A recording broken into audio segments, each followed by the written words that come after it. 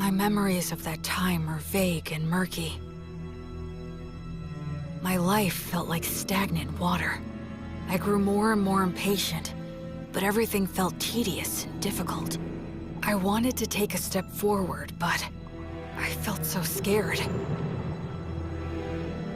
But this pain in my chest, this agony.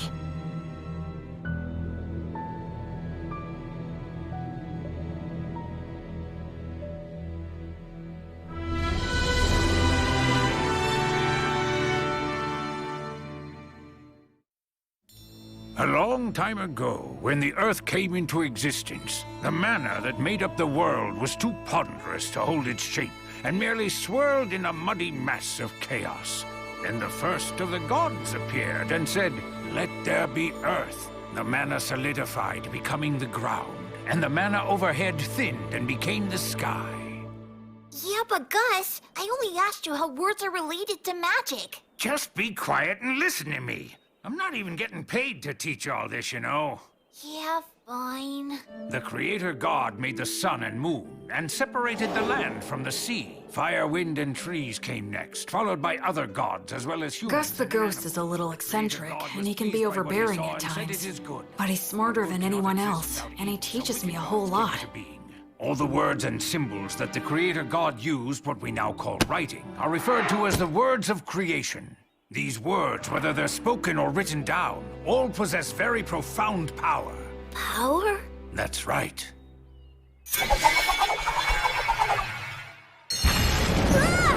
If you write the word Ignis, it defines the existence of fire, and then if you speak the word Erasus, that is, the word which means erasure, the fire will be extinguished.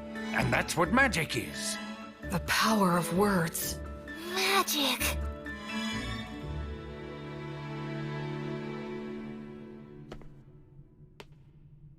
The god of justice and lightning, Volt. The Earth Mother, Mater. The god of fire and technology, Blaze. The god of wind and commerce, that's Whirl. The goddess of water and greenery, Rhea Sylvia. The god of knowledge and light. Ancient words of magic offered up to the gods. Words of creation. Oh, I get it. Parts of the inscription are scratched out so the word's powers won't activate. Gracefeel.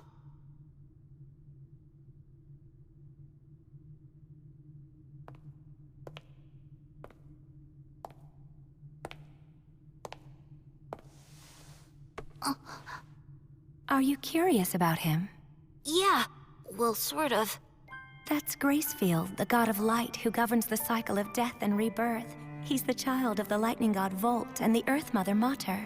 You worship the Earth Mother Mater, don't you? Yes, you've got it right. She's the god of child-rearing and the bounties of the earth.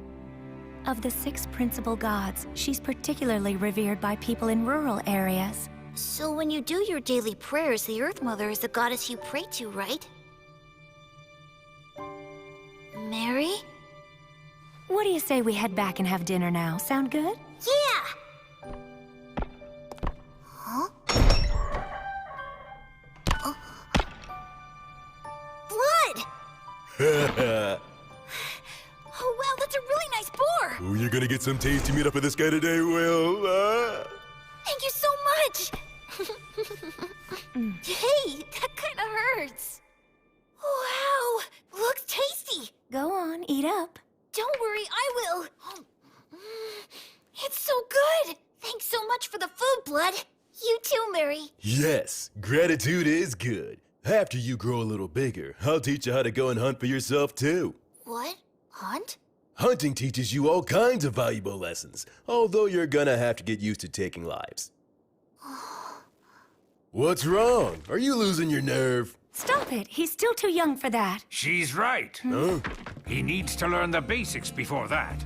But I must say I'm impressed. I can't believe he's only 3 and he's already learned to read and write. He just might be as much of a genius as I am. I don't think it could hurt to teach him some magic. Hey, come on, give us a break. What if he becomes an old miser with an oversized brain like Blood the skeleton looks scary, and he can seem out of control, but he always keeps things lively and friendly. What do you mean? What's with the crack about the oversight? Hey, Mary. What's wrong with strengthening the bond? About this bread, just when do you bake it? That's a secret. Huh? The three of them keep a lot of secrets, like why they live here, and why there are no other humans here except for me. From the time I was born, I've never met anyone else but the three of them. But the biggest secret is, why are they undead? There are so many things I want to ask them, but I can't. Because I'm keeping a secret from them myself. That secret is...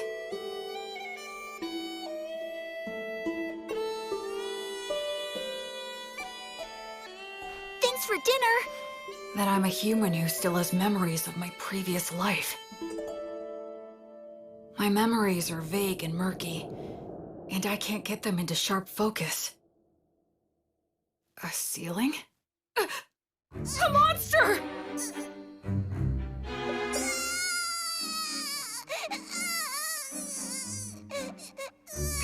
A mummy? A ghost? They're gonna kill me!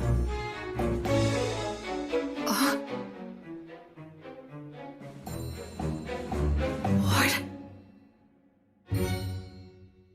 This is the 186th morning after that day. Half a year since I started living with these walking corpses.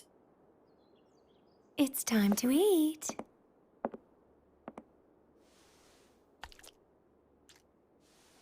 What a good boy you are, Will. Oh, are you feeling full already? I can't speak it very well, but I can generally understand the language that they speak now. Shall we go take a little walk outside today? Outside? I've never been outside before. She smells like incense. I wonder what it's like outside the temple.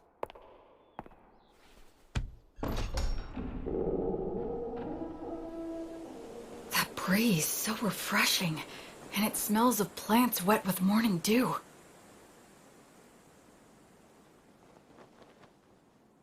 Isn't it beautiful out here, Will? It really is beautiful. There, it's all right. There's nothing to be afraid of. At first, I thought I'd fallen down into hell. After living such a hopelessly vague and empty life, such a punishment wouldn't have been a surprise. No, I'm wrong. This is no punishment. It must be the grace of God. I feel like something that I'd wastefully thrown away without a second thought was given back to me once again. Oh, Will, my sweet, tender little boy. This time, I'm truly going to live. I'm going to live in this world.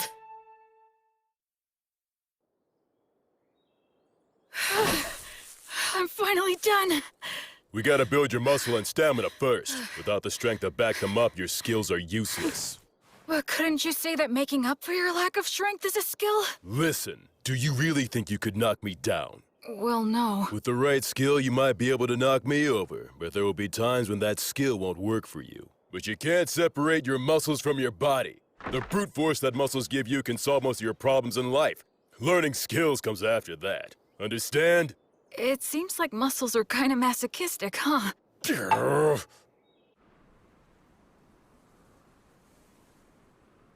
Flamo Ignis! Ah! Erasus! Fool, your pronunciation's imprecise. Given your talent, you really need to learn to control your accuracy, or you'll kill yourself. That's scary. Well, magic can be a scary thing. Do you have any idea of the reason why words possess so much power? I'd guess it's for the same reason we think a chair is a chair, right? Indeed. After all, When we see a wooden stool that has 4 legs, no matter what color it might be or whatever kind of wood that it's made of, we don't even think of calling it something like 4 sticks in a round slab. And we wouldn't call it a table. We just instinctively categorize it under the chair label. So in short, what that means is that words are what define and differentiate the way things are. Of course, I'm just repeating what someone told me. Huh, you know, Will, it seems you might actually be a genius after all. But isn't there anything I can do to get more consistent results? Afraid not. That's just what words are all about. There are always fluctuations in speech. No one is able to say a word in exactly the same way twice. The only answer is to let your instincts determine the ideal level. Instincts? But... You should start off by learning how to use your minor magic more skillfully and accurately.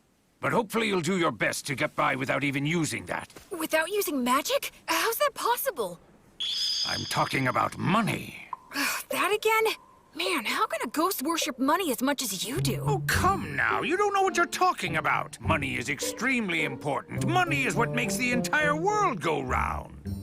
With money, you can solve anything without magic. Buy tools, hire help, and the ability to make a profit is just as important as magic. Why, oh why must I have hands that are incapable of holding silver and gold any longer? It isn't fair. I want to feel money and count gold coins with my own hands. Curses! You're not normal. Creatures such as these are beasts. Demon beasts are a particular type that are extremely aggressive. Wow, that's... Old Gus has taught you about the myths, hasn't he? The minions of the god of despotism and tyranny, specters and phantoms, and the demons of the god of dimensions who lurks in hell. And the god Stagnate, who commands the undead. People such as the 3 of us. We used to be human once, too. Really? Is that true? Yes. When we all died, we clung to strong emotions that led us to a pact with the god of the undead. So we're considered traitors to the virtuous gods. Mary... I'm sorry for talking about this. It must seem very strange to you. Hey, Mary, tell me something. Do you think I should get stronger? Well, it would certainly put me more at ease if you did.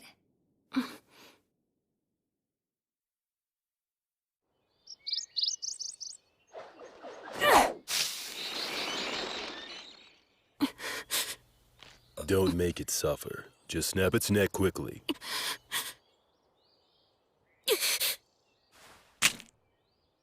Can't get used to it, huh? I don't like killing. Am I just being naive? Hey, I don't like it either. Huh? I don't like taking lives, whether it's a birds or humans. But these guys provide necessary sustenance to keep you alive. In life or death situations, you need to put your feelings aside and just go for the kill reflexively. That's what it means to be a warrior. In battle, it determines whether you live or die. Okay, now let's bring down a few more. Blood really is a lot like a father to me. You're almost 8 years old now. I think it's time you started some real-life combat training. Huh? It's bad enough when you stop just before hitting me. With your strength, if I take a hit from you, I'll be dead! I'm nothing but bones now. You'll be just fine. Probably. Probably? That's the whole reason why I said you can use the magic you've been learning from the old man. Go on ahead. Simply do as I taught you. That's right. Do it well and you could actually land a hit on me. Hey! Don't cry that I'm playing dirty. The battle has begun! Acceleratio! Correre! Oleum! Cadere Uranium! Not too shabby! Move, you fool! Distance yourself!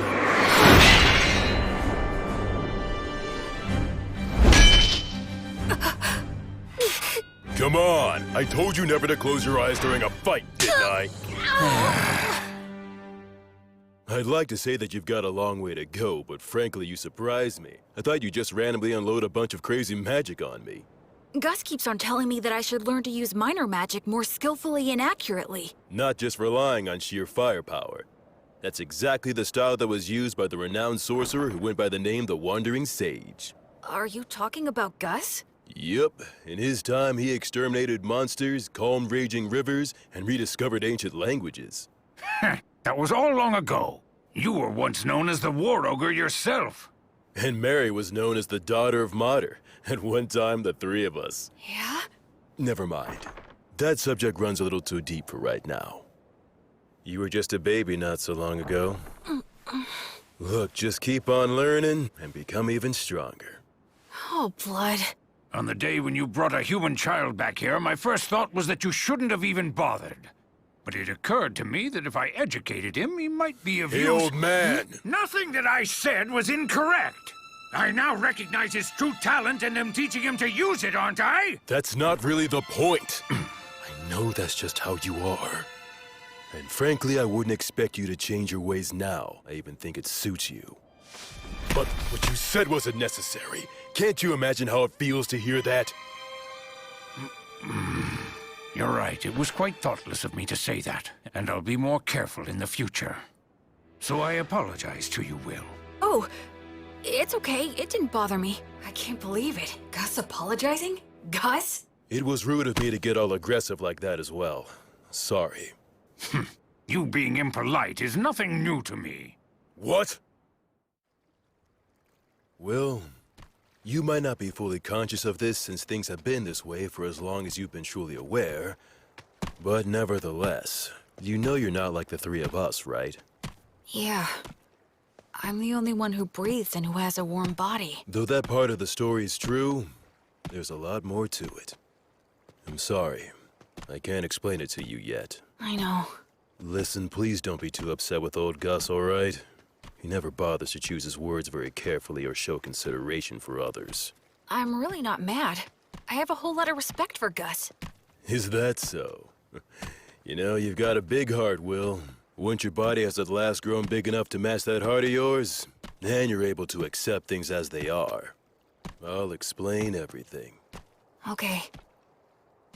Blood was genuinely angry at Gus for my sake. I wonder, could I have gotten angry on someone else's behalf in my previous life?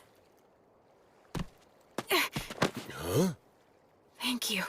Blood, Mary, Gus. All three of them aren't really alive anymore. They're undead. Will? Huh? It'll be 100 years before you can land a hit on me from behind! But right now, they're my precious family. Gus is in charge of my academic education, and Blood teaches me how to fight. But Mary is the one I learn the most from. She may just teach me the little everyday things, but they're important too. Will, Huh? can you take care of things here? Oh, it's almost time for your prayer, isn't it? Yes. A few times a day, Mary sequesters herself inside the temple dome. I've been told that I'm not allowed to go into the dome while she's in there. All right, it's time for your physical education. I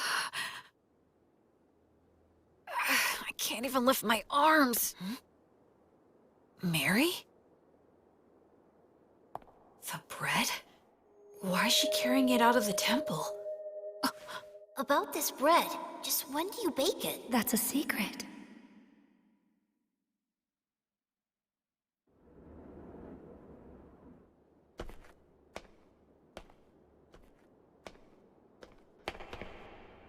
I'm sorry, everyone, but I just have to know.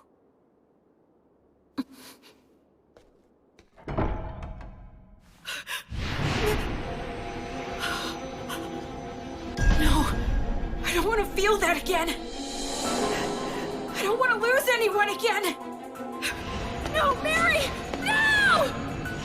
Mary! Mary! Mary! Mary! You guys! Blood! Gus! Come in here quick! Help Mary!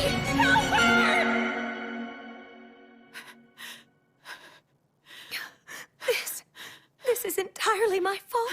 I kept it a secret from him, and... I'm sorry. I was careless. All those times we told him to be careful. Will his arms heal? Thankfully, his fingers didn't adhere to each other. But scarring is likely to be unavoidable. Mary... Will, I'm so sorry. It's my... No, it's not. It's my fault for prying. So don't apologize. I'm just glad that you're all right now. Oh, Will. The smell of incense that surrounds Mary always calms me.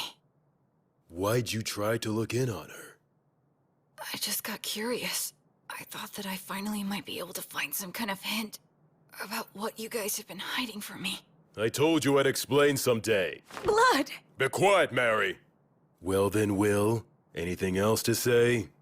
No, I'm sorry. From now on, check with me or Mary before you do anything. Okay. That said, the way you jumped in there to help Mary was impressive. Those scars will be your badge of manhood. Well, I am your student. But all that got you was unnecessarily wounded. Still, out of respect for your lack of fear toward the fire, I'll teach you this. That bread is a gift from the Earth Mother Mater. It's essentially the goddess's divine protection, her blessing. You can call it whatever you like. Then why were you on fire? Because I betrayed her, the fire is simply a consequence that I must suffer. The god of death, Stagnate, with whom I formed a contract, is the enemy of the Earth Mother Mater. In fact, all three of us formed a contract with him, so just coming in contact with her divine presence causes us to burn. That's sad. I don't expect to be forgiven. Why do you still pray to her? Is it just for my sake? Oh no, Will. It's not. I had been praying to the Earth Mother every morning and evening long before I ever met you. That's my daily ritual. Doesn't it hurt? Of course it does. So much that I could cry. Mary. But even though I've betrayed her, and that is her retribution, I must endure the pain. I shall still continue to revere the Earth Mother. Mater never says anything to me, but every single day she blesses me with bread for you. That alone is more than enough of a saving grace for me. I'm so sorry I didn't tell you, but I certainly hope that you'll continue to eat the bread that's provided for you. Yes, of course I will. But also, I'd like to ask you a favor. What is it? From now on, I wish you'd let me pray with you. Oh. I just wanted to be able to understand what Mary goes through, even if it's only a little bit. That's why I asked her for that favor.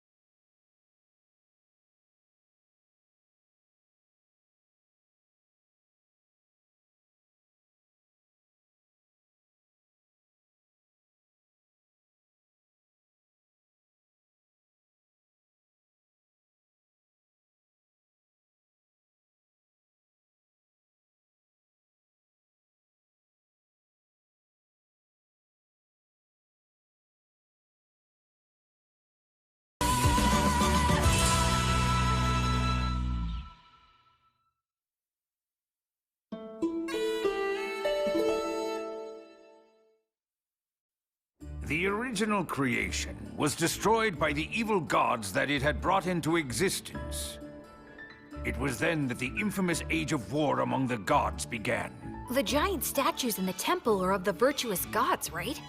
That's exactly what they are, to a human. What does that mean? Among the legends told since ancient times, there is a battle between the lightning god Volt, the king of the gods who governs order and judgment, and his elder brother, the war god Illtreat. The elder brother had the advantage in the beginning, but Volt, with the divine protection of his wife, the Earth Mother Mater, banished the war god to the depths of the earth. The war god continues to lurk within the earth today, vigilantly plotting his revenge. There are other similar stories, but all of them take the same general shape. Now, what are your thoughts? Isn't that story just a fable? You think? Ruling in this world starts with violence and despotism, but eventually, agriculture starts to thrive, and law and order begin to reach everyone. But over time, that can also lead to violent overthrows, or something like that. I see. You are very sharp indeed. Volt, the god of order and judgment, is a virtuous god.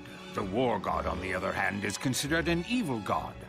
But if that order becomes corrupt, Volt could become an evil god, and by defeating that corruption, Illtreat could become a virtuous god. In short, the concept of virtuous gods and evil gods is ultimately a distinction applied by those who place their faith in them. I suppose the priests would not be pleased with me for saying so, however. Naturally, you must not speak of this to Mary.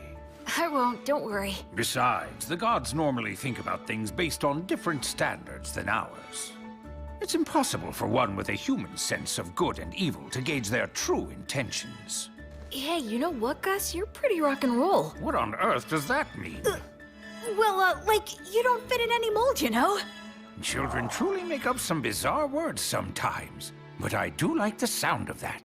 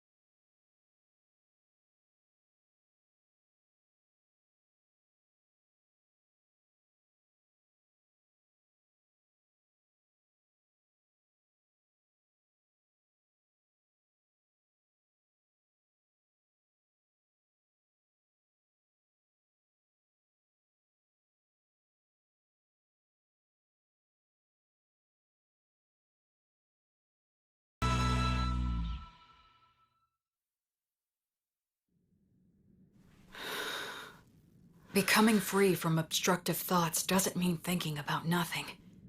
You just block out the past and future, and focus only on the present. I need to offer up my current insignificant self to the gods. And then dive in deep, as far as I can.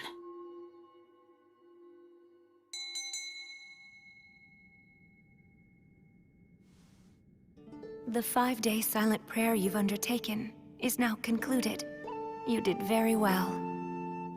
I've done nothing but pray continuously for the past 5 days. Do you feel all right physically, Will? Yeah, I'm fine. And you're only 13. How remarkable you are. Only because I've been praying with you all these years. It's been 5 years now since my arms were burned. Mary says she has the ability to heal the scars with her blessing, but I chose to keep them, especially because Blood called them my badge of manhood. I'll prepare all of your favorite foods for dinner tonight. All right!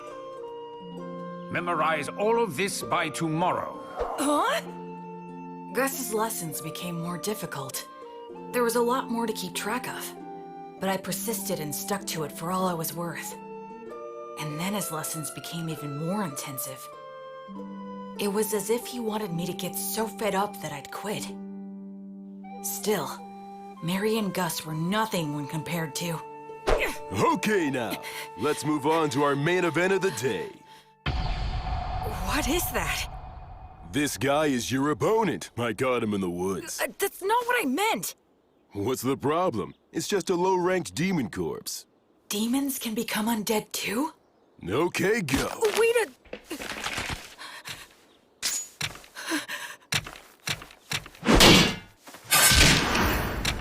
I got him!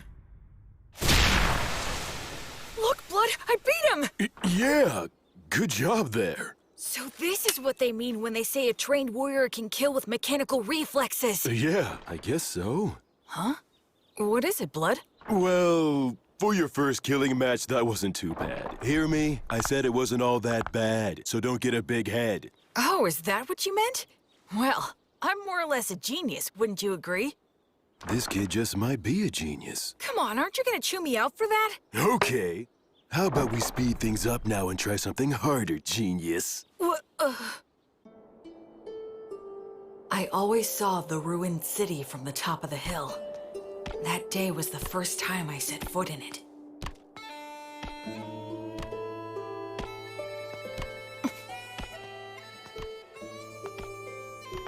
I didn't know there were passages like this underground. Yes, humans and dwarves used to inhabit this place. Their blacksmith helped me out a lot. But now it's solely a danger zone that's filled with mindless wandering undead. That's why we never allowed you to enter here before. This spot should be good. You've got your stuff with you, right? Yeah. The shield, sword, jerky, bread, and water skin. Those things will be everything to you. Okay? Now escape from here. Huh? I'll be waiting for you outside. Don't you die now. Wait a minute, Blood! He can't be serious! Lumen! Blood? The exit is this way, right? But what was it that Blood just said a minute ago? This place is... But of course.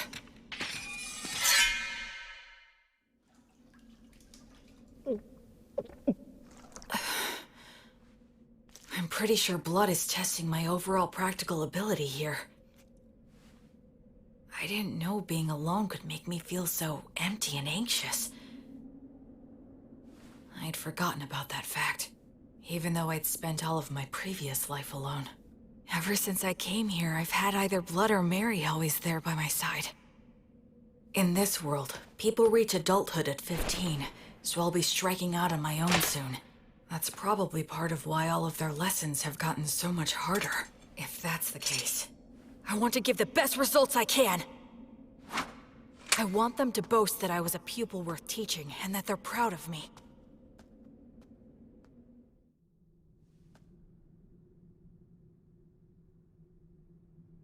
That's probably an undead Vroskus demon wandering around. They can use the words. They're stronger than any opponent I've faced. Should I stay hidden and slip past it, or go another route? Think. What would Blood do?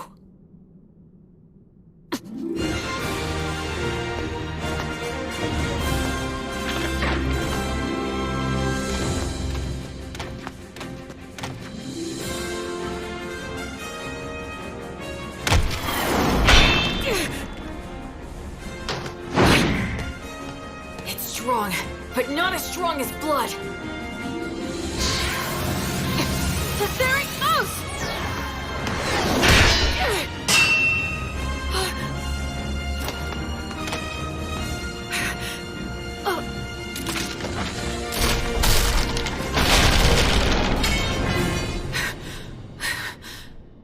Oh no, this is not the place to be stuck without a weapon.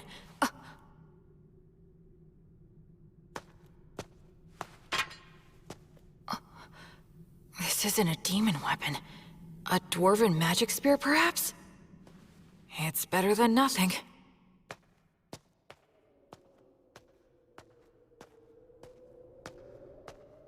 I can feel a big draft in here. Maybe I'm near the exit. I wonder how long this place has been deserted. It sounded like Blood knew it while it was populated. Does that mean that the three of them became undead around the same time, then? From the level of degradation, it's been more than just a decade or two. I already know there are no humans living anywhere near here. I wonder where my birth parents are, and what they were like. And I wonder, why am I in these ruins? My real parents.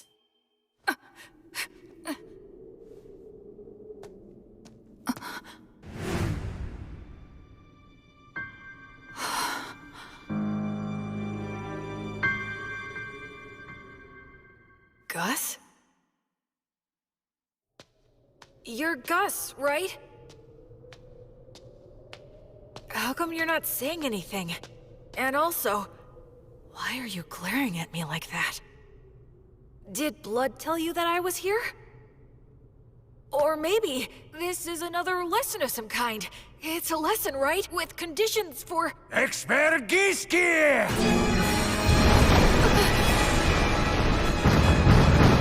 A golem?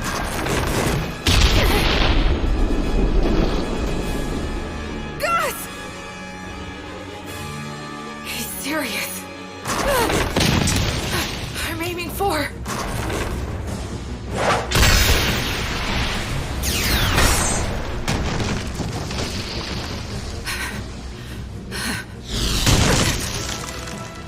Stone Blast can carry that much force? Tagare! Arrhenium! Mendakium! Grace magic? Since when could... His projection magic is way too quick! A double cast? Groby Goose! Mendakium! Somnus! Mendakium! Why? Gus, why? Expergiski! A triple cast? I'm gonna be killed by one of my own parents and I don't even know why! This can't be real! No! No! No, no, no! I don't want that! I don't want to die! What can I... Oh, right! This spear should work on a ghost like Gus! He's the one who tried to kill me first! So no one can complain if I kill him! Pierce! Pierce! Pierce him! Kill him!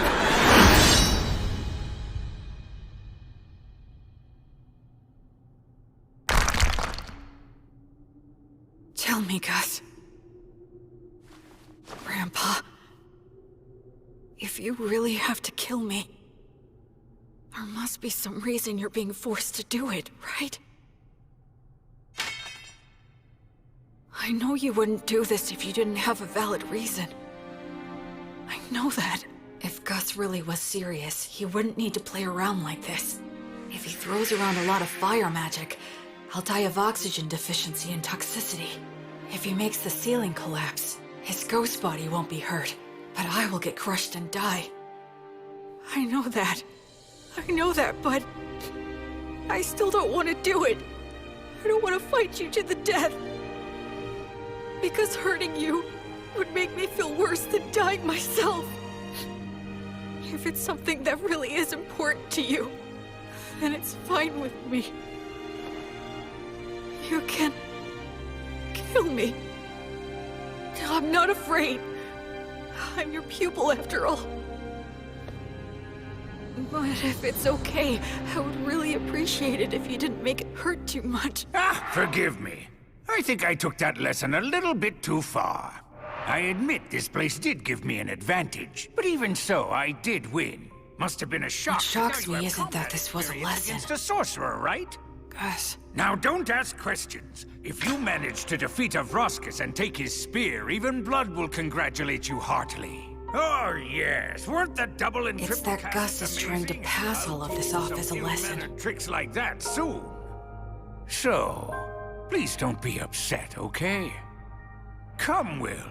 The best thing to do in a gloomy place like this is leave. This city, the three of them, my own history. There's something more to it all. Oh my! Will found a fine spear like this beneath the ruined city? Yeah, the steel is so vivid and bright and shiny. It certainly is a good sharp blade. A short spear made to be highly practical, truly the work of dwarves. In addition, it appears to have several words engraved on it. Perfect for our lesson on appraisal. Yeah, can't wait.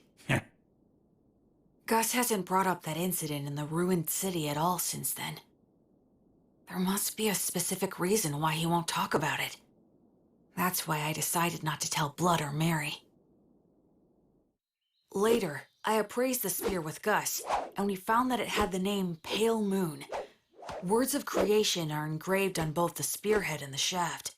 The spearhead can emit light magic, so it can serve as a light source or distract enemies.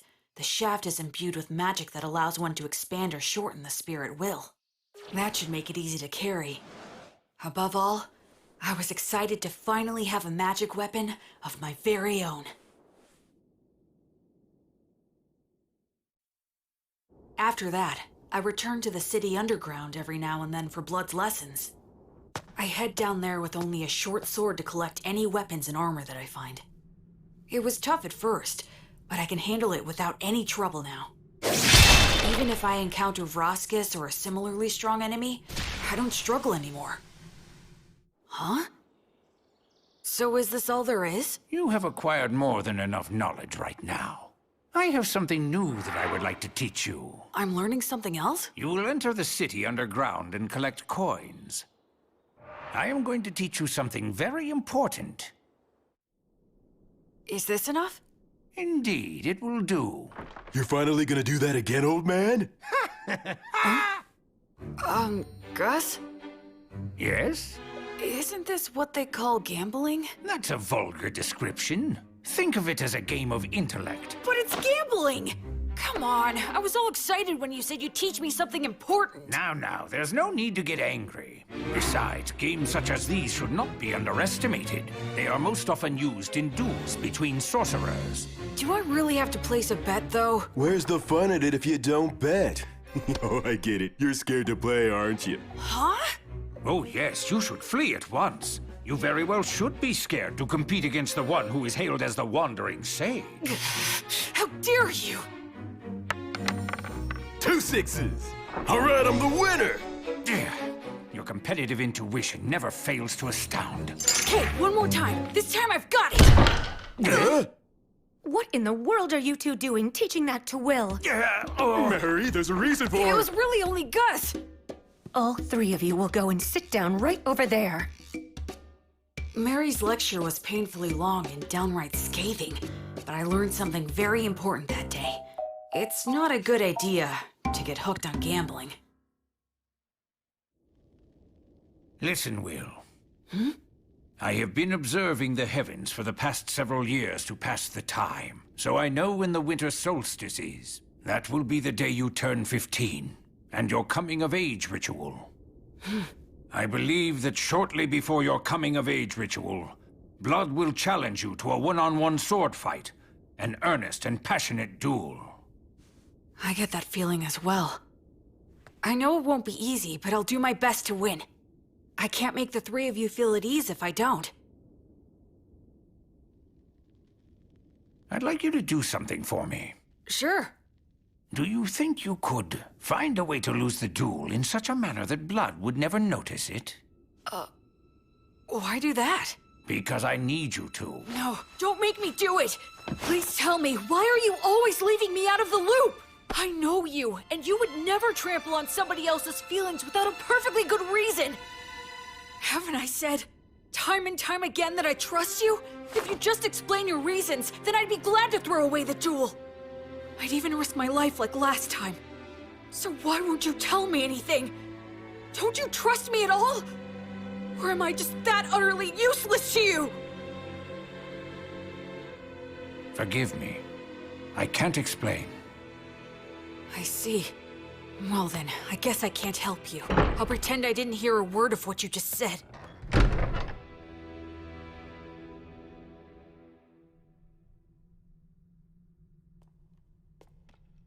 In your coming-of-age ritual, you will need to swear an oath to one of the gods and decide which one will be your guardian deity.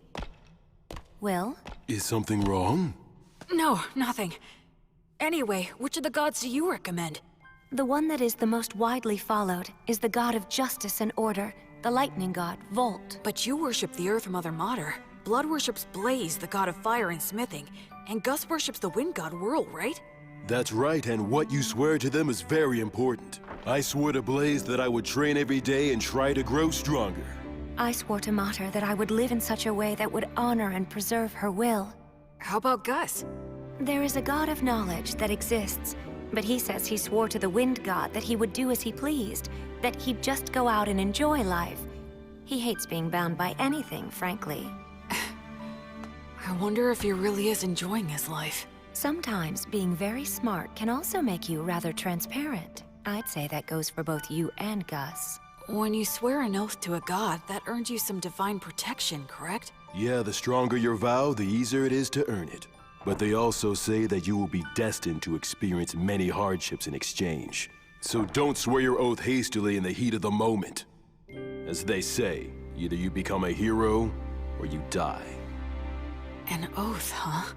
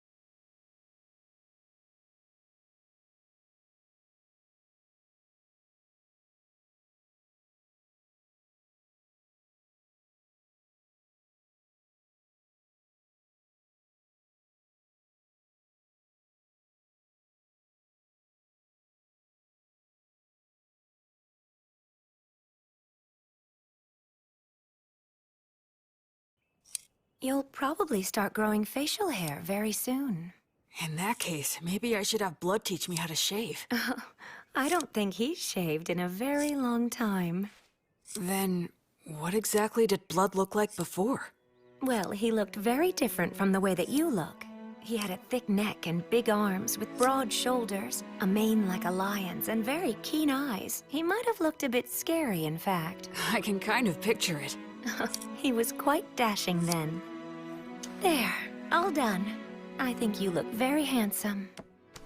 I wish I looked more like Blood used to look. A strong, intimidating face seems like it would be more useful. Come the next winter solstice, you'll be an adult. Your face has truly begun to look like that of a man.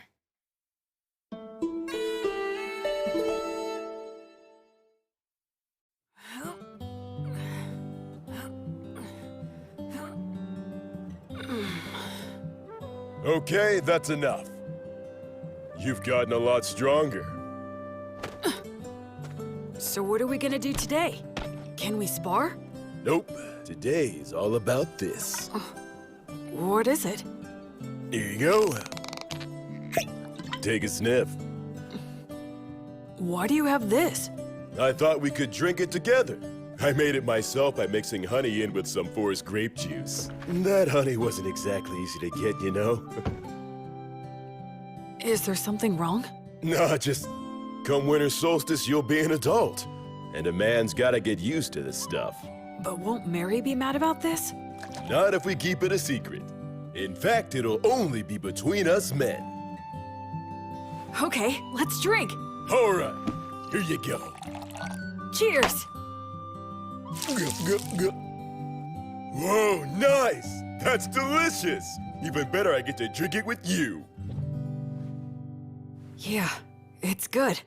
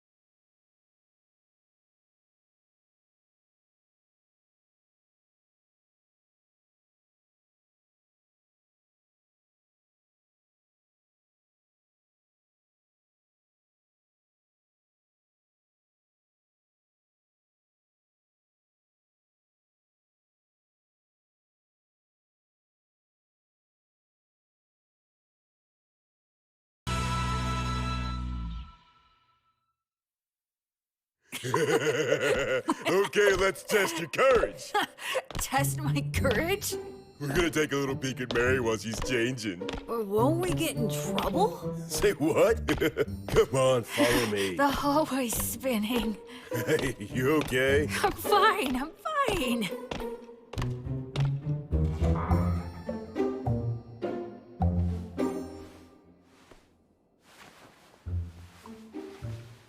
I can erase my presence easily. This'll be a piece of cake. Wait, you idiot! Who goes there? Oh, crap! Blood. What's the meaning of... Oh, you really stink. My goodness, what did you make Will drink? Well, it was just... we were just gonna have a little peek while you changed. What? What do you told think them that you're we shouldn't doing, be- you idiot?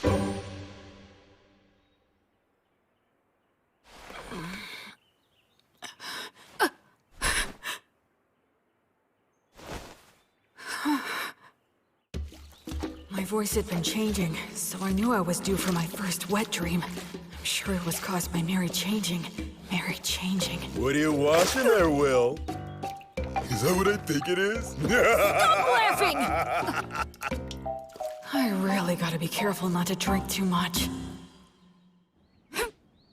Today's the day of my battle with blood. Once this is over, I'll probably be leaving this temple by spring. Do you think you could find a way to lose the tool in such a manner that blood would never notice it? Okay. Will? Come on, I'll help you get changed. As of tomorrow, you'll be an adult. So, have you decided which god you're going to swear your oath to yet? Yeah. I've got an idea. Oh, well, that's good. Mary, I'm gonna win today. Okay.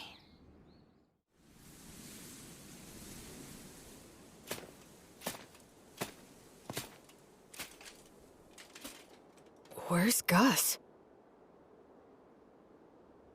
Hiya, Will. Ready to do this? I'm ready anytime. Let's go! Okay, good. Let's review things one more time. No magic or trying for instant kills, otherwise anything goes. If something happens, Mary will fix it with her blessing. The first one who admits defeat or is unable to fight loses. Now try your best not to die.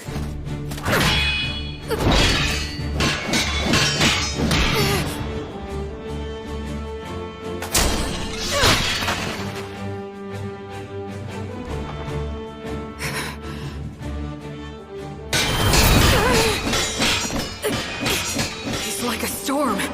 If I take just one solid hit, I'll be out of the fight!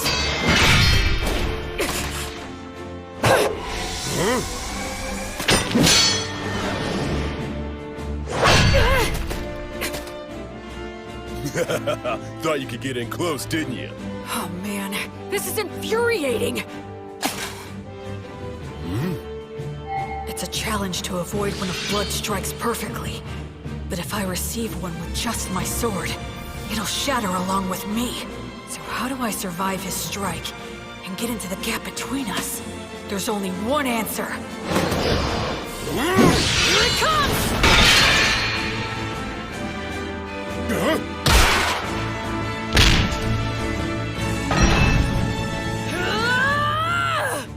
Will.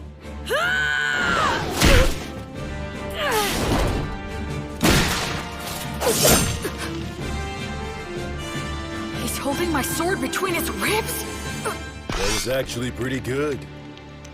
I concede. Yep. And having no muscles really is a disadvantage. Blood, stop it! Ugh. Don't you dare give me that. You promised that you wouldn't use that trick again. Not sure what you're talking about. The one where you use your ribs to trap an opponent's weapon? Yeah, but I don't have any organs or anything now, so... What? He did that when he was alive? Absolutely he did. Can you believe such a crazy thing? Well, my opponent at the time was really quick, and he was about to stab you, so I just... You didn't just anything. I can't believe he survived. If it hadn't been for my blessing, he wouldn't have stood a chance. Look, I only did it because I trusted that your prayer would work. I was genuinely concerned about you. I thought you had died right then and there. Didn't I ask you never to do that again? Even I know what this is. This is one of those things a dog wouldn't butt in on. Will, even if you couldn't beat me, what you've accomplished is still remarkable. Even if you couldn't beat me. You didn't have to point it out twice. I'll make sure you'll lose next time. Now that's the spirit, little Will. Hey, ow! Don't get carried away. The two of you need to take this much more seriously. If I had a killer slash, or a secret technique, I would have taught it to you hands down. But you don't? Nope, I don't. It's okay that the way I fight and the way you fight aren't the same. My initial goal was never to raise you into an imitation of me. So it's only natural that the moves I rely on won't be the same for you. It's the basics that count.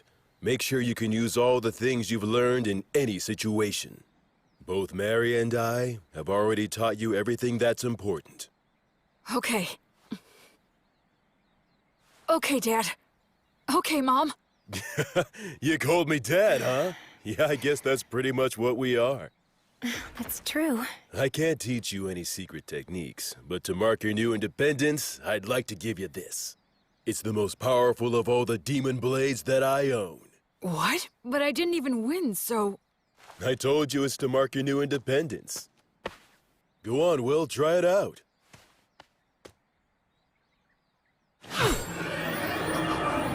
It's called Overeater, and it ranks at the very highest level of demon blades. It can even cut down one of the gods' echoes, so long as it can reach them.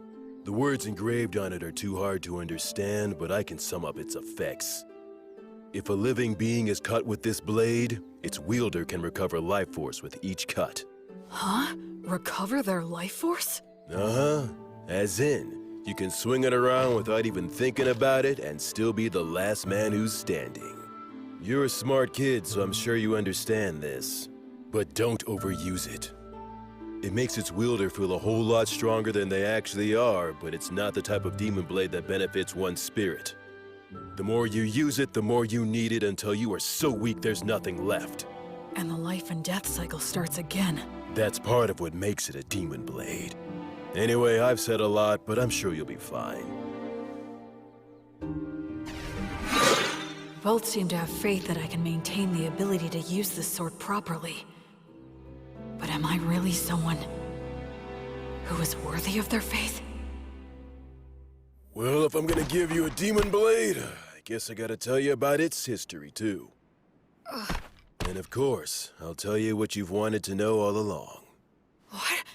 He's talking about what I've wondered all these years.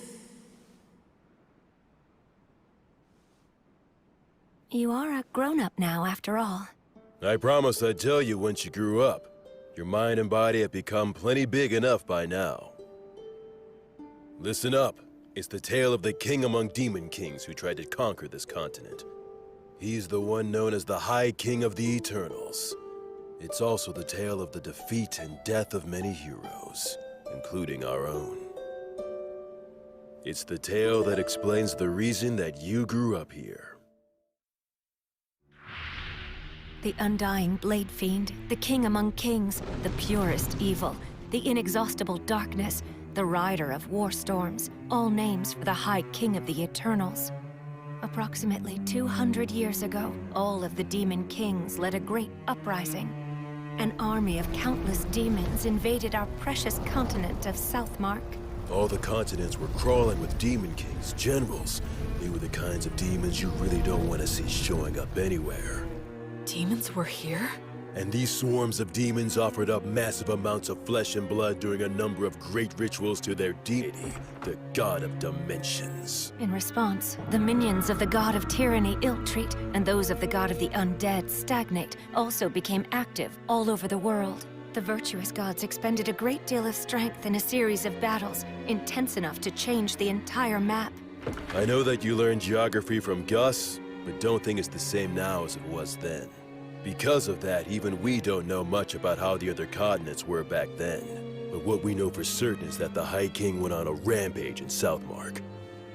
The High King sure has a lot of scary nicknames. Frankly, they don't even come close to the truth. His abilities were absolutely insane. He could turn any blood he shed into soldiers, and any flesh cut from his body into commanders, in unlimited amounts. In other words, he made demons from his own flesh and blood. That's some serious hacks. What does that mean? It means he's a cheater. Blades are the only thing that could harm him. Using arrows and magic wouldn't even leave a mark. His weapon of choice was Overeater. He was a madman who'd roar with laughter, creating armies by cutting down enemies and getting cut himself. Eventually, he came to be called the High King, meaning the king of all kings. This city was once a vital hub for lake transportation, but it only held out for a matter of days before it fell.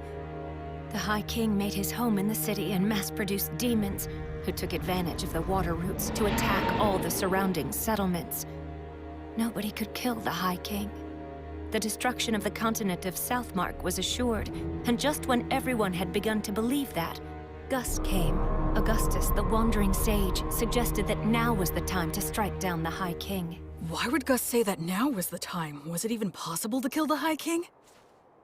An army of demons, a demon blade, the city underground, Blood's combat techniques, Mary's blessing, Gus's tactics.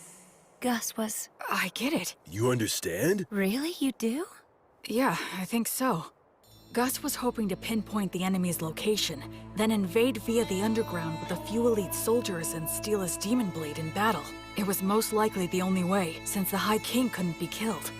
The premise was probably that he could heal using the demon blade. However, the demon blade is a weapon that can be stolen, so stealing it would change everything.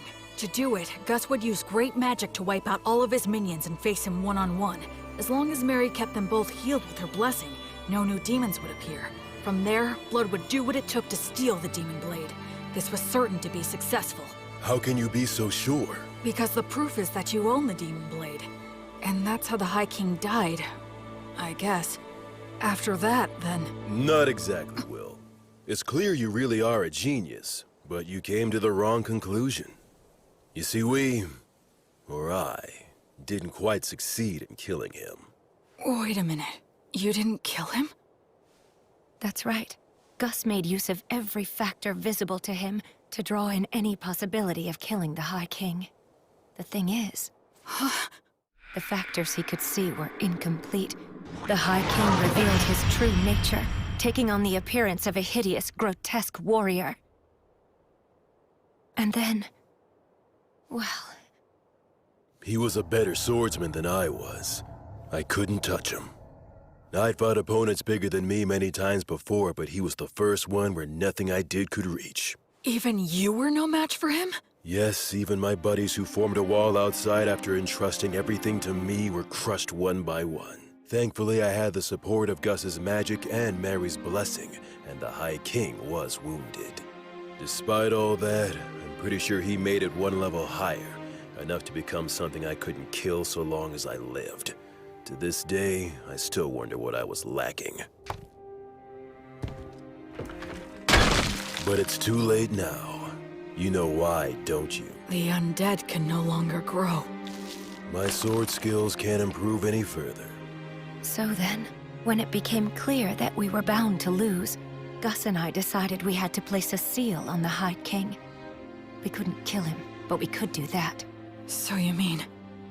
they completely gave up on Blood's chance of winning altogether? Thankfully, the technique worked, and the High King was sealed deep beneath this land. In other words... unfortunately, in the very end, we couldn't fully believe in Blood. And then... Mary?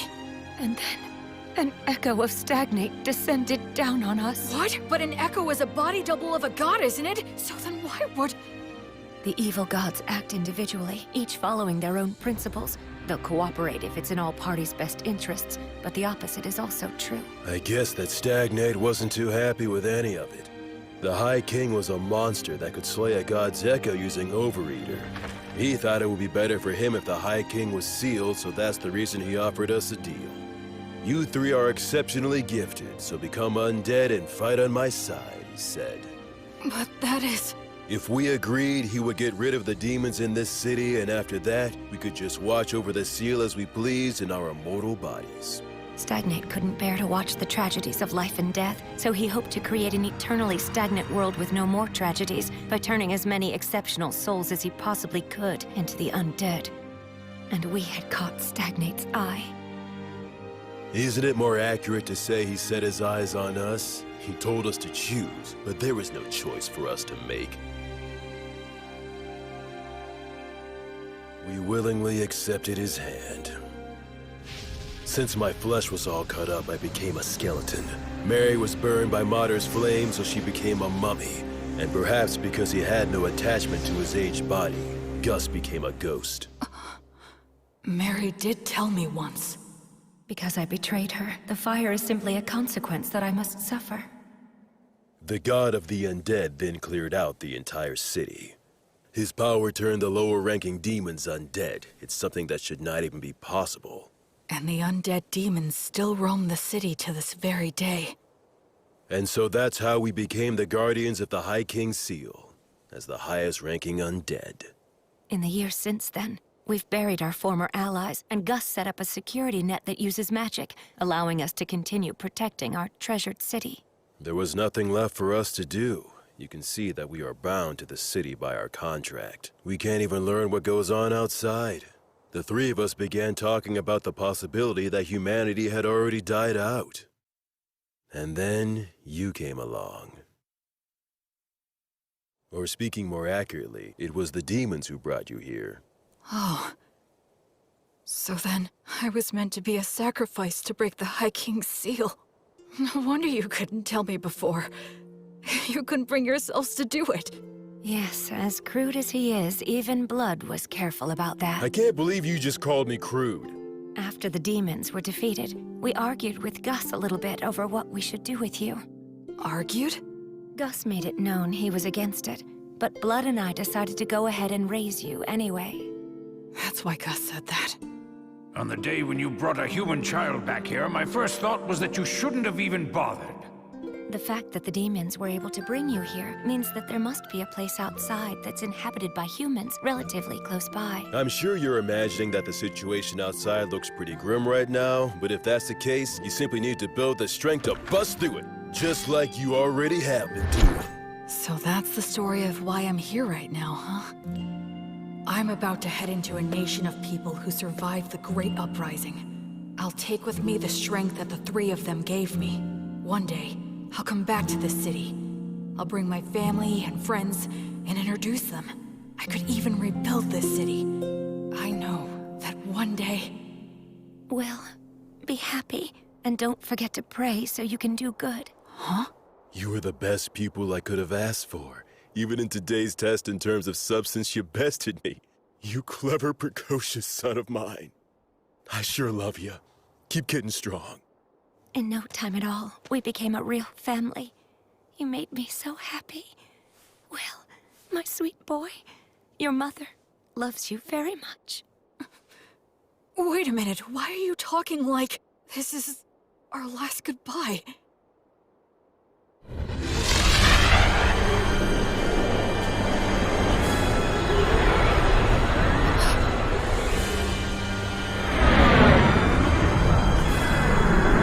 Have you said your farewells, heroes? Yeah.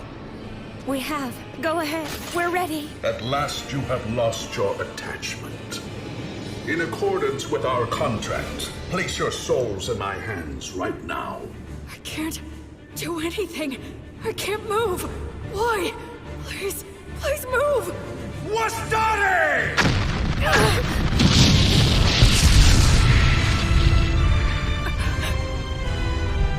Oh yes, there was a magic user left among you. Will, take Blood and Mary and get out of here.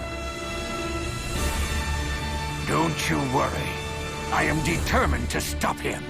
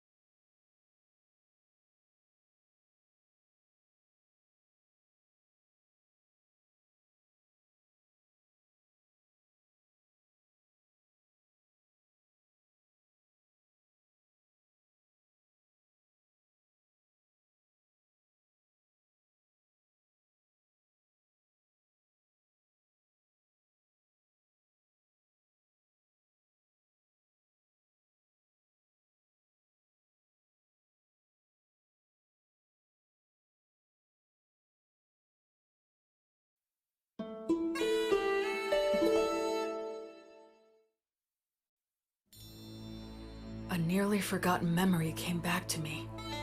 There was an old sorcerer in a book I had loved as a child. To me, he was magnificent.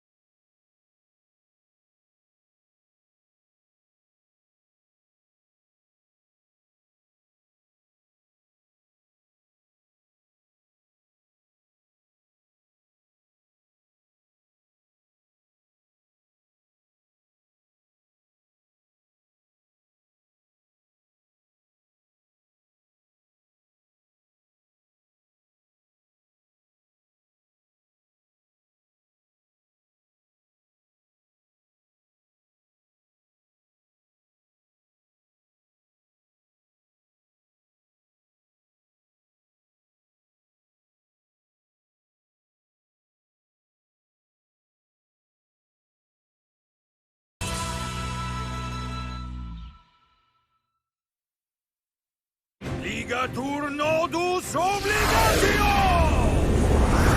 That's a huge amount of mana!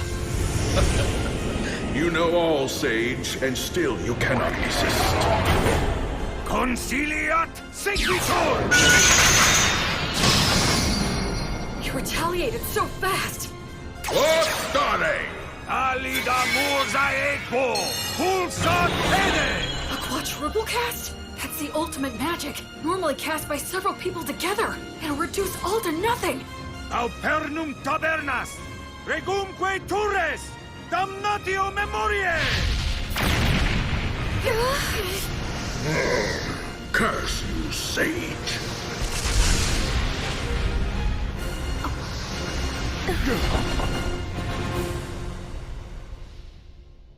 Quaerere! Ambulare alle vita!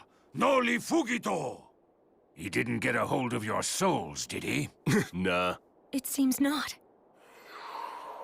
That must have been terrifying for you.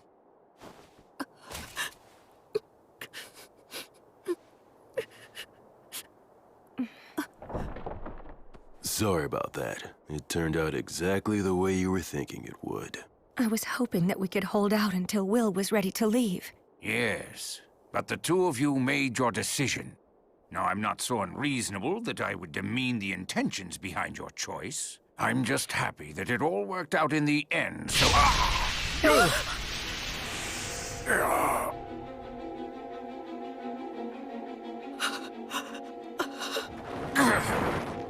Old man!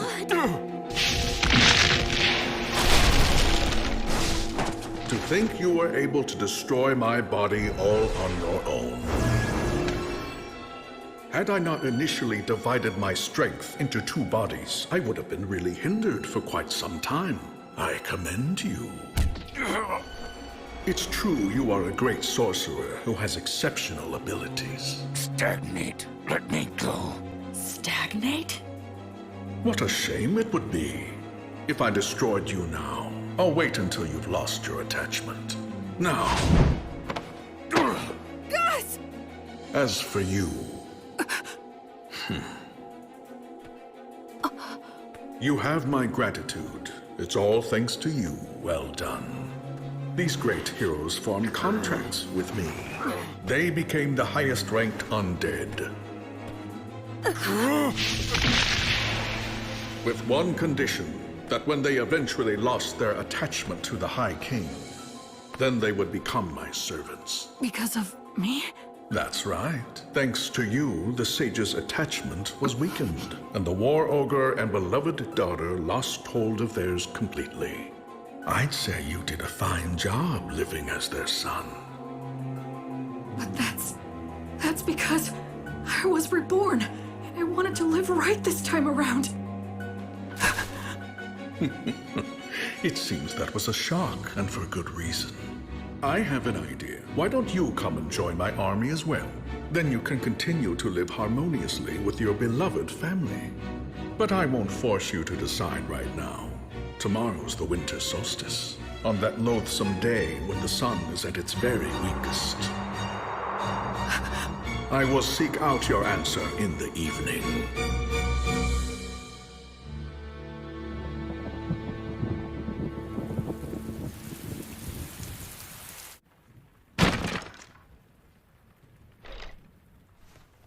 It was me. I took Blood and Mary's attachment away from them. When Gus was against raising me as a baby, when he taught me excessive amounts of knowledge, when he tried to kill me, when he asked me to lose on purpose, it was all to stop the two of them from losing their attachment to the High King. Still, when Gus tried to kill me, I think he was conflicted. But I was living without a care, totally oblivious. I just sat comfortably on Gus's mental anguish and Blood and Mary's self-sacrifice. I was so excited to be living my life right this time. All I did for my parents was cause trouble. I didn't do anything in return for them, right up until they died. Why would it be different this time? They're gonna die because of me again. I've only caused trouble, and after nothing in return. Someone who dies in vain isn't going to be reborn any better. I'm sorry.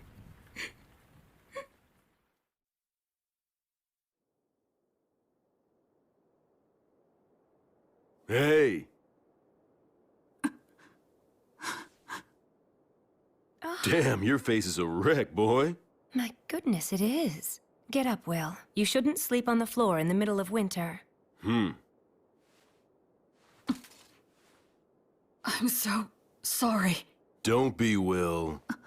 We all end up paying off our debt for the dumb stuff we did a long time ago.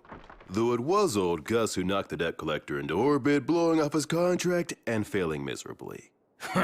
A contract that's forced on someone by extorting their weakness is no contract at all. He deserved to be knocked into orbit. I've got to admit that it was rather exhilarating to see Stagnate's pale face slowly being erased. Well, you took one of them down. Perhaps the strength of all three of us could take the other one down. Now that's the spirit. By all means, that sounds like a great plan. They're faking it. Well, would you look at that? It seems that you're all grown up now, Will. Get out of here already. You'll just have to be content with the idea that your farewell gift is everything that we've taught you so far. I'm sure you'll be just fine, Will. Absolutely. Those are my thoughts as well. You're wrong. You're all wrong. I'm not who the three of you think I am. Talk to us, Will. I have these memories of a past life. I was a totally worthless person. So when I was reborn, I thought that this time I could live my life right. But I made you three suffer without ever knowing it. Even in my past life when my parents died, I have no idea how I felt. Because I can't remember. I can't remember anything. After all the trouble I caused for them, I don't even know if I cried. I'm worthless. Trash. Once again, I can't do anything. I can't give you anything in return. I'm nothing but useless garbage! Will, you must grit your teeth.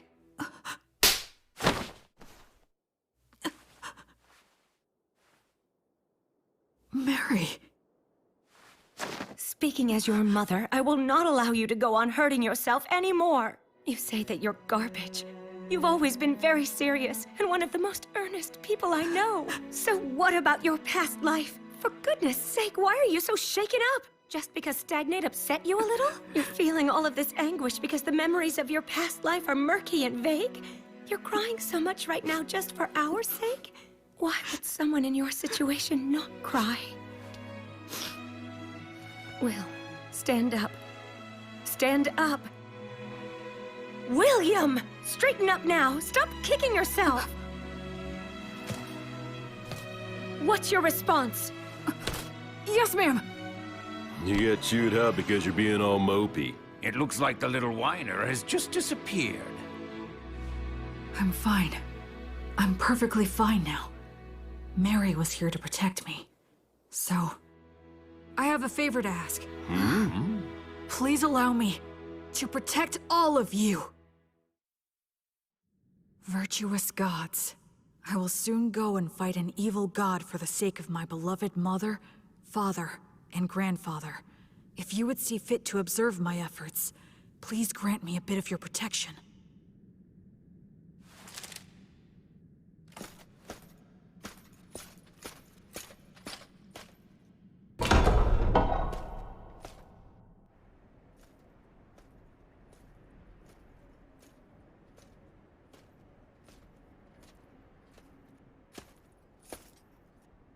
So, have you made up your mind? Yes, I have, Stagnate.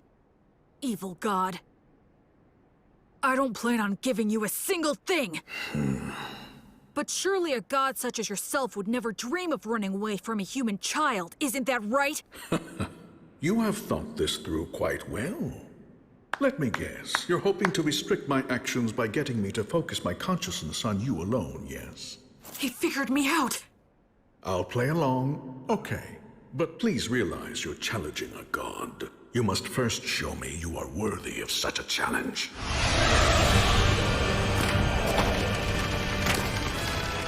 Can this be? Those three said when they became Guardians of the Seal, they buried all their allies who had been sacrificed. But where? It's obvious. Right here! I am the god of the undead. Undead god Stagnate. I lead an army of undead soldiers. Yeah? So what if you are? Then I'll just take them all on!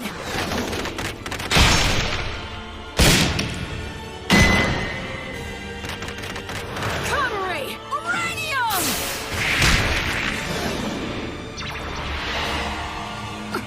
Acceleratio!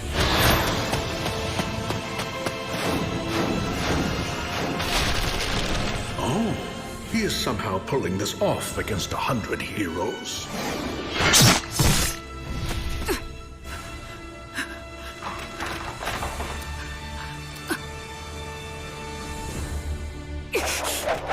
Hold! Well, well. I thought I'd be dealing with you and the three heroes. I'm impressed.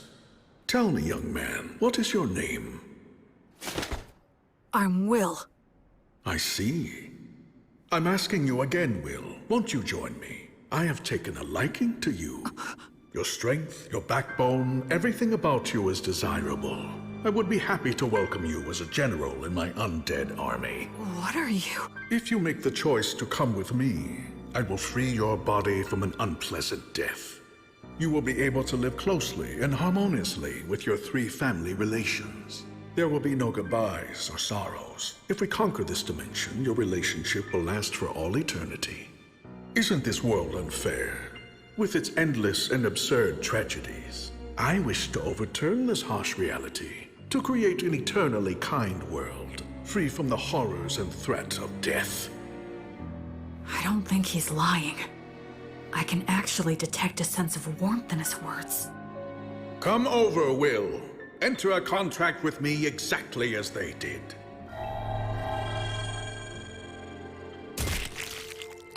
Now, drink my blood. By doing so, you can bid farewell to death.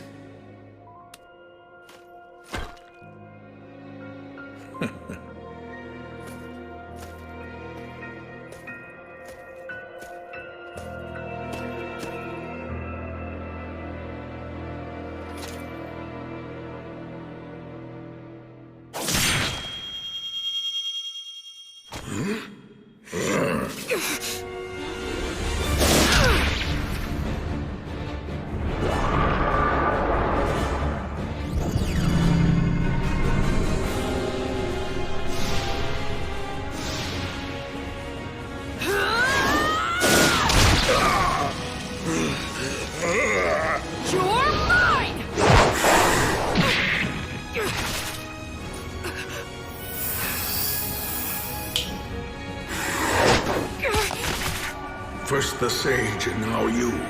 I truly cannot let my guard down when you're around.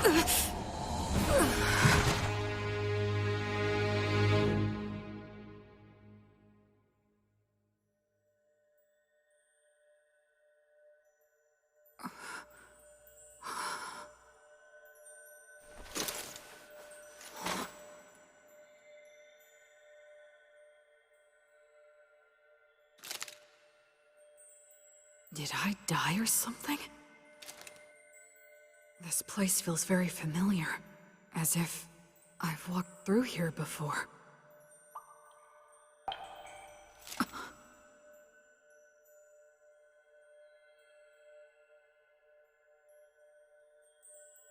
It has been a long time, Goddess of Light. I'm starting to remember. Yes, I've walked under the starry sky before. She was silent then, too. But I remember her footsteps being filled with care and compassion. I thought it was a star, but it's not. It's a planet.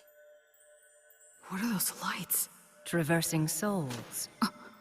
They cross worlds to prevent the stagnation of all things.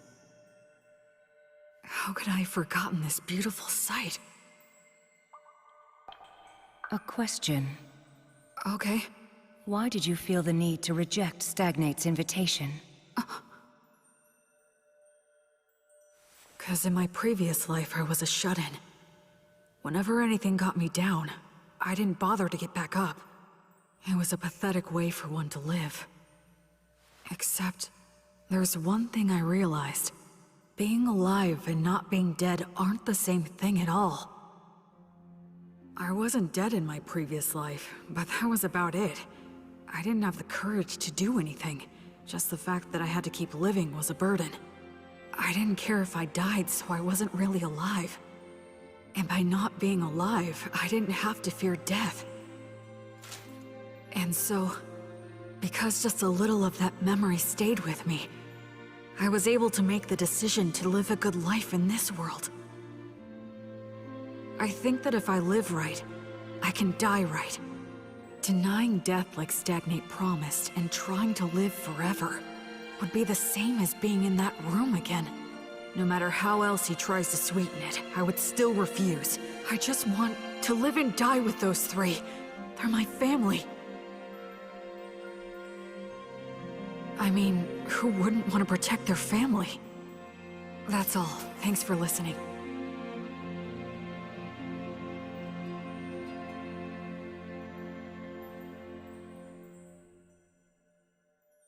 You are William, child of blood and Mary, a soul who has crossed worlds. Yes. You now fully understand the gravity of life, Yes.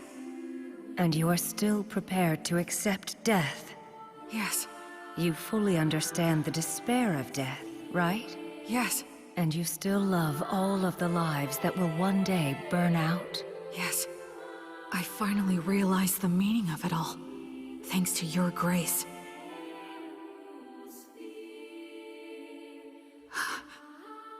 Thank you so much, Gracefield. I have heard your sincere wish. William, so long as you do not forget your resolve, you've got what it takes. Wake now. Make your oath, and we shall walk together until your life ends, and I come to guide you once again. I shall be your guardian deity.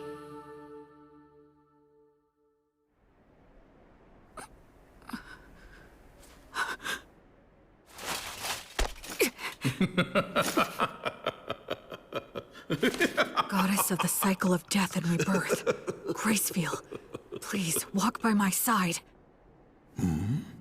Citing a blessing, huh? What do you hope to get done with that? Such a vague technique is no match for my blood coursing through your... He has a stigma. This is the badge I earned when I learned Mary's prayer. My arms burned by divine fire. Now that I can see your body more closely, how many holy communions have you taken? Every day, Mary prayed to Mater for food to sustain me. Mary's daily prayers, Her unyielding heart will not bend to you! And I swear to you, my god, Yeah, the stronger your vow, the easier it is to earn it. But they also say that you will be destined to experience many hardships in exchange. I will offer up my life to you. I will be like your sword to banish evil, and like your hands to save the suffering. I swear it on the flame of Gracefield! You earned the protection of Gracefield? What a shame. A crying shame. I had so hoped that you would be joining my ranks. But since you have been taken in by her, I have no choice. God of the undead stagnate! I will defeat you and fulfill my oath! Unseasoned hero, die with your resolve undone. Kill him! It's okay. I know exactly what I need to do.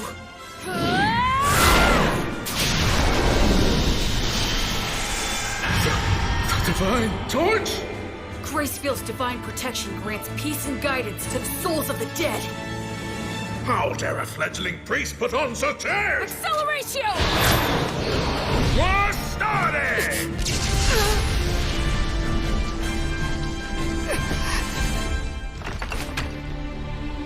Where will he come from next? If he makes any careless moves, I'll leap straight at him and deal the finishing blow. Stagnate is consumed by the desire to kill me. We're on even footing. If I fight him now...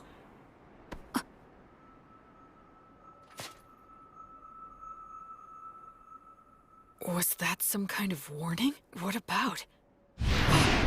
What if it's possible he's not consumed with me at all? No, the temple! Acceleratio! It was all a bluff. He was pretending to be consumed by rage, and then threw up a cloud of dust. It's Blood and Mary that he's really after!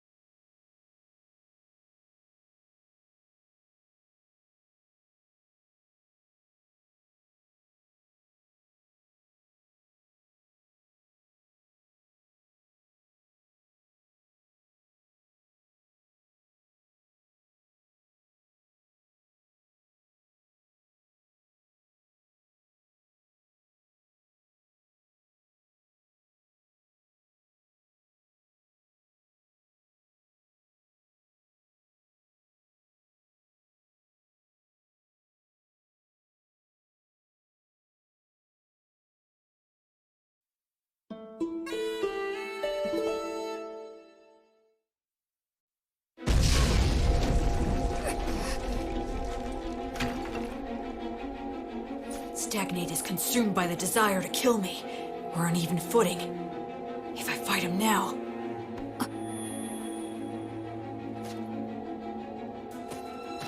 No, the temple! Acceleratio! It was all a bluff. He was pretending to be consumed by rage, and then threw up a cloud of dust. It's Blood and Mary that he's really after. Come on, let me get there in time, please! Acceleratio! If I can believe what Stagnate says, maybe he considers me to be someone who's actually worthy of keeping an eye on. But in the end, that's not going to mean anything to an undead god who can live forever. His priority right now is getting to Blood and Mary, and then Gus. Now that I have the divine protection of the Goddess of Light and can pray for her blessing, I can return the three of them to the cycle of death and rebirth. That's what he was being cautious about. He weighed Blood and Mary's souls against the risk that I posed, and then he tried to play the fool! That's what I was trying to do from the very beginning!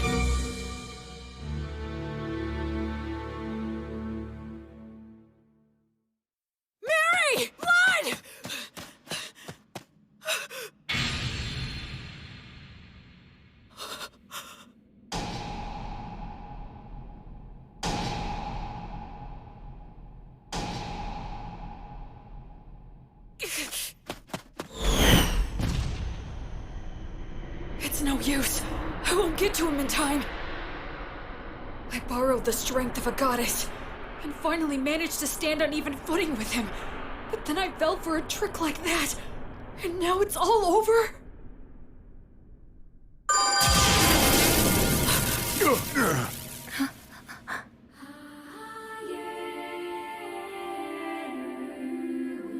I don't remember seeing her before, but I guess...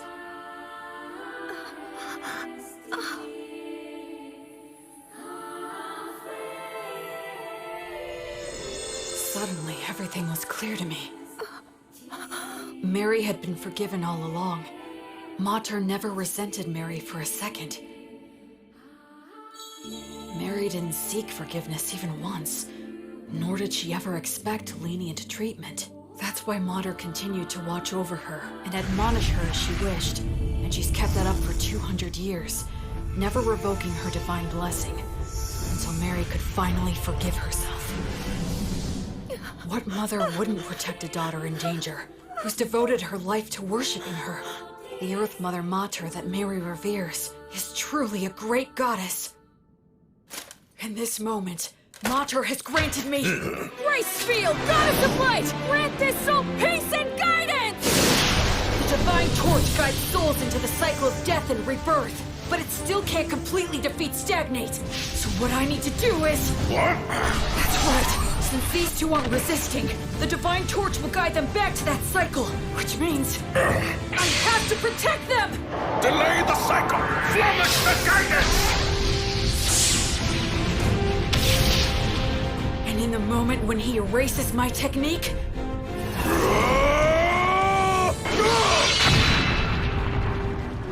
Acceleratio! Basta! Passeraios! You should start off by learning how to use your minor magic more skillfully and accurately. An exhilarating strike like that is far more Gus's style than some magic that would erase his existence!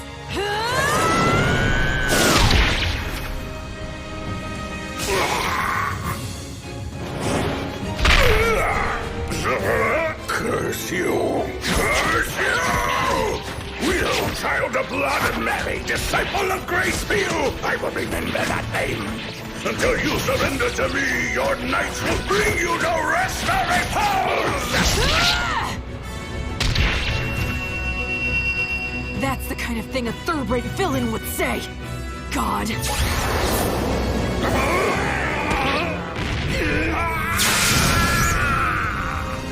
I swear on the light that is Gracefield, that I will never become like you. I will live right and die right.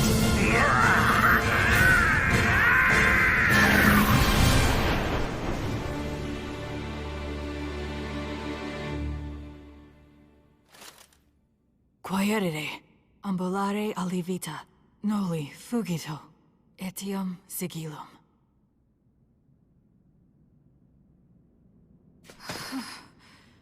I was way too close. This overeater blade that Blood gave me, then Gus mightily defeating the double of the Echo, as well as Mary's Earth Mother Mater buying me valuable time.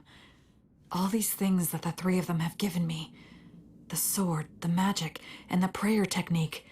And most importantly, the part that's my essential core as a person. If I'd been without any one of them, I never would have stood a chance. It's all thanks to the goddess's divine protection. And the three of them. Will, I'm so glad you're all right. Mary. Oh. You did great. Thanks, Blood. You might not share bloodlines, but you're still the child of Mary and Blood. It's only natural you could accomplish this. Yeah, I did it. I did it.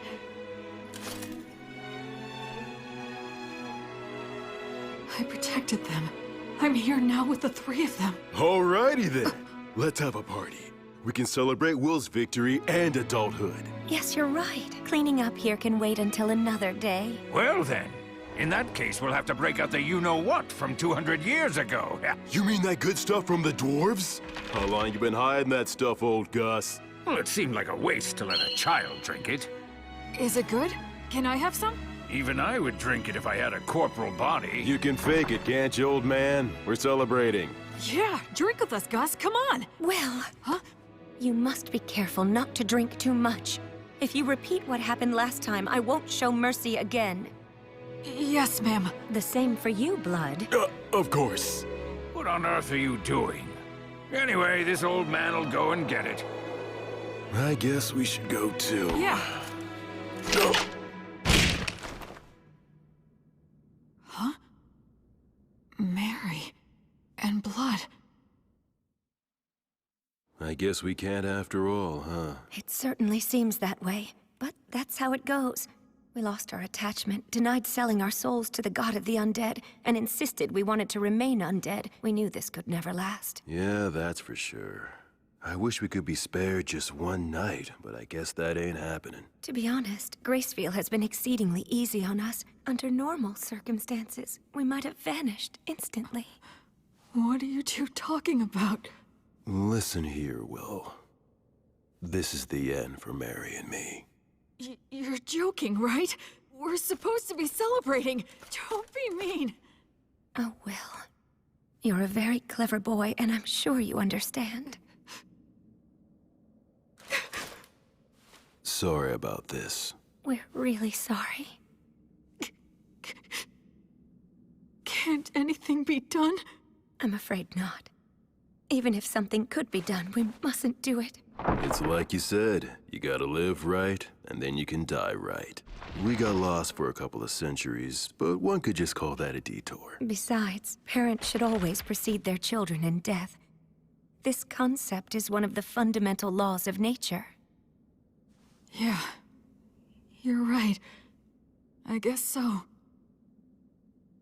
But just this once, I'm gonna say something I'm not supposed to. I don't want to see the two of you die because I can't bear the thought of living without you. I want to see both of you again, when I can make it back here someday. I want to duel with Blood, beat him, and have him beat me. I want to say silly things to each other. I want to do chores with Mary, and hear her say that I've gotten better. I want you to meet my children and my grandchildren someday, and I want you to teach them lots of things too. It's just cruel to say that you're going away now. I don't want you to. If you two go away, I have no idea how I'm supposed to go on.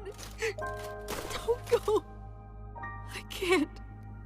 Please find a way to stay. Cheat somehow.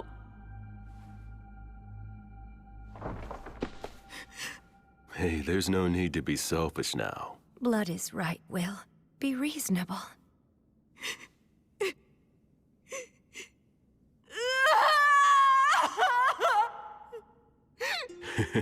It's the first time I felt like a dad in ages. Will was always such a good boy, ever since he was a baby. Listen, Will. Even though we have to go away, humans can live just fine as long as they eat and sleep. You'll find something else to hold dear. Ultimately, you'll go on living. Once you leave here, you'll make a ton of friends. Go out and bag yourself 2 or 3 pretty girls. You'll have all kinds of fun. Blood! Don't encourage him to be disingenuous. Now, Will, you must be sincere both in love and marriage. Because you swore to the goddess of light, as well as the fact you killed a god, the path you'll walk is sure to be filled with a lot of troubles. No doubt you will experience setbacks and be a target for unjustified criticism. You may be betrayed by people you help. Your good deeds may be forgotten. You may lose all that you had gained, and you may end up with nothing but enemies. Even so, love others unconditionally. Always do good things. Do not fear loss. Forgive all sins. Build, don't destroy. Offer hope in despair. And be a source of joy for others in sad times. Most importantly, do all you can to protect the weak from any form of violence. Just like you did for us, when you challenged the undead god for our sake. Okay. Oh, dear Will. My William. You'll always be our sweet child. May the divine protection of the spirits of courage and the virtuous gods be with you forever. Listen, Move forward with faith in the results you'll achieve. Once a person makes up their mind, they can do anything. You might get lost in your own thoughts sometimes, but don't get so stressed that you freeze in place. I engraved the images of them and the words they said into my heart right then and there. I will never forget them. Just like the light of the goddess, I know they will always be there to light my path. Ahem. Did I get here a bit too soon?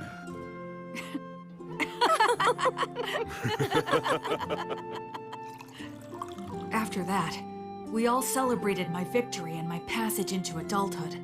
The first drink I had with all four of us together left a lasting impression. It had a strong burn and rich aroma.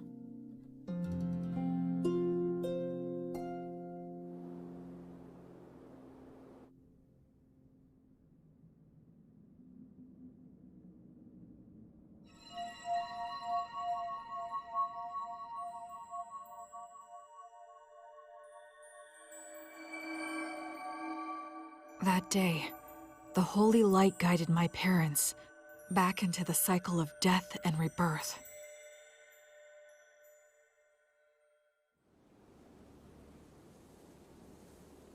Yep, the view from right here is the very best there is.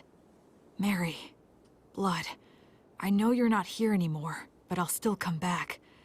Just to let you know how things are going. If I make friends or start a family, I'll bring them here. I'm determined to become an adult who can tell you with pride that your child is living really well. So for now, I'll be leaving for a while. Are you all done? Yeah. By the way, how come you didn't die as well? That was cruel! Are you aware that you just wished death upon an old man? You're evil! Aw, you're bumming me out. But actually, I was just thinking about how all of your wonderful treasures would be mine if you died. You're an evil grandchild! The evil grandchild just outed himself! Come on, I only meant that all the money you have no use for would finally have a good use. Know what I'm saying, Grandpa? Yes, fair enough. Fine, take it. Huh? What is all this? It's all my treasure. I'll lend it to you interest-free. Make it grow, you hear? But I mean... Stagnant money that never gets spent might as well be dead. I don't like stagnant money lying around, so you had better make good use of it. Gus. So I guess this is my last gift from Gus. Not that I'll be passing on, though, for a good 10 years. Huh? Well, you know, there is still the matter of guarding the High King's seal. I made a little deal last night with your goddess. She granted me permission to continue wandering this city for at least 10 more years, until the god of the undead regains his power. What? You heard me right. It seems that I've become something like Gracefield's errand boy. But then, what about Mary and Blood? As it turns out, they decided they didn't want that. They would only become more greedy and reluctant to end it. If given 10 years, they would want another 10, then another 10, and then to remain here at least until you pass on. They knew they would naturally desire this, so they consciously chose to die. Just like what you went through. You tried to appear strong when you were really crying and screaming on the inside. Granting a position for that greed to just one old man is quite enough. You really are rock and roll, Gus. What will you do with the seal in 10 years? It'll be up to you to figure that out, if you can. You're dumping that on me? It seems that the worship of Gracefield has gone out of style in the world outside. She had to use a great deal of strength recently, just intervening for us. So the future of the Goddess of Light will depend on your efforts for sure. I haven't even left and I have a ton more baggage, physical and mental. One of those hardships I'm destined to suffer. In any case, you're going to need some money. Go on and take it. Yeah, it seems like I'm gonna have a lot to do, so I'll accept it gratefully.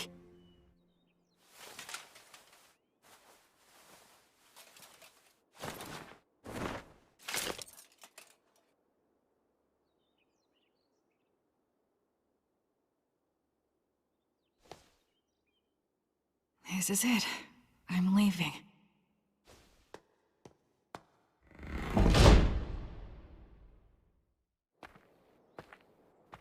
Say, Will... Huh? Since you will be going into the outside world, you will need a last name to go by. William is the name those two gave you, so I thought I could be the one to give you a last name. How about it? Okay, sure thing. Then perhaps I'll hijack an old custom used by certain clans of elves and halflings. They put the name of their two parents together to form their last names. Merryblood. You are William Merryblood. William Merryblood. You will always have them with you, wherever you are. Thank you, Gus. I like that name a lot. So cool. You take care now, okay? I will. Oh, and I'll add a G for my middle name. You fool! You don't need my initial! What did you learn in those classes of yours? Well, you are Gus after all. Old Man Augustus is far too much work to spit out. What a hopeless grandson you are. Well, so long then. Goodbye, William G. Merryblood. See you again sometime, okay, Gus? Goodbye!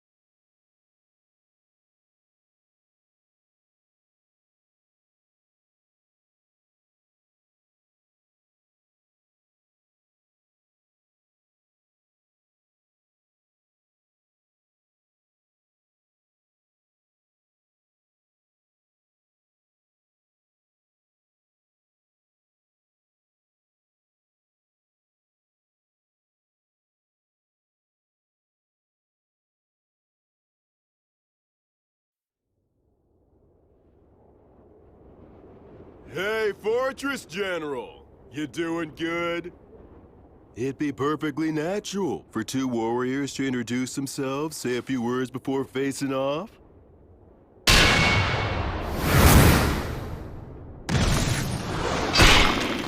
But of course you demons are always so damn rude. Being told that by the likes of you must leave that demon at a real loss. What a mean thing to say. How's it going on your end? I performed the funeral quite easily, and stopped the transformation to the undead. Looks like old Gus's group did just fine. It appears that way. In any case, we've taken down the fortress. It won't hurt anything for old Gus's group to retreat. The Fortress General fell at the hands of so few. Any more is just reckless. Don't praise me. I'll blush. I wasn't. How many days will destroying the bridge over the Grand Canyon buy us? A few at the most. We're never gonna get anywhere unless we can take out the High King. Gus seems like he has a plan in mind. Yup, probably still a one-way street, though. There won't be any way back. You are not coming. That's rather sudden. I'm a valuable asset in battle, if you don't mind me saying so myself. I know, but you're still not coming. Seeing you die would make me sick.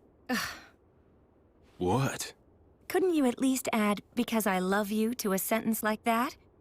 It would be so gratifying for me. Like hell I'm gonna say something that irritating. You really are hopeless, you know that?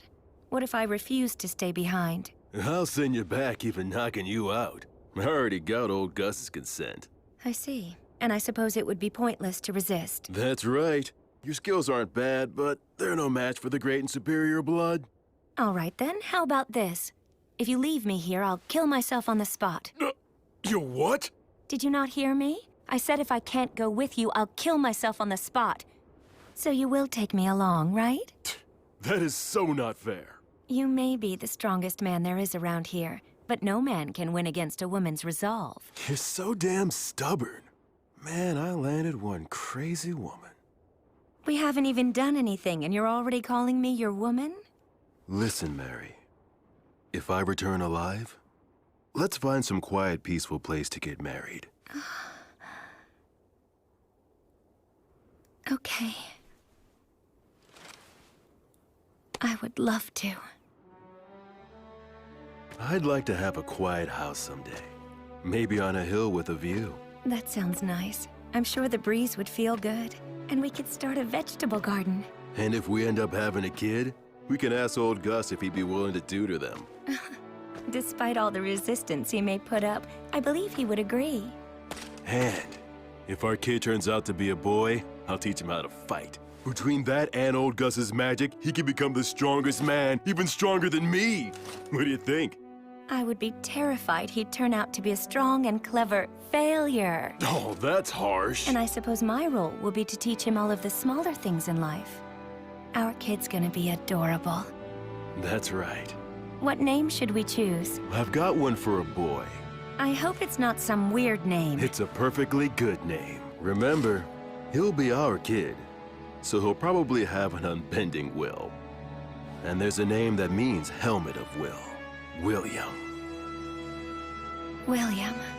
What a fine name. I really like it as well. Will, my little boy.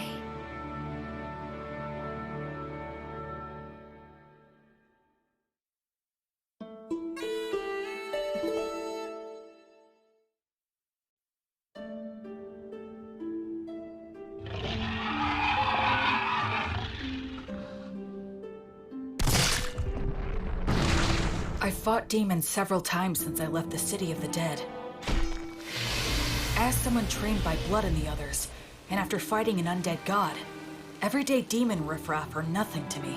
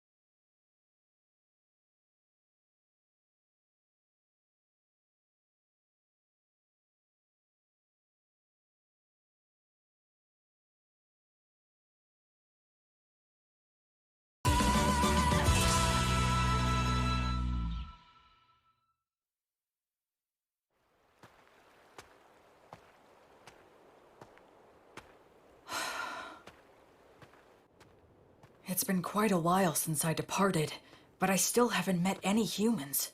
All I see is the occasional wild animal and bizarre, distorted demons. It's so cold. It's been 200 years since Blood and the others were alive. Does that mean no humans have returned in 200 years? It's cold, but not cold enough for snow.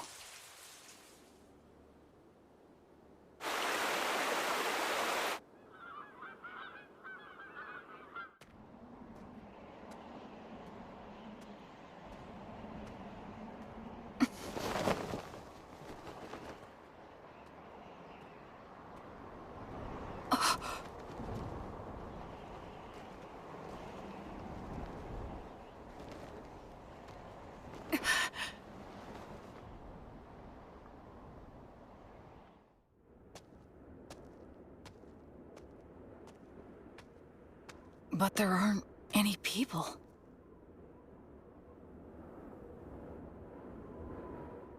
Immense magic left this scar? Gracefeel, goddess of light. Bring guidance and peace to the souls who are wandering this land.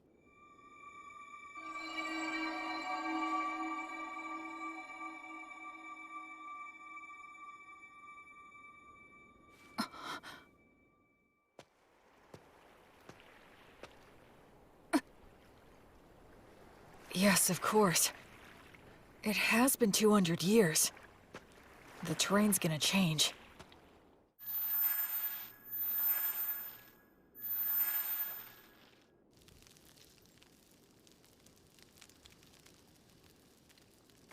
I'm running out of preserved food. But I can get bread by praying for the blessing. And I can purify water so I can survive for a while. I sure hope I reach someplace that's populated soon.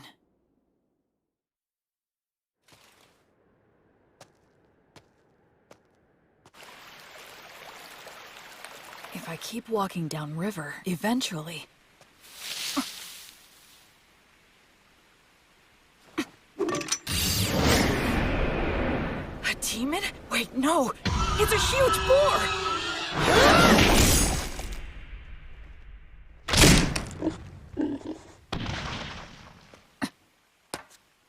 I should finish it. What's this? That's the same white fletching. Is he a hunter? Looks like I'm in a jam here. Both of our weapons are drawn and ready. It all depends on what he does. I finally met another person. I should show him I'm not a threat. Should I drop my weapon?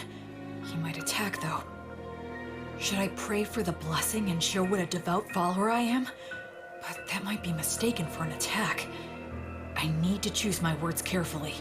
I'm an outsider with no way to prove my identity. Aranura, Rumen Comentirubo. Ancient Elvish? Are you related to the elves? No, but I can see that you must be related to them. Your bow is elven, is it not? Well, you're not wrong there.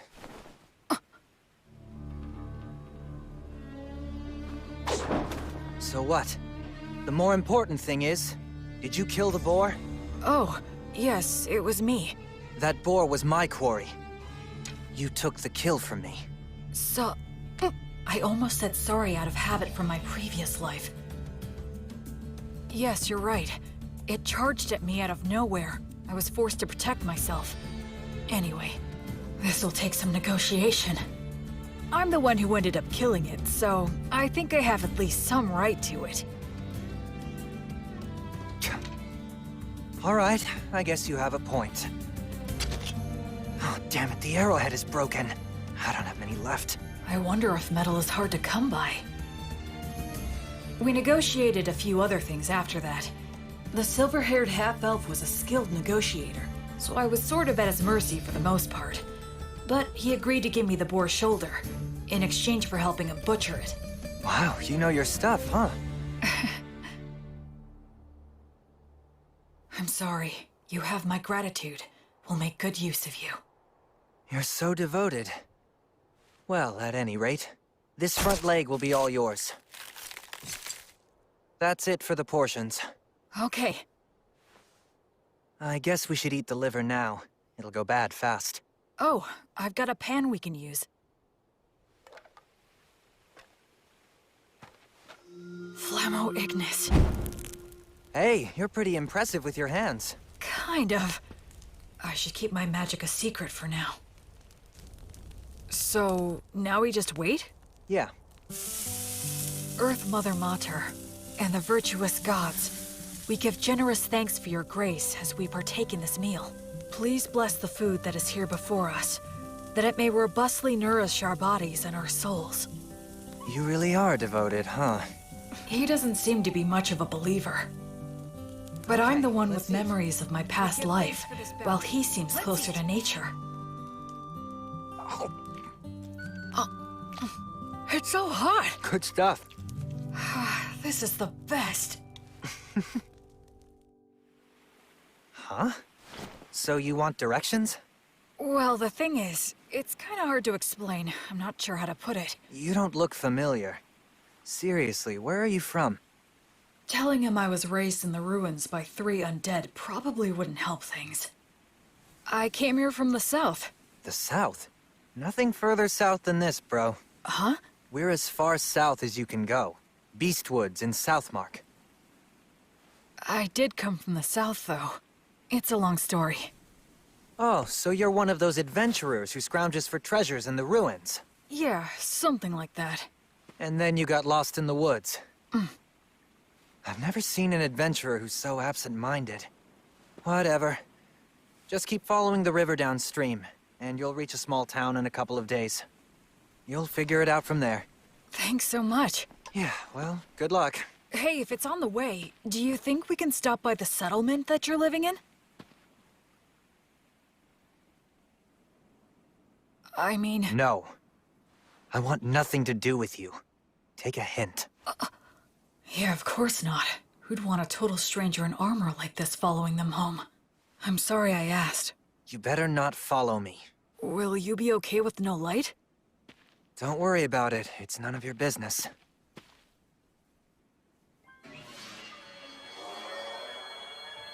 What are those? Fairies. I've never seen them.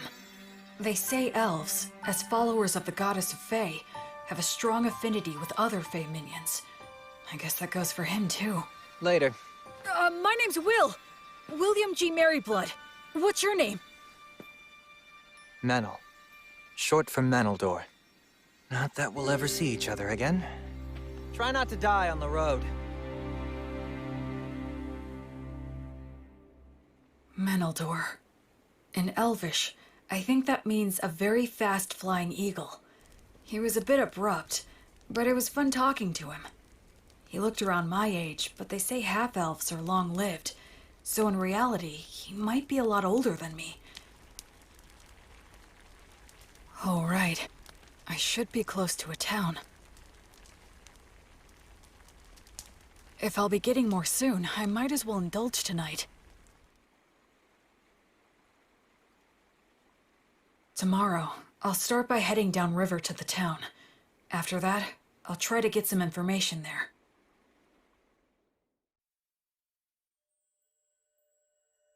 Oh, light, my heavenly light. As you travel, I pray strongly for thee. Bring light to the faraway darkness. Be blessed.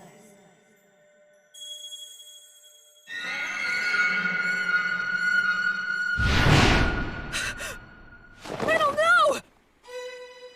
Was that a divine revelation?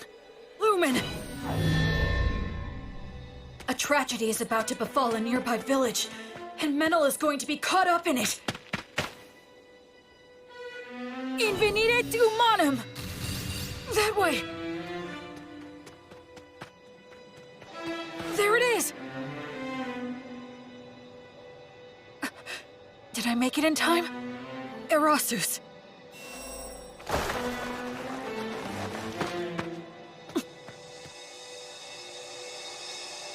I thought I saw something shining in the forest right now. Sure you weren't just seeing things? Thank goodness. If I tell them I know Menel... Quick, hide! Get behind me! Huh? Hurry up! Are they raiders? Will Menel's village be attacked? Will he get caught up in disaster? No. A divine revelation is up to the interpreter. Oh no. It can't be. How could I have been such an ignorant fool? Meneldor isn't the victim of this tragedy. He's the perpetrator. Go. Secure the village. I'll deal with this one. Menel, what are you doing? I thought I told you not to follow me. Die. Everyone wake up! Get out here! We're under attack! Get your weapons! Acceleratio! Gnomes, oh gnomes, slip underfoot! I have no strategy against someone who can use fairies. In that case... He doesn't even realize that if your muscles are built up enough, you can solve most any problem by force. Damn it. Salamander, burn him alive!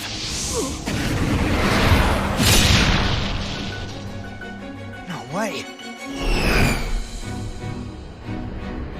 My, you're quite strong, aren't you? Yeah.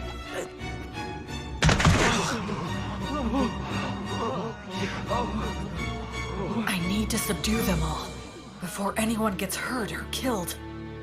Uranium obligatio.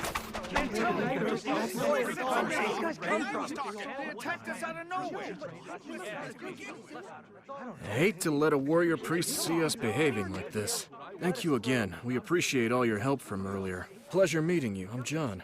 Likewise, my name is William. People from all over with different ideas about the law drift to this village naturally. It's always like this. This village is in an area of Southmark known as Beast Woods.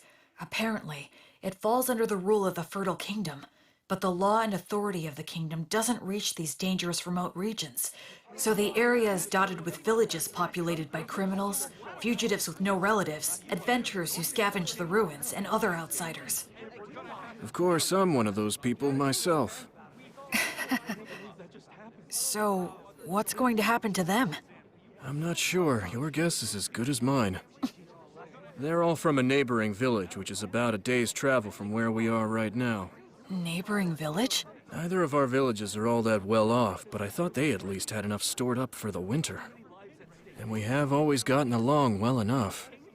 Also, that silver-haired half-elf is a well-known wandering hunter in these parts. He's helped us get rid of dangerous beasts lots of times, but this... Settle down now. Everyone's worn out from all this chatter. Time to take a break and have some water. This is our chief elder, Tom. Good day, warrior priest. John has told me all about you. Please allow this old man to also offer his gratitude. Oh no, all of this is because of the guidance of the Goddess of Light.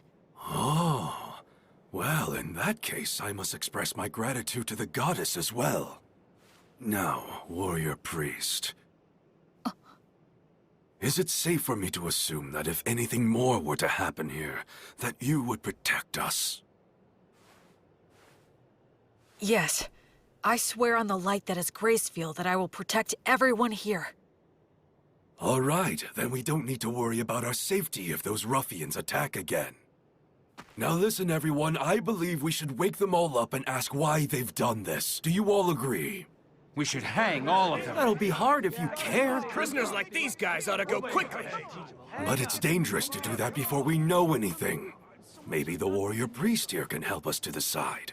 It seems like he wants to question them before proceeding with a plan. The demons. Our village was destroyed by them. Many died. Half of our village is gone. Our women, children, and wounded were left with no food or any shelter in wintertime. If we're gonna die with just the shirts on our backs, then... I'm the one who suggested the raid.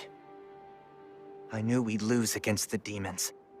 We would be better off looting a village and going somewhere else rather than dying.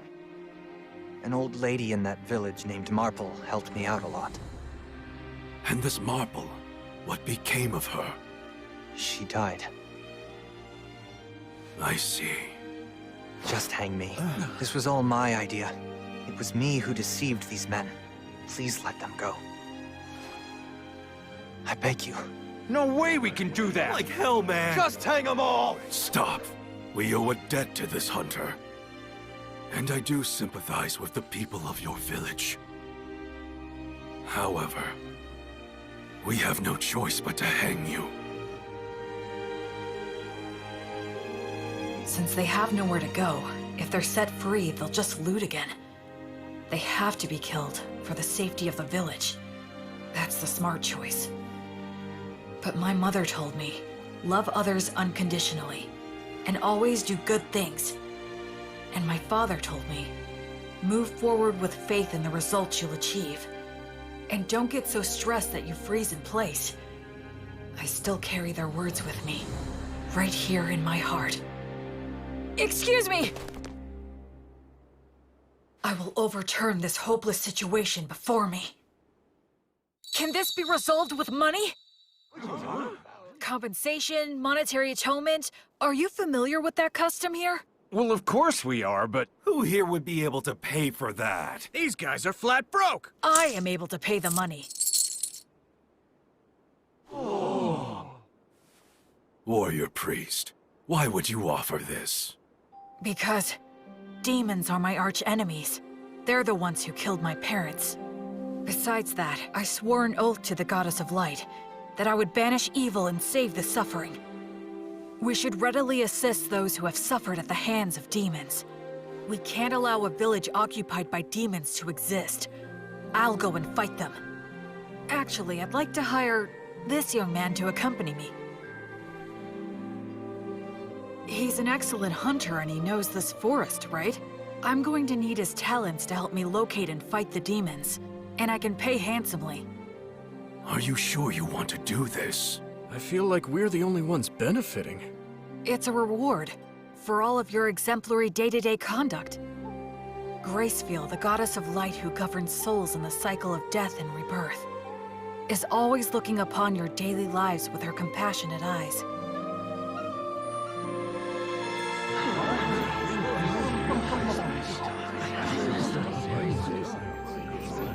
Then let us untie them now. All right. I managed to turn that all around. At least I think. I had a feeling that somewhere, some god was giving me a tiny smile. The people of the village that was attacked took in all the villagers who weren't involved in the raid. Part of it was to use them as hostages, I'm sure, but safe is safe. So are you going to tell me what you're really up to? I don't have anything to hide. I meant what I said. Because you're a warrior priest? Well, I almost forgot. I know it's already after the fact, but you will let me hire you to take you back to the village and destroy the demons, right? You're asking this to the guy who instigated a raid and a murder. Shouldn't I be punished? I already cleared your debt by paying reparations. Besides, it was the only way you could help out. The people were starving, right? It's never crossed your mind I might betray you? If you do, it's the people of the neighboring village who will suffer. You're too damn nice. One of these days you'll be picked apart and left for dead. Well, I'll be very careful then. Okay, sure, I can work for you. I do need some money, after all. Great, thanks!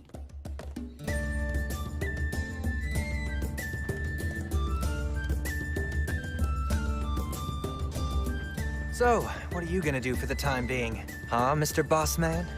Our challenge is that demons have occupied the neighboring village, right? I guess we'll just charge in. We don't have much time. Oh, what, are you insane?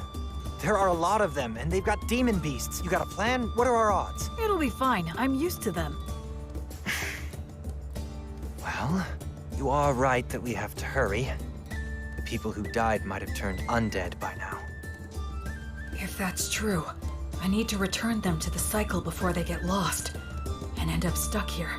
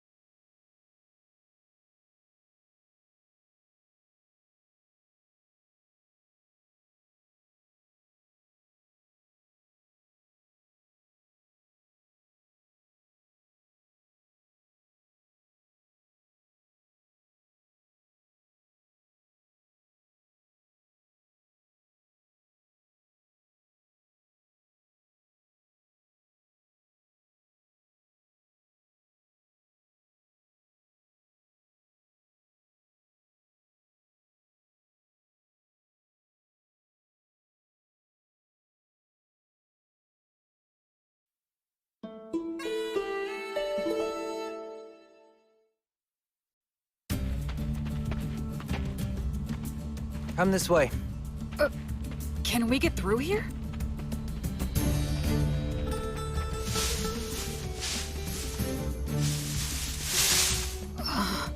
This is perfect. We'll camp here tonight.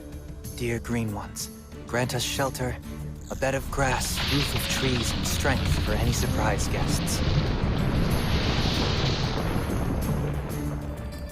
Wow! It's not such a big deal.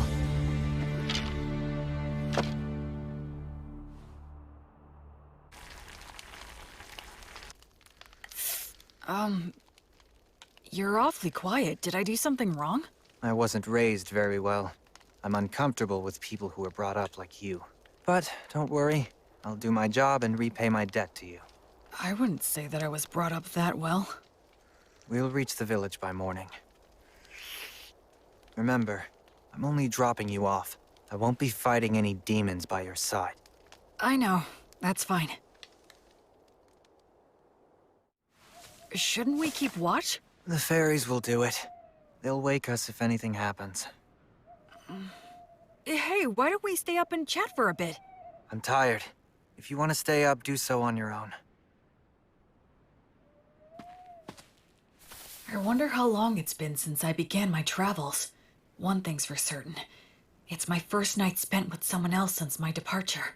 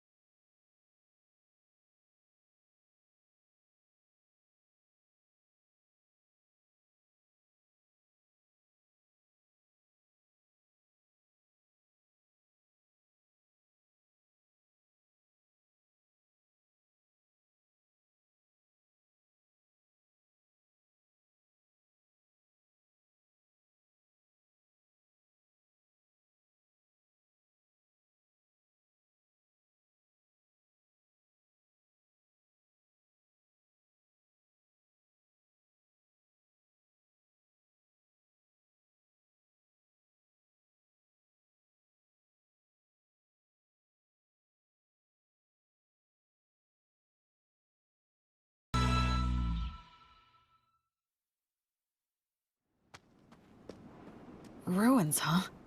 Used to be. The stones and stuff are pretty useful for building new things. The village is just ahead.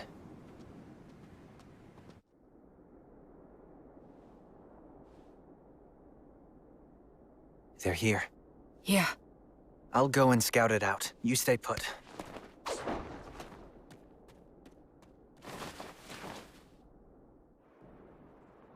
A ritual? Yeah, at the ruins of the village temple. Those damn demons. How's the temple laid out and how are they organized? About like this. There's no ceiling, and some of the walls have collapsed. They formed a ring in the center to perform their ritual. There are 2 commanders. They have faces like lizards. I forget the name. Roscus? Yeah, maybe. It's something like that. And what else? They have several soldiers patrolling outside the temple. I know there's at least 1 demon beast inside. What's the demon beast like? Well, it's got a human-like head, the body of a lion, and wings like a bat's. It's a manticore. You already know these guys? I've studied them a fair bit, but still. I'm glad there's not more. Excuse me? Let's just go and head on and crush them.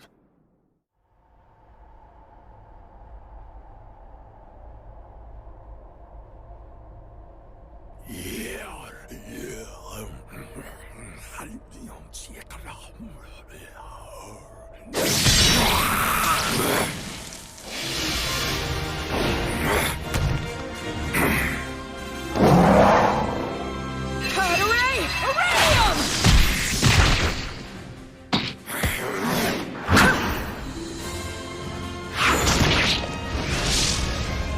Carrera Oleum!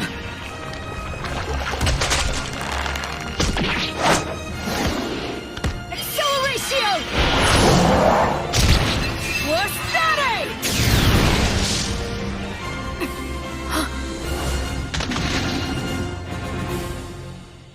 Hey, I thought you said you weren't going to fight.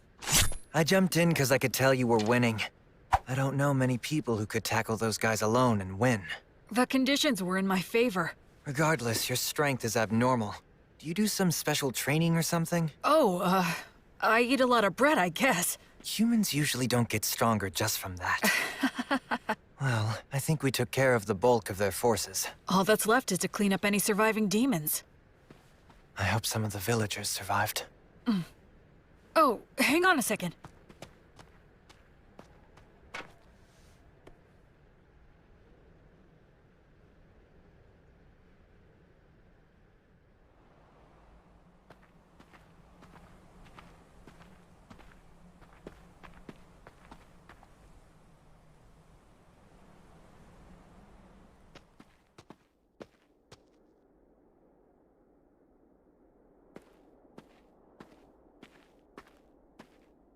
Brother!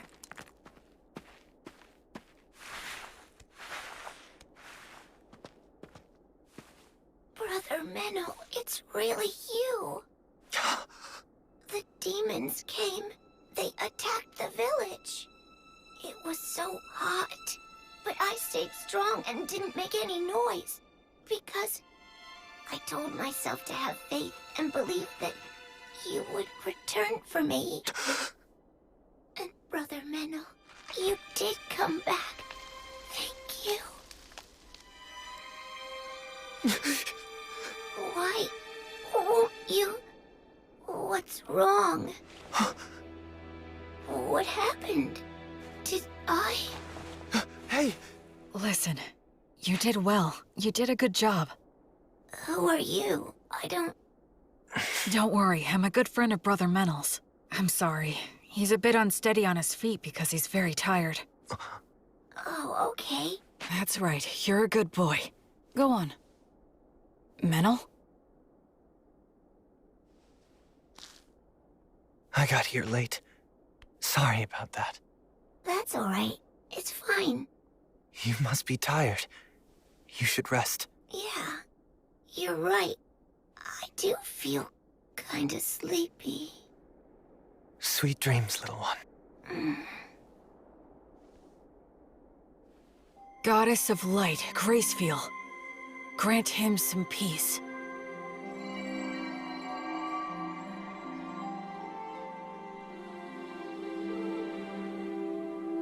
Hey, What's wrong? I'm really sorry. Sorry for what? I underestimated you. I thought you were just some rich boy who happened to earn a god's protection and got cocky, spouting mindless cliches. Anyway, I'm sorry. Don't worry about it. There was still a distinct look of pain on his face, but Menel also had the faintest of smiles. He didn't hesitate anymore after that. He held the hands of the undead and exchanged farewells with them.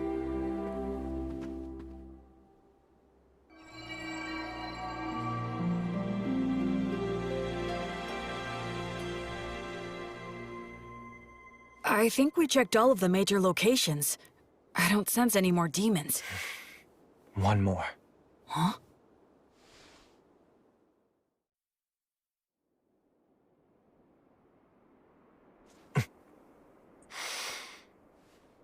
Hey! You in there, old Marple? Huh? Whose voice is that? Oh, look, it's you, Menno. This ghost is close to the highest rank. Her soul must be extremely tough. If she resists, my power might not be enough. If it comes to that, I'll have to use a magic weapon that works on spirits. You really don't need to worry so much, young man. Huh? I'll have you know I haven't gone senile yet. Really? Well, that's a relief to hear. It seems you stayed behind because of some lingering attachment, but this kid here is a genuinely virtuous high priest. Returning lost souls like you to the cycle of death and rebirth, and treating wounded people are what he does best. Oh? Listen, we can take care of the village now, and I think it's high time for you to move on. Unless you still have something to say. I can deliver the message for you. Menel, you've been bad again. No, I promise I haven't. And where the hell did that come from anyway? Maybe you are senile. I can read you like a book. What's that supposed to mean? You're lying, that's what. I can always tell when you're lying. You're a little hooligan, but at your core, you're honest and smart. All this killing and stealing isn't for you. My goodness, you know this more than anyone. You see now, don't you? Shut up. What did you say? Shut up! What makes you think you know anything? Just what the hell was I supposed to do, Marple? You died, and everyone else in the village was starving. What else could I have done? You think I should have prayed to the gods or something? The gods. The gods have never helped me out, not even once.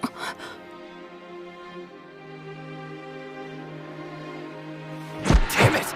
Damn it! Damn it! Damn it! Damn it!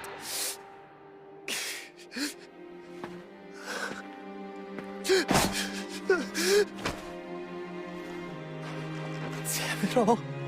I've had enough. Just let me die with you. The life of a half-elf is too long for me. Those with elven blood live for hundreds of years. Even after they lose the people and places they love, it still doesn't end. They can't leave. Listen to me, Menel. Now, Meneldor. Despite all that, the gods have given you a second chance. It's your last chance. Stop living like some useless bum. You may hate the gods, but remember that the gods will never stop loving you, even if you don't notice it. They will always shine their light, never growing bored or tired of you. So now, you just need to realize that light is there. Okay, priest, I'm ready, but if you wouldn't mind... Yes? Can I entrust you to look after this poor fool? He's not really such a bad boy at heart. So please, treat him well, won't you? I will. And as for those darn demons and demon beasts that attacked the village, I'm certain that they weren't just strays. The stronghold where their boss dwells is deep in the forest, and he sends his demon minions all over the place from there. He commands the demon beasts to attack people. It seems like they're putting all their effort into one big evil plan. If I may, your lingering attachment... Well, I couldn't pass on without making sure someone knew this. Anyway, I appreciate the offer, but I won't be needing your help. You see, someone's already waiting for me. Oh, she has someone. So it's about time for me to be on my way. Menel, dear, do take care of yourself. So many things happen in this world that can never be taken back again. So stand up and put your best foot forward. There are things you need to do. Damn it. You old woman. You're so selfish. Oh, well, so are you. Oh, my goodness. What are we going to do with you?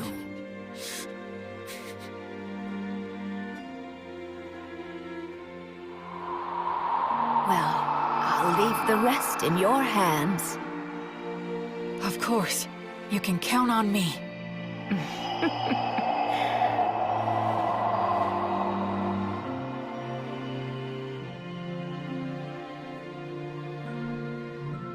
The present state of this world is dark. At the very least, in this area known as Beast Woods, demons and demon beasts still run rampant, never fully exterminated. No nation's laws reach here. So even among humans, robbing and mugging are widespread. Certainly, as an outsider just passing through, I'm not obligated to do anything. I could just walk right by it. But... As you travel, I pray strongly for thee. Bring light to the faraway darkness. Be blessed.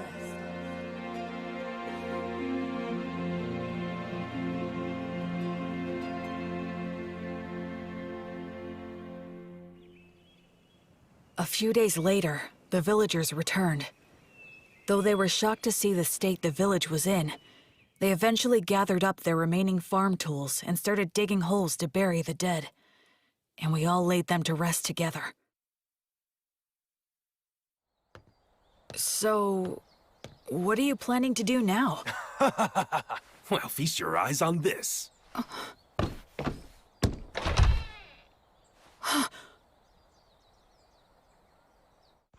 Just for tonight, we're throwing a bit of a party to mark our return to our village and honor our fallen. And since you're the savior who got our village back for us, we would be honored if you could join us this evening.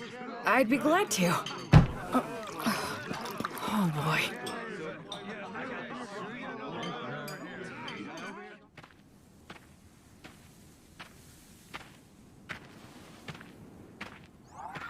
Menno.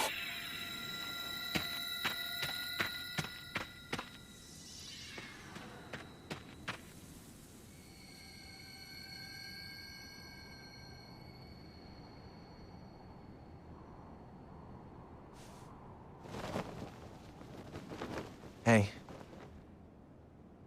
That's a beautiful view. Looks are deceiving. Those ruins are actually an undead nest. Countless adventurers have gone in, but none have ever come back. Oh, I see. Okay then, I'll go there tomorrow. Huh? Were you even listening to me? Yeah, you said it's an undead nest, right? If it is, I need to go and return them all to the cycle. I forgot who you were for a sec. Being around you throws me off my game. And here I thought I was a much more indifferent person than that. A little late to say that after the way you were wailing earlier. Well, why are you saying that to someone who's already depressed? Hey, Menel, what was Marple like? Can you tell me about her? She's strange, exactly like you saw her. I was born up north in Grassland, in the great forest of Erin. That's where all the elves live. My mother was a woman of insatiable curiosity. She took off somewhere outside the forest, came back pregnant with some stranger's child. Then she gave birth to me and immediately died. I grew up at a different pace than everyone around me. And the thing with my mother didn't help. They said I was a disgrace. And since I didn't fit in the first place, I ended up fleeing to the forest. Of course, the world outside was no paradise either. But luckily for me, I could use a bow and arrow as well as knives. And I could see fairies. When I ran into enemies that wanted to eat me, I had the skills to kill them instead. If I didn't, most likely I'd be prostituting myself out in some back alley. You do have a pretty face. What's that? Nothing. Go on. Anyway, I became an adventurer and slowly made my way to Southmark, where there were a lot of old ruins still. But a member of my party betrayed me in a fight over the loot we found amongst the ruins. He poisoned my food and I nearly died. I killed him with my own hands. But all of them except me died anyway. I didn't even know where I was wandering off to. It was near that village that I finally passed out.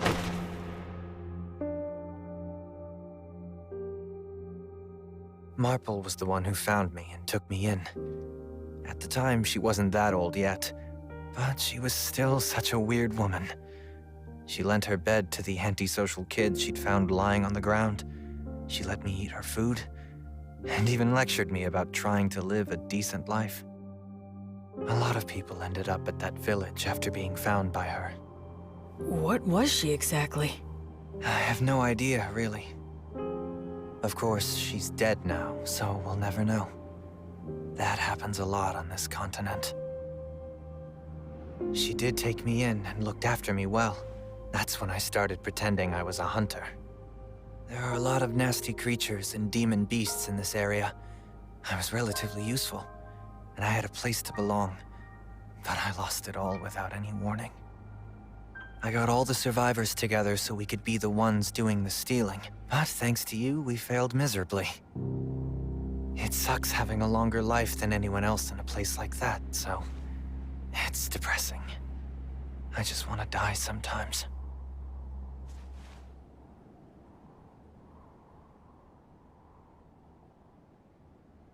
Well, I suppose I'll get back on my own 2 feet soon enough? Huh? What? Stop making faces at me. Huh?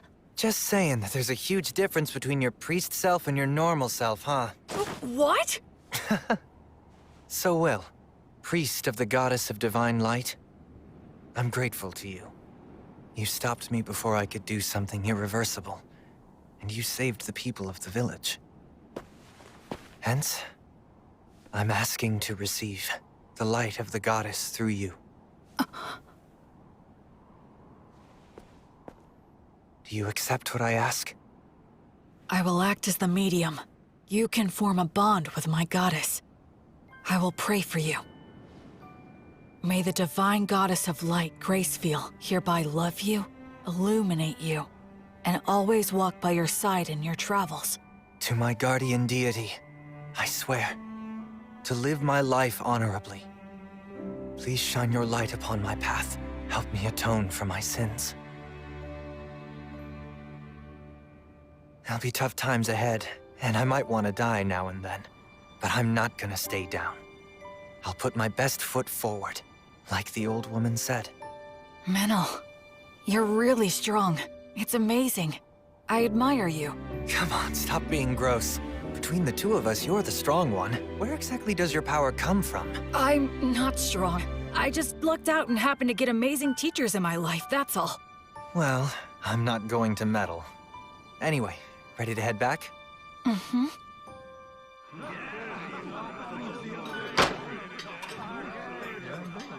Blood. Mary.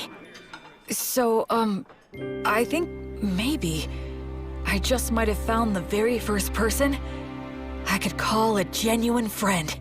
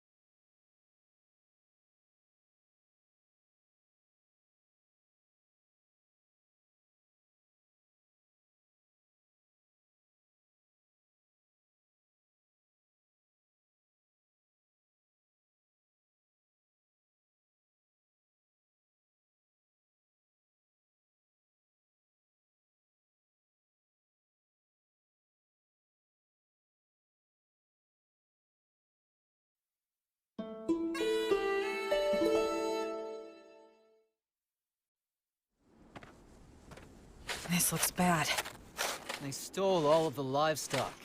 And they destroyed a bunch of tools that can't be replaced. We'll have to make the journey all the way to White Sails to buy some more. But with whose money? Well, we can't replace everything. Hey, what exactly is White Sails? Huh? Are you being serious? What's your deal? You grew up in a cave or something? Sorry. So, White Sails is this... could you tell me about the history of this place, too? Yeah. All right, fine. You know we're in the southernmost continent, known as Southmark, right? Yes, that I know. So around 200 years ago, Southmark was engulfed by a horde of demons. The 100 heroes took out the king of the demons, but the humans abandoned this continent, crossing the sea to retreat to grassland in the north. The 100 heroes? That's Blood and his buddies. Since the Fertile Kingdom unified the southwestern region of grassland, they've been cultivating the land with the intention of reclaiming it. And as for the area of White Sails, it's the port town that became the center for immigration from the north. I see. A lot of misfits and aspiring heroes go there. Also, those with divine revelations. You're hoping to gather more faithful on this trip too, right? I understand that Gracefield used to have a lot of devoted followers on the southern continent. Can you tell me more? I think that most of her followers were scattered after the Great Collapse. Yeah, that's right. But those followers who managed to escape to Grassland kept her name alive. Yes, even so, her following has declined quite a bit. Rampant demons and demon beasts. Villages that resort to thievery. Faith in the goddess dying out. Perhaps this was the mission that the goddess had in mind for me all along? Well, enough of old history lessons. We need to help the villagers now. Yeah, with regard to that, these villagers don't have a lot to spare. Hey, Metal, want to explore some ruins? We'll divide the loot. What?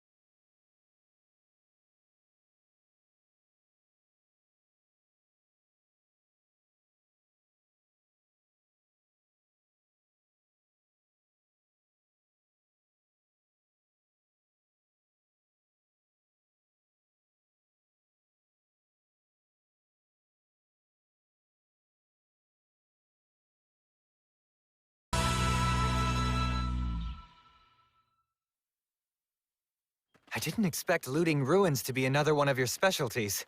I'm used to them. Seriously, who are you anyway? But we do have enough money to rebuild now. We can buy new tools and livestock. Plus, I made up for my personal expenses. Can't wait to get to the city. First thing we're gonna do is eat there. Seafood's in season, so... Someone! Help us! A giant ape! The two running from it are a halfling and a hawker? Stop! No ifs, ands, or buts about it! Good grief! Stop it!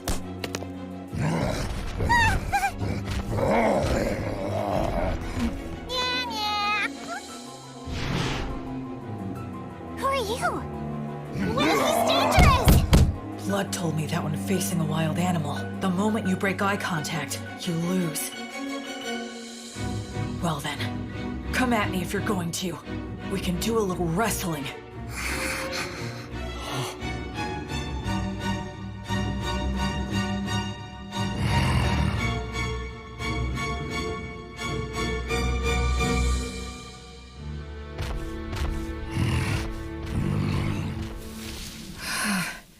Thank goodness, I didn't have to fight him.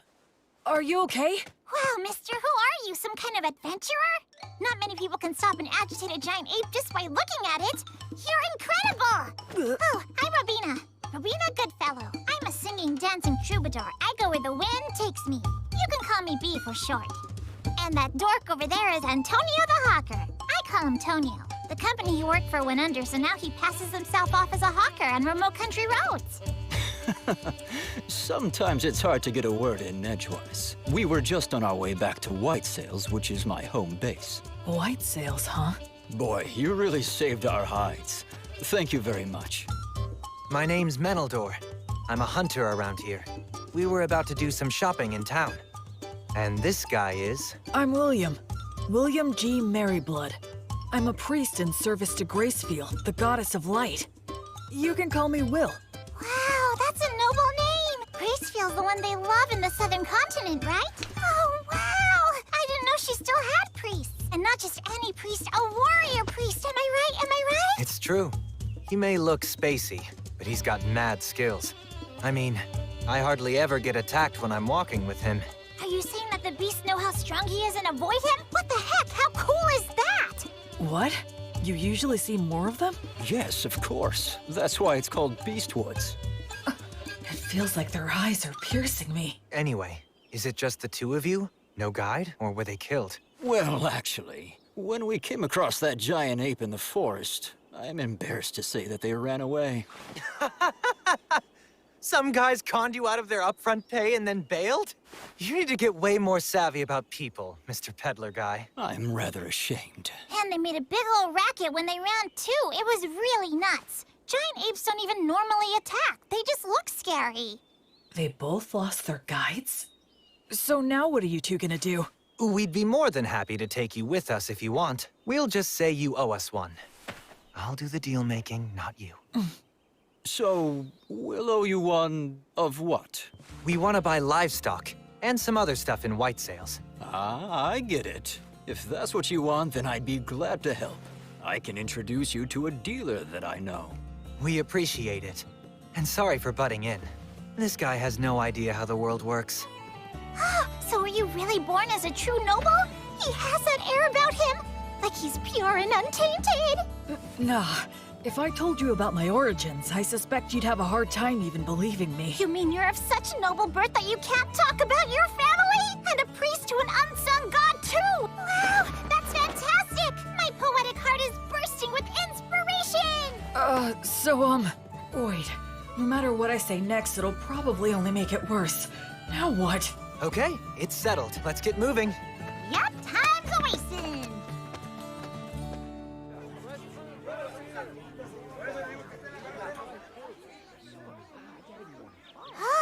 This place looks perfect! Woohoo! Introducing B! B and Tonio warmed up to me quickly. Tonio has a gentle demeanor, and he's good at getting close with others. As for B, she doesn't seem to have any boundaries when it comes to people. Ahem! It is now time for me to sing you all a song. I'm counting on you to clap along for me, and you collect the donations, Will. Sure! You got it, B!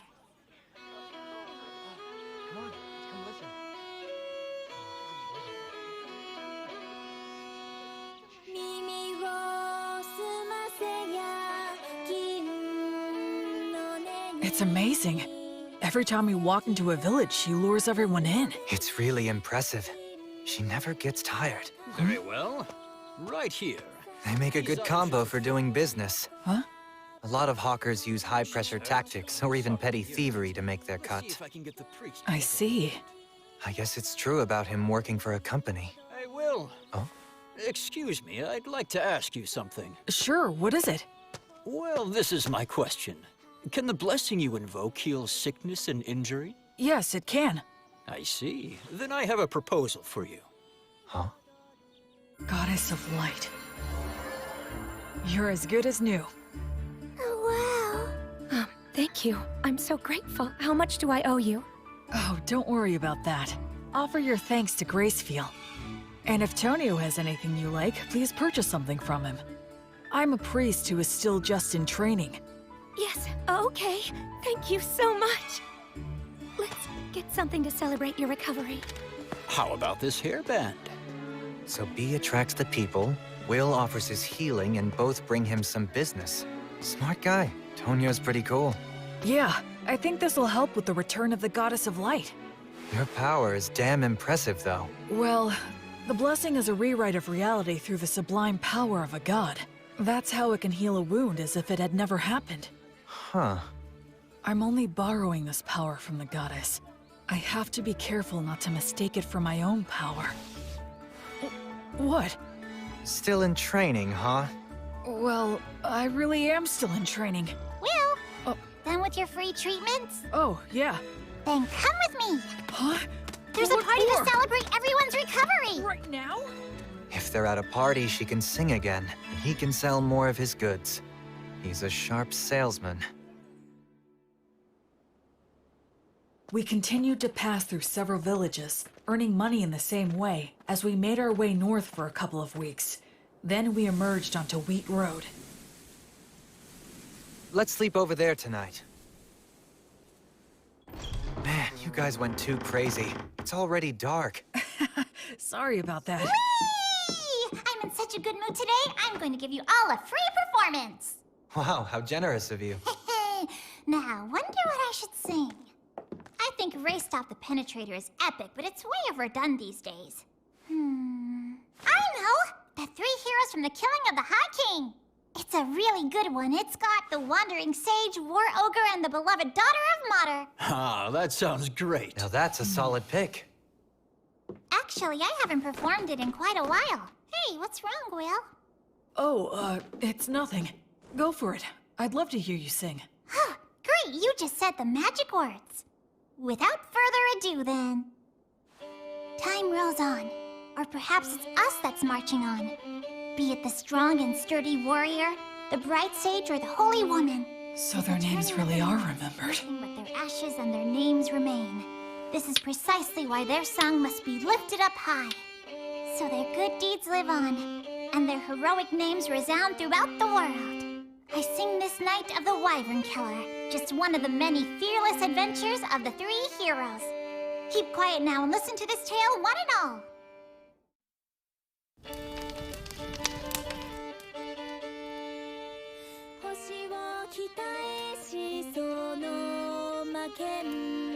Jeez, Blood. You never talked about yourself at all. So this is what your past was like.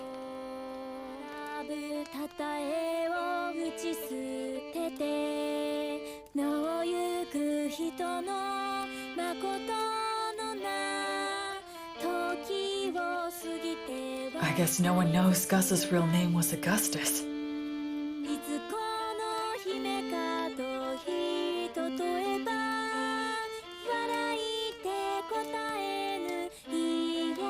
Mary's refined manner definitely gave the impression of noble origins, but I'd believe it if someone told me she came from a poor village, too.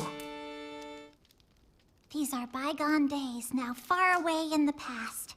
Oh, countless wishes now left with no way home. I can only play your melody loudly, to be carried upon the passing winds. The story takes place before they were known as heroes, when the three of them were traveling together. A certain remote village that they visited was attacked by a wyvern, and a beautiful half-elf was chosen as a sacrifice to appease it. Upon hearing of this, Mary said they should save her, but Blood asked where they could possibly get the money, and Gus sent nothing. Their personalities in the song are slightly off, I think, but still, it brings their voices, words, and expressions clearly to my mind.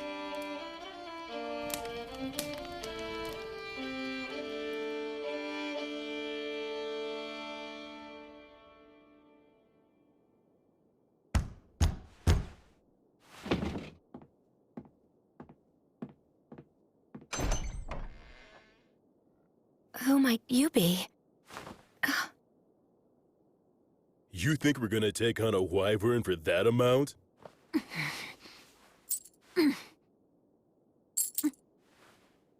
Ah, what fine money. Look how it sparkles and shines. If this will be the payment we're given, then... We have no choice but to do the job. Oh, damn, you're such pushovers. There's no profit here. I'll pay more if it's not enough. You can sell me to a slave trader if you want! You think even that's enough? You do have some guts in you, kid. You're small, but a mighty warrior. When a warrior swallows their pride and asks for help, it's only right to give that help. Let's do it!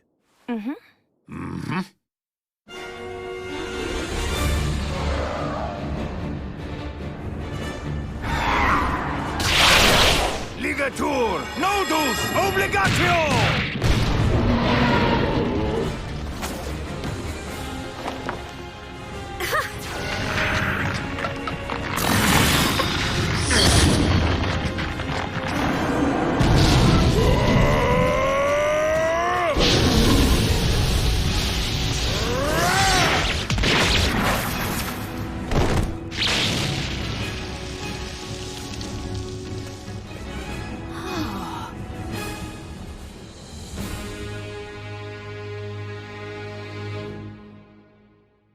So, what are you gonna do now? Neither one of you can stay in that village anymore. We'll manage. Then take this with you. Old Gus here carved words on it. It'll serve you better than some cheap good luck charm. You certainly can't be a warrior if you don't have at least one dagger with you. Please, take this as well. Take care of yourselves, and be good to one another. You will face many difficulties, but never forget the value of perseverance. But this is more than what I paid you. We can't accept it. Ha! Who said we're giving it to you? It's an investment, merely a loan. A loan? Listen, you two must live the best you can and build up fame and fortune for yourselves. If your names reach our ears someday, well then, we will come to collect what we've lent you, plus interest. In case that should ever happen, I will leave you with my real name. It'll be our password, too. So listen well. Thus, the boy and girl learned the true name of the Wandering Sage, known to no one else in the world today. Hand in hand, the boy and girl began to make their way to the city, while the three heroes walked back down the road in search of bold and thrilling new adventures. That's the end of this sweet song. But there's a follow-up to the story. Count Dagger of the Fertile Kingdom, his actual surname was Wizard's Dagger. To this day, an elderly half-elf woman still waits at his mansion. Does that mean? She believes someone who knows the sage's true name will hopefully come to her one day, so that she can return what he lent to her, along with what he lent to her husband. She plans to offer her thanks to him when that day comes. That's what this story's about. A story of three great heroes that still echoes to this day. What's wrong? Will, are you crying? No, I'm not. I'm not crying. Aw, come on now. It must have been Bee's great storytelling that moved you to tears, huh? No, it's not that. I promise you. Don't be shy. There are still so many people in this world who fondly remember the three of you. There always were. That makes me happy beyond words.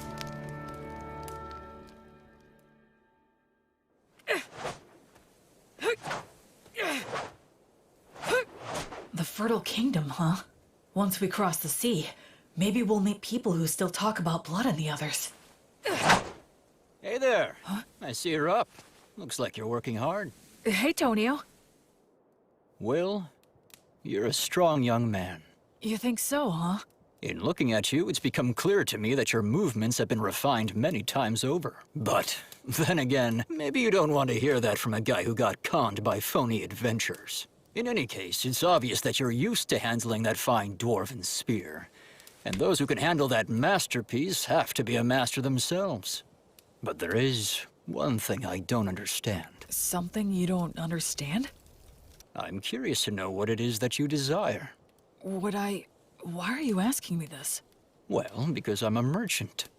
It's my job. I move product and grant people's wishes for fair wages. Satisfaction is a merchant's specialty. You are quite a mystery to me. I can honestly say that I have never met anyone like you before. You are strong and you have courage. You're educated and have good manners. And you're not hurting for money. But you're not really like a noble. You're more like a holy knight that I've only heard stories about. And so, that's the reason I decided to ask you directly. What is it that you as an individual desire in life? Or is it that you're strictly a representative for your divine goddess of light? I had a happy little life up until now, but I lost it shortly before I set out on my own. I gained the divine protection of the goddess of light in its place. There's still so much stuff that I don't know about in this world. And so, I'd like to start learning about it. I'm sure that in the process of learning, I'll naturally find out what it is I want. Oh, I'd like to have friends and companions, I guess. Is Menel not someone you'd call a friend? Well, actually, I think he and I get along fairly well, but he seems hesitant to acknowledge me as his friend. He only ever calls me priest, like he has to put me on a pedestal or something. Yeah, having friends is important to me. Yes, I understand. Then perhaps I will nominate myself to be in third place position. Huh? Because I'm sure Menel and Robina would be mad if I jumped in line ahead of them. The very thought scares me. Oh. Well, shall we get some water and start preparing breakfast for everyone? Yep. Okay, here you go. Wow, so good! It really is. You're a fantastic cook, Tonio. He sure is. Honestly, it's one of the only reasons I travel with him. We're eating a lot better now, thanks to Tonio's good cooking. That's right, you can't cook to save your life. Well, it's just that... Hey, Menel, your cooking isn't all that hot either. What? You ate it? Well, we always get good bread from Will at lunchtime. Isn't that so cool? He prays and it suddenly appears. I'd prefer to stop as little as possible. I'm grateful to have food I can eat as I walk. Cool. Let's get ready to leave as soon as we're done eating. Yeah.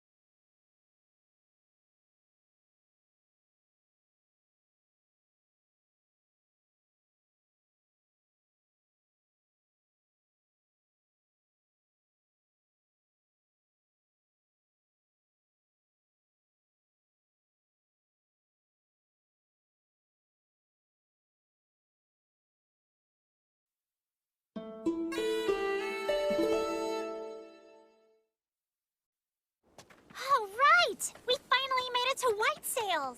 Haven't been here in a while. What do you think? It's amazing.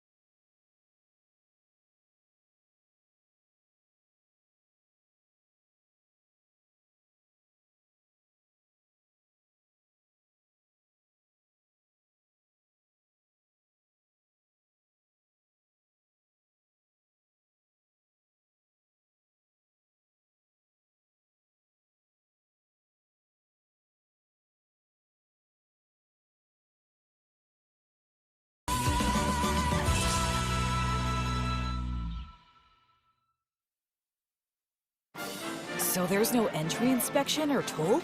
That's right. It's the policy of the city's ruler, His Highness Ethel.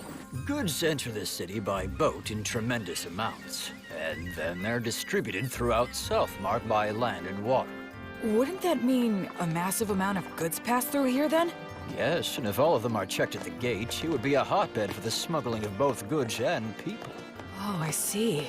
So, Ethel imposed docking fees for ships and rental fees for companies setting up shop here to make money for the city, keeping the movement of people and goods as unrestricted as possible. It seems like the economy is their top priority. It's a very advanced city with a real sense of freedom. Quit talking about all that boring stuff. It's Will's first time here. Let's have fun. Come on, this way.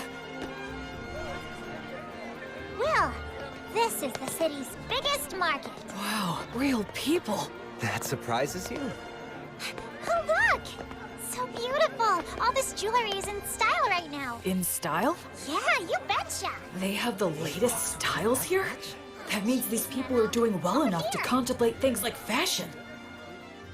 It's just one shock after another in this city. Is that Yeah, that's a street light. street light? You don't know what those are? Gosh, you're behind the times. Every evening, the apprentices come out. They're from the Academy of Sages, and they light up all the posts which have the words of light engraved on them. So the people here have light even at night. This assignment serves as training for apprentice sorcerers, and they can earn a little pocket money as well. That operation over there is also a large source of income for apprentice sorcerers. What is it? Oh, come on, Will. Even you have to know what that is. It's the public bathhouse, Balnea. Balnea? What's wrong?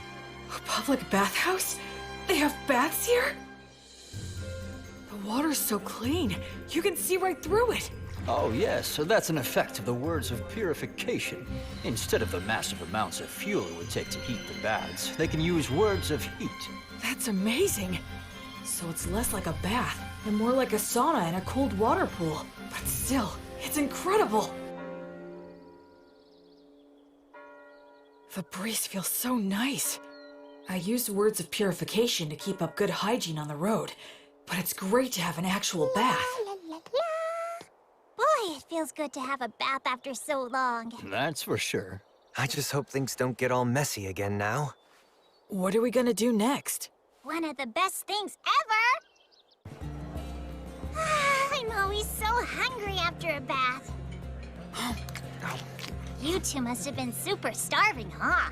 The food is quite good here. Agreed. I think we all could have used a little more broth, though. It's absorbed the flavor of the fish so well, and the saltiness is just right. I haven't eaten anything like this since I left the temple. It tastes like civilization. All these dishes are so delicious, I can't remember what we were talking about. This is also delicious. Excuse me, could I get a refill? For me too. Coming right up. When we're done eating here, we can head over to the temple. Will, since you're a priest, you need to pay your respects, right? Oh, yes, you're right. Wow, that must have cost a fortune. Ah, don't be like that, Menel. I'll be back as soon as I'm done. Please wait here for just a bit. Are temples in cities always this big? It looks like a beautiful work of art. It feels more like a tourist destination. Excuse me. Yes. Can I help you? I was wondering if you could tell me if there's a high-ranking priest here. I've received divine protection and become a priest, so I wanted to pay my respects. Pardon my asking, but which deity do you serve? I serve the goddess of light named Gracefeel. Oh, the goddess of light. That's a problem. Why's that? Priests of the goddess of light are quite uncommon, so our rules compel me to use the prayer of faith detection. Okay, that's fine. I guess that makes sense. It's inevitable that people would be skeptical of a priest to a minor god. I could be a priest to an evil god in disguise. The thing is, all those individuals with the divine protection that qualifies them to determine another's faith are out at the moment. They're all out? Yes. It's because attacks by demon beasts have been on the rise everywhere recently. All but the vice bishop are extremely busy right now. Vice? What are you doing in the middle of the aisle? Bishop Bagley! Answer me. I asked you what you're doing. Well, I just... It's an honor to meet you. My name is William G. Merryblood. I have earned the divine protection of Gracefeel, the goddess of light, and I have come to the Temple of White Sails to pay my respects. I see. I am Bart Bagley. I am in charge of this temple. Gracefield, huh? The deity who has been completely lost as of late? And what if you're a suspicious person using her name, planning a very dangerous plot? You have every right to be suspicious. Is there anything I can bless to prove myself? Ha! You novices are so quick to rely on your divine protection. Listen to me. Divine protection is not something to be used lightly, nor is it something to use ostentatiously either. He has a point. Gus said the same thing about using magic. I was using my blessing freely since it poses little risk, but... Yes, of course, you are correct. I truly thank you for reminding me of my lack of experience. Ha! Explain what the teachings of the Goddess of Light mean to you. Light only exists in the dark. Words only exist with silence. And life can only exist where there is death. You enter his name in the registry and show him around the temple. Yes, but we haven't performed the prayer of faith detection or the prayer of lie detection. You fool! What did I just say, you idiot? Right now, I need to go make an appearance at the Weavers Guild banquet. Spend your time as you please, but do not cause any trouble, and make sure to offer some money. Well then, right this way, sir. Oh, right. I realize how unpleasant it must have been for you to have met Bishop Bagley, but you handled yourself very well. Huh?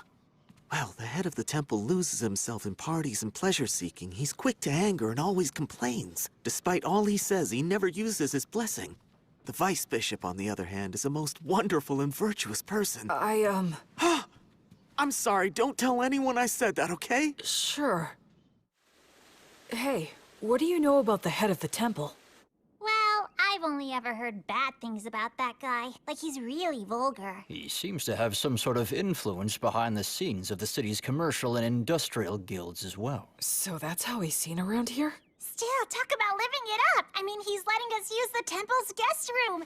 2 of them, even. Anyway, what should we plan to do next? We could take in sights, or visit some guilds nearby.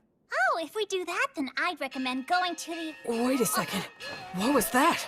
Those don't sound like clock tower bells. Is there a fire? That sounds like an emergency alert. It's a wyvern! Everybody run! Huh? What the...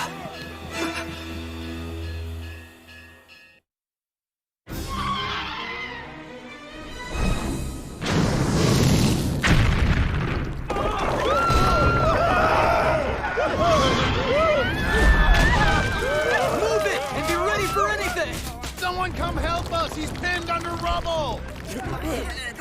What's going on? Stop pushing! Where is my child? Oh, gods.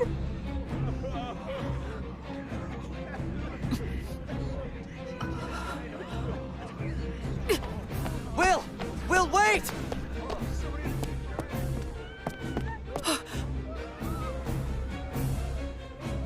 Why is a wyvern here? Fire! He said all the high-ranking clergy are out right now.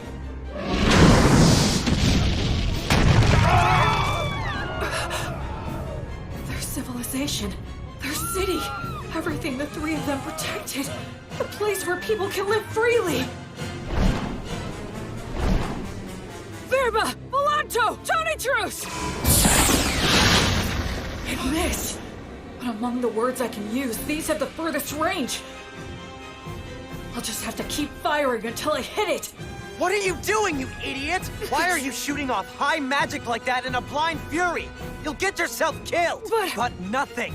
You're fighting a wyvern. You have to be more efficient than that. You've got smarts. I suggest using them, you moron. Don't just rush in. You should start off by learning how to use your minor magic more skillfully and accurately. I got it.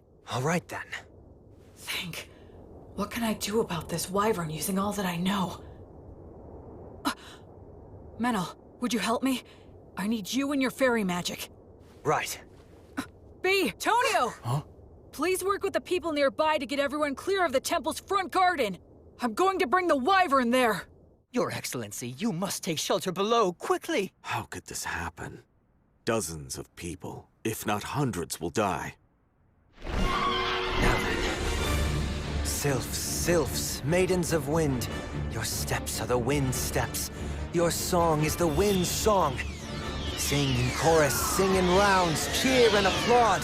Your sweet harmony shall spread the words of origin in the 10 directions. Verba, Volanto, Conciliat, Sequitur, Tone Truce, Oranium.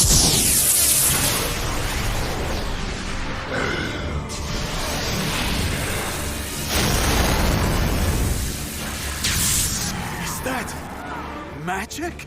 There's a fairy user too? Oh man, are we lucky. We've got this. We can do it. Hurry!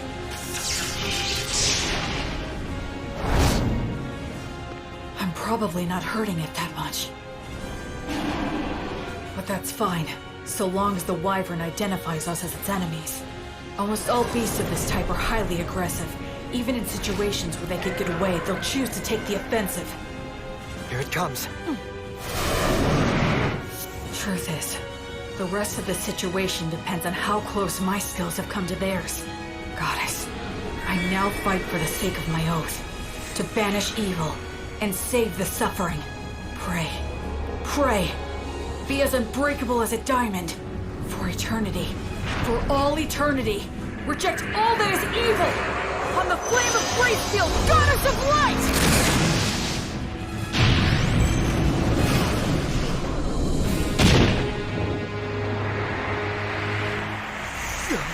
What the heck is that stuff?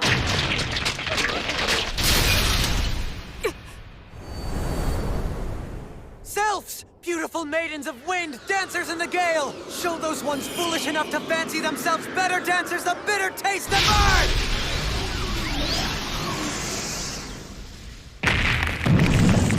Ligator! Notice! Obligatio! It's bound up. No, it's trying to tear them off. Damn it, Strong. Acceleratio!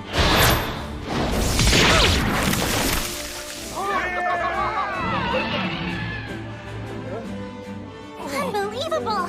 That didn't finish it off. Run! It's gonna use its breath! There are still people back there. What do I do? What can I do? Go get him! Acceleratio! If you're stuck, use your muscles. Be violent. Take him down.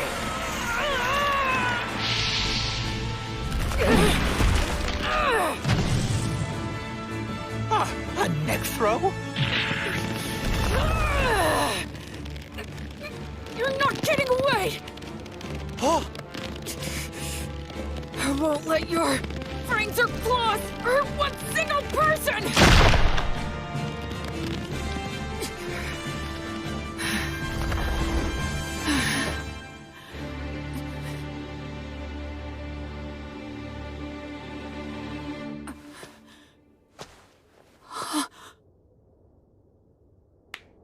Well done! Excellent work! I praise you and give thanks to all the gods for allowing me to serve a great hero such as yourself. It's the birth of a new wyvern killer! A brand new hero! Sing his praises with your applause! Incredible! Thank you so much! That was wonderful! You saved us! Guess we were too late, huh? I had no idea so many magic users and a warrior strong enough to kill a wyvern were staying here. It is truly divine providence.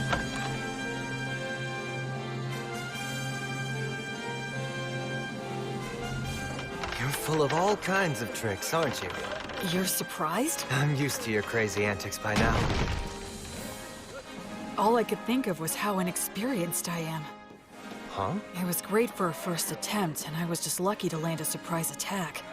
But what was that black miasma stuff around it? Hey, you brought down a real monster. Reflect all you want, but be happy. It's hard for me to be happy if you're not happy. When he puts it that way, there's a lot I could have done better. But now I'm a wyvern killer like the three of them. And that does make me happy. Yeah. Menel, thank you. I owe it all to you. Yeah, we did it. Come on, you know damn well it was almost all your doing, you idiot. Is the wyvern killer here? Yes, that's me. How can I help you? Please, come with me, quickly. His Excellency, the Crown Prince, wishes to see you right away. Welcome to my mansion. You're a great hero. So, this is the Crown Prince of the Fertile Kingdom, the Lord of White Sails, and the ruler of Southmark. It's more than I deserve to stand here in front of you, Your Highness. I came immediately when I heard your request. My name is William G. Merryblood. Oh, you are well versed in the old etiquette. I assume you are of high birth, correct? No, if your highness could please refrain from asking about my origins. That must be some story. So be it then. Please, have a seat. Thank you.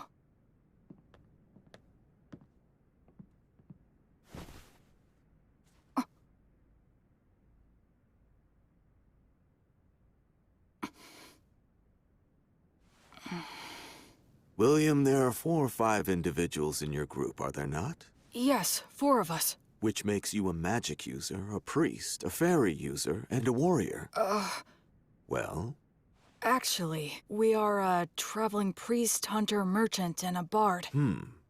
One who shot lightning at the wyvern, one who made the light, one who dealt with the air, and one who broke its neck. That is 4. If that makes 4 people, it is indeed correct that we are 2 of them. What are you talking about? I can explain. My friend there, Menildor, called the fairies, spread words, and manipulated the air currents to bring the wyvern down to the ground. So you're saying your friend is the fairy user then? And the rest? The rest was me. I'm sorry, but would you mind telling me what you did back there? I used brute force to break the neck of the wyvern. You killed a wyvern and aren't delighting in it? You really are a valiant warrior. Well, Can I do anything to fix the damage the wyvern caused? Of course, work has already been done, and more is yet to come. But there's something even more important that must be done. And it has to do with offering my thanks to the hero, for example. Oh no, Don't be modest, William. I do not want my people to see me as an ungrateful man. On behalf of the people of White Sails, I, Ethelbald, thank the both of you for your courage. You did well to minimize the damage caused by a wyvern's surprise attack. I am unworthy of such praise. I would like to bestow upon you a reward. Is there anything you want?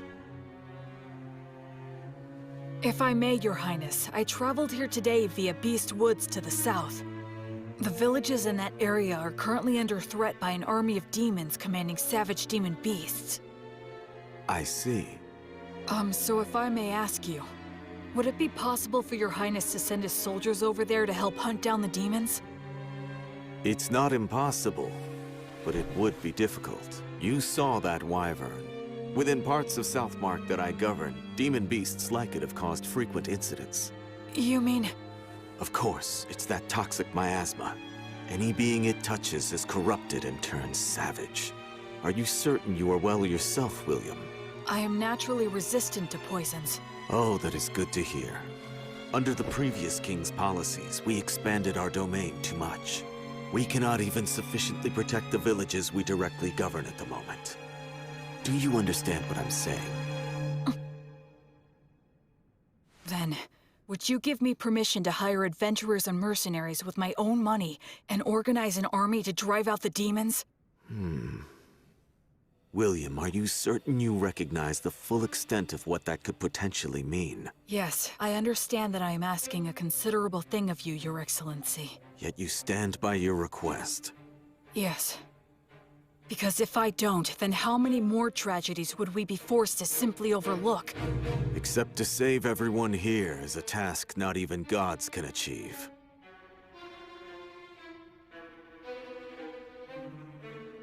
Honestly, if only you were some nameless man making this audacious request of me. You are right. But that being said, had I not killed the wyvern, I would never be speaking with Your Highness. That is also true. But I must also consider the option of having to kill you.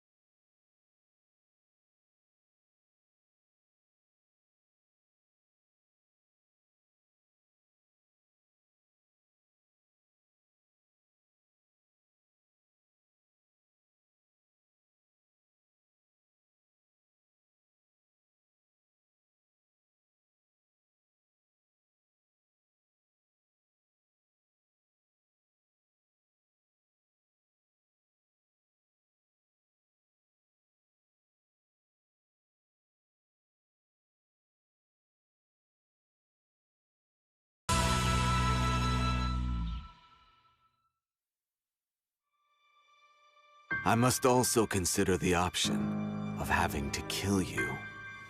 That's unnerving. And how will you explain my death to everyone? I'd simply say that you were poisoned in a battle with the Wyvern, and you started to spit up blood since the treatment was too late. I understand what his disposition is.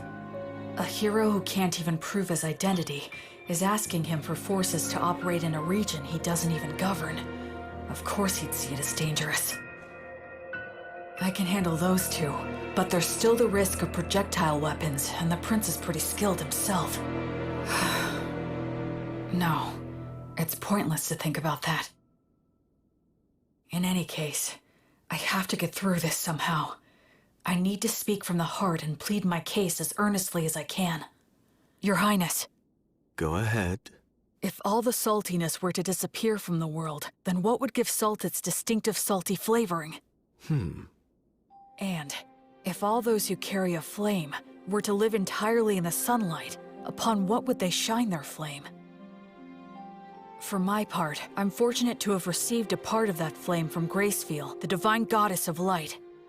I firmly believe that the ones who carry that flame are the ones who should march first into the darkness. They must shine the light upon those who lament in darkness and light the path for those who follow behind. So please, I beg of you, can you somehow grant me permission for this unusual undertaking of mine?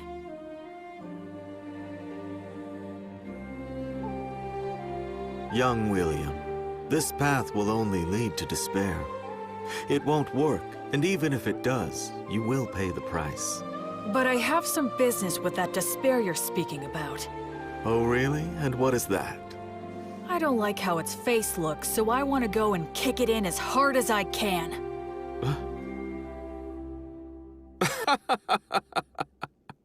Kick it in the face. I like that. Come to think of it, you are a high priest, aren't you? And you have quite a good friend, too. What, you didn't notice the quick reaction that he had? When I said that I was going to kill you, that half-elf over there gave me the most murderous glare I think I've ever seen. What are you talking about? I did that because I thought you were gonna kill me as well. Damn it, don't look so happy. Bishop, please stop. Please wait, Father! This is with a guest at the moment. Stay out of my way. You damned ridiculous fools! Prince Ethelbald, please, I beseech thee, do not act irrationally. Who, me? Why, Bishop Bagley. I have no idea what you're talking about. Do not play dumb with me. This young man is registered with my temple. He is in the books. Though it may be temporary, he is a member of the temple. And you beckon him here without a word to me? Do you mean to disregard the temple's authority? Oh, I had no idea about that. Is this true? Yes, that's true. Claiming ignorance is not an acceptable excuse. You cannot forego the verification protocol simply because I was away. So you say, but the people from your temple seemed very happy to send him to me. A total lack of discipline. I will give them a stern talking to later. In any case, he must— The thing is, Bishop Bagley, he is not what you think he is. Huh? He came here and asked me to assemble a private army. He says he wants to save the poor people of Beastwoods. What? You? I would be lying if I said it never crossed my mind to kill him right here and now. But he's so frank in the way he expresses himself that somehow I started to find it amusing. Which is why I was just sitting here thinking of officially appointing him as a knight. Would your temple be willing to give him its blessing? You know, he would become a paladin. The temple and I can share the profits and responsibility. What do you say to that idea? What? Of course, naturally, he would fall under our joint authority. You could always have him excommunicated if need be. That's not even the issue we're talking about. The temple can attest to his character. And as the Wyvern Killer, he should have no problems with all the rest. This is proceeding too quickly. I'll return to the temple and think it over. Would that be all right? Yes. But it would make me truly happy to see this happen, Bishop Bagley. I have taken a liking to this young fellow. Assuming I do decide to become his patron, you can spare me your silly games. You, novice boy, we're leaving now. Right.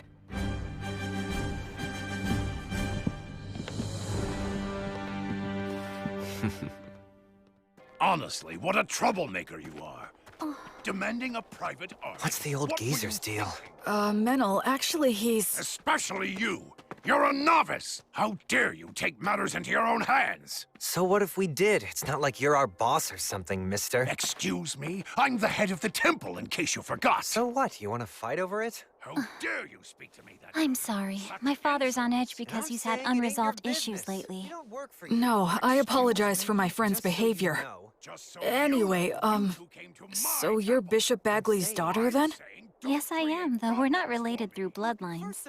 At one time, the bishop was in charge of a temple in the capital city that accommodated a large orphanage. Ah, yes, I got it. When His Highness Ethelbald asked my father to relocate here, I came to this continent along with a dozen or so other families. So that's what happened. He's in a position where he can throw his weight around. He has connections everywhere, and he has loyal subordinates, too. Bishop Bagley! Hmm? Thank you for all your help. Your intervention with the Crown Prince saved us. Thank you. I did nothing to warrant your gratitude. I only defended the temple's authority from the Crown Prince's utter selfishness. You just happen to be a part of that. Besides, when he's amused by something, he has a habit of doing absurd things. It's a real problem.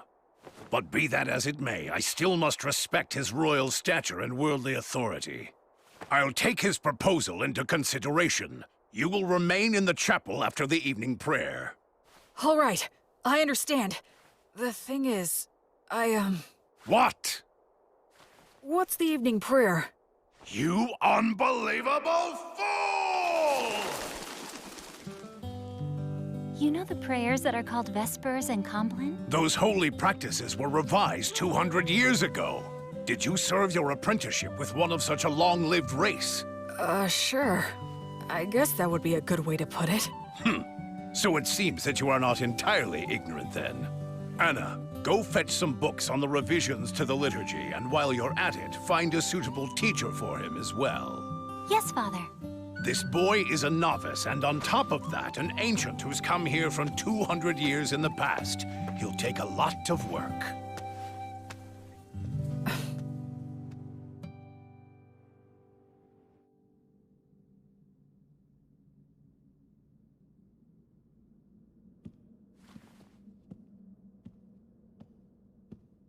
Greetings, Bishop. Wait here for a moment. Of course.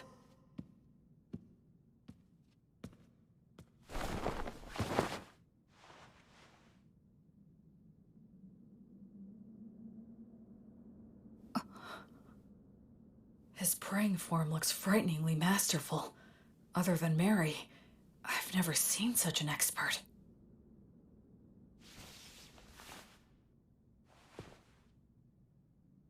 Now then. What is it? As head of the temple, you have earned a high level of divine protection, yes? Equal to my own, if not even higher. The people of the temple told me that you don't use the blessing, and when you pray, either you don't let anyone watch, or you don't apply yourself fully when others are present. Why is that? Ha! Foolish novice. Just what exactly do you think the blessing is? Divine protection from a god. Well then, why did a god bestow divine protection upon you? You think it was to give you special treatment? Not so, correct? To act through you. Understand? It is the god's wish to be able to achieve something great through you. And in order to live up to the god's ideals, we must constantly be in thought about how to use the blessing most wisely.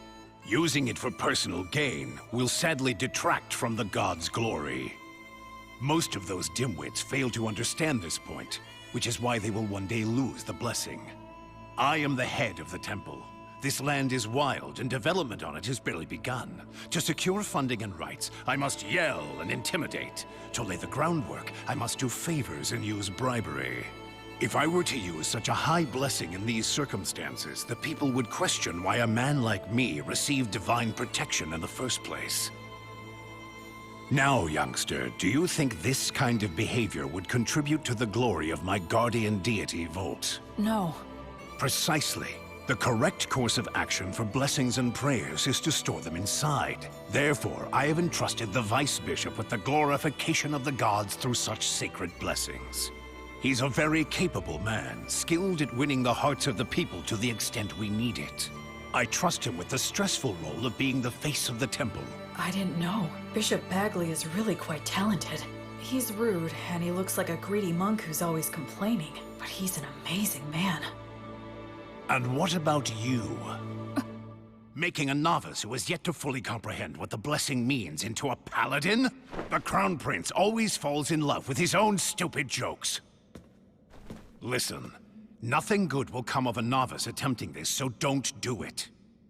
I'd be happy to refuse on your behalf. Even the Crown Prince will drop the idea if I firmly reject it. What do you say? Regardless of what you're proposing here, my goddess still wishes to act through me. You won't change your mind. No, I will not. You're the biggest fool. I agree. What did you swear to the Goddess of Flux? To offer her my life, banish evil, and save the suffering.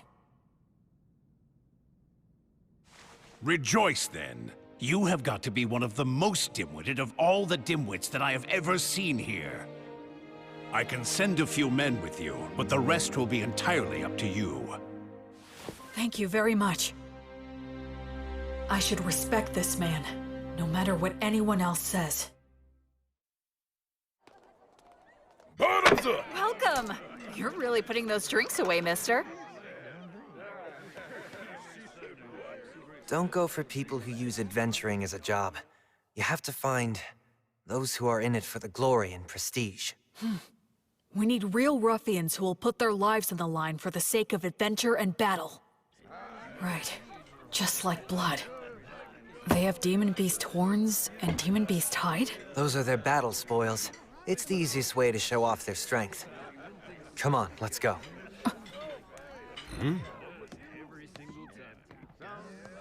A red-headed boy with a friend who looks to be half-elf? There's no doubt. His training must have been extensive. Hey, man, what's the famous wyvern killer doing walking into some pub out of the middle of nowhere? I'm looking for help.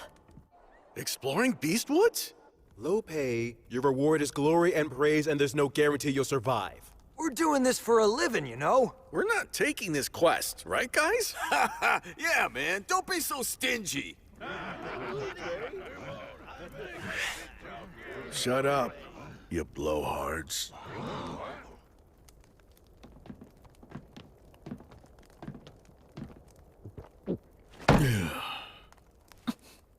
Look at the fingers of a swordsman. You can tell a lot by looking at his hands and whether or not he'll allow any wandering thoughts that prevent him from drawing his weapon. Sounds to me like what you want is a madman. Am I right? Not a bunch of blowhards with good manners but no skills. Or who picked up the etiquette and patience to do any job. But who are just a bunch of shitheads who have no fear. The worst kind of scumball adventurers who'll risk their lives for the dumbest ideals, right? Yes, that's the reason we've come here. Hey, you hear that? I called it from the start. Bunch of damn lunatics. Gotta buy our drinks for a change. Yeah, that's right. What do you hope to get out of exploring Beastwoods? Where are we going? To the ruins or the forest? We don't deal with small potatoes. We want the demon boss.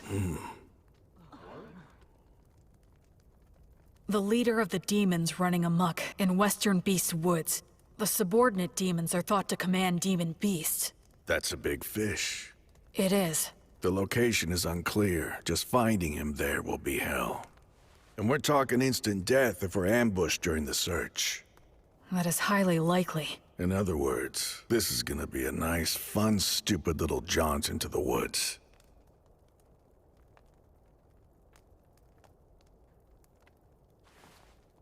Count me in on it. All I need is food and a bed. And a little pocket change will be nice. Yeah, me too. And me. Count on us, Great, too. I'll provide everything. I'm William G. Merryblood. I'm Raystov.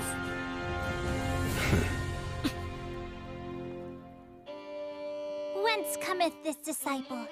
To the lost goddess of flux. She who is the brilliant goddess of light. This disciple of It's almost time for the ceremony. I heard they wanted to make this a happy event to give people work who lost their homes and jobs in the Wyvern attack. But now know the name of the new hero who has appeared in the city of White Sails! That should just about do it. B, could you please not write an epic about my story right in front of me? What? Why shouldn't I? Well, you actually did do all that, so what were you expecting? You're gonna love it because I'm gonna create something grand!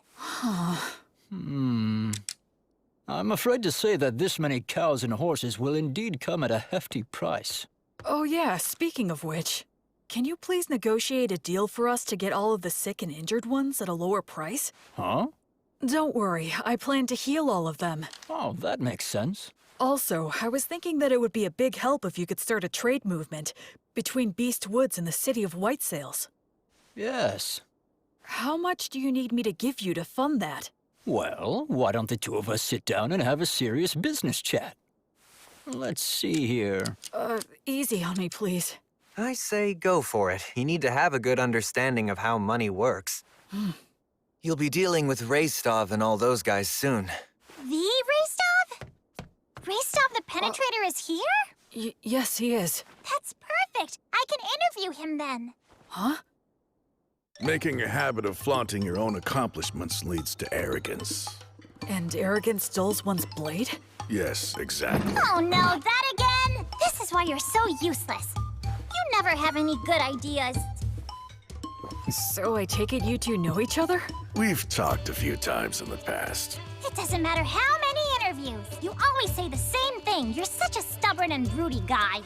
My answers are never going to change. All of your tales of heroism are terribly ambiguous. I would like to create something that comes a little closer to the truth. What a big fat meanie you are! Isn't reputation important to an adventurer? Whether it's making a living or getting ahead in life. As long as you've got skills, those things come naturally. But surely you realize that even people with skills can be utterly ruined by a bad reputation. Even the greatest warriors can never tell what their downfall is gonna be. Right, Will? So you're saying Raystov's tales of heroism are ambiguous? That is exactly right. This guy will accept the job to take down a huge threat, and he'll just wander off and kill it with one fatal stab, and then he'll saunter right back. He rarely works with anyone else, and he works so fast, there's no one who can actually say what happened. And the guy never says no to any job. So the stories get more elaborate? Yep. I try to interview people, but they just fill in the gaps to their own liking. I put in a few things here and there for dramatic effect, but I like to add more truth to my tales. No need there. See what I'm saying? If only I had a little more to work with. For heaven's sake. Hey, I know! How about the Penetrator versus the Paladin? Huh? That sort of came out of nowhere. You're putting Raystov on the spot too, right? If I receive a challenge from a strong opponent, I have no choice. But Raystov! All right, you heard what he said. Well, I guess maybe when we're done in Beast Woods. Yes! You promised! This is so great! I'll make this into a song that'll be sung for centuries, millennia, until the end of time! Woohoo!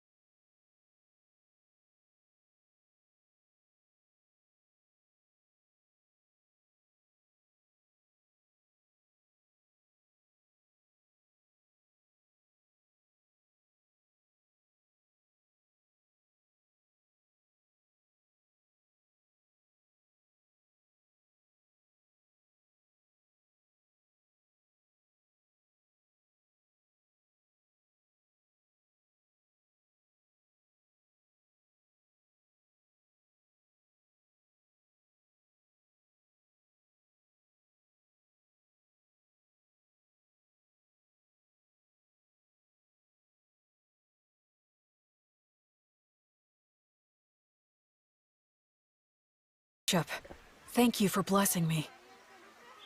Please think nothing of it. It was an honor to receive such an important duty from the bishop. Ordinarily, of course, this would be his job, but... I asked him, but he said he finds it bothersome to show people his pious side. It's too bad. I agree, for a man of his caliber to be so unknown to the public. So this is where you've been hiding. Oh? We're having a few grappling matches over there. Come on and join us for a round. Okay. Come with us, Metal. No way, man. Hey, it's the Paladin's servant. Huh? He's not my servant. He's my friend. I'm not your friend. Huh? Will! We're making a fortune now, and guess what? It's all thanks to your song! Goddess of Light, are you watching? I'm getting by somehow, and I'll continue to. And that's how I became the Faraway Paladin.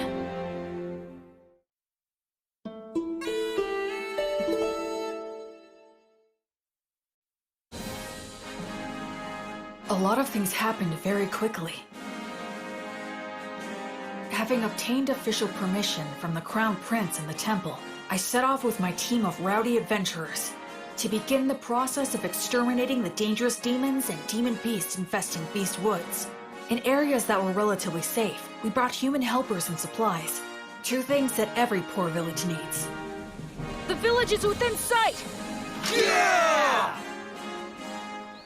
A village with access to supplies becomes much more productive. Even if it was in debt, it should eventually turn a profit. Tonio handled all of that with remarkable skill. It was also Tonio who arranged funding for our activities by soliciting donations and contributions. You know, maybe I'll go on to become the head of a trading company. Yeah, please go big. And when I do, I'll be counting on your patronage. Officially, this is just the case of a lone priest doing charitable work. That way, no one gets offended. Of course, all of this means that I need to remain loyal to the Crown Prince and to the temple.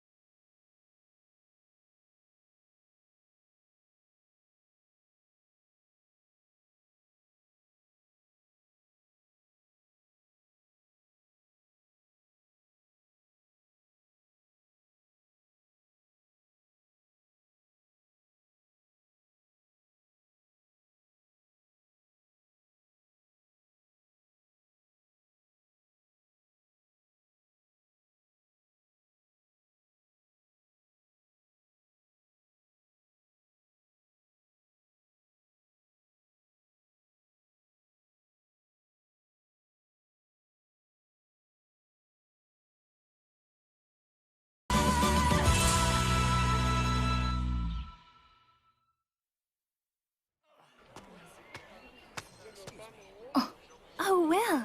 I see that you've come back now. I appreciate the work all of you have done here. Bishop Bagley agreed to assign a few priests to me, and Anna is included among them. They're all experienced and are able to use the blessing. They're also capable of leading ceremonies such as festivals and funerals. I'm pretty sure that Raystoff's party ought to be returning soon as well.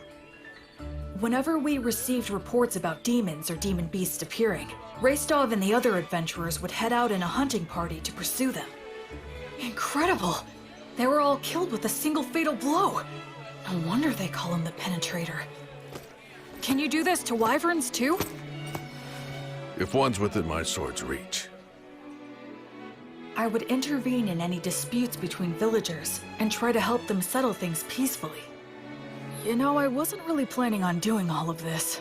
Well, the thing is, once you've done it the first time, then you're kind of stuck. Word of my intervention spread, and I was called to intervene in other villages' disputes. My unexpected role as an arbitrator suddenly gave me a lot more to do. Whenever I had to visit other villages for benevolent purposes like that, or I had a message that I wanted to get out, B proved to be a really big help.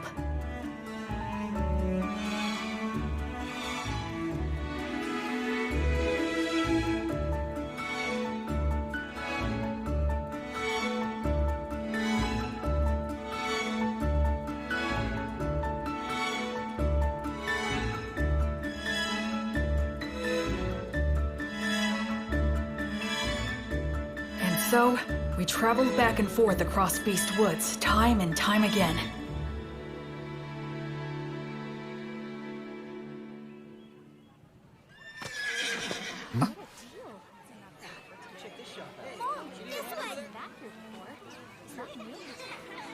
The atmosphere's so different now. This whole area has become relatively safe, so it's getting a lot more merchant traffic. A village that once had a dark cloud hanging over it, now full of life and smiles. Gus, I finally understand now. Money is extremely important. Money is what makes the entire world go round. With money, you can solve anything without magic. Buy tools, hire help, and the ability to make a profit is just as important as magic. Everything you taught me was exactly right. Making people smile and giving them hope is more magical than actual magic.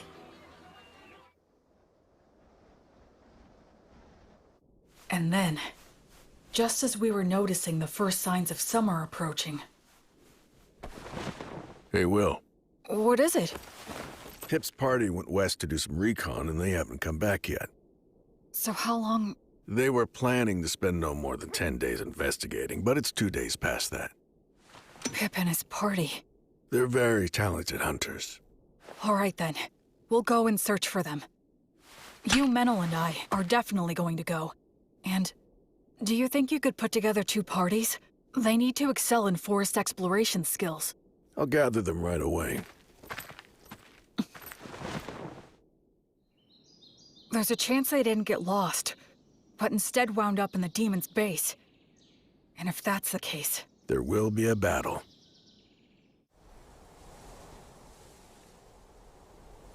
What do you think? Frankly, given the skills Pip and his buddies have, it's hard to believe that they could have just gotten lost. So you believe the demons were probably behind this, then? I think there's a good chance of that. If we beat them, things should settle down here, too. I just hope that they're all right. Hey, Will. Huh?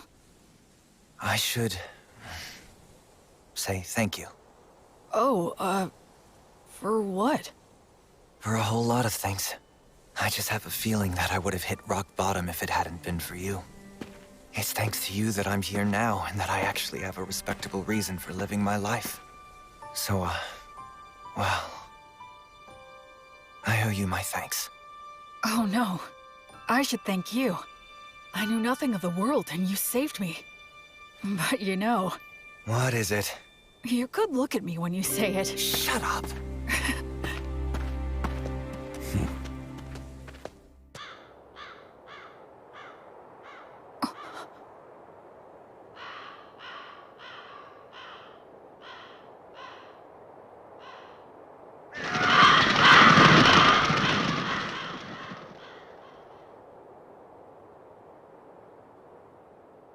Hey. It's huge. So what made this? I don't know. It looks even bigger than a manticore. Maybe a stray living in the valley? Or, Well, at least they died fighting a big one. Pip, Harvey, and Brennan must have been pretty happy about that, although I guess they had a good reason to be pissed off, too. Yeah, like, we didn't get to kill it. They died a good death, worthy of adventurers. Go on, drink up. Virtuous gods, please grant rest to their weary souls. Gracefield, goddess of light, I beg you, please, grant them peace and guidance. Will, there's a head missing. The damage is so bad it's hard to tell, but it was probably just eaten up. Yeah, I'd bet on it. No, wait. Huh? Did he toss aside his gear as he ran? Why go deeper into the valley, though? If the path to the forest was blocked, that's the only way. He had no choice but to run deeper down. Yeah, I guess that's true.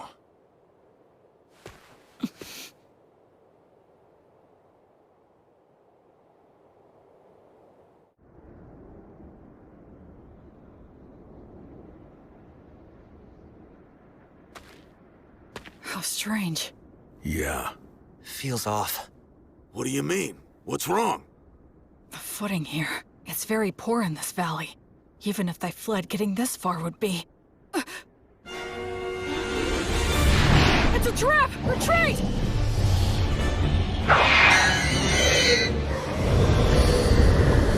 Fall back!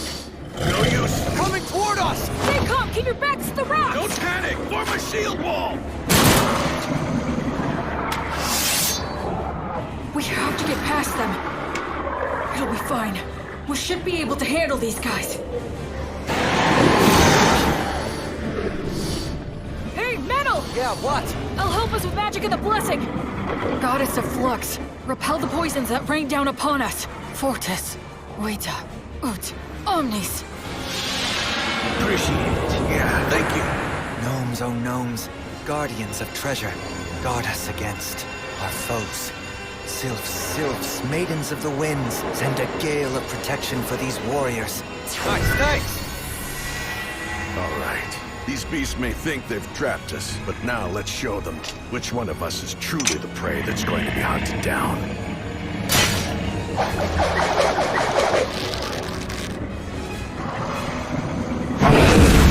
Shoot now!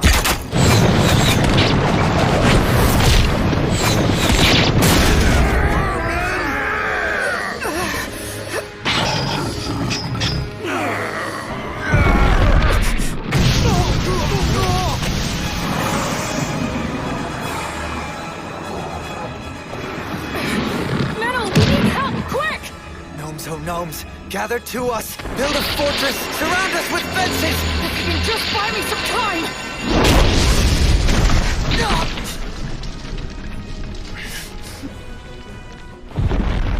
No, don't!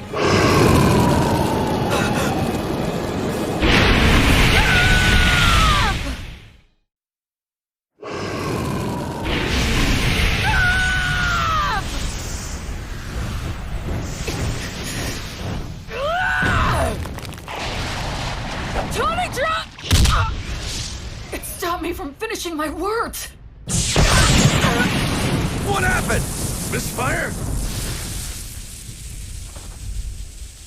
Why? Everything was going so well up till now.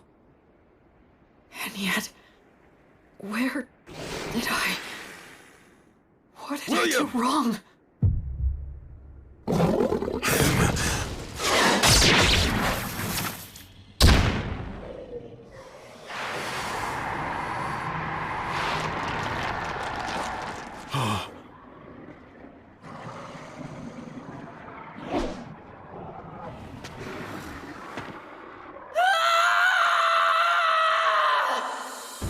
The techniques that I'd honed, the spirit that I'd refined, the tactics that I'd learned, all of it was gone.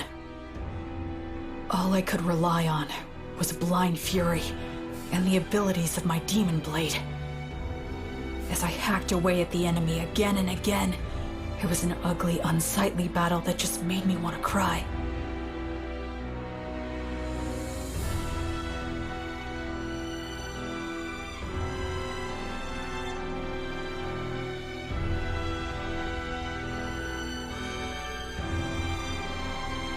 It felt like I'd wronged the three of them. I felt pathetic. That's enough! Stop it!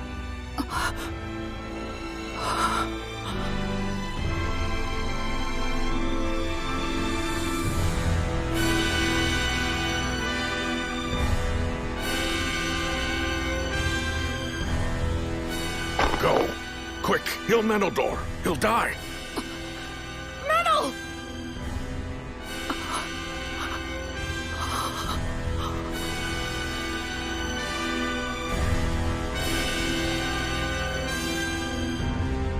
Gracefield, Goddess of Light.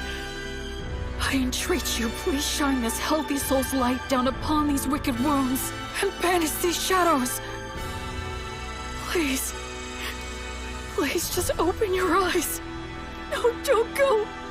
No, please don't leave me. My head feels fuzzy. Is it 'cause I used the Demon Plate's power? But I have to heal Menel. William! Snap out of it!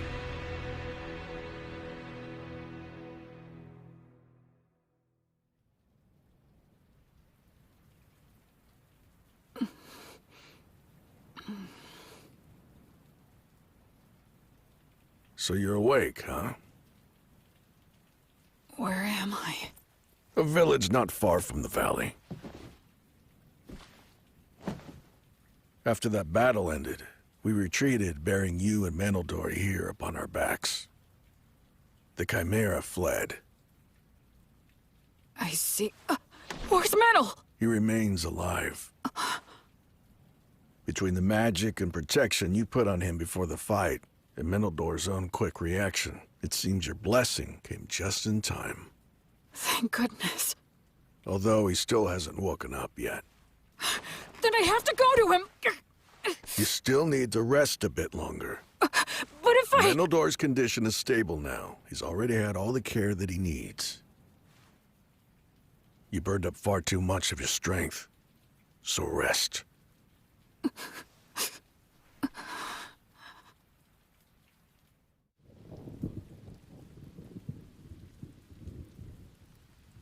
Where did I screw up?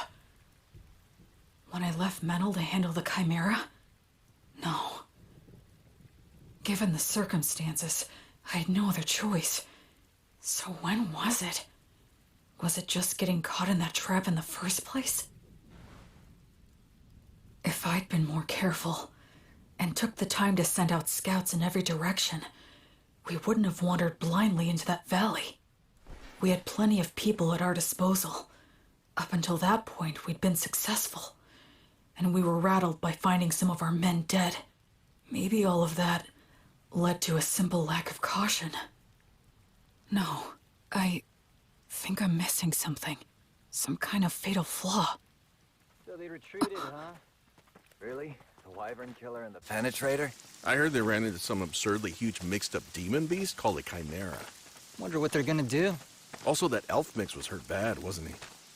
Yeah, he's really got it rough. When you're stuck with a monster like the Wyvern Killer, no amount of lives is ever gonna be enough. Yeah. A monster? Yeah, guess I am.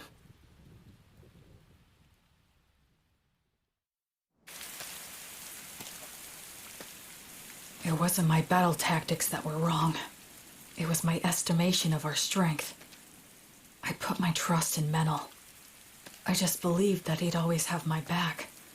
That he could keep any enemy in check for me, no matter what. I thought he could handle that much, but... I ended up coming extremely close to getting Menel killed out there. I just decided on my own that he was my friend. And in my innocent naivete, without even thinking, I set him up to face dangers that he wasn't ready for. Hey, Will, over here! B. Antonio. We got your message and rushed right over. And also, Anna will be coming and is due to arrive here with the priests later on. I see.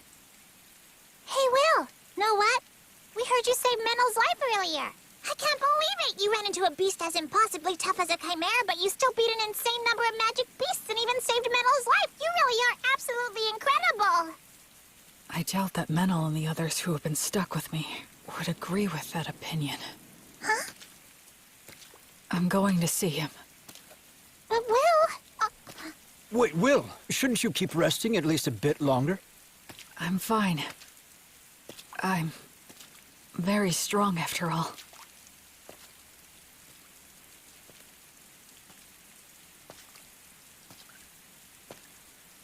Ever since I left the City of the Dead, people have said things like that to me, touting my strength in no uncertain terms. But every time I've just laughed wryly and shrugged it off. I believe that subconsciously. I was trying not to think about it, but the fact is, I can't avoid it anymore. Because in this world, my strength is simply far outside the norm.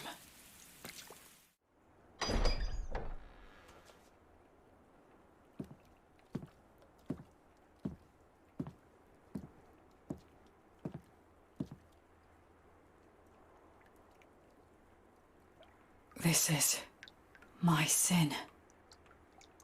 Menel, I'll fix you up right now. Gods, please take pity on Menel and heal him. I'm sorry, Menel. I just wanted a friend who could be my equal. I wanted what the three of them had. Comrades who had each other's backs, supported each other, and respected each other. But maybe I was just trying to force that on you without even realizing it. I didn't want to acknowledge just how strong I am. Because if I did that, if I set myself above everyone else, and had to admit that I was different, then I'm scared. I'm lonely. It hurts. I hate this. Oh, of course. It really is just as simple as that. I was afraid to be alone. I couldn't bear not having someone beside me. That's the reason why I tried to see the people I should have been protecting, the people I should have been saving, as my equals. I was averting my eyes from the truth, when really, I was just scared. And for that despicable reason. Because of that, I almost got you killed. But I finally get it now. I just couldn't keep going on that way.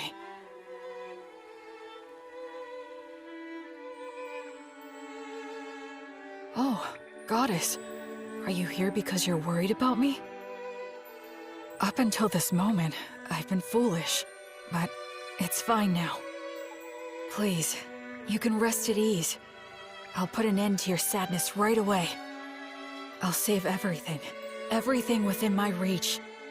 As your sword and as your hand. Everything will be all right. Goddess, I vow to you, I'll solve all this on my own.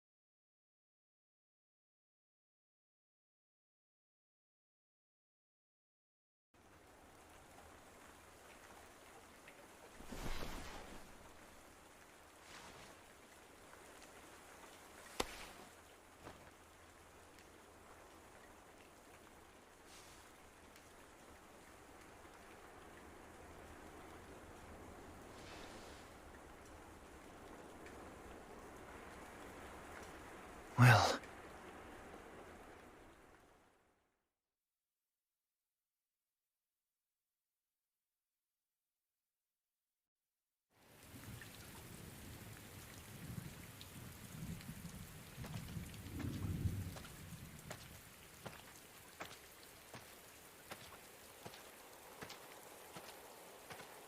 Hey!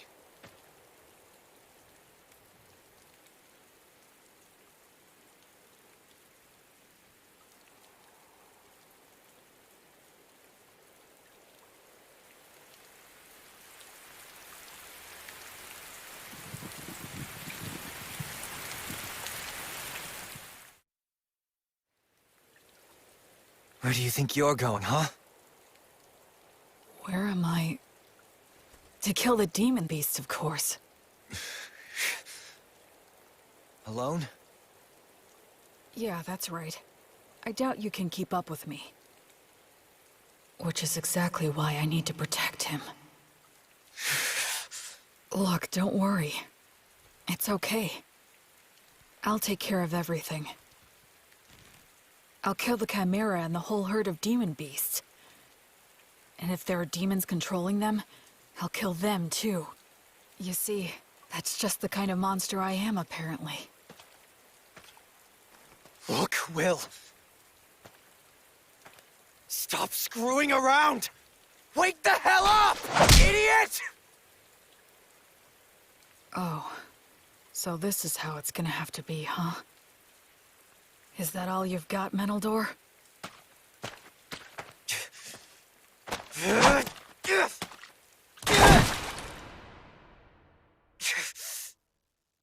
Damn it!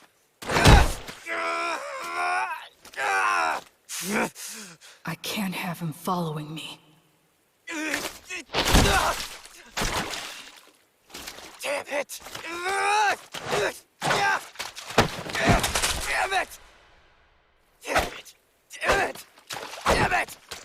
I guess I could just break one of his arms.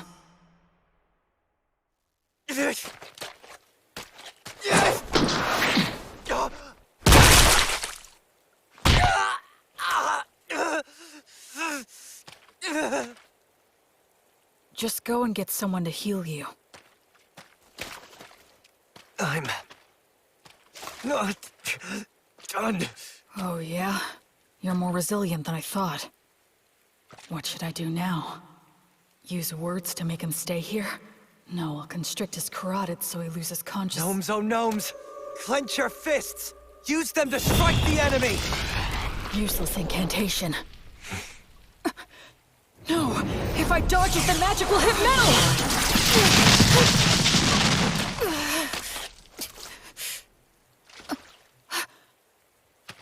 What's this crap about fixing everything alone? You're only being a coward!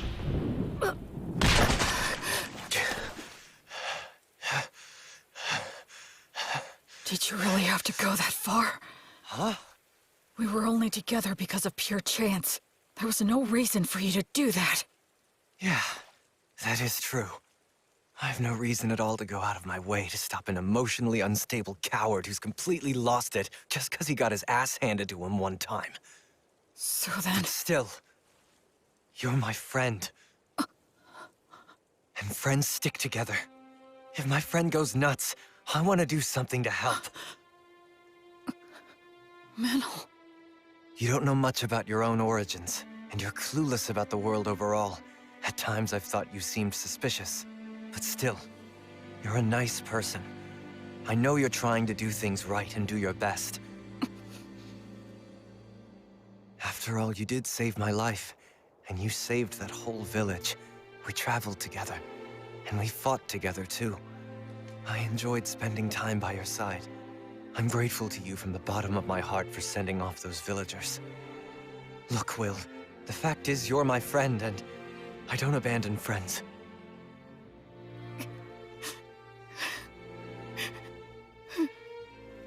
Well, you still want to fight? I surrender. I know that I'm still weaker than you now, but just you wait. I'll catch up before you know it. Menel. And soon enough, I'm going to prove that you are no monster.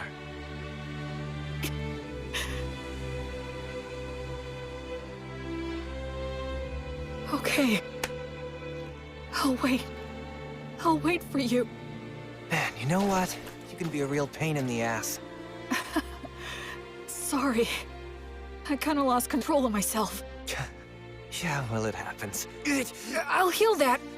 But a surrender is still a surrender, which means that I win.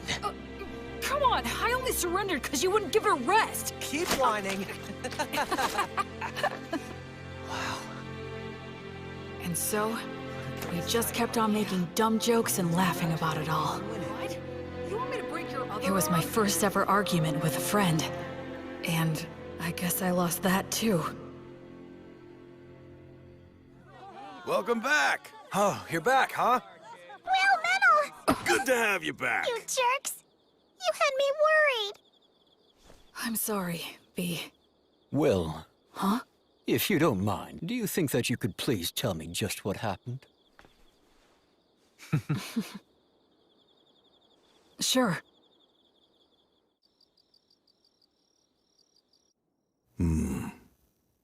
That's an illness of the strong. And the stronger that you are, the harder that it can hit you. Depending on the severity of the case, it can even kill you. I'm so sorry. I really didn't mean to make all of you worry. Anyway, I'm all right now.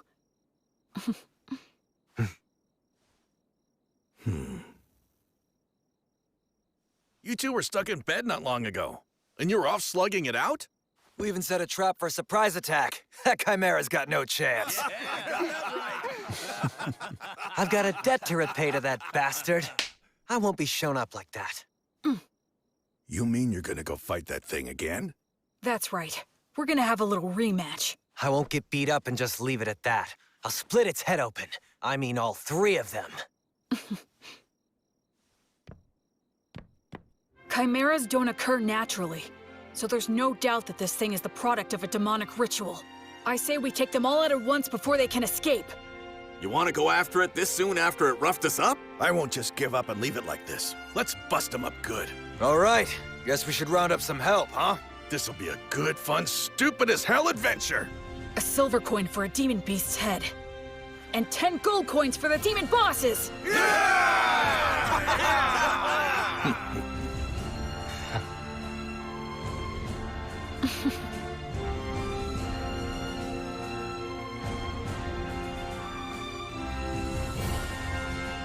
After that, we spent a few days putting a force together, sent out several rounds of scouts, and made our preparations. We didn't arrange any special tricks. We decided just to get enough people together, make preparations beforehand, and face our enemy head-on.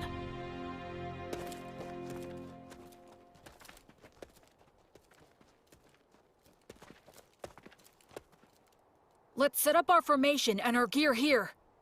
Anna and all of you other priests, please support us from here. Yes, sir! When we're all ready, we'll send our front line to the battle zone!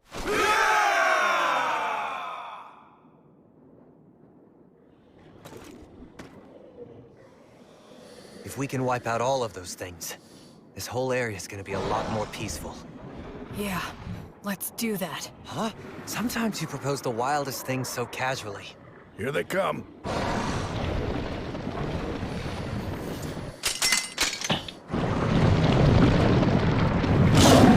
I've got your back. Thanks. I'm counting on you, Menel. We'll break through head-on! By Volt's blade of lightning, let us triumph! Burn bright! Blazes flames of courage! World, send us a tailwind of good fortune! Virtuous gods, grant us protection! Shoot! Sagitta Flamium!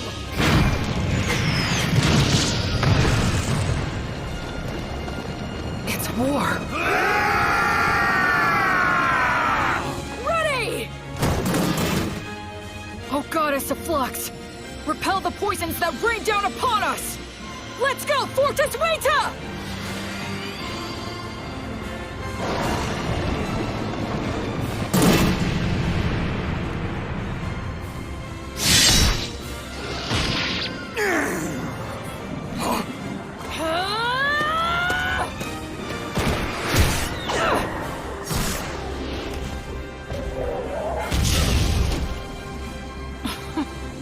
How could I ever think that I'd fix this all alone?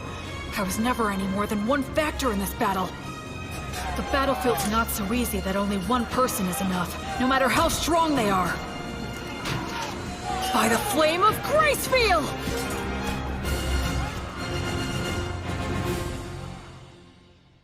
According to the reports, the campaign to eliminate the demon beasts should have started by now. I wonder, will these great wyvern killers actually be able to succeed in a new heroic feat for the bards to sing about?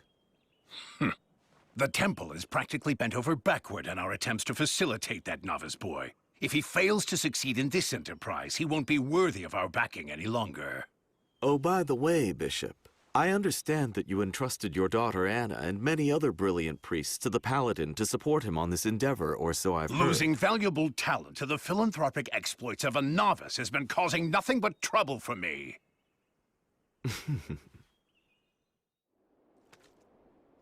What's this? The remains of an abandoned monastery? It looks like we're the first ones to make it here. Be careful. Watch for traps.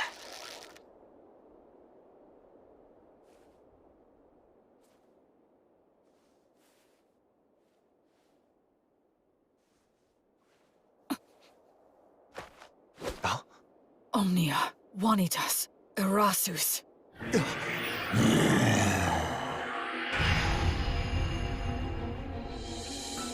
Hi there. It was laying in ambush with invisibility? Careful, Will. This thing's pretty damn smart. Do you think that maybe it's got some demon in it?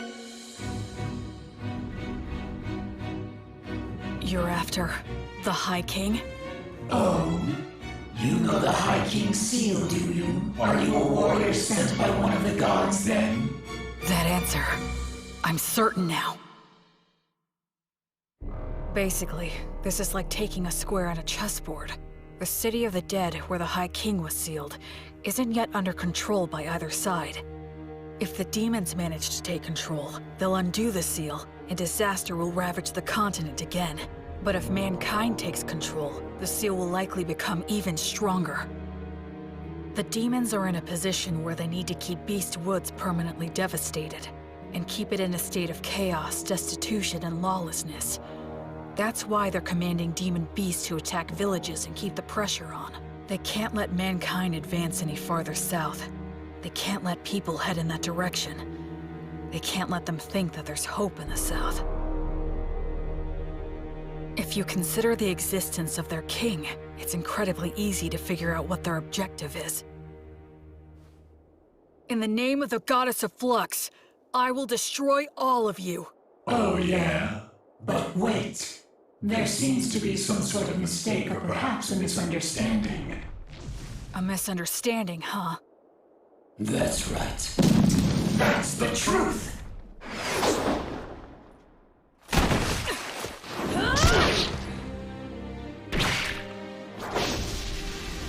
And their surprise attacks! Demons like to stick to the classics, huh?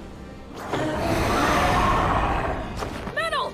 On it! Sagitta Flameo! No, you don't! Sylph's Maidens of Wind! Gracefield, grant us your protection! Don't stop it! Just divert it! Gnomes, oh gnomes, slip underfoot! Tighten, bind, and tie it down!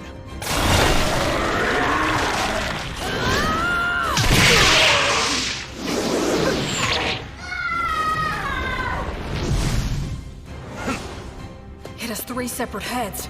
If each one reacts differently, they're bound to end up becoming confused. This demon beast is unnatural. It shouldn't exist! I don't need to score a clean victory in one strike. I just need to fight it the right way and win by being better. I don't need to use a flashy secret technique. I'll just use all 3 of their teachings and do what it takes to win! That's the fighting style that works best for me! Maidens of Wind! Bless this arrow with your kiss!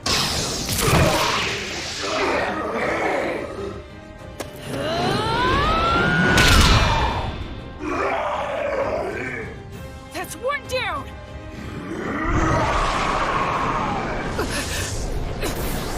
You give me no choice. Although I detest this dragon's power, I must use it! Dragon? This one too? Menel, step back and give me a little room. I'll strike it down now. I was raised on Mary's bread, and my arms bear Mater's stigma, which means poisons don't work on me. I'm sure you'd like some glory of your own too, huh?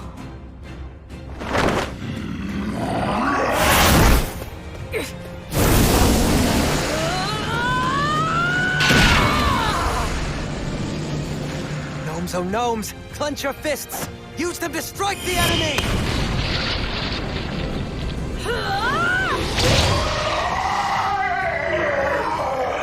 Nowhere to run now!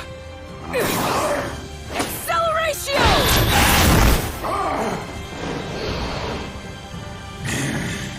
Now gnomes! Oh gnomes! Slip underfoot! Tighten, bind, and tie it down!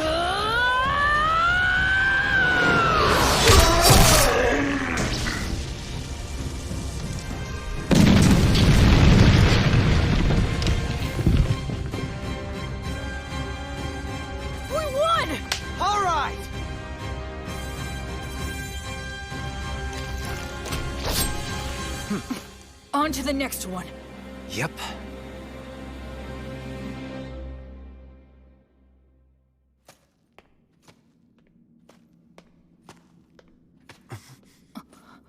Took you long enough. Raistov?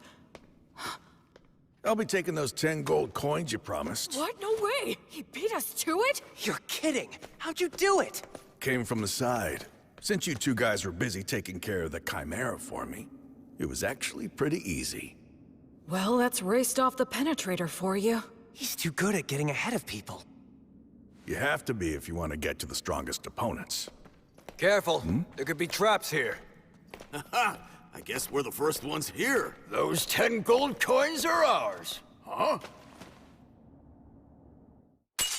To our victory!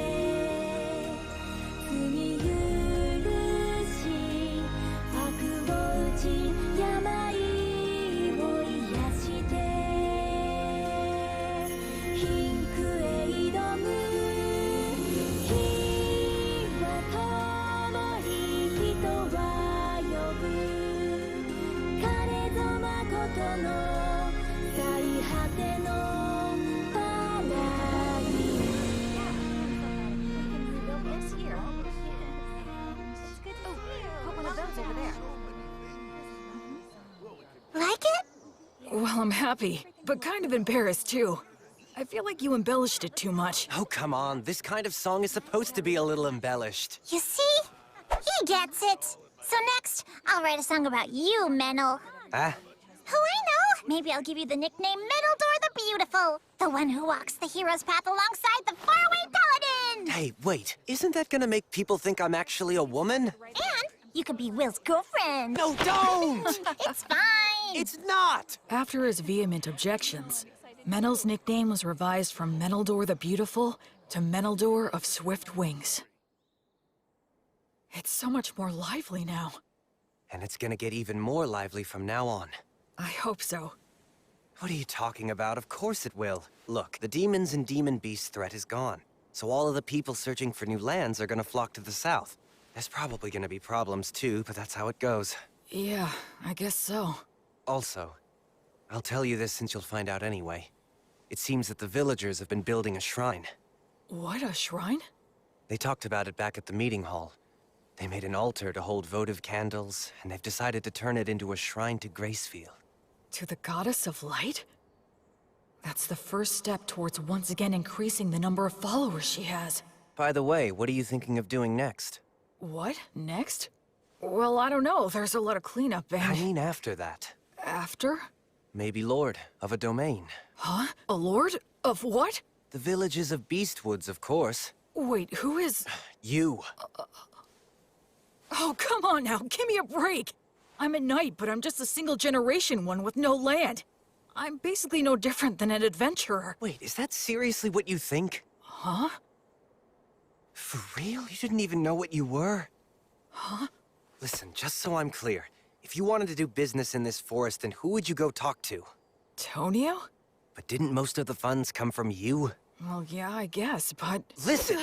First off, you're a paladin with the Goddess of Light's divine protection. And you have the approval of both the country and the temple. You have all kinds of power. You also have the military authority to gather adventurers, and by arbitrating for the villages, you effectively have jurisdiction over them. So, you mean... In the process of exterminating the demons, you took control of the flow of goods, magisterial power, military force, judiciary, and every other kind of authority. If you now turn around and say you don't want to do all of that, that'd be the real tragedy. You mean, you really didn't realize that? You...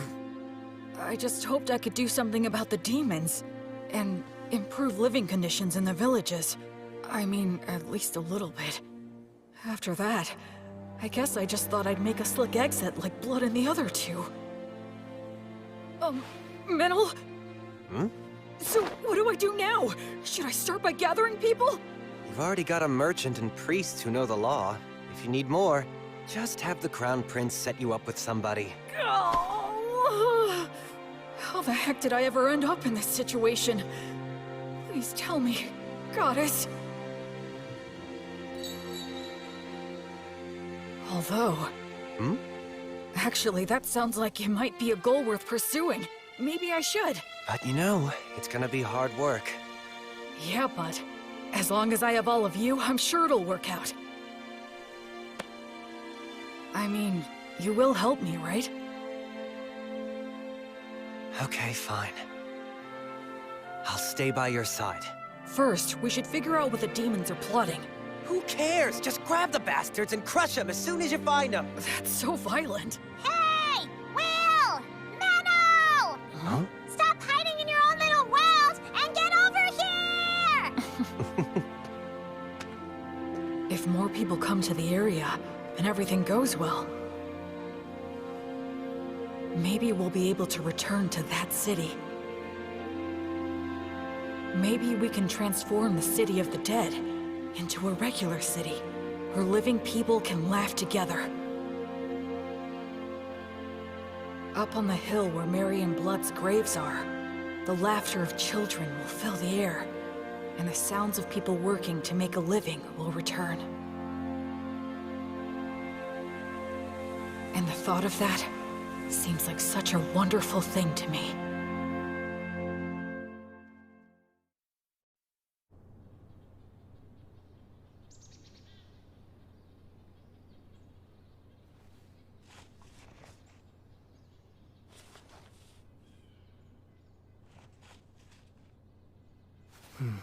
You're awfully cheery about a little stack of papers, Will.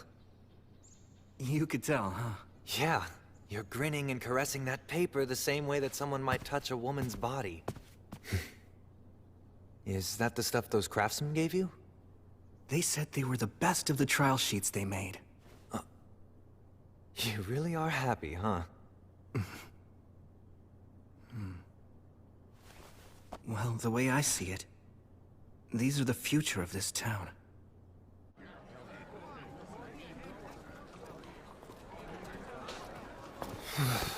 So cold. It's nearly the winter solstice.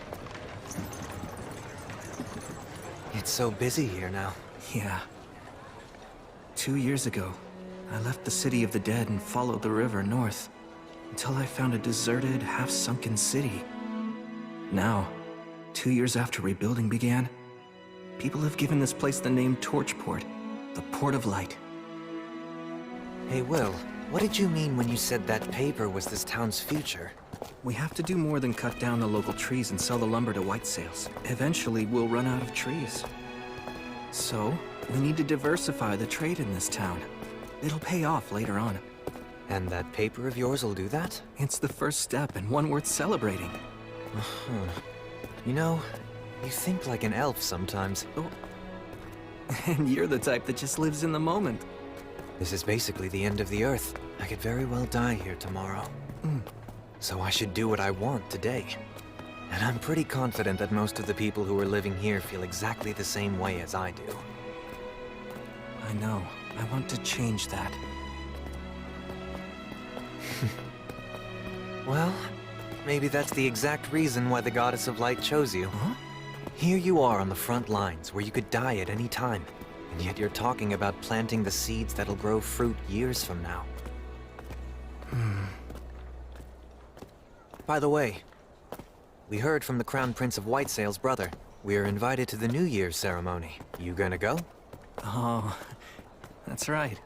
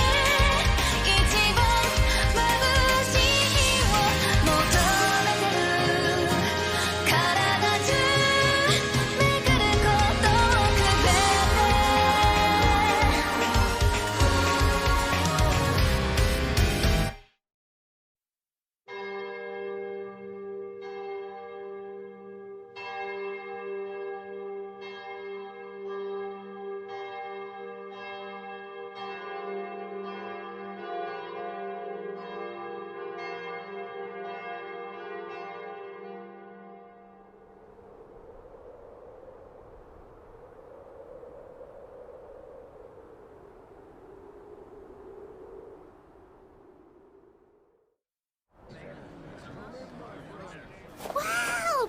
Pretty! Well, did you enjoy the Winter Solstice Festival? Yeah, it was fun. Although I'm worn out. All that going around, greeting important people with a smile. It isn't as easy as it looks, huh? Luckily, Menel put my outfit together. With that and the help that I got from Bishop Bagley, I managed to pull it off. I wish I got to see Menel in formal clothes. Actually, why didn't he come with you? No, I invited him. But he said, shut up, at least let me sleep in today. What about you? Make a little money? Of course! This is a troubadour's most profitable time of the year!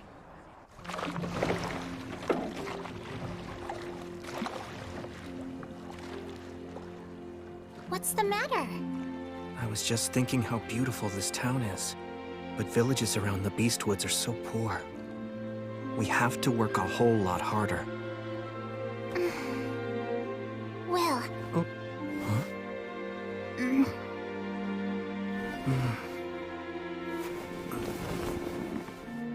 Huh?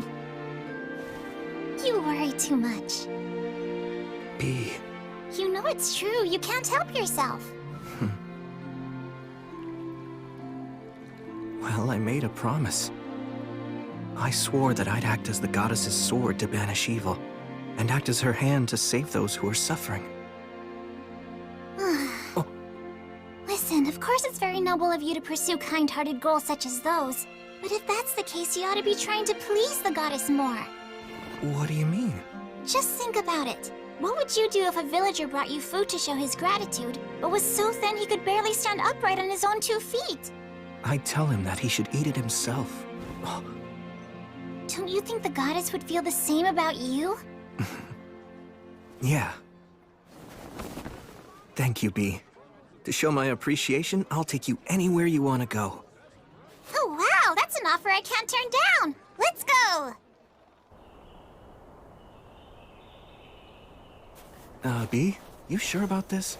Yeah, absolutely! There's something I want to see.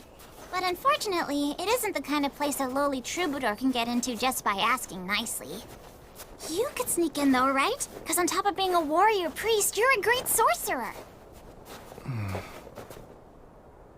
A school tucked away in the woods of a forbidden land where sorcerers study the words of creation.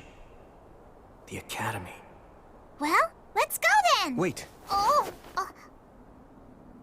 Hold on a sec. This is Maze Alley magic. And there are several signs here too. Warning. Paralysis. Sleep. Blind.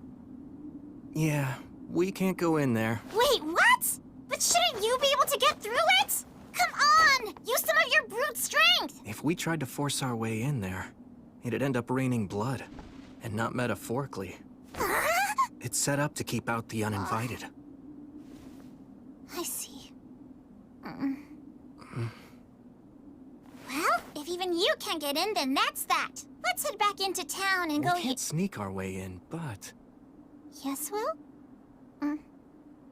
Let's just go up to the front door. Yeah, that's a great idea!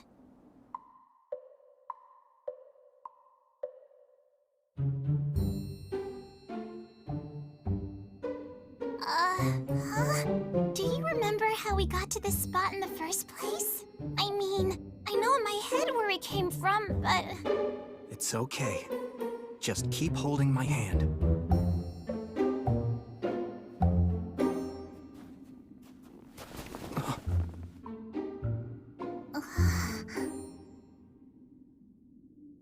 Well, this is just being mean now. So, where do we go? Which is the right path?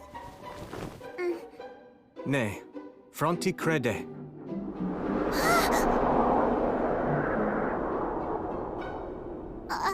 This is the right one. Either learn or leave. So, does that mean if you won't learn, you have to leave? Will. Huh? Don't push it, okay? Even the wandering sage in his youth couldn't pass through this route. Or at least he wasn't able to make it all on his own. What? Gus couldn't? He was a child prodigy. But even so, he wasn't able to visit the academy without getting his master's help. That's how he found out how much he still had to learn. I see. So even Gus couldn't get through here when he was young. What is this? A curse? Looking at it makes me feel really uneasy. I can't sense any mana at work here. But doesn't that make it even more suspicious? Setting a trap in something that's obviously questionable is a classic move! You're right. There's a sign carved in it that makes you feel uneasy. Man, talk about super twisted. I could write a song about this alone!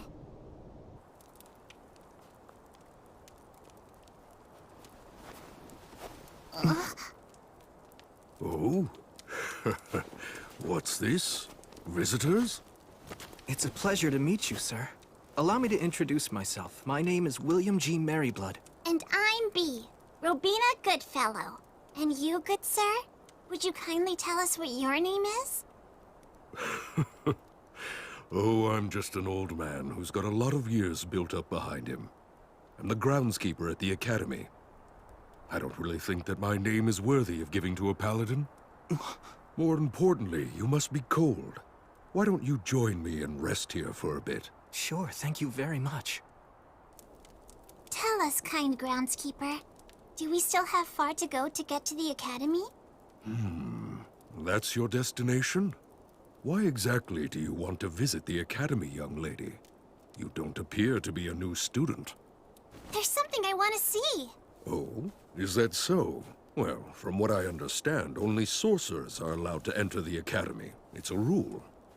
We were hoping to ask if they might make an exception for us. We would only need a quick look. Well, I hope you're able to get permission. For now, toast and eat these. They'll warm you up. Wow, thanks so much! We're very grateful.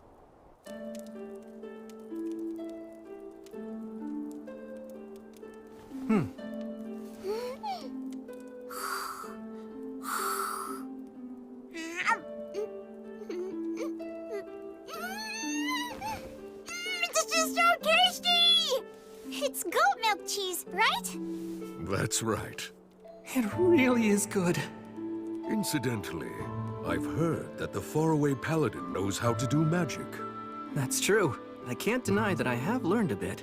As the Academy's groundskeeper, I do witness magic from time to time, of course.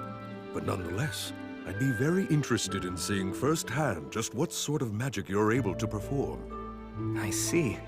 I think I'm being tested. I'm sorry, but I can't use my magic simply to show off. Please understand. Even if I beg to see it? Please forgive me. Has that always been your stance? Yes. My master taught me that. I want to uphold his ideals as best I can. Well, in that case, might I ask a favor of you? Yes, of course.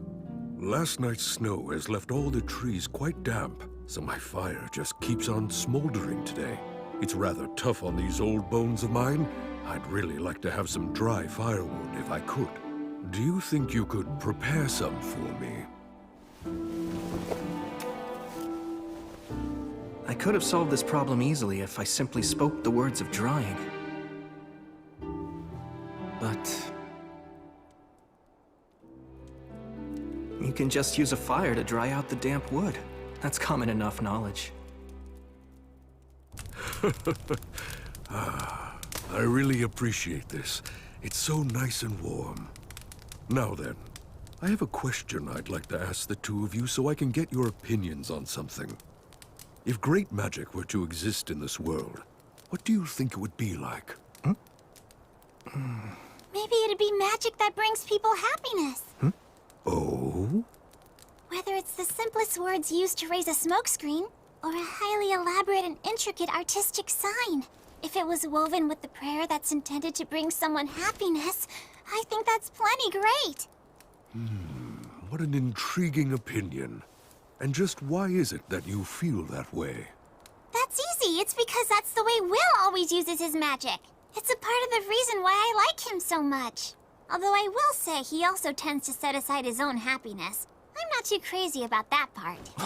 Yes, I see, I see. Splendid.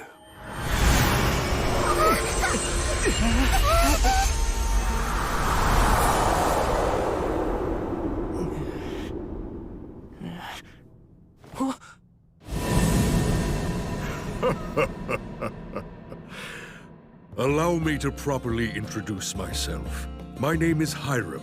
I am a professor at the Academy, and I'm also the Master of the Woods. And I serve as groundskeeper as well. Groundskeeper? I'll have to make a bit of a special exception, but I'll assume the responsibility and allow you to tour the Academy. Now then, young lady, what part of the Academy was it you wished to see exactly?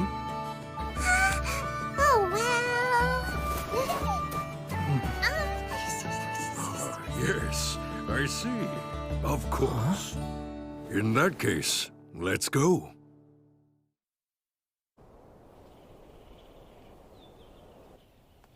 Huh? Wait, hold on! What is that? There's a doll out there cleaning!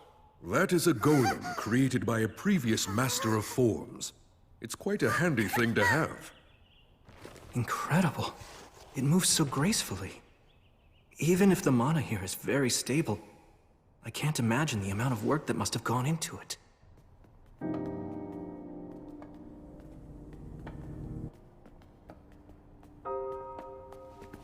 By the way, just how do you determine whether or not someone possesses a talent for magic?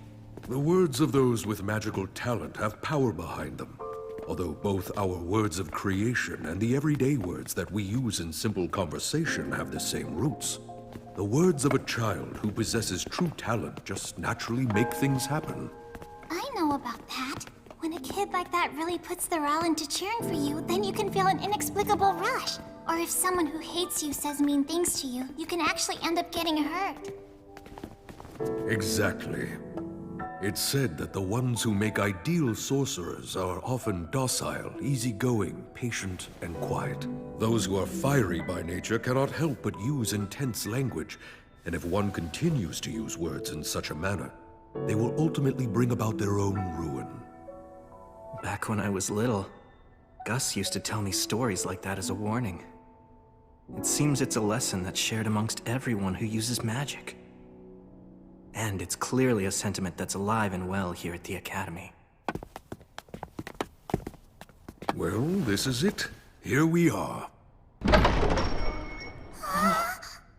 This is what you wish to see. The Academy's library.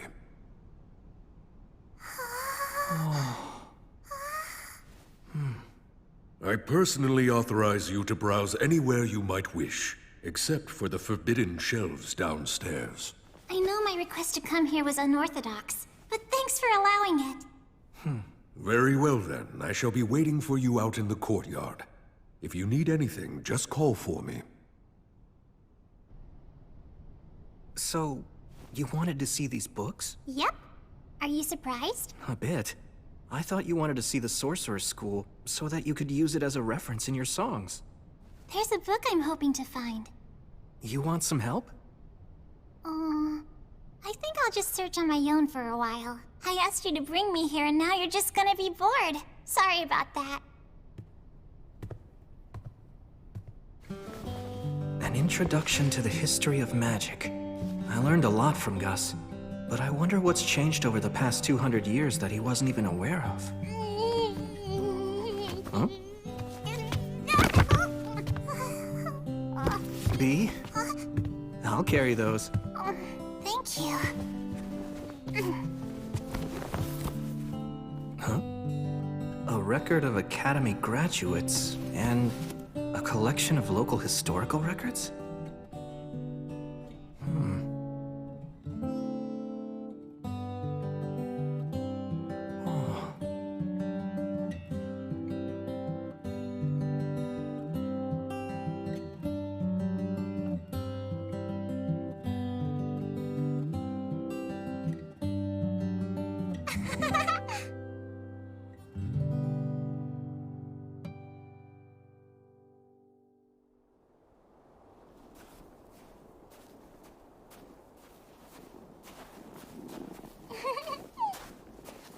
Hey, B.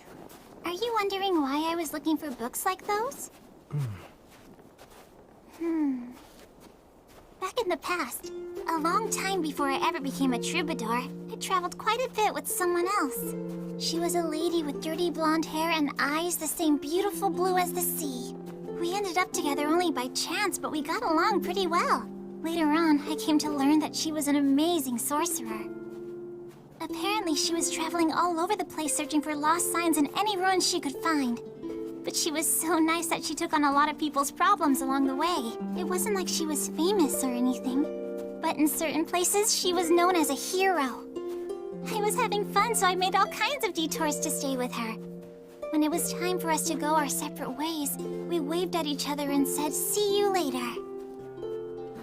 But then, she died not long after we parted.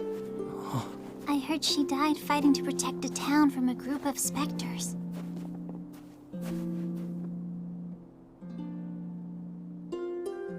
I'm sorry. Oh, don't get the wrong idea. It isn't that I'm feeling upset because she died or anything. I mean, yeah, of course I'm sad, but she'd made up her mind, right? I'm not really big on regretting the choices other people make. But even so, I can't just sit around and let that kind of resolve be forgotten, can I? She was a hero. So many people mourned her death. But even that grief was washed away by the passage of time. And she was forgotten. Eventually, nobody spoke her name again. This world is full of dangers. Every hero who is born is one day quickly forgotten. I guess that's just how it works. But still, they praised her and thanked her, and when she died, that was it. I can't stand that. Someone's determination isn't something to use up and throw away! So I've been singing about her to keep her story alive. And along the way, I realized something. What's that? Those songs about heroes, they create hope. Do they?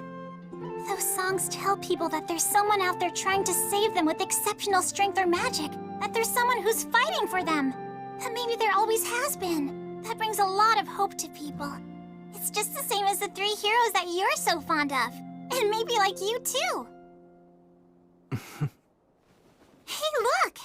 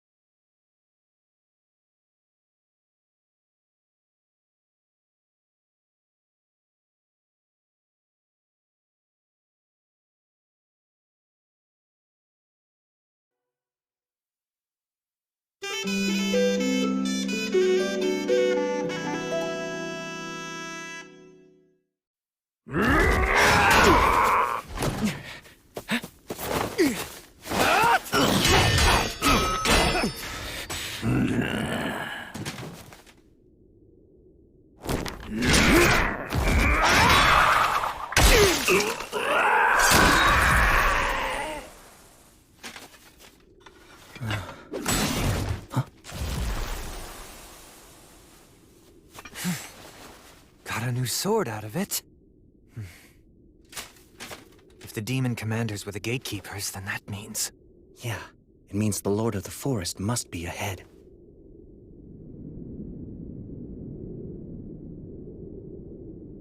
Let's go. Yeah, got it.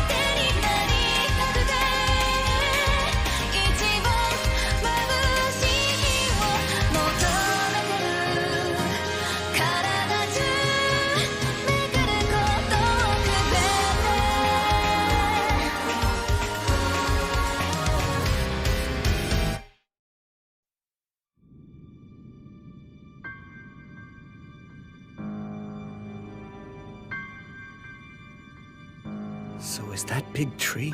Yeah. He's the ruler over this forest's winters, the Lord of Holly.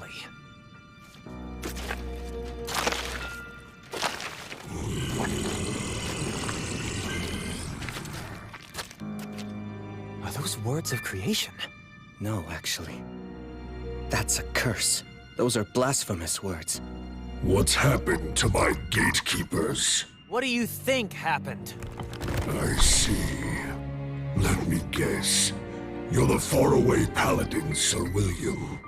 And you are the one called Menaldor of Swift Wings. And you must be General Carnunos. If you two celebrated heroes have come here, we don't need to waste any time. I'll see to it that you die right here and now. A few days ago, on the summer solstice, I saw snowdrops that were blooming out of season, and that's where it all started. Crown Prince Ethel of White Sails asked me to find out why it was happening, so we came here to look into it. And that's what we found.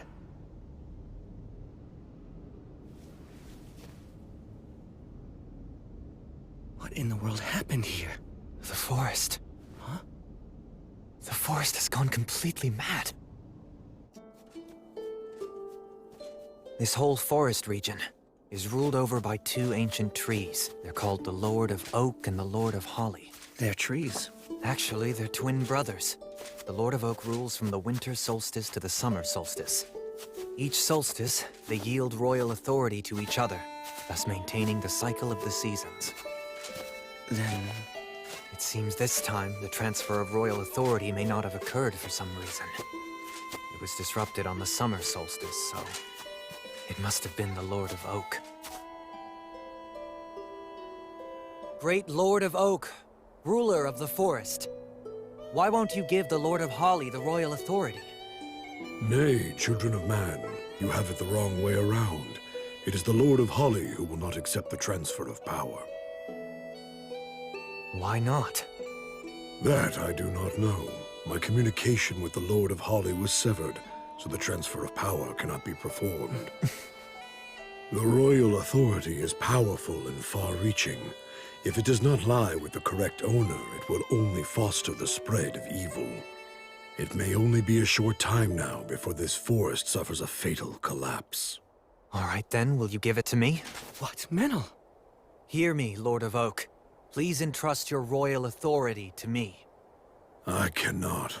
It may have been possible for the true Fae from the days of old, but because you carry human blood in your veins, you would not last even a month. Your very soul would be destroyed.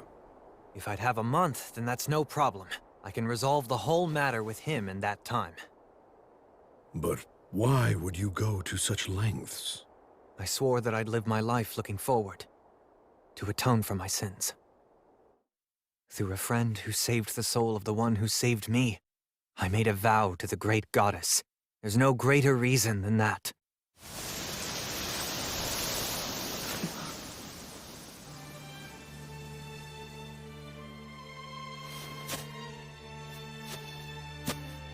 That path leads to a trial, a secret rite known only to this forest.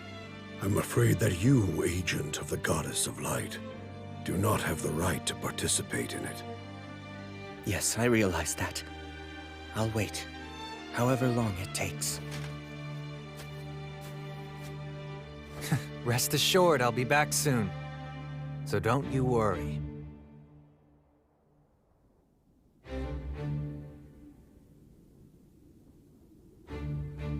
I don't know exactly what happened in there, or what trials awaited him. I'm not sure what hardships Menel experienced or what he overcame. But...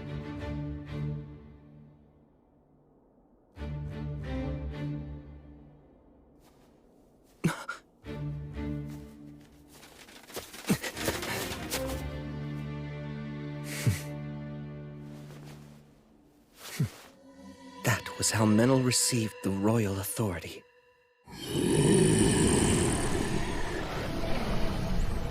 Menel, you ready?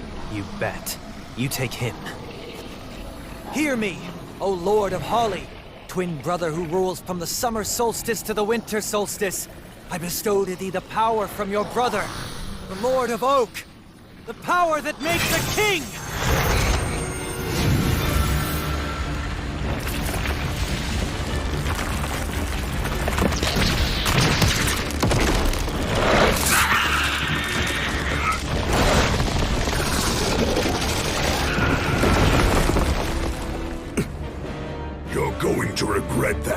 I can't believe that you have already won over the Lord of Oak!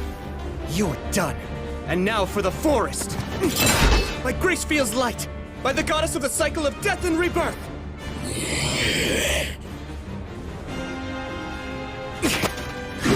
Defumo Adblap! Tessere Oath! It still went off? Nicely done.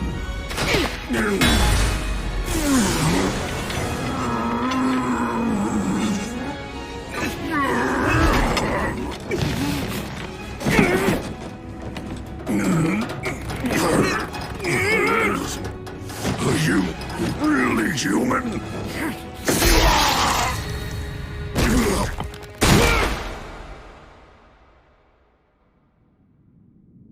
I am the Lord of Holly.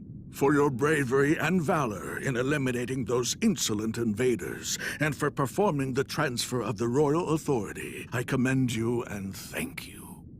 I must restore order to this maddened forest.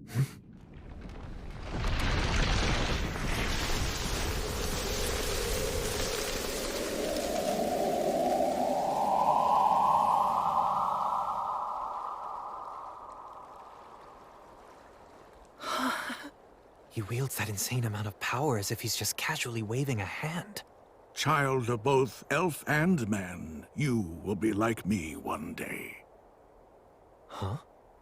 You forged a contract with my brother, the Lord of Oak, after all. Though only briefly, you held the authority to rule the forest. Your human and Fey blood, along with the power within you, is already inclining toward Fey, bringing you closer to being a suitable vessel for a Lord of the Forest. Huh? I had zero intention of doing any of that. That is what it means to entrust the royal authority to another, young Sprout. Worry not. This does not mean that you will transform right away. So long as you do not neglect your training, then it might well be over 100 years before you become a new Lord of the Forest. Can I refuse? It is possible. If you wish it, you may still die as a child of man. Make sure you give it plenty of thought. And you, child of man, disciple of light. Yes, sir. There is something that I must tell you. Do you know of the mountain range to the west whose rocks have turned red? The Rust Mountains? Is that what you mean?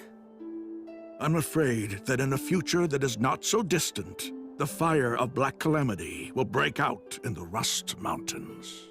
The flames will spread and may even consume this land in its entirety. What are you saying? Those demon beasts came here from the Rust Mountains. That whole land is now a nest of demons. It's a land where the enormous Lord of Hellfire and Miasma sleeps, making his bed from the riches of the mountain people. The Lord of Hellfire and Miasma? Whether you choose to fight it or accept it, be prepared. That day is not far off now. This is both a warning and an act born out of duty. Child of man and young Sprout, I promise you will have a bountiful harvest this autumn. The fire of Black Calamity. I truly asked too much of you this time. Although, I guess I should add again. You got that right. You send us every damn time something happens. Well, keep in mind that the Paladin here is a retainer of mine, after all. And if I send for Sir William, I get a fine hero like you along with him. It's really quite a bargain. I'm not some market stall bonus. Perhaps not, but you are the Paladin's friend. Just as a person might fight for a friend, a knight fights for the people and also for his lord. Am I mistaken? Service, devotion, loyalty. That all sounds nice on the surface, but what's the reality? Overburdening someone breeds discontent. What if the next time you need them, they don't want to help? Yes, that is true. I wouldn't want the Paladin to run away from me. So I have to make certain to compensate him very generously to ensure that he sticks around. Exactly. That's just the kind of attitude that you need. It's important. I'm sure that it makes him feel good about demonstrating his loyalty. I'll give you money and whatever goods you may want later on. Leave it to Menel. That aside, Sir William. Yes? What is it, sir? I have a big favor to ask of you. It's about Menaldor here. Would you agree to give him to me? What? He's a very talented fairy user as well as a masterful hunter. Plus, he's a half-elf who doesn't age, and he doesn't mince words with me. So, yes, I want him. I truly do. But, Menel isn't property, Your Highness. Apologies, Your Highness, for making you wait. Thanks for coming, Bagley. Good to see you again, Bishop Bagley. Ha! Victorious yet again, I suppose. My word, hero. After all the flattery for your peerless acts of valor, I thought you'd have become reckless and lost at least once by now. Moving on now. Why don't you give us your report on this incident, Will? The fire of Black Calamity will break out in the Rust Mountains. The flames will spread, and may even consume this land in its entirety. That's what the Lord of Holly warned us of earlier. I thought the matter of the demons and demon beasts had settled down. Now there's the fire of Black Calamity, and the Lord of Hellfire and Miasma. I have other concerns, too. There's also that story you told me about the demon's High King sealed in the City of the Dead. It's simply one issue after another, isn't it? Honestly, never a dull moment here. Tell me, Hunter, this Lord of the Forest, exactly what sort of power does he possess? Can we actually put our trust in this prophecy of his? Call me by my name, old man. You're in no position to talk! Could you two please try to get along? With this insolent brat? Oh, please, spare me your jokes. Give me a break. I hate pompous oafs like him. But even so, he does make a fine business partner, doesn't he? Well, I do admit that he is quite talented. I wouldn't be sitting here with you otherwise.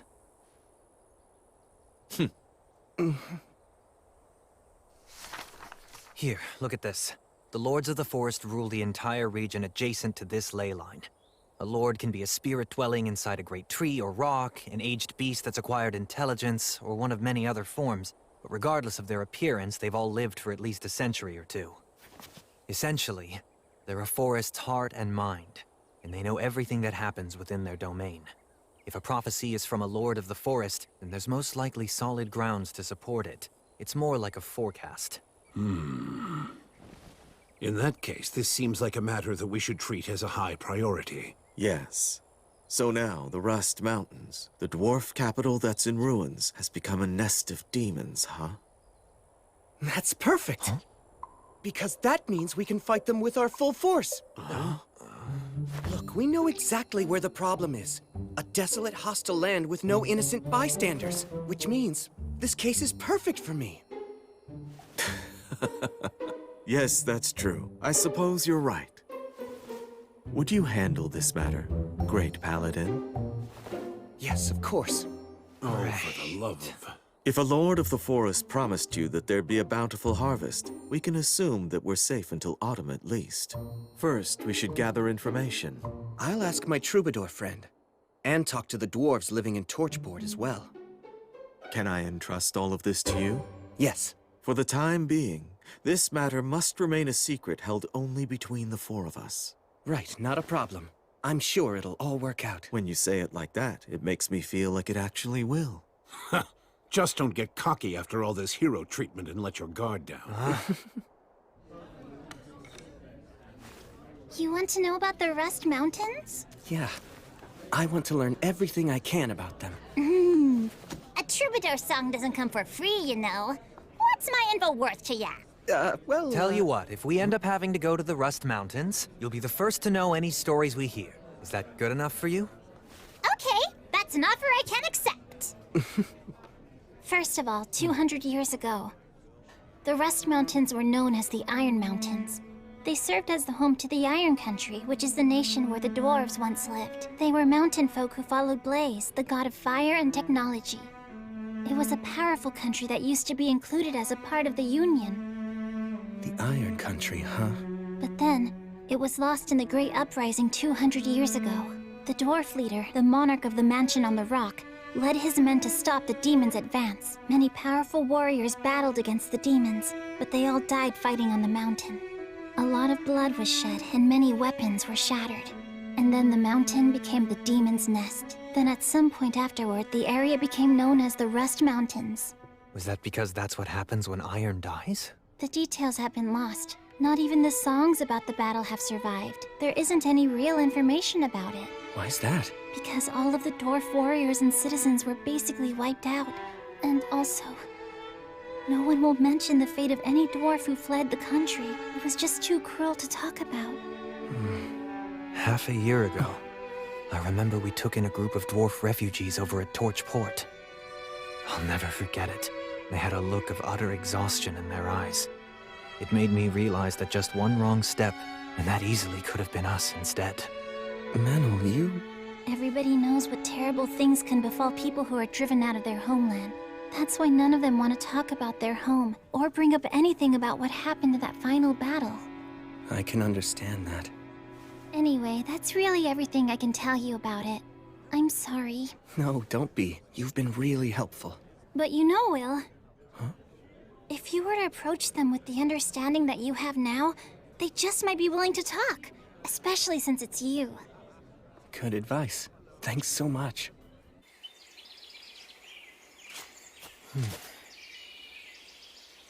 This way.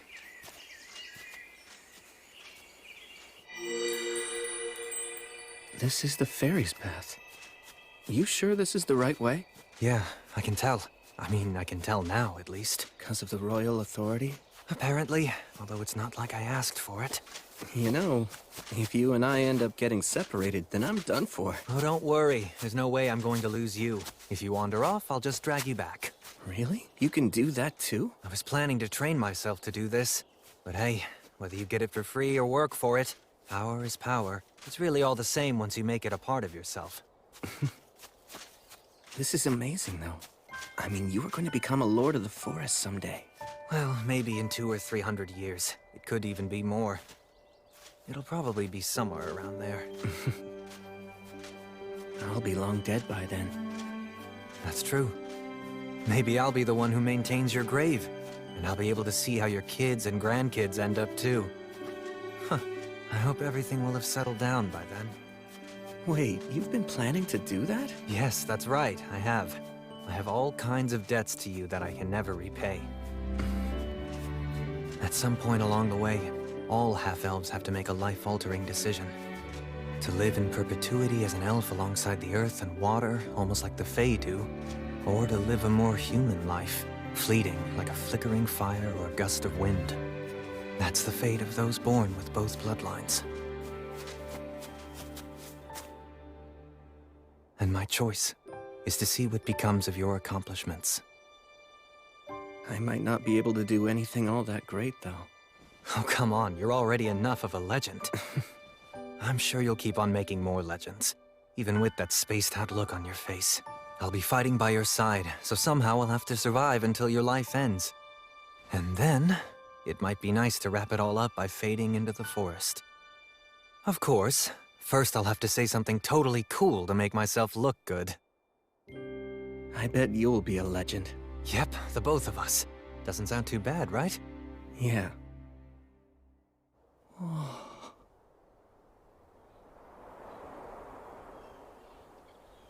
Amazing. It should have taken days to get this far. Pretty handy, huh? It's kind of scary how easily you use that power, though.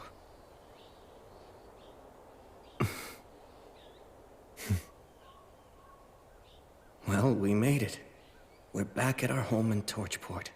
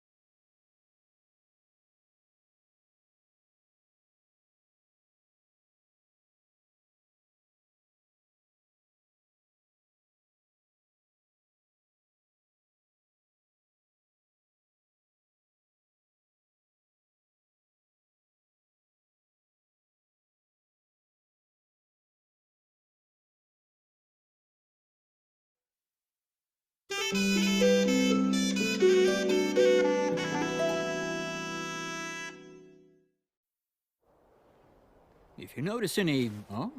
Hey, Will! Menel! The Rust Mountains, huh? It sounds to me like things have gotten awfully troublesome. We were hoping the dwarves might know something useful that could help us out. So, I know that some new immigrants have arrived recently. How are they doing? Well, they seem to have settled in nicely for the most part. Well, that's good to hear. A year ago, when I said that our city would support the new dwarf arrivals, it made a lot of the citizens feel wary about the whole situation. Well, after everything that those guys have gone through. Their leader's name is Agnar. Maybe he would be able to tell you something useful. Maybe so. I'll go to see him tomorrow.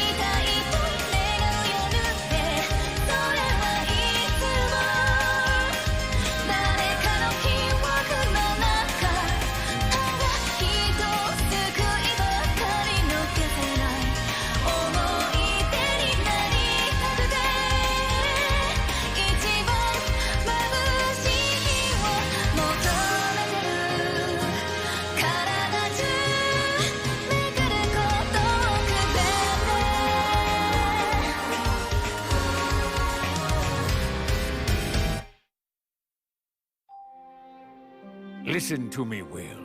Today we are going to discuss the spirits. Through the words of the Creator, even before man or the gods came into being, water, fire, wind, and trees came into existence. Every one of them possessed a definite will of their own. And those were spirits? That's correct.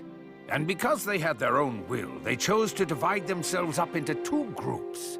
One aligned themselves with the unstable phenomena that are the lords of the sea and forest, choosing to live long lives. And the other chose the human way of life, opting for definitive lives and deaths as beings with bodies of flesh. Those affiliated with wind, water, and trees consulted with the goddess of the forests, Rhea Sylvia, leading to the birth of the elves. The spirits of earth, stone, and fire longed for human craftsmanship, so they consulted with Blaze, the god of fire and technology. This resulted in the dwarf race. That's the reason why dwarfs are such excellent craftsmen as well as being superior warriors. Yeah, those guys are the real deal. Tell me more about the dwarves! Please, Blood! I'm not sure there's much more. They can be a rather quiet lot, but they know what the meaning of true courage is. It's constantly on their minds, in fact. What is? Making sure they know what's worth fighting for, even if doing so means throwing away their own lives. When they go into battle, it's like their souls are on fire. They have no fear of death. I have genuine respect for dwarven warriors. The ones that I met and did battle alongside, at least, they were true warriors.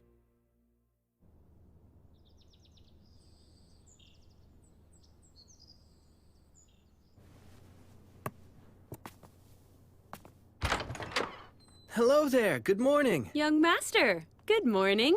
I'm heading out soon to do some training. That's quite some bedhead you've got there.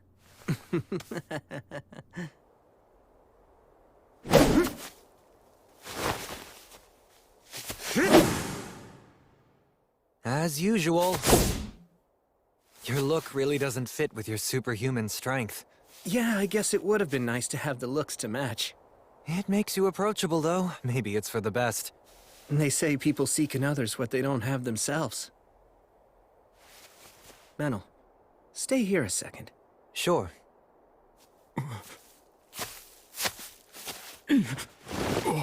Hey there, good morning.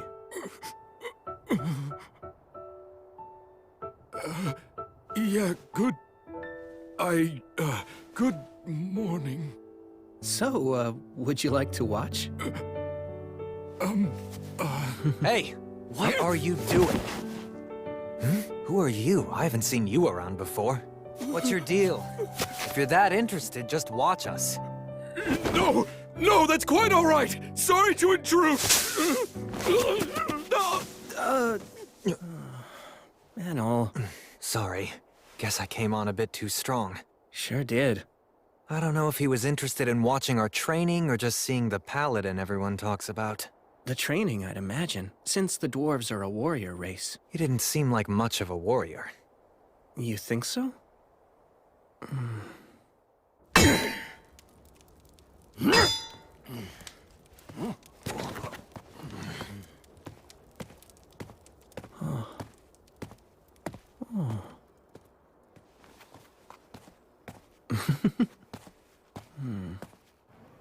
Welcome. Thank you for coming here to see me. I'm sorry for visiting you on such short notice. Oh, no, it's no problem at all. Besides, there's someone that I wanted to introduce you to. He represents the immigrants who've recently arrived in this city.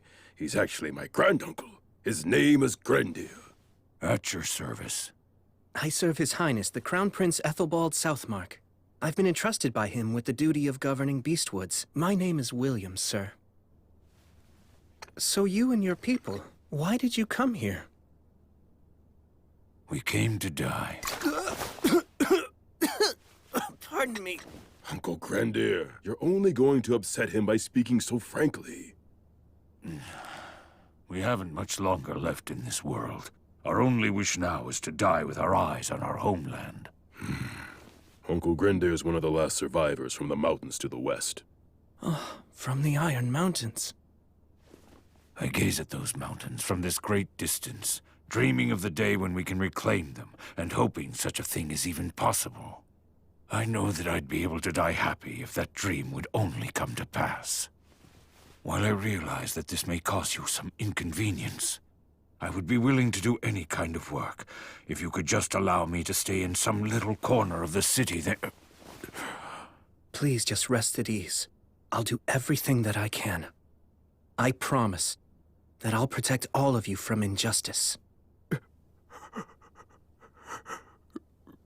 Thank you.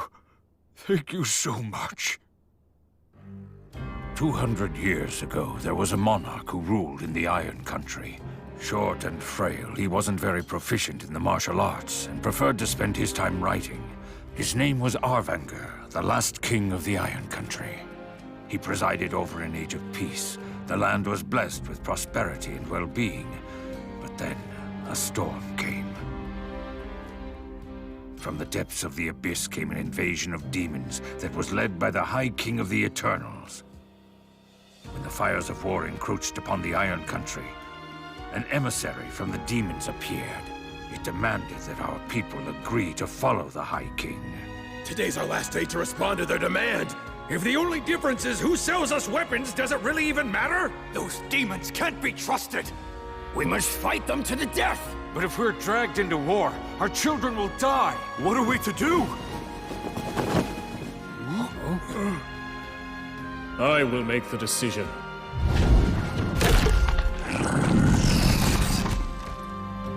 What is your answer? This. This is the iron you and your brethren wanted. Come and take it! The dragon is coming! Malakirka will destroy everything!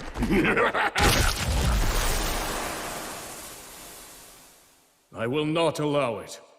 We will draw the demons of the abyss here and slay them in the bowels of the earth. This chamber will be their tomb! Yeah! Those who are not warriors or are still inexperienced ones, You are to retreat from the Iron Mountains. My people, I will die. And all of the warriors who remain here will likely die as well. But still, we must not let the Iron Country die.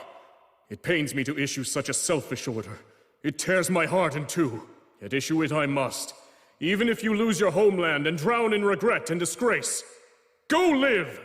That is the battle that I command you to fight after leaving this place. No, you are not running away. You are simply being sent to a different battlefield. Your king and his warriors will protect our name and our pride. We'll die in the mountains where our ancestors sleep. All of you must abandon your pride and stake everything on living. Do not let the flames in our kilns die. Go live. Live and keep fighting that battle until we may reclaim our land. That is my final order. That tale is the legend of the Iron Mountains handed down to us. I wasn't even born at the time when that terrible atrocity occurred. At the time, we'd only recently become royal guards. We didn't even get to fight. The only thing that we could do was obey orders. And we left amid the bitter cold and the treacherous path. My child, my joyful child, who was always smiling, encouraged us all to keep going. But even they could not smile any longer, and they passed away. I can no longer even remember how many died. Yet somehow I survived. I made it through that time of chaos and lived 200 years.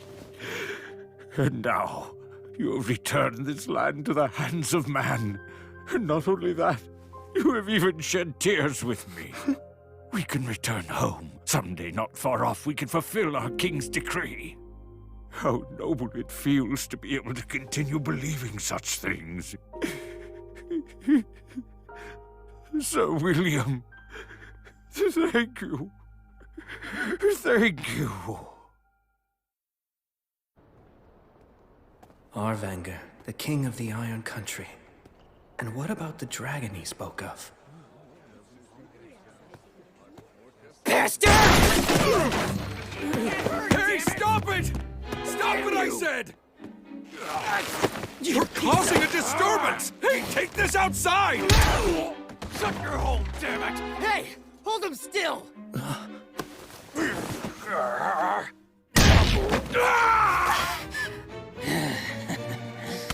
That's enough. Huh? Shut up! What the hell? I won't let you take this any further. You two have just had a bit too much to drink, right? Sorry for the disturbance! Take this and spare us!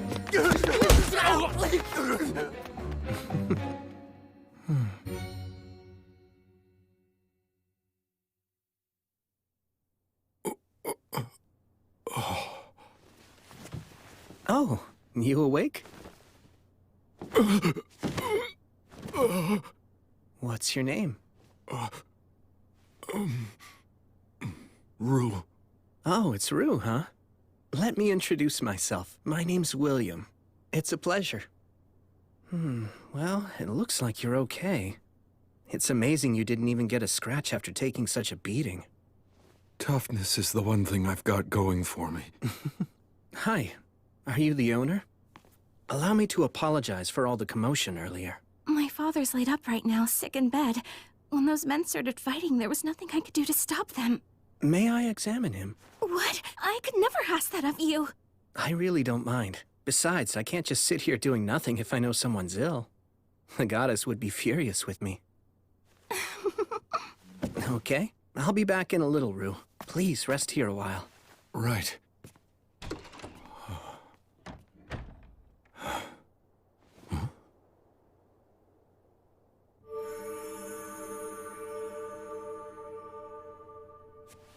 Okay, you ought to be just fine now. Thank you so much. I received this healing power from the Goddess of Light, so you should thank her. Yes, of course! Oh, wait. I have an idea. Please let us provide a nice meal for you. Yes, please. That would be great. To tell you the truth, I actually forgot to have dinner tonight. Huh?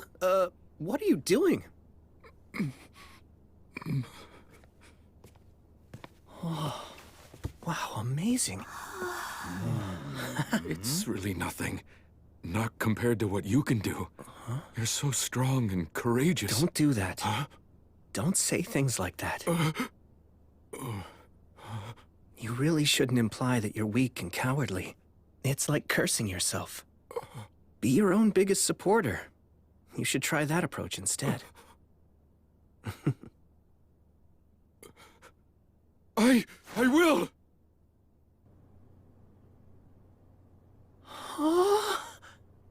Enjoy it before it gets cold. Thank you very much.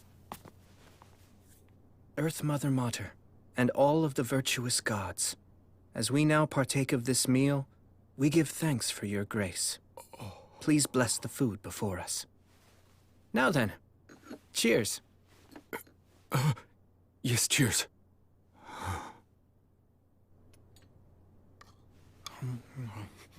Tasty. Yeah. Tell me, why were you here anyway? Well, you see, I just migrated here, and I guess I kinda wanted to get my bearings. So I was sort of exploring. There's nothing unusual about wanting to look around. Yeah, but all the other people in my clan have been keeping busy. You're talking about Grender? You don't need to worry about that. Actually, I just happened to come from speaking with him in Agnar. You are remarkable. You're just so strong and dependable. I'm afraid I'm nothing like you. Then, why don't you give it a try too? You can get a certain degree of strength by eating well and training. Dependability comes from good choices and habits. I believe that we met for a reason. I'll tell you what. Try considering this idea. Become a Thane. You could work for me if you want, if that's something you're interested in. Wait, really? Do you actually mean that? Just tell me what you want to do. As long as it's what your heart desires, then I want to help you achieve it. To be honest, I might just cause trouble for you, but still. Yes, please. Let me learn from you.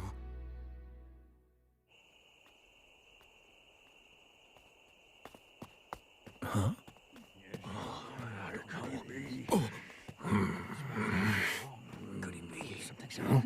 Young master! Where in the world have you been? Before you go somewhere, you must tell us! Regardless, I'm glad you're safe. I'm very sorry. We were so Seems Rue was raised by people who really care about him. Perhaps they even care a bit too much. You get it? Could have been hurt. Huh? Listen to me. Never do something like this again. Pardon me. Hello, everyone. I'm William G. Merryblood. I must apologize. Rue and I met by chance and we got to talking. We hit it off and I didn't realize what time it was. No apologies, please. That's the Paladin? He's dreadfully strong. He's more than just strong. He could crush us all, if he wished to do so. My name is Gelreese. I appreciate your apology, and I will gladly accept it. You have my humble thanks. Now then, what brings you here? It's about Rue. I would like him to become my Thane. You want to make the young master a Thane? That means that he'd have to accompany you on beast hunts. Please! Being the Paladin's Thane is too dangerous! You have to give this more thought. What do you want to do?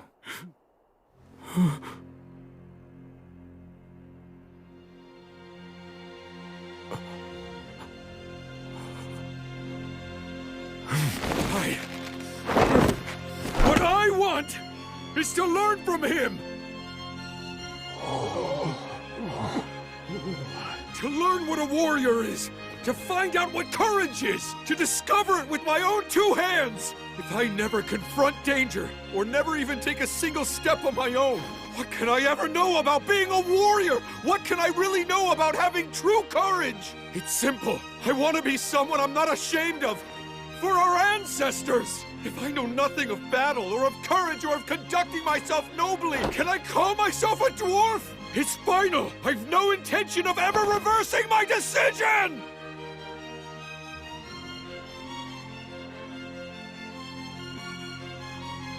Wow. Sir Will! I beg of you, accept me as your Thane right here and now!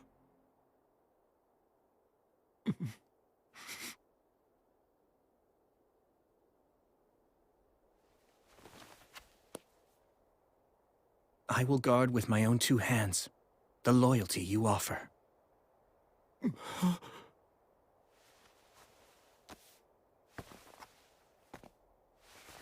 As you just heard, Rue's given me his oath as a Thane. And so, as the knight that he now serves, I will gladly listen to what you have to say. Our young master will be the Faraway Paladin's Thane. So be it. You're agreeing to this? He's never asked for selfish favors. He's always respected the predicament we have lived in. And as he just said, this is what he wants. All right. I will explain the situation to Grendir, young master. Oh, thanks so much. But still, know this. From this day on, you can consider yourself to be like a dead man to me. But why? Since you've entrusted your loyalty to a great warrior, you must never value your life above his. Serve him faithfully, prepared to die for him without hesitation if it ever becomes necessary. You understand?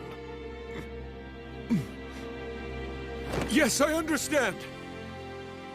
Grendir and I will check in later to see how things are going. Take good care of our young master. Of course, I most certainly will.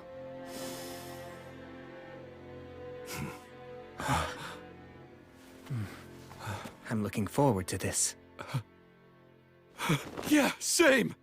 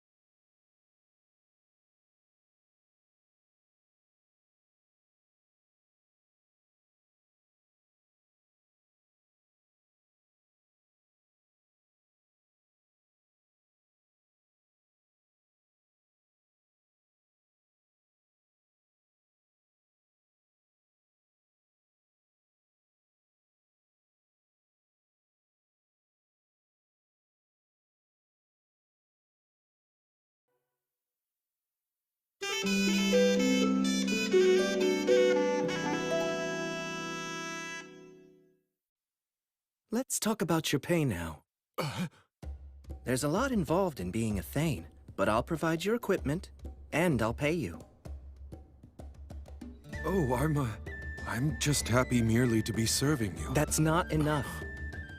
I had someone tell me many, many times about how important money was. Right. If I don't compensate you fairly, it'll look bad. Some may say I don't value your work or loyalty. Granted, it may be in bad taste to put a price on everything, but money is almost always the clearest indicator of value. You're so mature for your age. Well, that's the goal at least. I'm trying my hardest.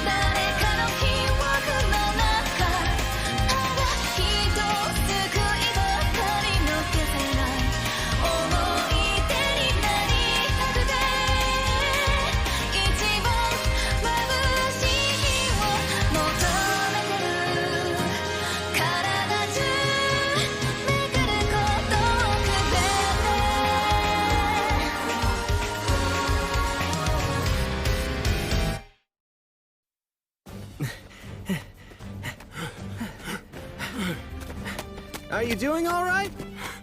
I'm just fine! Great, we'll do one more lap then. Okay!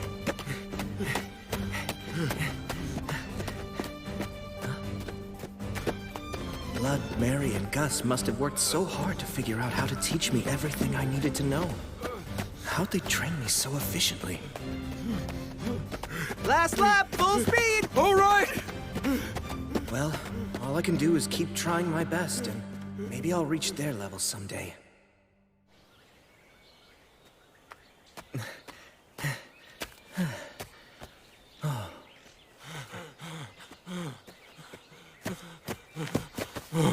Good hustle. Do some light walking to catch your breath, and then we'll start strength training. Right.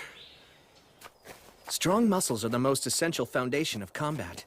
My master said you can solve most problems with brute force, and you need muscles for that. I see.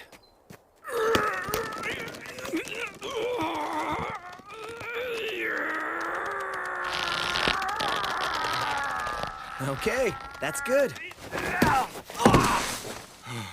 That's enough strength training for now. Will we do this every day? Yep, we worked on your arms this morning, but we'll alternate our training. We'll focus on different muscles on different days. Yeah, I guess that makes sense. Actually, later on, I'd like to do some practice swings with you to check your footwork and how you move your body. Uh-huh. But first... I think you guys met before, but let me introduce my friend, Menel.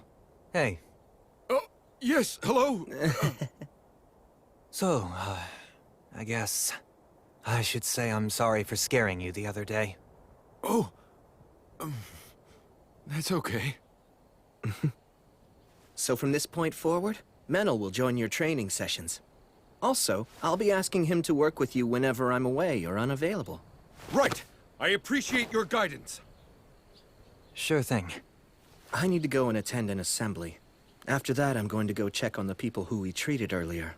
I'll let you take over now. Fine. Okay, let's start with practice swings. Right! Okay, I'm counting on you then. No problem. I'll take care of it. Well... Oh, hey! It's our lord! Ah, well, good to see you.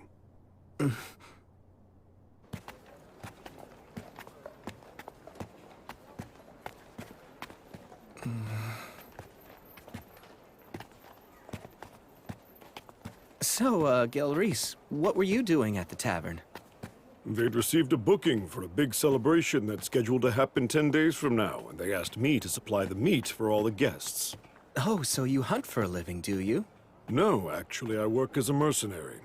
But thanks to that, I have some experience in handling crossbows and traps. So hunting is just like a side job? Something like that.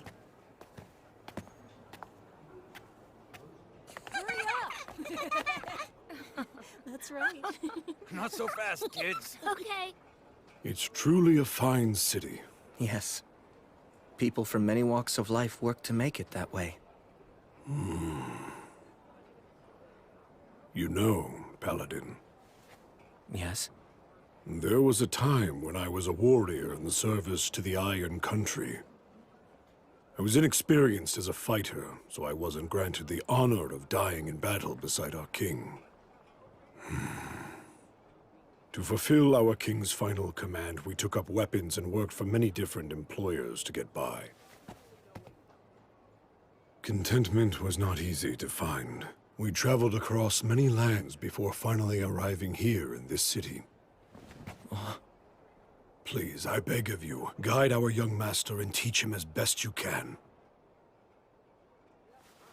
Yes. I swear on her light.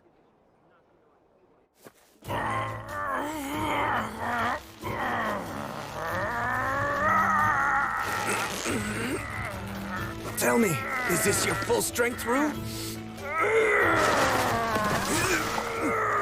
Surely you've got more in you than this! This is your best! We're done. I'm afraid you've lost. Getting used to pain is just another part of training. How did you do that incredible move? You mean that last one? Hey there, Menel. Come over here. As your test subject? He'll understand it easier if he can watch it. I'm sorry to trouble you. Damn it. All right, fine. But you'd better make it a clean throw, you hear me? Hold on. This should get Bishop Bagley to start an investigation. The fire of Black Calamity will break out in the Rust Mountains. The dragon is coming! Albuquerque will destroy everything! You give me no choice. Although to test this dragon's power, I must use it! Tough scales. And an enormous body. The inborn ability to use words of creation. The dragon Valakirka. The dragon's power is second only to the gods. Back when I fought what was the mere echo of a god, I was nearly killed at one point. Things were bad enough with just an echo. And now, an echo and a dragon. I don't like this. It scares me. Don't lose your nerve! Huh? Come on! Again! I'm wearing armor, so why would you hesitate to attack? Good grief, I think you might even be more naive than Will. So what's the matter? You giving up already? You gonna run home with your tail between your legs? No, I'm not done.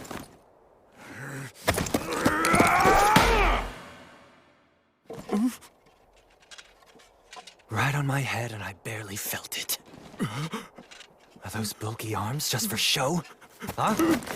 Oh yeah, you're clearly scared now, aren't you? Are you gonna start crying and run away, are you?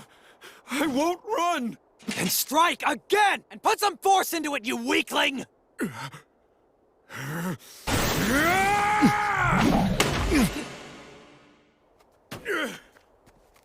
Always reliable, that Menel.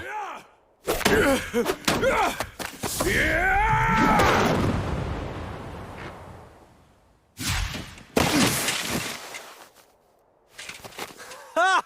You actually put some spirit into that one. Keep it up. Thank you very much.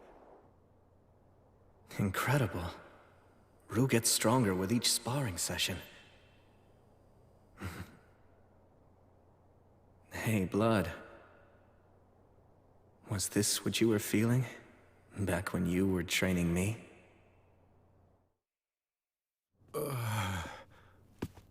Here you go. I don't know. I don't think I can eat all this. Then your training will go to waste. Force it down if you must. You need to replenish all the energy you burned up when you exercised. You can eat it slowly, but please, eat it all. Okay.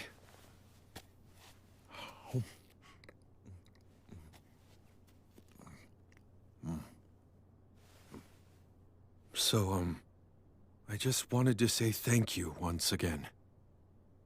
For what? Well, first of all, for allowing me to become your Thane, and second, for the training you're giving me. You even pay me and provide me with food, and for all of that, I'm extremely grateful.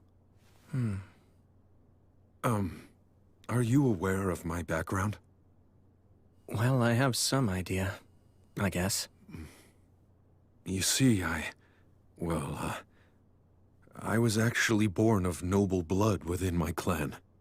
My parents died of an illness while I was young, so the other people in my clan shielded me from hardship. Well, that much is apparent. But I started wondering if that was the right way for me to live. I bear responsibility for my clan. Should I be so weak and so cowardly? Then one day, I heard a song that was about you. I couldn't stop thinking about it. I couldn't stop wishing I could be like you. Getting to serve you now is like a dream come true. I'm so glad to learn from you. To be able to understand what it means to be a warrior and what courage truly is. Thank you. I'll do everything in my power to be a worthy master to you. I swear it. But I'm not so sure I can teach you what courage is. What? I mean, the truth is, I don't actually have much courage. What? Even though you faced a wyvern and a chimera? Rue, if you face opponents you know you can defeat, is that really courageous? You knew that you could defeat them? To be frank about my combat strength, I'm far more powerful than a wyvern or a chimera. I can kill them by just using my fighting techniques. Wyverns and chimeras, none of them frighten me. Beating opponents you're not afraid of, that isn't courage. Well then, what do you think courage is exactly? You know, I'd really like to know the answer to that myself. What would I do? How would I face an opponent who I don't really think I could ever defeat?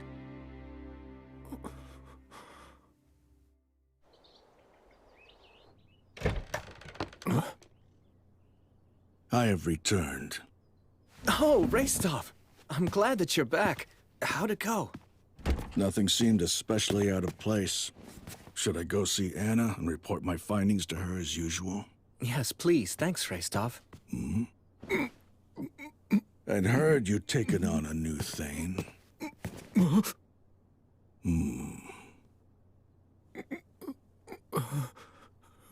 You're too hunched over. Your shoulders are too far forward. It makes you look weak. Pull in your chin, straighten your back, clench your teeth together. Don't let your eyes dart around. Look someone in the eyes or look at their mouth when you're talking to them. Right! That's good. Or at least it's a little better. My name is Restov. What do they call you? Rue. I see. And what do you think of William? I respect him. Then make sure you don't do anything to damage his reputation as your master. Keep your eyes facing forward and always stand up straight. Right! When you speak, do so with confidence and choose your words carefully. If you can't do that, stay silent. Got it? Yes! Was that okay? Of course. I was actually planning to ask you for your input. Good then. You said your name was Rue? Well, be prepared. I'll be butting into your training. Right! Oh, that's right. Hey, Restov. What is it? Let me ask you, what do you think courage is? I don't know what's been going through your head, but as long as you keep thinking like that, you'll never know. I guess you're right. I kept an eye on the Rust Mountains for a while, but throughout the summer and fall, they were as peaceful as could be. Just as the Lord of Holly promised, the forest was plentiful, which made everyone happy. When the time was right, the city even held a festival for the wheat harvest. The third winter that I'd spent in Torchboard was drawing ever closer.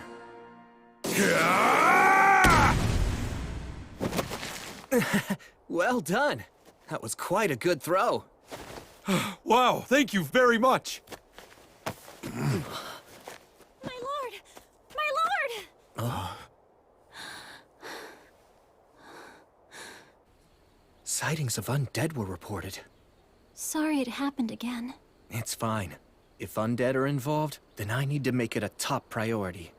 So what should we do this time? Good question. Oh, Rue, I need to go handle this matter. It's very important. Will you come too? Really? Of course! It would be an honor to go with you!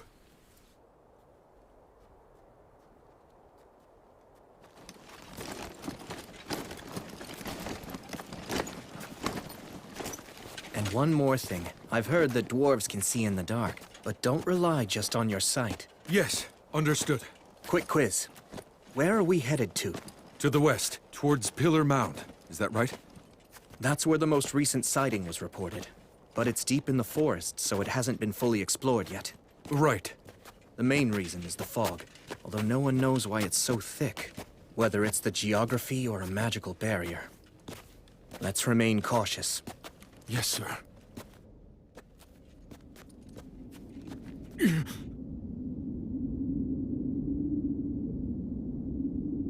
It's, quite eerie, isn't it? still magnificent. Oh.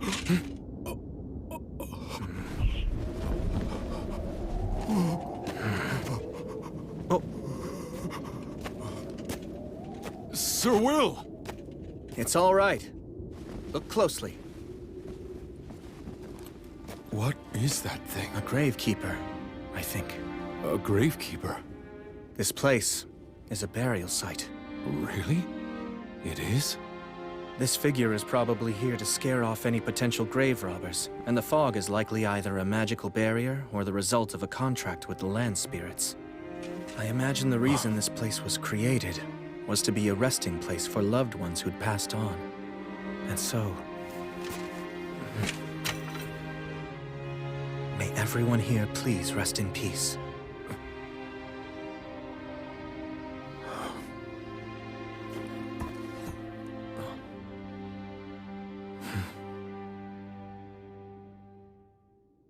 So, if the undead were spotted here, where'd they go? Considering this is a burial site, I'm beginning to think chances are that someone was merely seeing things. But I'd imagine that the undead are more likely to show up at burial sites. Why's that? They all received proper burials. Huh? Those who've been killed and then hidden, or bodies left out in the open, are the ones who tend to receive the god of the undead's blessing. I guess in a way, even the god of the undead is kind. The god of the undead can be kind? Yes, that's right. In a terrible way. But, sir, what exactly do you mean by that? Stagnate, the god of the undead, simply cannot bear to see people die miserable, hopeless deaths. Thanks to that, when facing a tragic death, all dying creatures are granted the right to overturn it. But, that's a... While it might be a blessing for them, it's a curse for others. But still, this remains a core belief of Stagnate's. That no one should ever have to die in misery. And if they do, they can overturn their death with the radiance of their soul. Sir Will, you, seem to know quite a lot about all this, don't you? To meet a real echo of Stagnate, surely you've never really encountered one of those before, right? Perhaps what you encountered was a herald instead. Sir, why won't you look at me? Well, I mean, how do I put this? Please don't laugh right now! It seems like someone was just seeing things. So then our search was all in vain? Is that? Rue, over here. Does this lead to the interior of the mound? Let's go look. Right. I don't see anything. Lumen. Flammo Ignis. Here, carry this one, Rue. Understood. How come we need two types of light, though? When you're going up against an opponent with no night vision, what's your first target? Okay. Let's go. All right.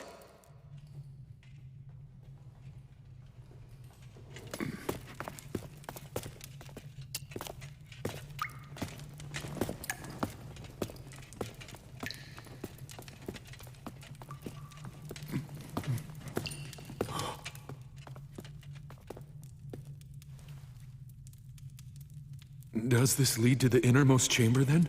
Yes, it's through here.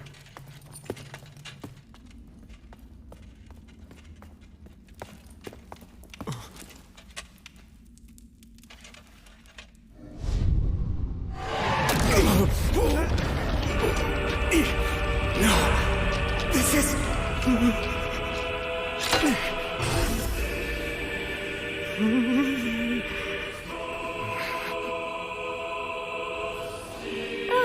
Welcome.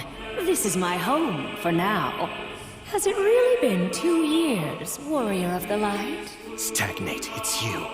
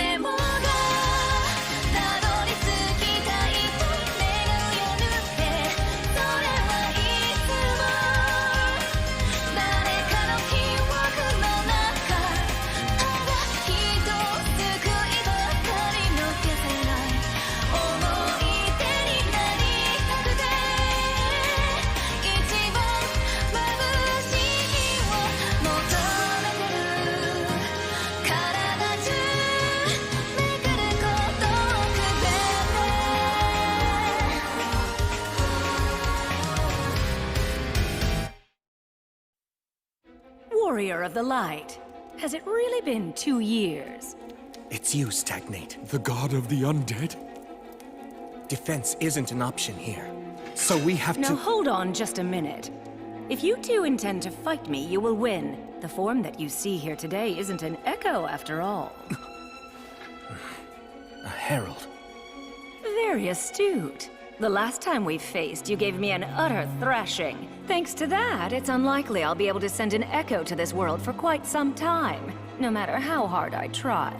Heralds. Messengers of the gods that convey their will. I had no choice but to send a herald this time around. You doing some fishing? Again, you're very astute. You're just as sharp as you ever were, I see. They knew that if they tossed enough rumors of the undead around here as bait, there was a good chance that I'd bite. How despicable. Regular fishing is despicable as well, at least from the fish's point of view. But then, that's just how gods are. It seems that you're not here seeking revenge for our last encounter. First, an apology. Apology? The echo that you faced last time behaved shamefully in its dying moments, and for that, I am deeply ashamed. Newborn echoes tend to be very emotional and irrational. They act impulsively, and in general are rather infantile. Still, that's no excuse. The god of the undead is apologizing? You know, young dwarf, that powerful warrior you're with actually managed to kill me. All that stabbing and being stabbed, what a fiery night it was. I wasn't aware that gods had such a fondness for jokes. Look, just tell me what you want. You're no fun. I mean, really, would it kill you to humor me a little while we chat? This god can speak the words. That's what makes them so dangerous. Brave warrior who defeated me. Paladin of the Light. This is my revelation.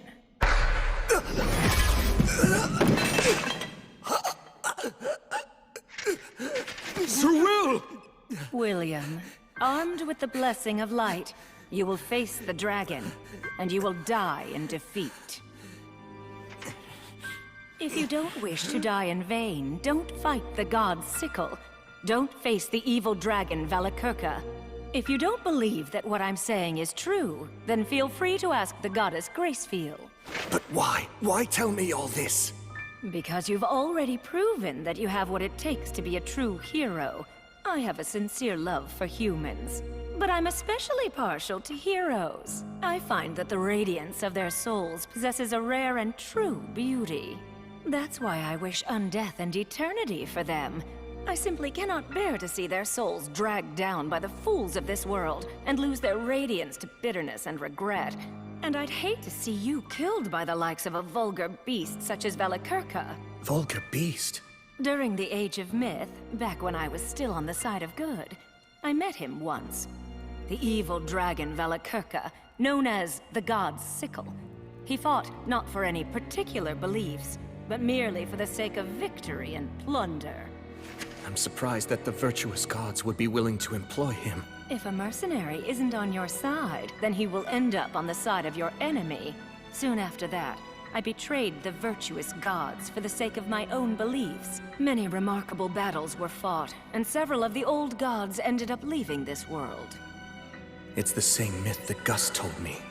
But he was different. You mean...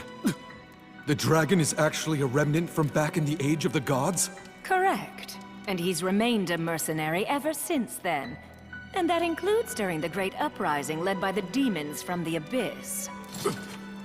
The Great Cataclysm 200 years ago, and the end of the Union Age. He was hired by the demon army, brought about the fall of the Rust Mountains, and then fell asleep. See, his wounds from the battle were too severe. Wait, hold on just a moment! His wounds from the battle, you say? My ancestors. Ah, of course. You are a descendant of the mountain people? I am! Well, perhaps there really is such a thing as fate after all. All right, then for you, descendant of the Iron Country, I, Stagnate, the god of the undead, shall reveal the truth. I'm sure you've heard of Arvinger, the king of the Iron Mountains. He was also a true hero. Be proud.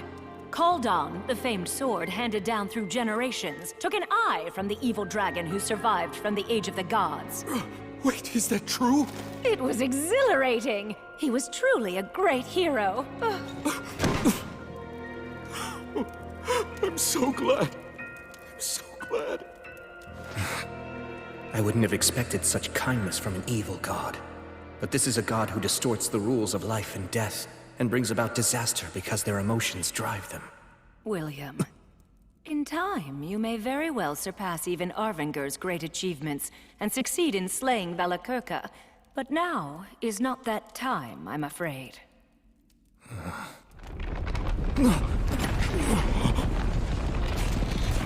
The dragon's sleep grows ever more shallow. The dragon's giving us a show of his power. Return home at once. Chaos is imminent.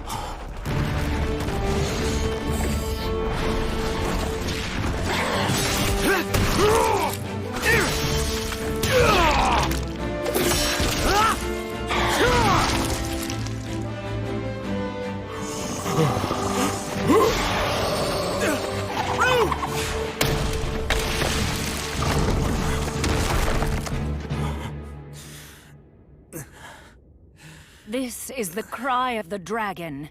It also goes by the name, the Dragon Roar.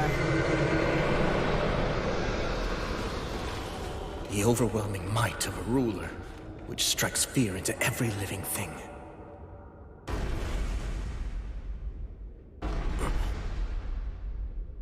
Something troublesome's coming this way. Even you will likely struggle some with this foe.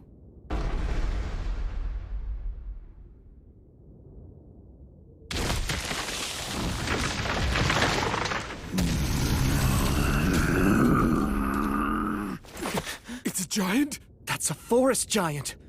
They're normally a mild-mannered race. He's been hit by the dragon roar. He's not in his right mind. What now? Will you kill him? Of course not. You can solve most any problem with just brute force, but that isn't the only way to solve things.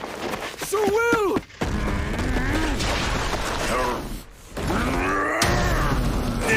This is nothing!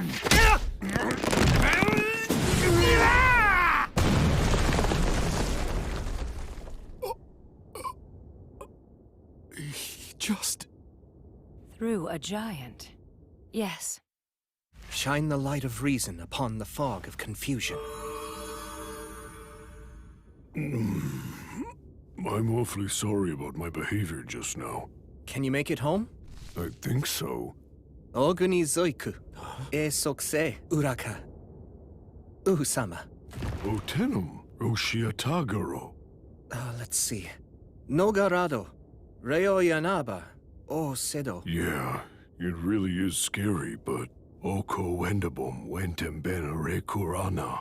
Onawushum, Nizimane mo shabeoko pascha. I am Gungar of the Jotun. Ogiho ye soyowium no ho ne ruhuso.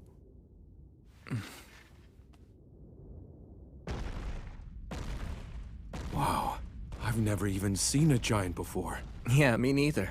Yet you speak their tongue? My magic teacher had immense knowledge and an amazing memory. You saw it. That is the power of the ancient dragon that even the demons fear. If he awakens and tries to bring about another uprising, then you will have no choice but to defeat him. But you won't be enough. I should have people sacrifice themselves? Even as a foe. That doesn't seem like something that you'd say. 1,000 lives is worth it to save 10,000. As infuriating as it is, so long as you live, more people can be saved, so there's no choice. As bringer of the light, the Faraway Paladin should think long and hard on it. Farewell. Soon enough, we will meet again. They appear to be rather partial to you. They have their eye on me, that's all. I've heard it said that the gods wish for heroes. They send proxies to the living world to make their divine will known. You are the hero who symbolizes the goddess of light. Is that why? The god of the undead wants me to feel indebted to them. Well, knowing that, what are you planning to do now, Sir Will? Good question. I wonder what I should do. The effects of the dragon roar caused a great amount of damage throughout Beastwoods. In order to take in people who lost their homes, to treat the injured, and to subjugate the demons now running rampant, I sent adventurers out across the land.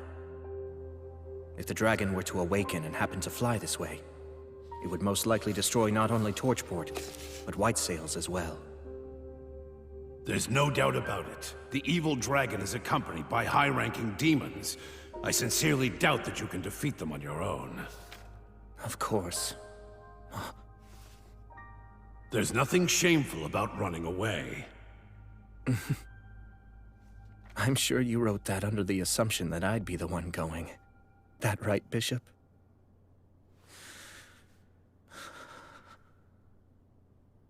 Goddess, if you would only tell me that there's a way for me to win. Or if you told me to fight even if I couldn't win.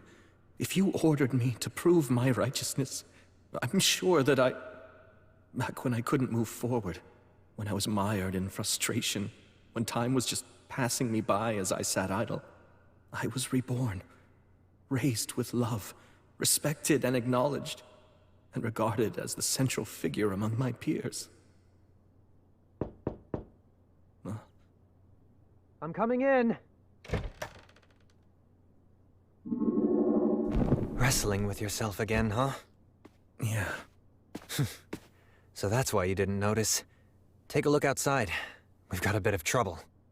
Huh?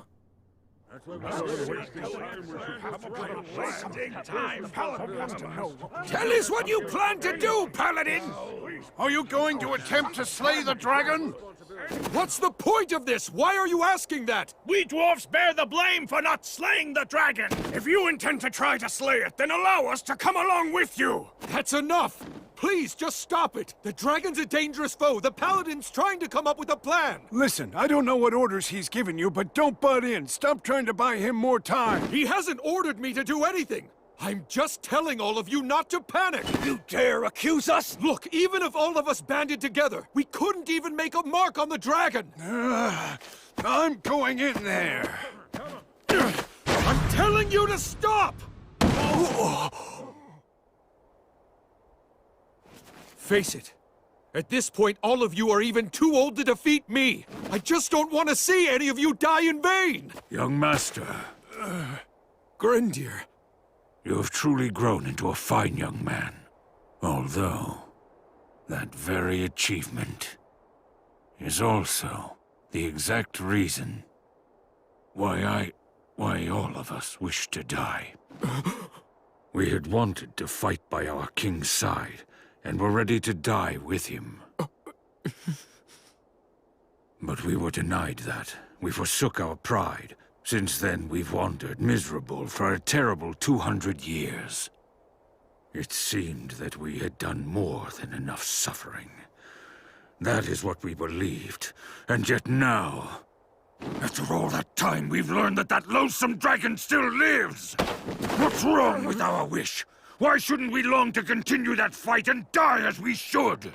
Just let me through! I'll ask the Paladin what he intends! No, you won't! You hear me, Grenadier?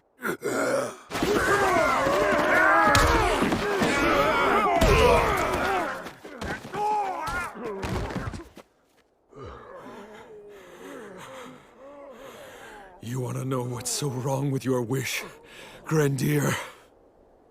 A lot of you are already so fixated on dying that you aren't even thinking of how to win. That simply won't do.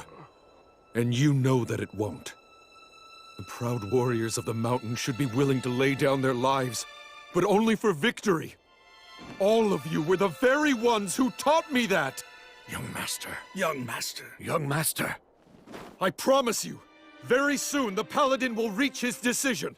When he does, I will stay by his side. I will work to win back the honor of the dwarves.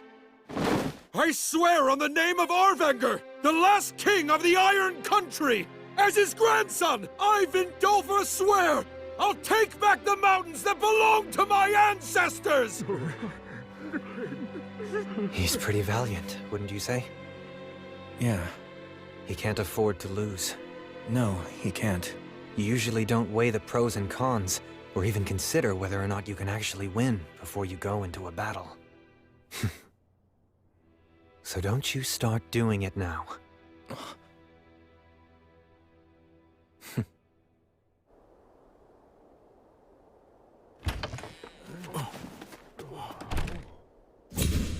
I will slay the dragon! I've made up my mind, that's what I'll do. Rue, Vindolfur, I commend your vow to reclaim your ancestors' mountains. Will you come with me? I had hoped you'd ask me that. I had faith that you would. With pleasure. Are you sure you want to say yes so quickly? There you go asking that, when I know you have every intention of following him yourself. Hey, guess you've grown a spine. But we're up against a dragon. Numbers aren't going to help. And we can't spare many of the city's defenses, so it's only you and me, and Will. We'll also need a guide who knew the mountains 200 years ago. I will. No! I will go. This is no job for one who wants to die. Besides, you have a standing commitment to keep our people united. I shall act as your guide. Thank you, Gelreese. I appreciate it. Count me in too. Raistov! I came over here to see just what this big crowd was all about. It seems you're as sharp as ever. So that makes us 5 men picking a fight with demons and an evil dragon. Do we stand any chance? I doubt it. There isn't a surefire method for killing a dragon. We're at a disadvantage. Are you still willing to come along with me? Yes! That is right where glory and honor lie. That's what a warrior's true worth is. I'm already used to having to go along with your crazy ideas. Then let's go slay a dragon and take back the mountains!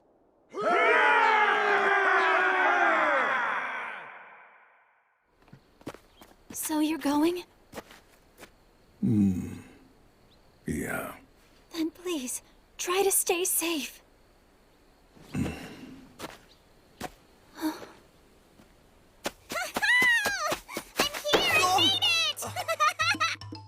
Bee! You're going to slay a dragon, right? Yeah. Well, then I get to write a song about it just like I promised I would, right? Yes, of course! Woohoo! I get to write a new dragon-slaying saga! It's a troubadour's dream! First, I'll spread a prequel song around. That'll help, right, Will? Yes, absolutely. Thank you. But don't give me a sad ending, you hear? I'll try my best not to, believe me. Yeah, make sure you do. Nobody likes tragic twists anymore. Huh? Don't leave me behind like that. Sorry about that. Anyway, I managed to secure the supplies that I figured you were going to need. You're saying you already knew that I'd be going? Of course, although I was still anxious that I might not reach you before you left. I was just procrastinating a bit. I'll write in your song that you were just waiting for the right time. That sounds cooler, right?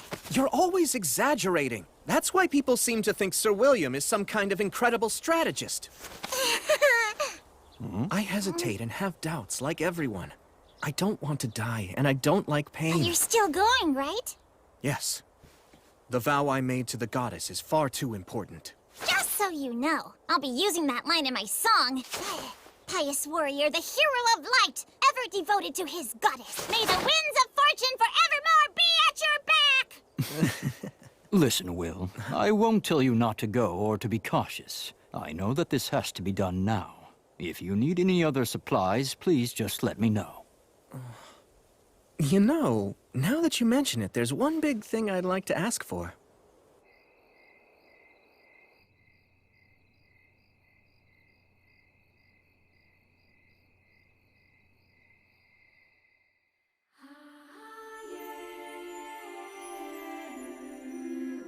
So, you're going? I must admit, I do not wish to see you die. I'm very honored. Thank you so much. You still plan to go? You insist on keeping your promise to me? Yes. Well then, I cannot say your decision defies my will. After all, that promise is shared between the two of us. Now, kneel before me.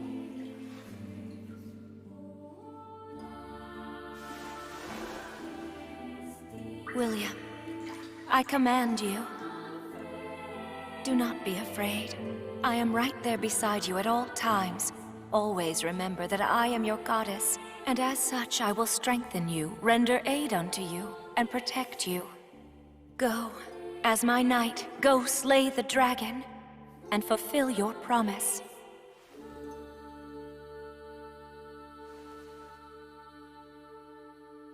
On your light.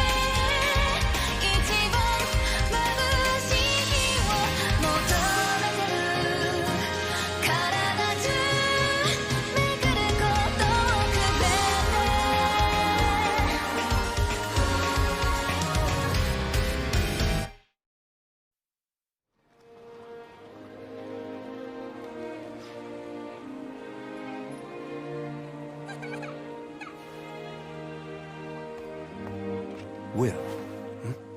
It's all set. I've made all the arrangements you asked for.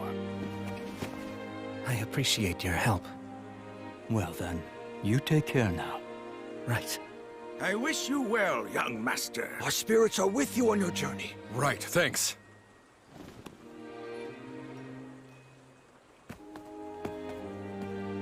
Come back soon. I'll be waiting here.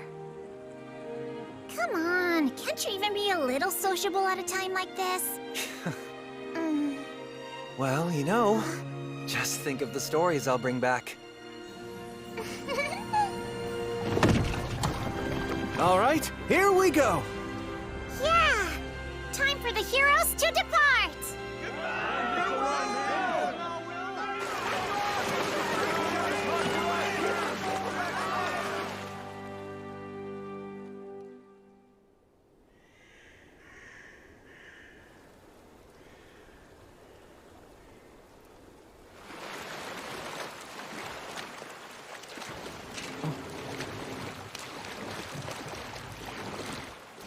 We'll disembark here.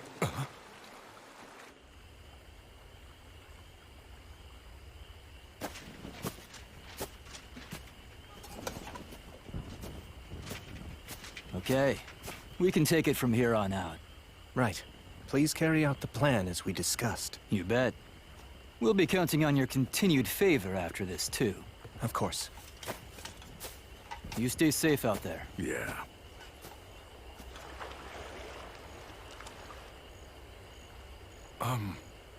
Who were they? Also, what's the reason for us getting off the boat here? Should we not have gone at least a little farther? We've had a great start to our voyage downriver so far, but the demons will be on the move too. Marcus and his group will act as our body doubles to confuse them. Meanwhile, we'll head upriver. When did you arrange all this? I had Tonio put everything together for us. Marcus and his group also helped. So that's what you were up to. I checked with the dwarves too. Once we enter the tributary upriver, we'll be able to reach the mountains from the other side. So while the demons are lying in wait at the front door, we'll kick down the back door and move in. Sylphs, oh Sylphs, please hear me. Put the wind at our backs. Send us on our way.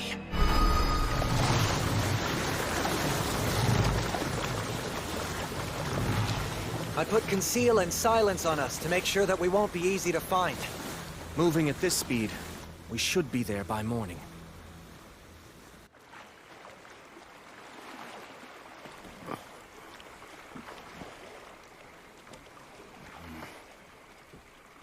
Hey, just relax. I mean, he always does this kind of stuff as if it's totally normal. Oh, no, it's just that if you go south of Torchport, there's a lakeside town that the High King took over, and it can be very dangerous there.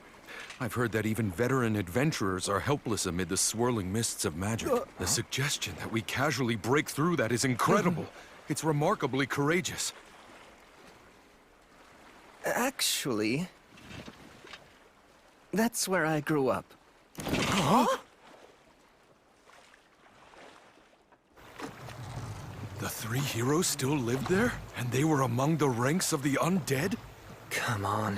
The god of the undead stuff's real? Ugh, give me a break.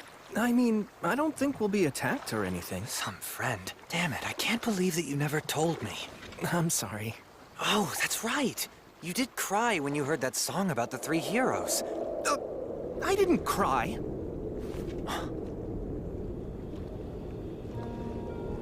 The maze fog. That's what this is, right? Yes. It's grandfather's magic. Like the maze alley magic? This is the higher version of what protects the Academy? I heard rumors, but never seen it. That makes it top-ranked magic, then! A human who'll only live a few decades can actually learn and use this? Really? Yes, really. And he'll even whip out the words of obliteration in battle. What? Hang on, I'll create a path through this for us. That's so like Gus.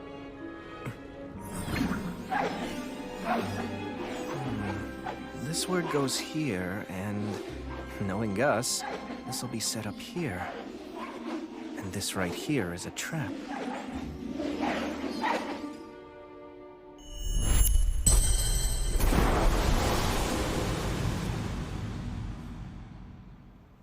All right, let's go.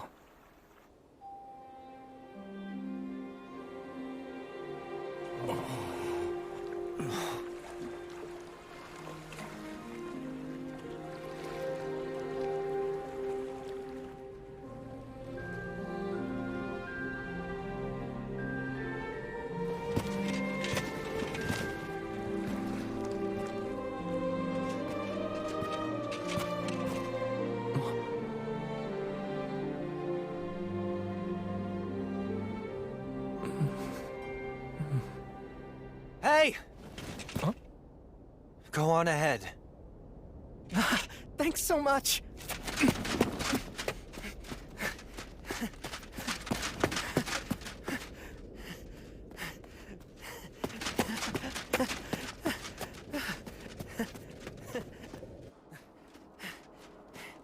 Blood! Mary!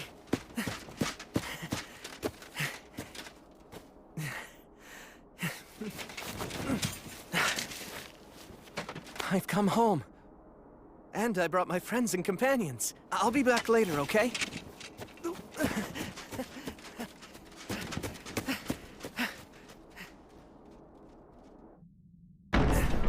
Gus, I'm home!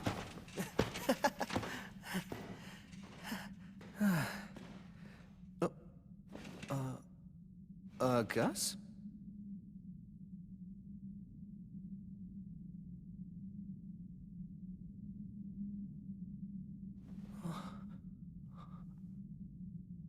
No, no way. It couldn't be.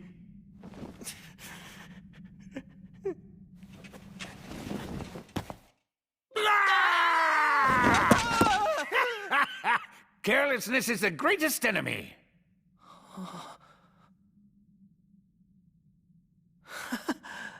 Will, did you make a ton of money? That's the first thing you thought of? How about something like, hey, you're still alive? I knew that the boy Blood Mary and I raised together would never die so easily. I wasn't worried about that.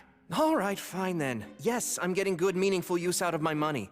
I'm the lord of the entire downstream region now. Hmm? A lord, you say? Oh, I see. What? You were probably taken in by some nobleman's widow. Oh, you poor thing. Why would you assume that? I earned that role using my own strength. I'm a famous paladin now, in fact. I'm impressed you got so far in so little time at such a young age with no connections. And? What of your love life? Oh, well, Wussing out, are you? Oh, how sad. And I so wanted to meet my great-grandchild before I moved on in the cycle. Why'd my grandson have to be a wuss who can't get a single woman? Hey, I'm not a wuss! Aren't there any opportunities when you're out adventuring? Like you save a bandit and find out she's a strong-willed girl in disguise? Or you help a peddler girl who's running from some guards? What's that look for? Done both. But they were all guys.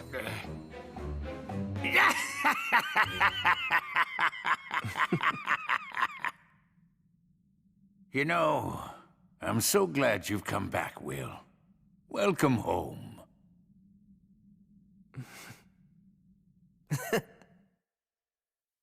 What, the dragon? You intend to fight Calamity's sickle?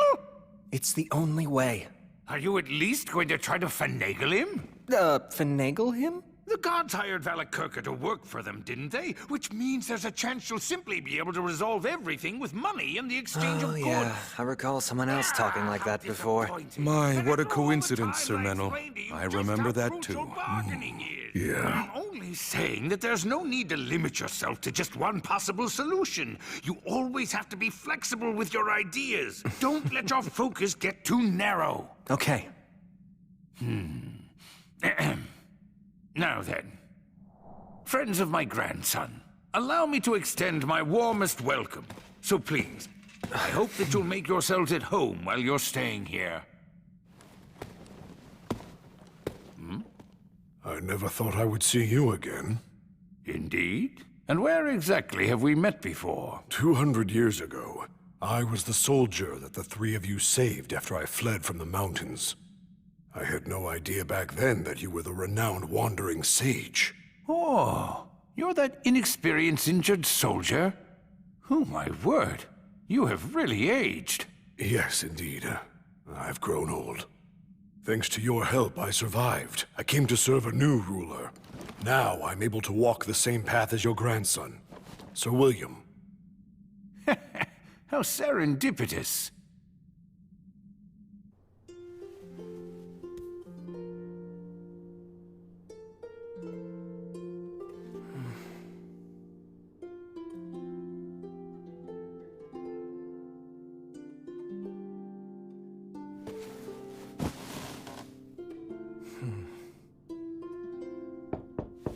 Oh.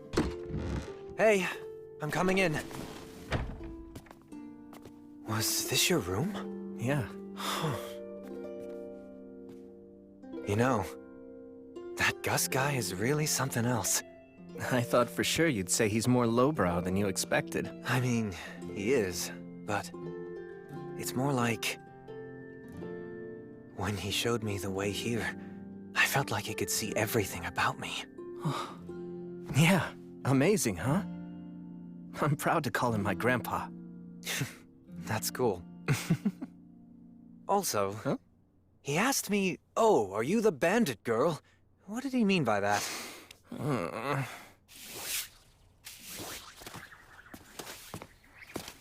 Gus, got a minute? Huh?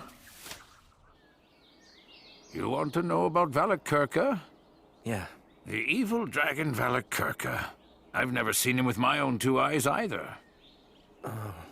I would have liked to have tried bargaining with him if I'd ever had the chance. If the demons hadn't been the ones to employ him as a mercenary, then all those heroic lives would never have been lost. If you really do intend to fight him, you're going to want to aim for his old wounds.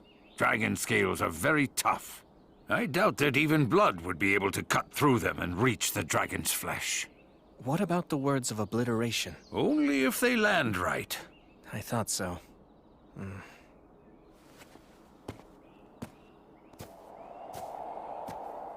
Do you know the reason why the true dragons of old could fly so rapidly, even though they were of such enormous size?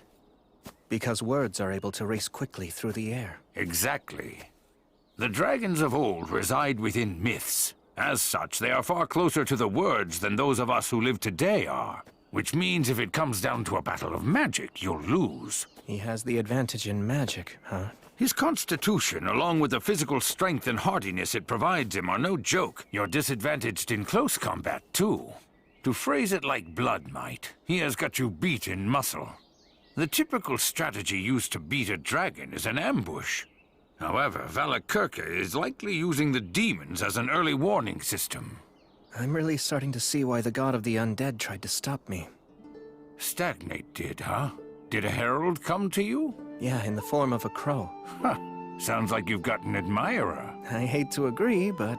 Stagnate thinks the way all gods think. You can't keep up, and talk about being overly friendly for a god, and impertinent to boot. Although, I have to admit that I am still somewhat grateful. Stagnate gave me the chance to live as one of the undead and keep raising you, and allowed Blood and Mary to die happy as well.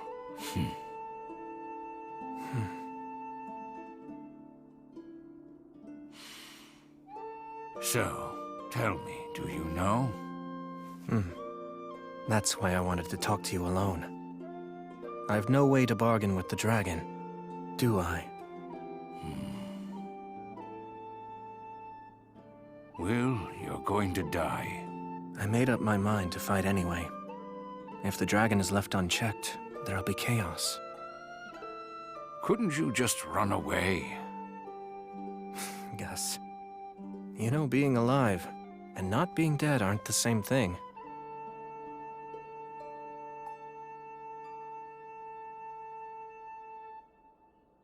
Well, I guess there's nothing more I can say. Oh, yeah. There's something I've been wanting to ask. I heard the story of how the three of you killed the wyvern. Oh? Well, there was a boy and a half-elf girl that you lent some money to, remember? Oh, that brings back memories. Of course I remember that. They were promoted and became nobility. The old half-elf lady is still waiting for you to this day. mind if I collect the debt she owes in your place? Oh, well. Getting one's money is important after all. You can't do that if you're dead. And when you borrow something, you have to make sure to return it. It's fine by me, then. If that's the case and you're gonna go through the trouble of collecting that debt for me, I can't just sit around and let you die. Oh. The equipment used by the compatriots who battled the High King is still kept here in the city. Why not refurbish it for your own use? For you and your companions?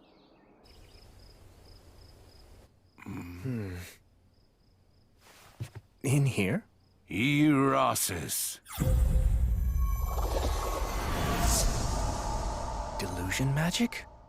I never knew that there was a door here. We couldn't very well let a child like you find out about this place. After all, you took matters to the extreme with Mary as it was. No way! This place was built to store alcohol. That's why it has a basement. Look around and take whichever pieces you like. I'm sure the previous owners would permit it. A great shield? Yeah, to protect against the dragon's breath. This armory's well kept. Was blood responsible for that? Yes. And everything contained within it belonged to the warriors who battled the High King with us. Are you done already? Yeah, I don't need anything. It's certainly a fine sight to see, but no matter how well a weapon performs, I can't put my trust in one I'm not used to. That said, Gus the Sage, I'd like to borrow your talent for signs. Oh? Please engrave some words onto this that won't detract from its usability. I should be able to master a change that small within a few days. Ah, I understand. Very well, give it here. Although nameless, this is a fine sword. It's clearly long been used with care. I'm sure one day, it'll be honored in song as the Sword of Restov. Yes, maybe. Or so I hope. Hey! Gus the Sage. You can just call me Gus. Okay, old Gus. Whose bow was this?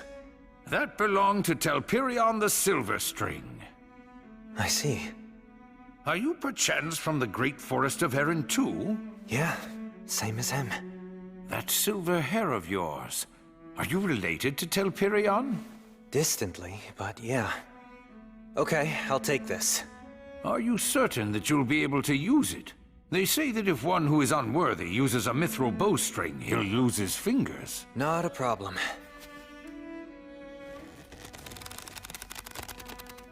See?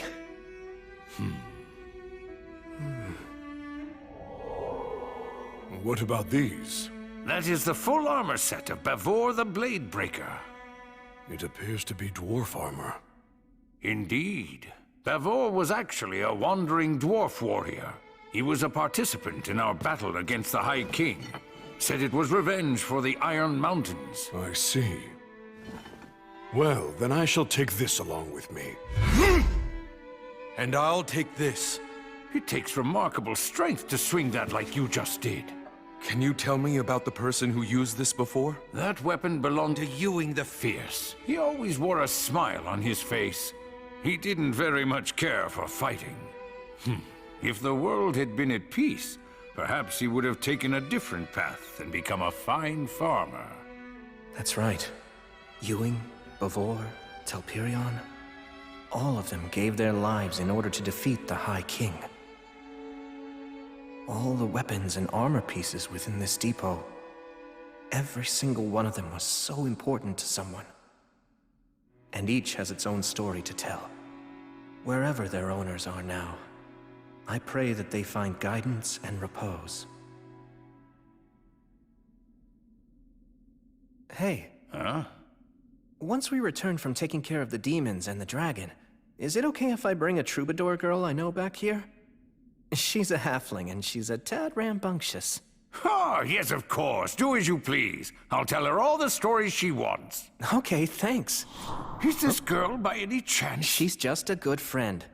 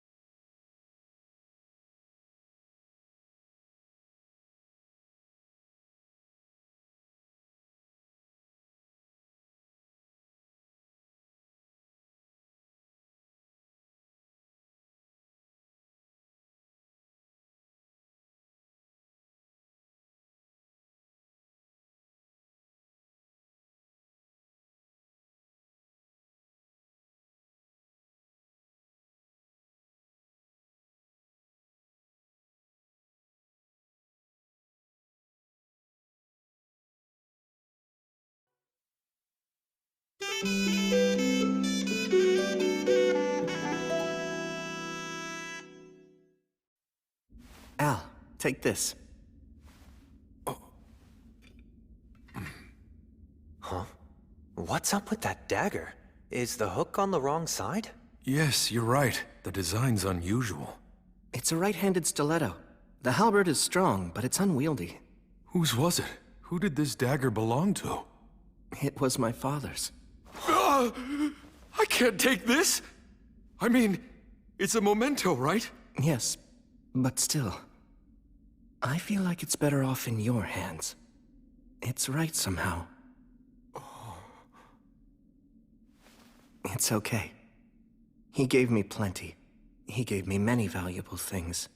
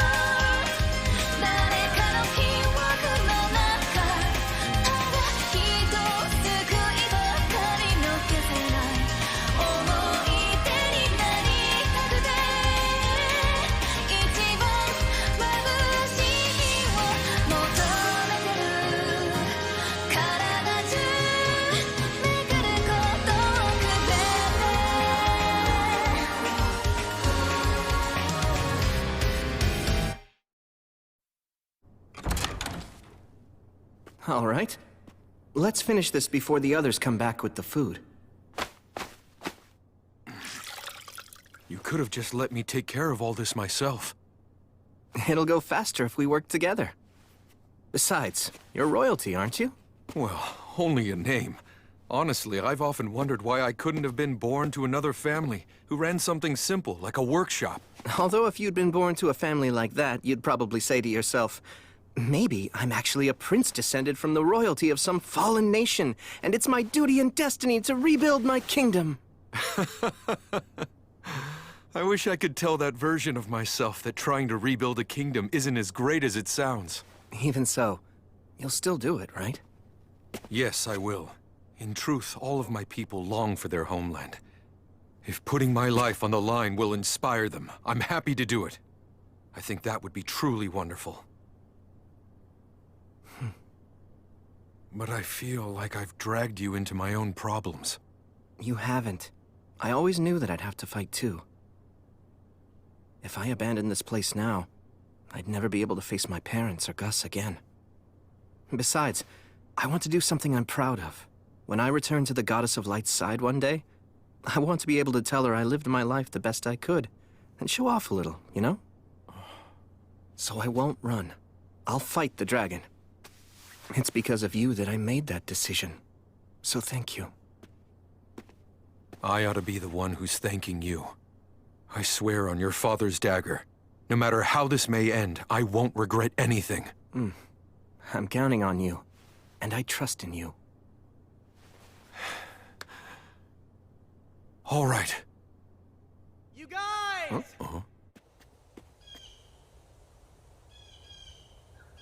I brought food back.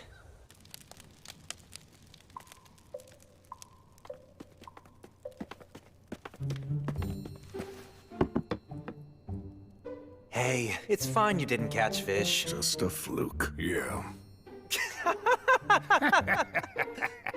Well, great warriors aren't always great fishermen. It was a fluke. Got it. Right. Actually, how'd you take down this deer? Oh, I concealed my presence and just kind of walked into it. Then, I fired by pure reflex, and it was almost as if its heart just drew the arrow right toward it. You have the blessing of the god of spirits. He merely got lucky, that's all. And luck simply wasn't on our side. You know, you'll feel a lot better if you just admit that you suck at fishing. It was a fluke. That's right. You two just don't know when to give up.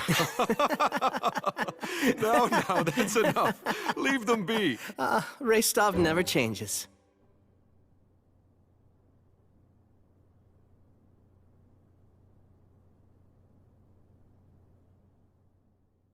Will, are you afraid of me? No way. Of course not. Listen close. Humans have flesh that feels warm to the touch, and they breathe air in and out. You should get used to how humans look. I'm sure that one day you're going to make other friends, and they probably aren't going to look like the three of us do. It'll be fine, really. I'm not afraid of you at all, Mary. I won't be afraid of other people I meet either. I'm so glad. My mind's at ease now. Will, there very well may come a day when you'll feel regretful. Huh? Valor is the strength to destroy injustice, but at the same time, it is a curse. A curse? Because you know you're strong, there are times when you can't give up, even if it means your own death. I'm only teaching you to fight because it's something I want to do.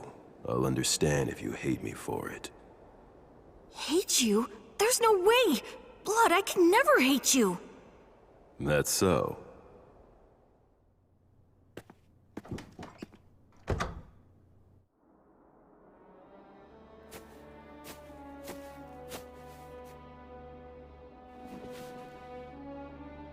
I've come home. Mary, I actually made some friends. And it's all thanks to you, Blood, that I made it this far.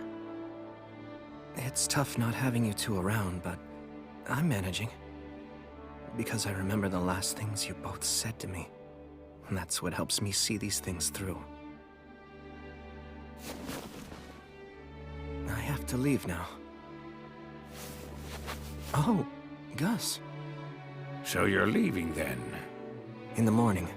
Valakirka is an absolute warmonger through and through. He can only survive amid the chaos of war.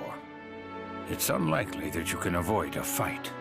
And besides, the only one who's even capable of posing a threat to him right now is you. Not true. The fact is, I'm not strong enough. At this point, a dragon could easily defeat me without using its full power. Chances are that you're going to die. Both you and your friends. And even if you somehow manage to survive, that doesn't mean someone else won't die. It seems this place is your last stop. You could run away. If I threw it all away to survive, it'd just mean I wasn't dead.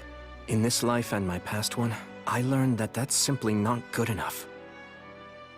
I'm pretty sure that all the others feel the same way. Al, Menel, Raystov, and Gelreese, they've all come prepared. Maybe even more so than me. Besides, in spite of the odds, we don't intend to die. Honestly, it's mystifying. Just who do you take after? Good question. Then you should attack the dragon as soon as possible, before his body has had a chance to fully heal. The wound to the eye that King Arvanger gave him. You have no idea of just how deeply I wish that I could go along with you and help you out. But yet, when it matters the most, I'm of no use to you at all. Honestly, just hearing you say that is enough. It's okay. You can stay here. Please watch over Blood and Mary. I'll be waiting.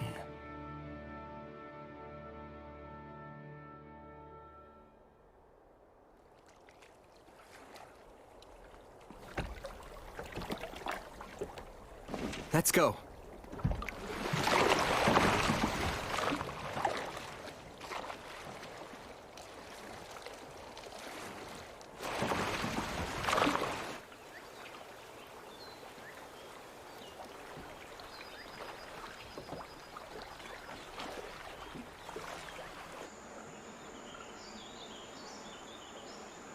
We need to take this tributary, don't we? So the map says. Any changes in the terrain and we turn back. All right. Sylphs, oh sylphs, please hear me. Put the wind at our backs and send us on our way.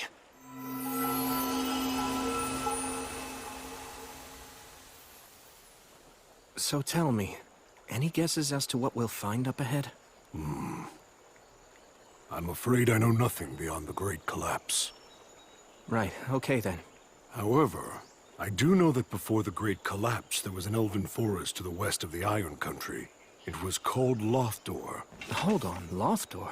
As in Land of Flowers? You know the elven language? Somewhat. Gus taught me enough of it to get by. Lothdor, huh? I've heard of it before. Pass beyond the Iron Country, where dwarfs dwell within caves. Cross the shining rainbow bridge, and there is where you shall find Lothdor. Lyres of silver and flutes of gold sing the song of Remirath. What was that? A travel song from my homeland. That brings back memories. Although in truth, the Iron Country didn't have a very good relationship with the elves of Lothdor. Oh, because of the logging? You know the history well. Nah, it's just that something similar happened in my homeland. Skirmishes between our people grew violent on occasion. Sometimes we hated each other. Regardless of that, they still remained our neighbors. They excelled at song and the spirit arts. Yet they were also a proud and ill-tempered people. Despite our differences, we had a certain respect for them. And in their own way, they had respect for us too. And during the Great Collapse? I only know they withdrew into the forest and kept resisting. They absolutely would not give up no matter what. Perhaps they managed to survive. Elves live long lives after all. And maybe...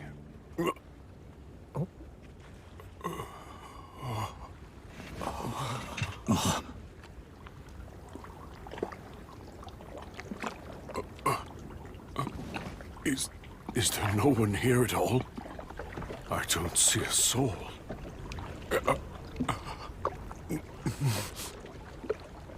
How regrettable.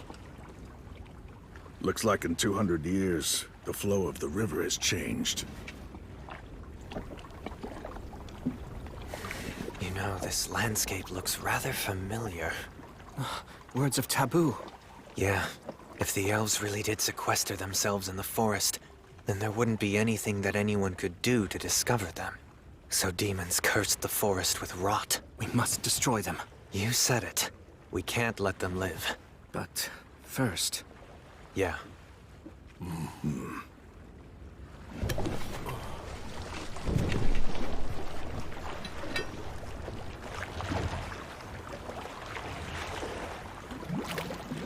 There! It's a serpent! Stop blocking! More are coming!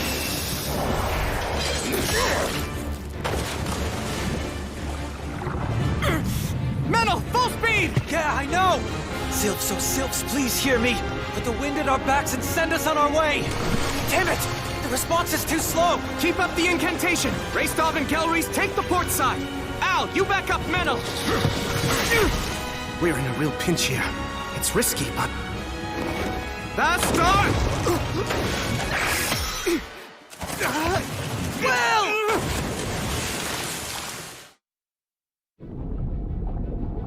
I can't see a thing. In which case...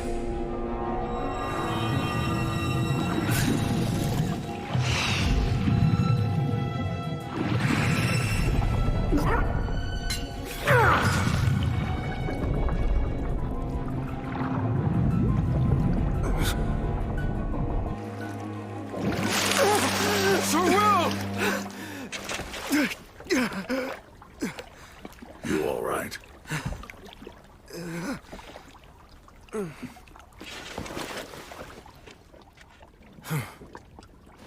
Now, Bastare!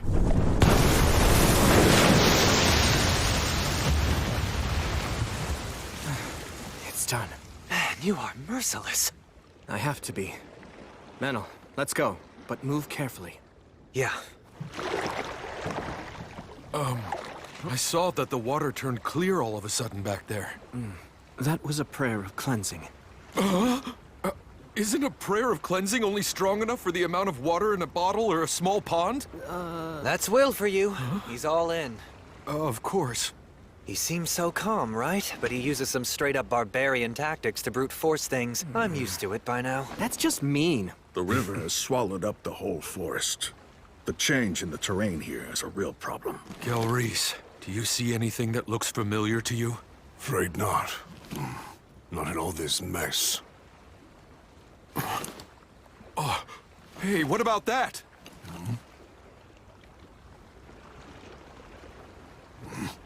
Going by that style of architecture, it's definitely elven workmanship. Where are we on the map now? I'd say right about here. If that's the case, we need to go that way. Unfortunately, the Fae around here are weakened. I can't call on them. Although maybe if I could use my Lord of the Forest powers. No. We probably shouldn't try to clean this up anymore. If we do, we might catch the demon's attention. Well, then let's row.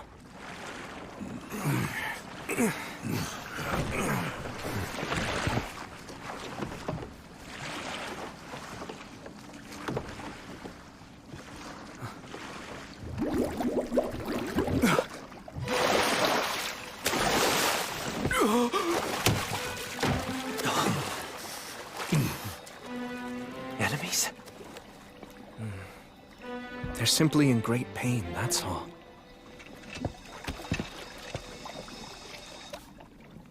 It's okay. Everything is all right. After this, none of you will curse anyone anymore. You won't haunt or torment.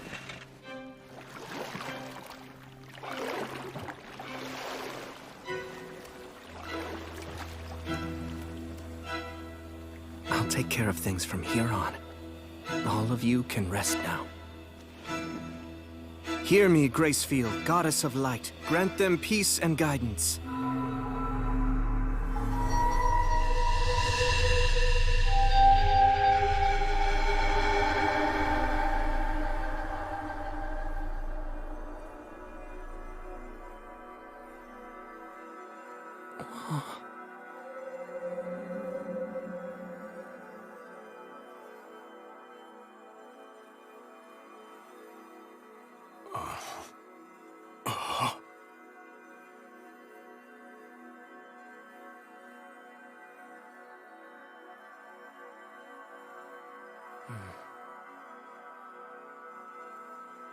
You're saying that we should go that way, as quickly as possible?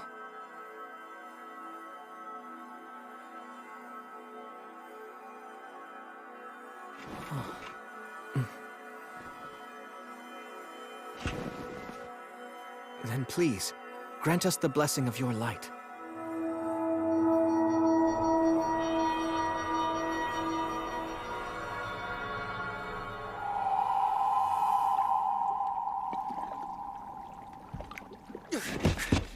Let's go! Come on, full speed that way! Right now! Move it!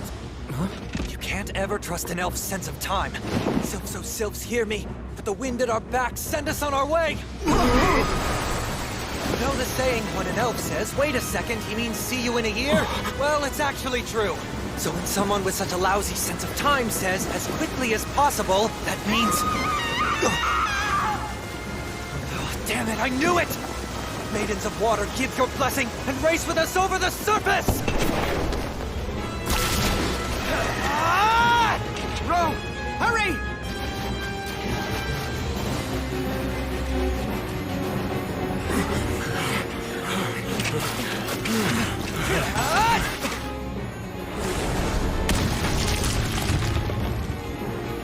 Metal!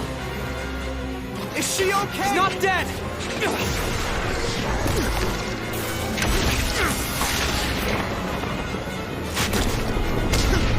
Damn it!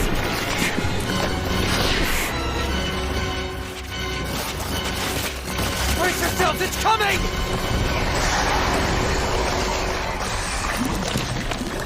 Hydra. Sagita Flamium! Fire hurts it! Right! Al, Gelreese, and Raystov, stay in front! Menel, take her and swap with me! Right! I'll stay in the rear. From there, I'll burn its head. The rest of you, stay in front! Right! Got it!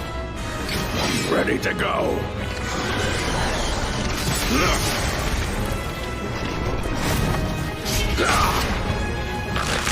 Sagita Flamium! Go now, young master! It's over. Well, looks like I'm not needed here anymore. Fine, I don't want to waste my arrows.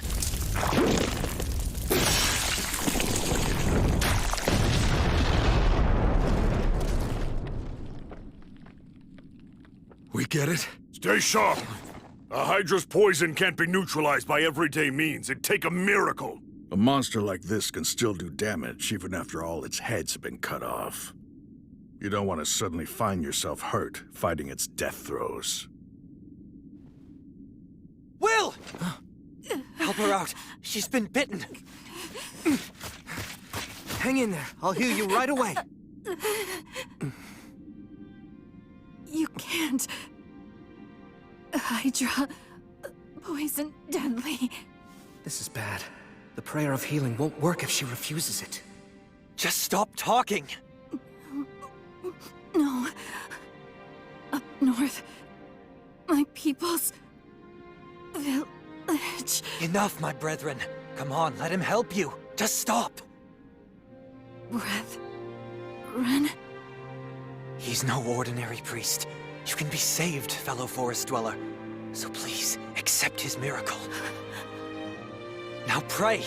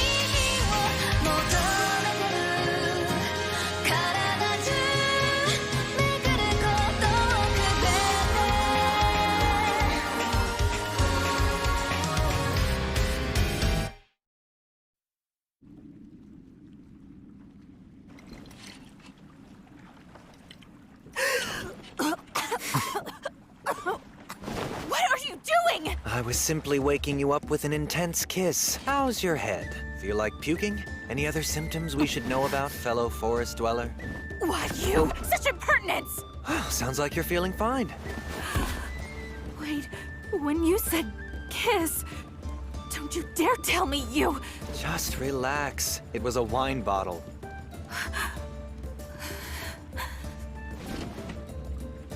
Erenra rumen komen tiarmo. Sorry for startling you. I wasn't taught a lot of manners. I am Meneldor of Isil. And I am called Dinalind of Remirath. I was named after the swift-winged eagle who appears beneath the silver moon. May our fateful meeting be singularly blessed. You are clearly a young lady who embodies the enchanting silence of the shining stars. So you can speak with propriety. Frankly speaking, elf etiquette really isn't my thing, and I think we should leave it at that. My deepest apologies. May I assume that you are the leader of this group? It's a pleasure to meet you. My name is Dinalind. And I am William G. Merryblood. You saved my life earlier. From the bottom of my heart, you have my most profound thanks. Slay the dragon? Just you five? Seriously? You think we'd come this far into the middle of nowhere for nothing? I could believe that you'd do so, perhaps. But I'm sure that William wouldn't. He seems quite honest and sincere. I realize it's crazy. But even so, we still have to do it. I see. You are very brave. Why were you taking on a Hydra in a place like that anyway? It's somewhat of a long story, I'm afraid. We should eat first before hearing it then. You can't trust what an elf really means by somewhat.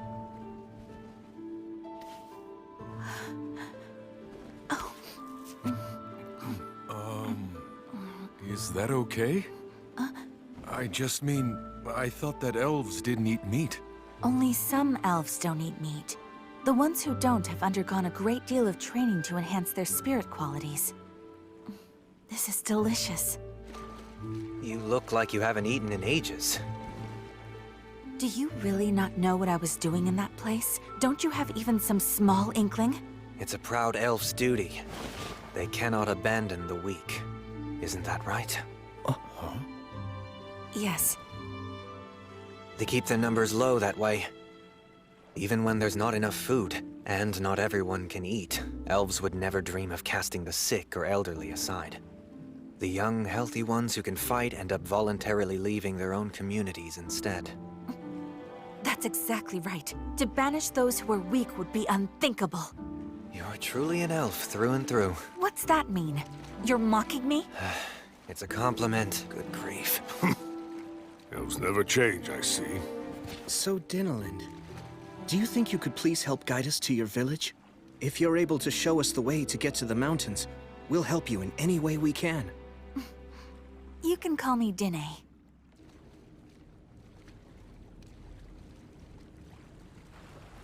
This all looks pretty bad. There's more than only the demon's words of taboo at work here. That's true. It's the evil dragon's miasma. The evil dragon? It defiles the forest, degrading it year after year, killing it bit by bit. And there are more and more strange beasts. All of this fog and mire. It blocks contact between our clans. The mountains, our only true landmark, are now the dragon and demon's den.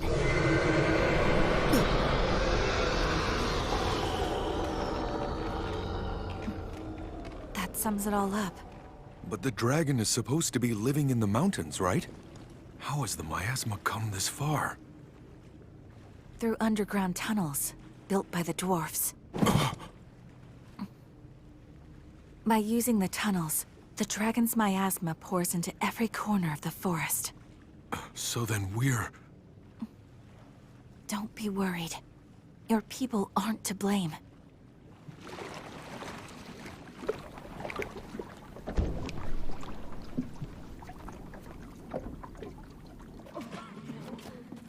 The powers of the Fae have weakened throughout this entire region. Because of that, the water, air, and food here have all been poisoned. Lothdor. The days when it was a beautiful land of flowers are long gone. So now, at best, it's the land of the half-dead.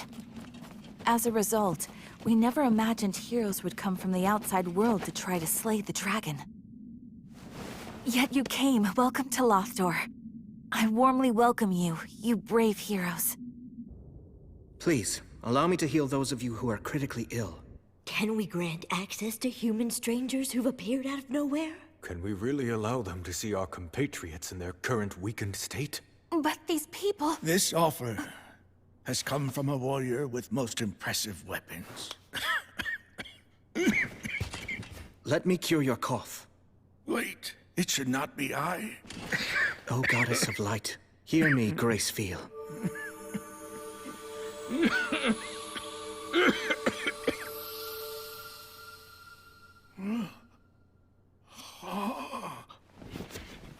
My cough, it's gone. Oh. Gather all those with the most severe symptoms. If there's anyone too critical to move, then I'll go to them. Oh, but healing through blessings takes a great toll on one's vitality and on their ability to concentrate. If you heal so many... If it's just 100 or 2, it won't be a problem. I can heal them all.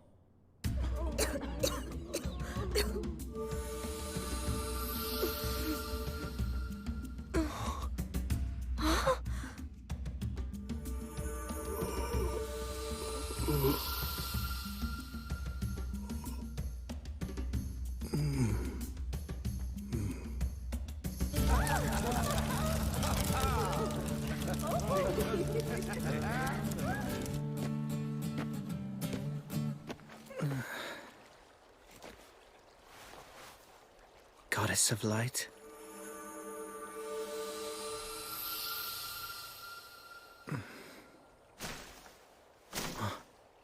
You're using a poison-neutralizing blessing to sober yourself up? How tasteless. This is enemy territory. I can't relax. Is your journey going well so far? It is for now, at least. A little warning from Gracefield, huh? I hope you're aware that Gracefield truly does love you. Wouldn't you like me to love you as well? What do you say? Please spare me your jokes. Well, go on. What do you want? Only to deliver a warning. This will likely be the last chance for you to abandon your mission. If you continue, you'll die. Flee for now. Amass more strength. If I do that, Al and his people will die. Yes, the dwarfs will die. But when the dragon eventually fully heals, many thousands will die. Both humans and elves alike will fall. But although the evil dragon will inflict much damage, that harm will also bring more followers to you and your goddess, Gracefield. Many brave and skilled warriors from all across the land will rise up in order to slay the dragon. Among them will surely be disciples of the virtuous gods, and you will lead them. Gracefield will have regained her power, and you'll earn her blessing. And after that, you'll be able to reach the evil dragon's throat with your blade. Of course, while I loathe to even suggest such a thing, it would be best to permit some sacrifices. It wouldn't be cowardly. It would be an act of bravery. I can't do that. Oh? Why? Are you really so desperate to save everyone? If you die now, tens of thousands of beings will die in the future. But if you flee, only several thousand will be sacrificed now. By staying, you will endanger 10 or even 100 times as many lives. And it might be quite a long time before another warrior comparable to you shows up. I understand what you're saying. So then? I know that the moment I accept your proposal, my promise and my faith will both be broken. I'm sure you know that, which is why you've made such a sound argument. You're hoping to break my spirit, and in doing so, bring me over to your side. Am I wrong? I'm simply a weak person. I'll follow the easiest path, lose heart and quit. I know I'm only human, and just like all humans, I have a fickle heart. But the goddess taught me something important, that I can still start over. I've met family and friends that I cherish. I found things that I need to do, and things that I want to do. And that's why I'm going to see them through. Until the moment I meet my death, I'll continue to serve as her hand and her sword. I swear it on the light of Gracefield. Rats. Seems I've failed to persuade you yet again. You're correct, you know. I realize that your soul isn't very strong. If you give up, you'll lose heart and fall. That's all your soul is worth. But despite that, you've turned my expectations on their head. You took me on and managed to defeat me. It may sound absurd, but that is why I consider you a hero. Quite a paradox. I never set out with the intention of being a hero. You acknowledge your own weakness, make it your reason not to quit. And so, even death can't deter you from what you believe in. And that's precisely what heroes do. I'm going to say it yet another time. Come over to my side and become mine, Paladin. Serve as my right hand. Together, the two of us will slay the dragon. We'll take down all heroes everywhere, destroy all the gods, and conquer this entire world. The both of us, you and I. Respectfully, I must decline. Besides, I'm aware that you don't like to see heroes fall from grace. I won't be swayed by your invitation, Stagnate. I'll continue to be your enemy. Because I respect you. Still, what a shame. You're going to die. The dragon will rip you apart. Very well then, my foolish, clever enemy. Farewell. Come on, just let me go already. I can't. I told you that I can't let you go. I see it's true that the elves of Isel have no principles. Like a let's keep it all a secret Remirath elf can talk. Oh, just a lover squabble. Wait a minute. What exactly did you just say? Listen, we have no time to waste on something like love affairs. I guess that is true. Not at a time like this. Even I have that much of a clue. But another time? Then I'd say sure. I mean, she is pretty. Look, so what if I drop a slick compliment or two whenever I see her? That's just good manners. I guess I just don't get it. You really are just Ectokako Niragamose! Is that so? Well, I'd say that you're an Onomaknak. Excuse me? The Lord of the Forest here. That's right. I should be able to heal him at least some. Oh, right. With the new abilities you have. No, absolutely not! Okay, look. You know, Menel really can be trusted. I do put trust in what you two have to say. There's no telling just how many elves you saved last night, and for that I am grateful to you. Then why do you say no? Where the Lord of the Forest is, it's Demon Beast territory. To put it plainly, it isn't our land. Okay, then... What, we should just depend on you? You think we have the right to ask you to get involved in yet another battle when you're about to enter a different one? We should beg you to help us because we can't handle it by ourselves? And have you put off what you came here to do? No, I refuse to! I simply won't make such a shameless request of you! You see? That's an elf. Seems the elves truly haven't changed even a bit. So what do you think we should do? Do whatever you want to. All right then, let's get started. Do you even know where the Lord is? He's pretty weak, but I can sense him. Please, Gelreese, go round up Al and Raystov for us. And come armed. Right. Hold on a minute, what are you talking about? A demon beast extermination. But I just told you we aren't— But there's no reason to complain if we do it, right? And just so you know, a few magic beasts aren't anywhere near enough to defeat either me or him. All right, fine then! I'll go call for some of our best talents, and don't you dare leave on your own! The demon beasts who've taken over the Lord of the Forest's throne are insect types. The earwig's defensive abilities are especially troublesome. That must be one of them! This will make for good training. It's a purple moth! They attack from the sky! Right. Careful! That dust is poison! Understood.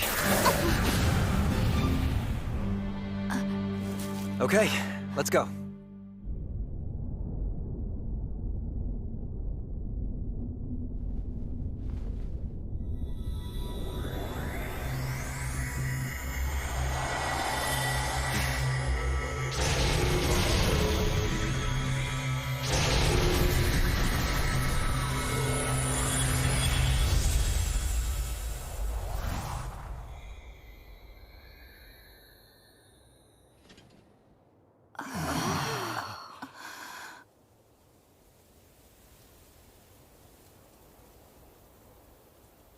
Nicely done there.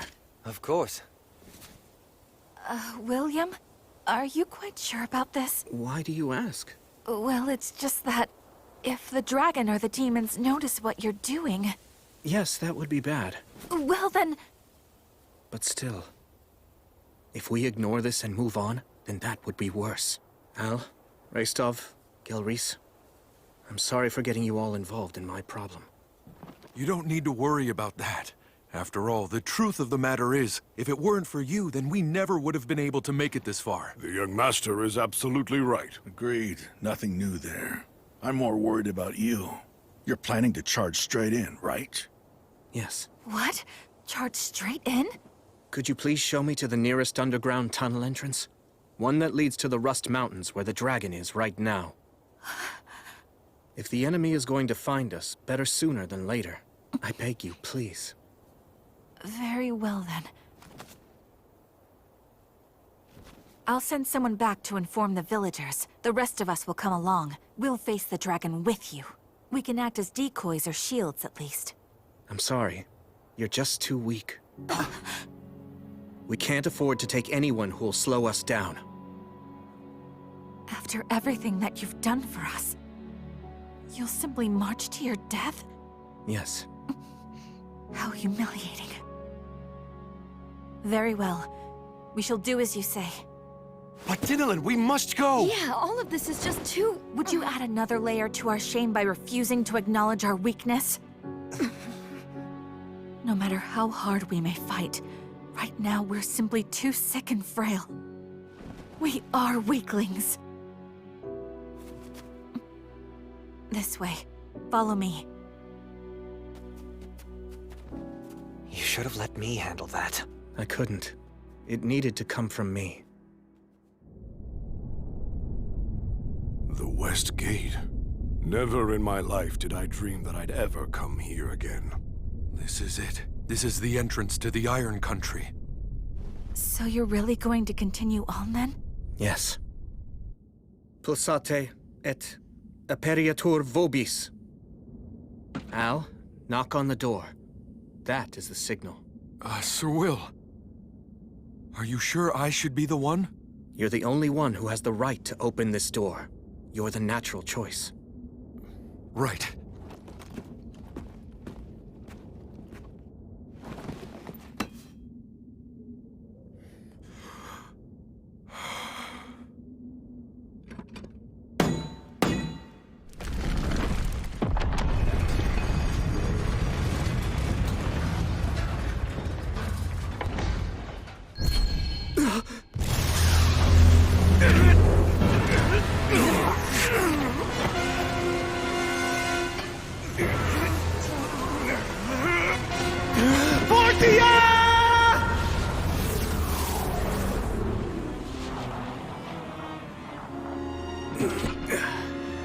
It seems that they did notice us.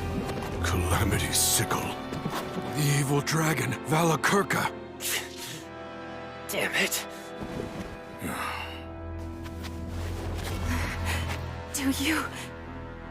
Do you really intend to go up against this? Yes. This is the reason we came. Lumen. We came here to reclaim the mountains. To reclaim peace. So we're going in. Wait! We won't forget our debt to you. We, the Elves of Lothdor. do hereby swear to our ancestral god Rheasilia. One day, we will return the favor that you've done for us. I shall pray for all of you, that the blessing of the virtuous gods and the spirits of courage will be with you as you go.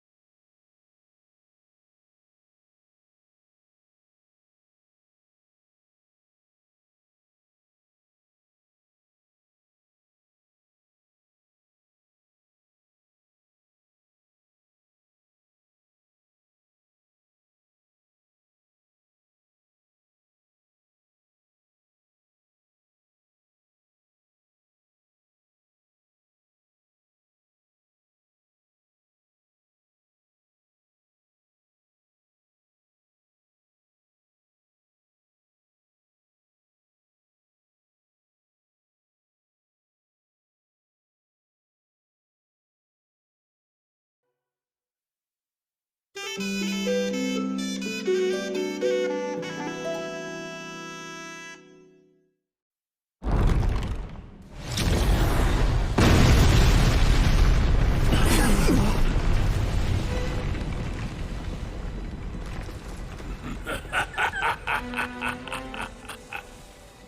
a pathetic little weakling!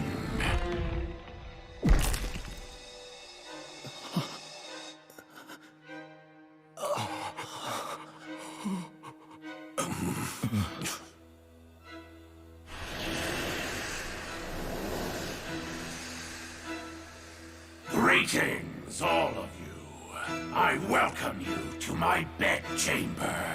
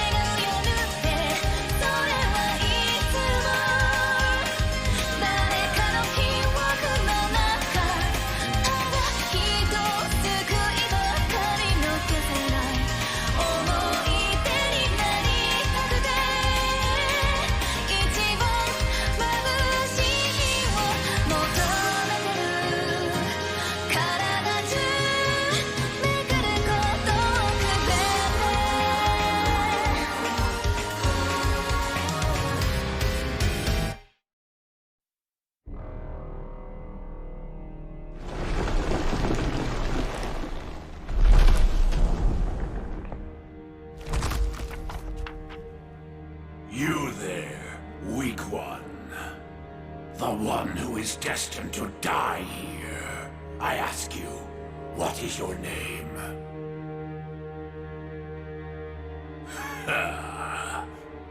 What's the matter? Won't you give your name? Can't you even speak?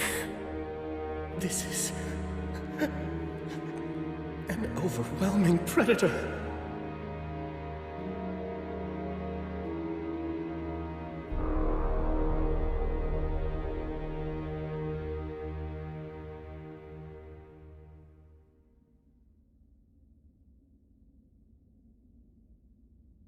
You may try to deny unpleasant feelings such as fear and anxiety, but doing so won't make them go away. If you wish to be confident, pride is not what you need, just as false bravado is not what you need to be courageous. The actual truth is that everything begins with acceptance.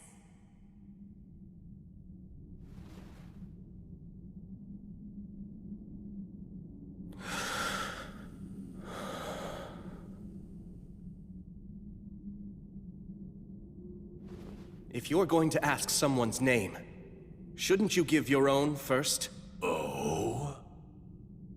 It seems that you are not merely another one of the lowly rabble who are only seeking to plunder.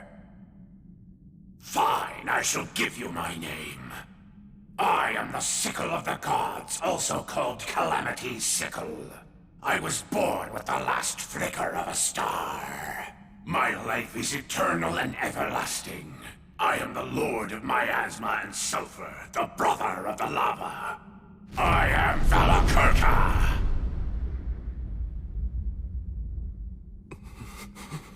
Now, answer my question. Who are you, small one? My grandfather was the Wandering Sage. The name my father bore was War Ogre of the Star of Leo. My mother's the beloved daughter of Mater. I'm known as the Light of the Hinterlands, the Faraway Paladin. Disciple of Gracefield, the Goddess of Flux. I am William G. Merryblood. It is an honor to meet you, Dragon of the Age of Gods.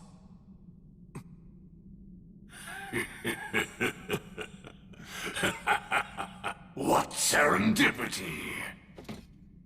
Such nostalgic names. Nostalgic? Had they been the ones who called upon me and established an agreement before the demons did, then perhaps we might have fought alongside each other instead of being adversaries. I sense a trace of the god of the undead scent on you, yet you proclaim yourself a disciple of the goddess of light. Yes, I see. Well, that explains the age disparity. Now then, I believe that concludes our introductions and inquiries. Yes.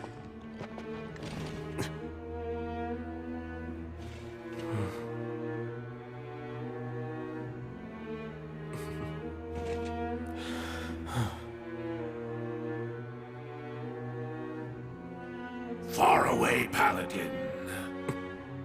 Do you wish to take me on as your servant? Why does that surprise you so? You and your companions destroyed the demons. You're a danger even to me, and that is inconvenient. Since that's the case, it's only natural that I would seek something new to depend upon for protection. Of course, I do have some ulterior motives as well. I'll have to ask for appropriate compensation.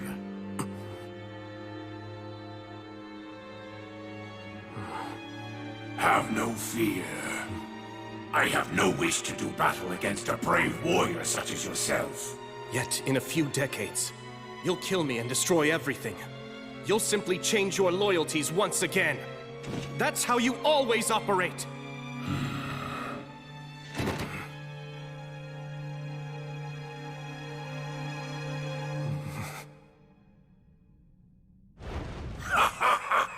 Splendid, splendid. You're completely correct.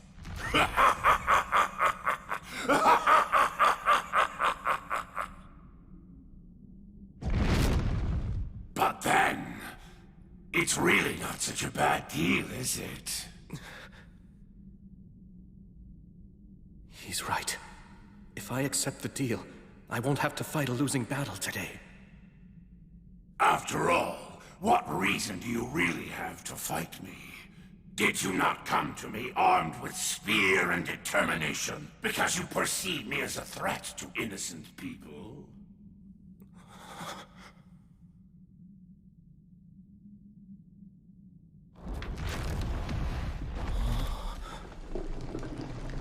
Look at me. Now I am no threat at all. I've bowed my head to you.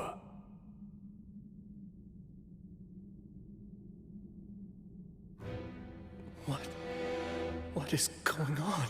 All right, make your choice. Show me you have what it takes. Prove you can wield authority over me. Now what will it be? Are you going to choose peace? Or will you choose battle, even if it means your demise? You should be aware that I'm not a patient creature. Act now, choose quickly.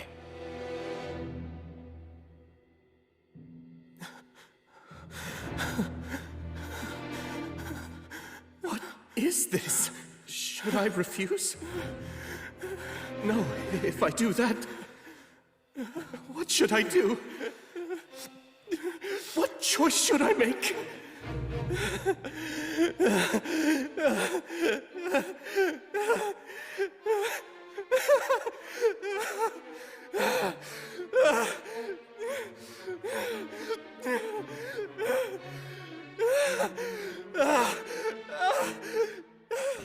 Someone...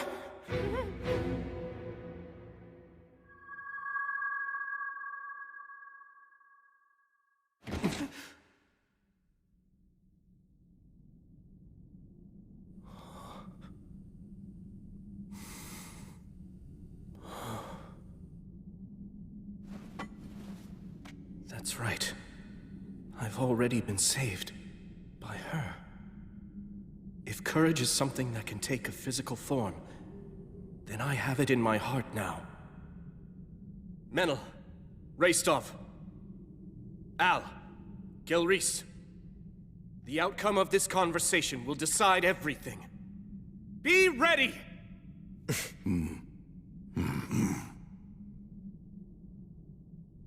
So then, have you decided? The time is upon you. You must choose, Faraway Paladin. Will it be peace or death? I won't choose. It's you who must decide, Valakirka. Oh? And just what is this choice? To mend your ways, or not?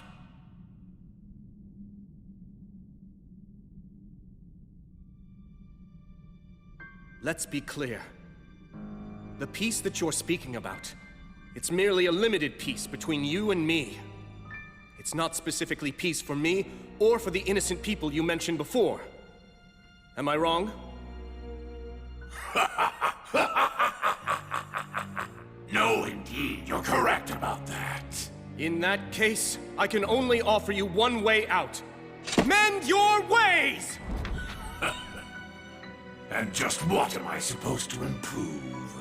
The extreme eagerness you show for constantly scheming and seeking conflict. If you swear to mend your ways and truly seek my patronage, I'll also take a vow. I'll swear to the Goddess of Light that I will protect you. And for as long as I live, I'll defend you from all who are hostile to you. That is how I operate. Well, decide now! Will you choose to improve or fight? Give me your answer, dragon!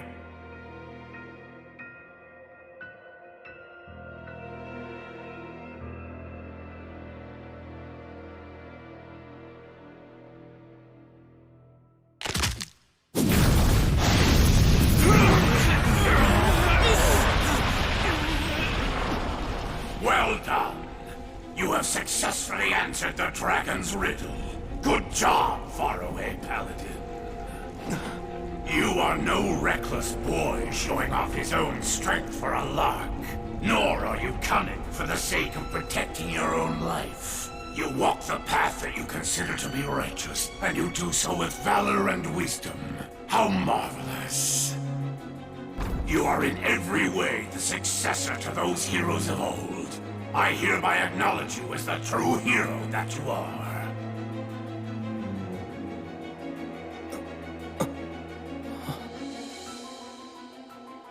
However, I refuse to meet your conditions. I won't change my ways.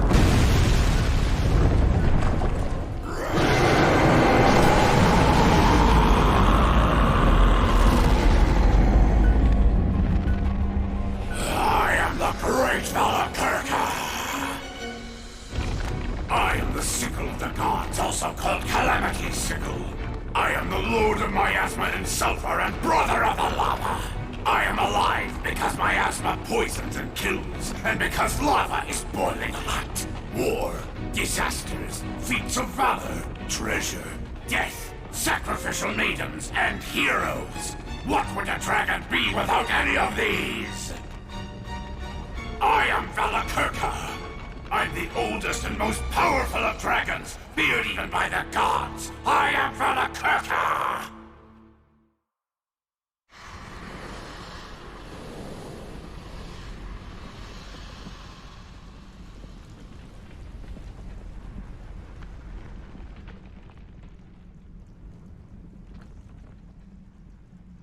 To the hero, and the warriors who follow this hero. I could kill all of you right here and now, and add another page to my already terrifying history. Or I could be slain by you, and my defeat could become a song about an act of valor until the end of time. If you're prepared for the dragon's flames to burn your body and soul and erase you from the cycle of death and rebirth, then I shall allow you to bring your challenge against me. This is the great dragon of the Age of Gods. He's definitely an opponent I can respect. The Faraway Paladin! I, William G. Merryblood, will fight you!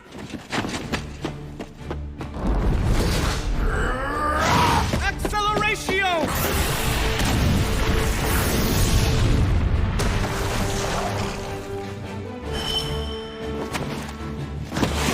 Lamina!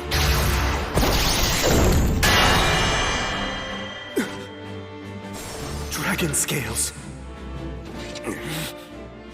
If you really do intend to fight him, you're going to want to aim for his old wounds. Dragon scales are very tough. I doubt that even blood would be able to cut through them and reach the dragon's flesh. I can't keep chasing after blood forever.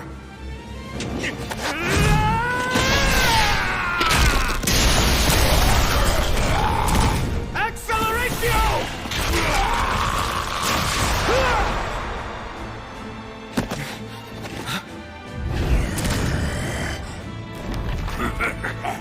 You can break through a dragon's scales, huh? What perfect light exercise! This should help keep me awake! Hey! Will's not the only one you're fighting!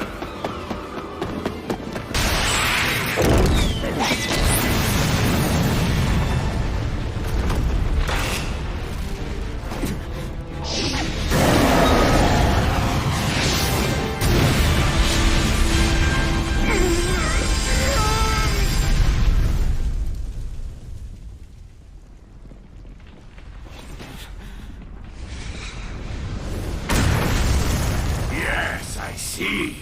Very impressive teamwork!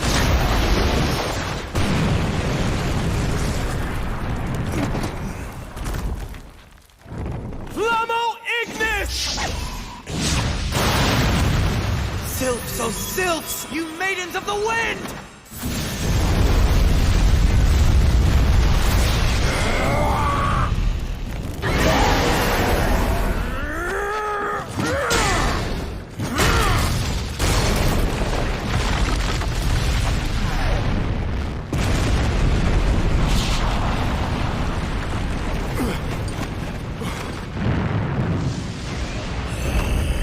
Right now! Legator! Notice! Obligatio!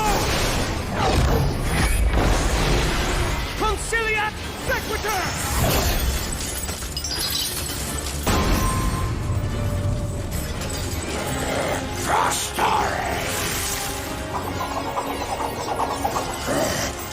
This is a triple cast. Gus's specialty. The trump card of trump cards that I burned into my eyes that day.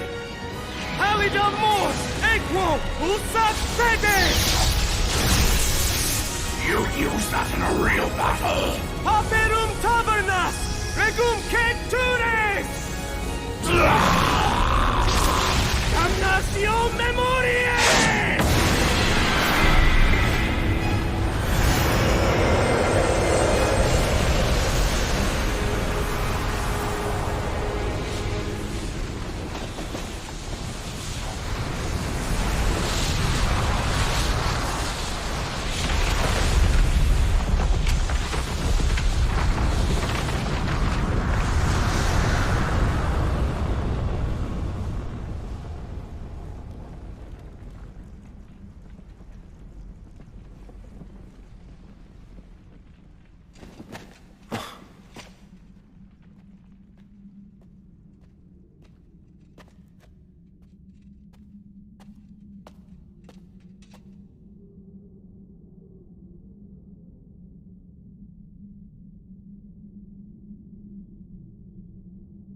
Did we win?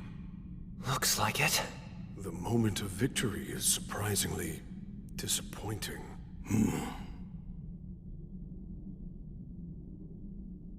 Huh? Hey, Will?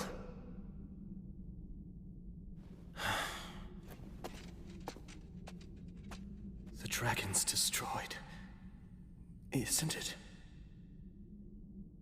Yet, I don't feel certain of our victory. Not everything is resolved by a battle to the death.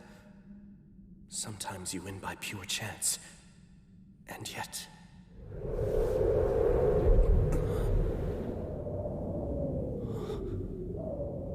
Is that wind?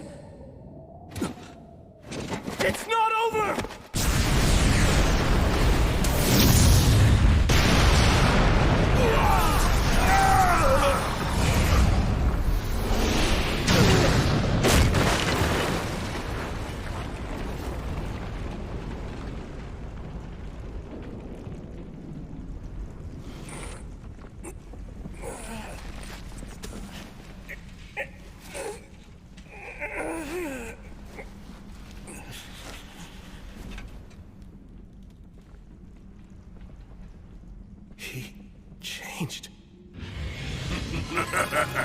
Precisely.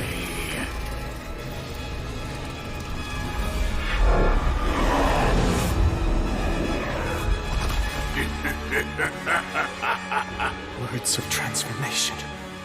Words that are so risky that humans can't even use them. Actually, that raises another point. How was a huge beast like Valakirka able to get into this underground country in the first place? So, have you caught on now? That's right! The words are all extremely well known to us dragons. Oh, I see. You'd hope that with the words of obliteration you'd be able to erase even someone like me. That all you needed was for your aim to be true.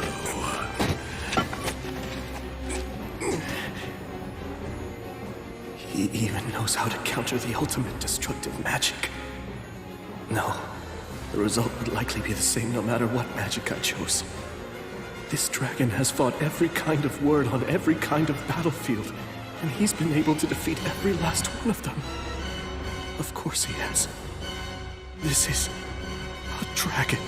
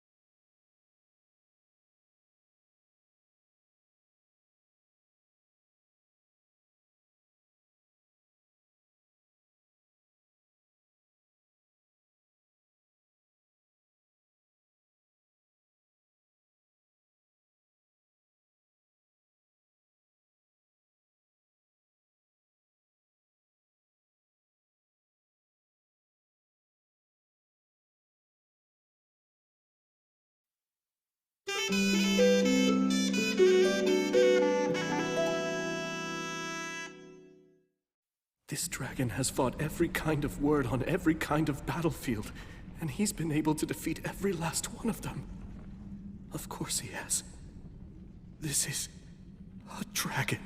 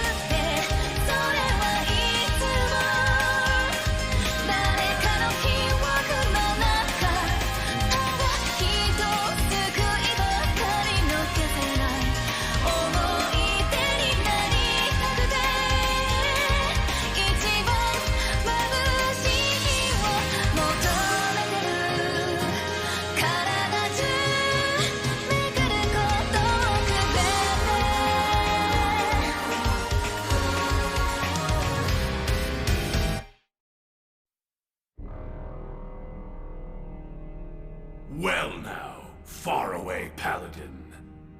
You fought bravely, and for that I commend you. Out of respect for the spirited fight that you've managed to put up thus far, I have an offer. Do you have any interest in serving me? I see that you're wise to my intentions, but I'm prepared to give you a justification. Should you refuse to accept my proposal, I'll burn your companions' flesh and bones, and even their very souls, till they're nothing but ashes. Thus threatened, you can say that you had no choice but to capitulate to the dragon to save your companions' lives. Well, it serves as a good excuse, doesn't it?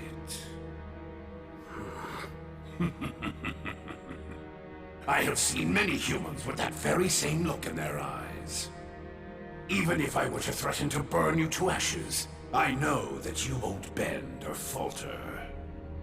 I can see that you're still trying to ensure that your companions don't suffer such a fate, while you continue to search to find a way out of this predicament. But no matter how hard you might try, all of your efforts are completely in vain. Am I wrong? Although, there actually is one single way for you to avoid giving it to me. You need only kill yourself. You're loved by the goddess of flux, aren't you? So, all you have to do is simply cut off your own head. After all, the next world awaits you, right? And the next one after that as well. And the one after that, too. And even the one after that. You have an infinite number of chances, don't you? If you wish to prevent a tragedy for your friends, simply end your life. Like tossing a game board if you can't win. You can just tell yourself, not here, not now, next time. This isn't the right moment for me to fight. No way. I won't choose that. Very well, then. To be frank, if you don't place a higher value upon your own life than that, I don't want you in my service. All right, now choose. Will you side with me? Or will you fight me and in doing so, die? I can well imagine what would happen if I were to take your side. I simply cannot bow to you. Then your companions will die. We all came here prepared for that possibility. If any of us are lost, so long as just a single one of us survives to put a blade to your throat, that will be enough. But surely you see that you have no chance at all of winning this fight. Yes, I do. If I persist, use this blade, and strike you, thousands or millions of times, I'll win this battle. Am I wrong? Maybe you could, but only after thousands or millions of miracles come to pass. It doesn't matter how many thousands, millions, or even billions it takes. If I have a chance at winning, if there's even a possibility of keeping my promise, then I'll take it. So now, you'll see how stubborn I can be. Dragon Valakirka! Speak your peace, Faraway Paladin. I'll slay you. Right now! I'll strike you down long before you can! Fortis Vita! Acceleratio! Cadere Uranium!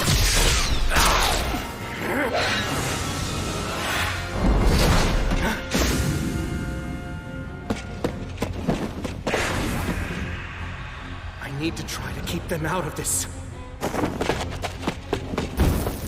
Verba Balanto! Tony Cruz!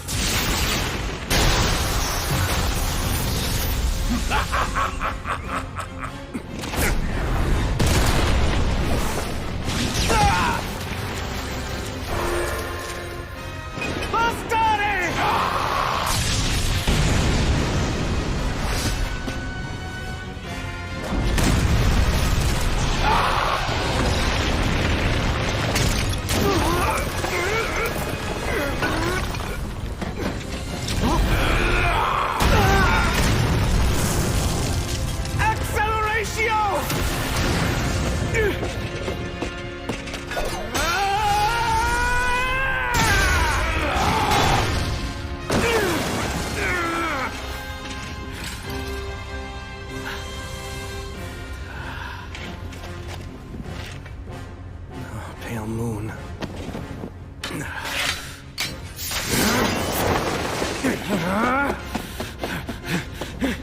Valakirka's wounded all over, too. If I can just manage to stab him somewhere with Overeater and extract his life force. Truly a shame.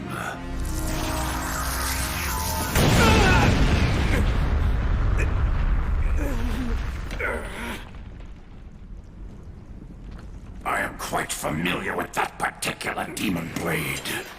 I know that it's indeed a legitimate threat to me.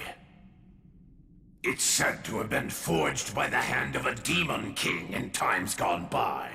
It was created in order to confront and kill the High King, who was obsessed with swords. But despite its power, if one knows how it works, it can be defeated. Much like this.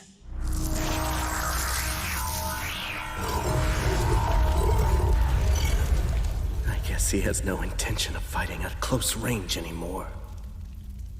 While I admit that this battle has been an entertaining experience, I have to confess that I never dreamed a mere human could make a fight as difficult as you've managed to make this one.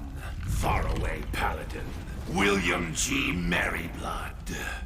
My mana, it's already... And I commend you for being able to wound me as many times as you have. Were we merely taking this opportunity to test each other's skills, I might have been tempted to place a wreath of victory on your head for putting up such a tenacious fight against a dragon. Your strength genuinely rivals that of the heroes from the Age of the Gods. You are, without a doubt, a true man of power. A hero of the present age. However, this is no mere test of skill. It's a battle to the death. I won't make you suffer. At the very least, I'll allow you to die quickly! I swore an oath. I made a vow to the goddess!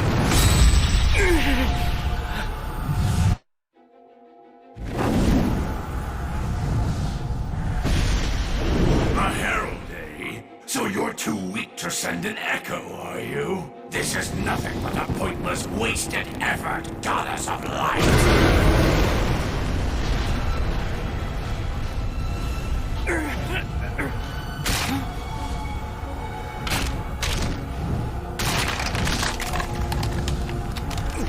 Goddess! So you value your hero's life that much, do you? But be that as it may, the intervention of a mere herald from one single god isn't enough to change anything about the outcome.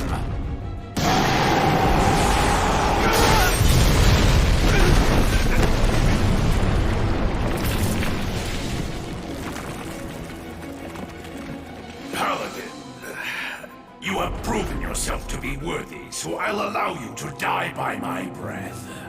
You will always remain in my memory, but as for your body and soul, I will burn it all to ash, down to the very last fiber of your being! No, I can't have that. Who goes there?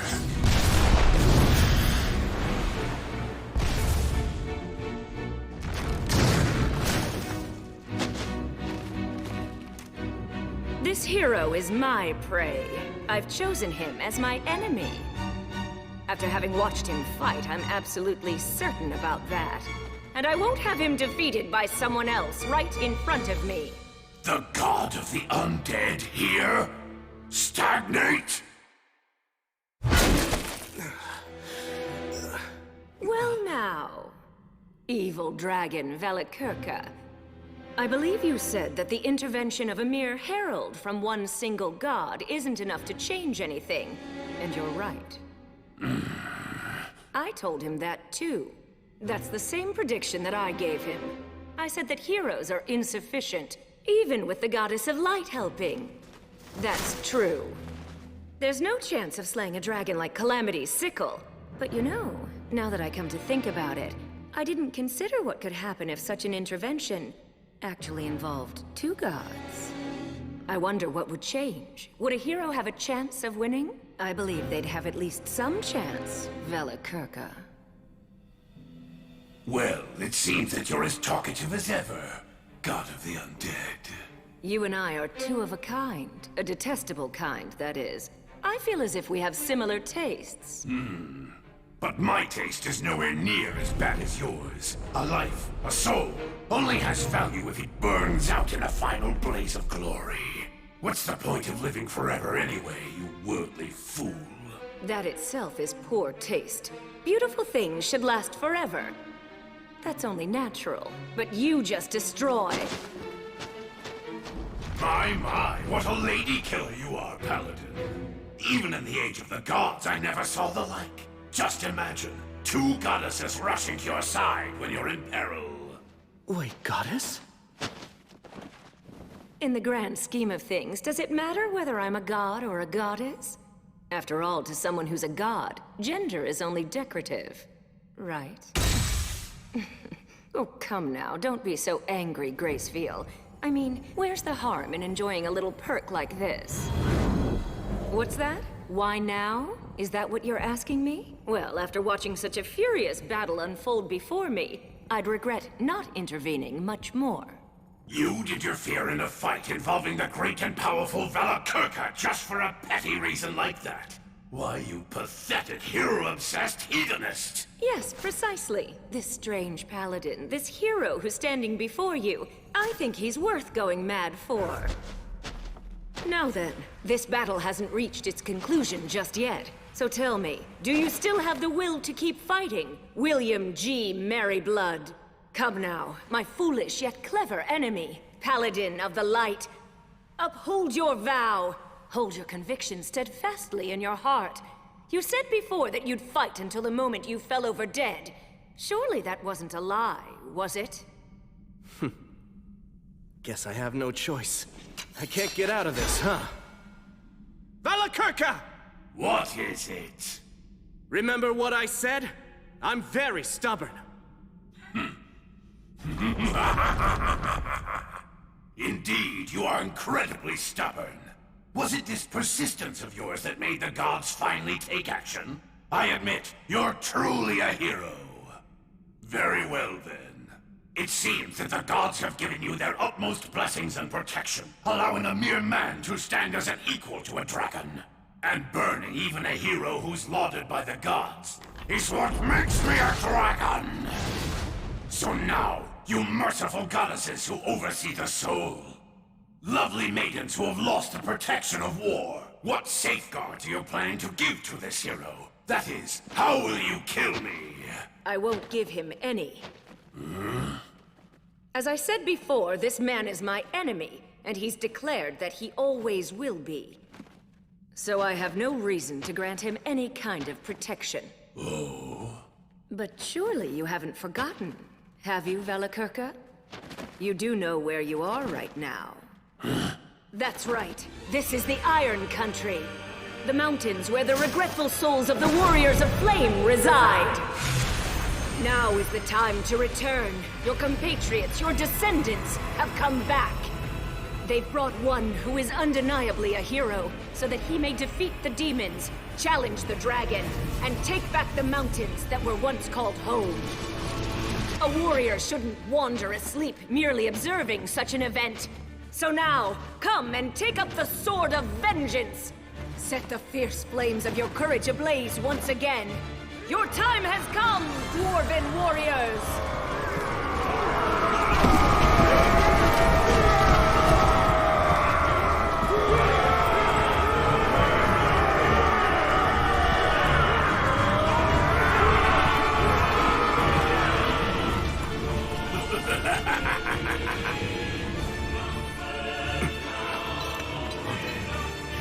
You guys haven't all become undead, have you?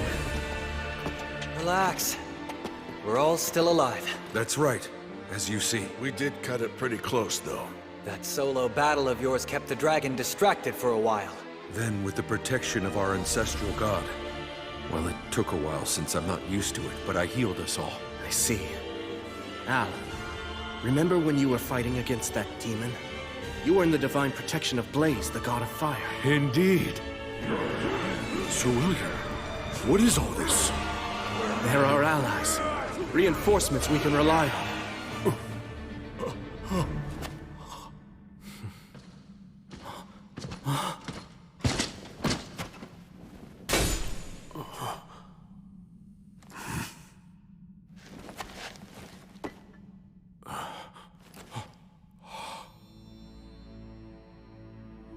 Your grandfather.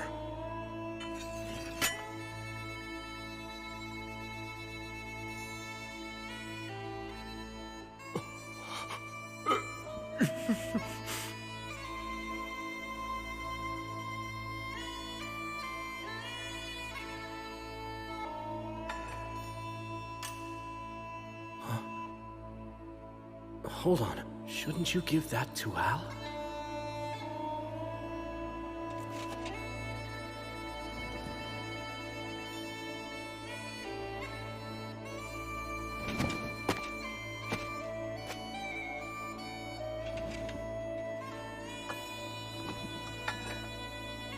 Called on.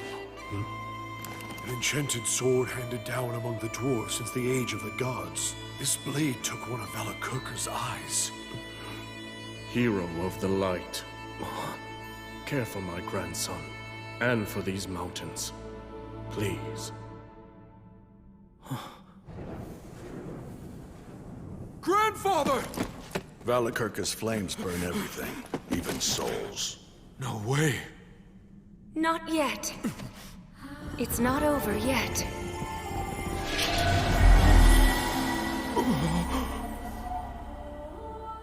Goddess, you... Hear me, all of you who cannot preserve your souls. You who've been burned by the dragon's breath and cannot return to the cycle of rebirth. You who were born into this world, lived well, and enjoyed life to the fullest. I bestow upon you this final blessing. If, even in death, even after your souls have perished, you still wish to pursue what is good and right, I shall guide you. Standing before you are the heroes of the present day. Gather within them!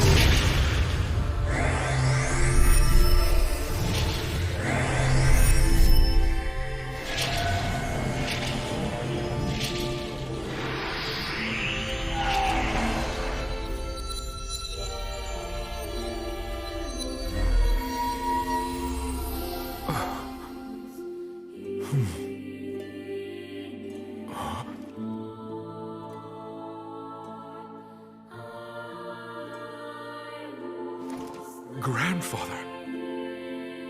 Even now, I won't apologize. But, my grandson, look after our country and people. I beg you.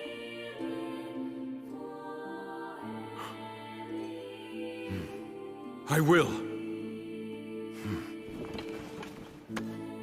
You can count on me.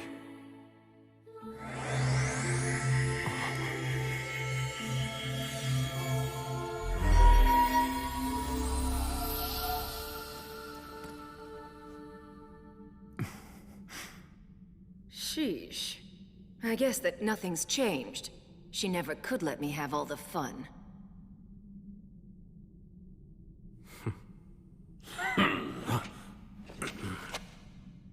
It seems that you're finally ready, Faraway Paladin. You weren't just being nice, were you? Certainly not. I merely like to let my wine age a little. Now that you've prepared and gathered all you need, you, the heroes, will come for me filled with hope, and I will crush you. And when I do, right when your faces contort in despair, that moment, that glorious second, is when I feel the greatest joy! Now come on, challenge me once more, Faraway Paladin!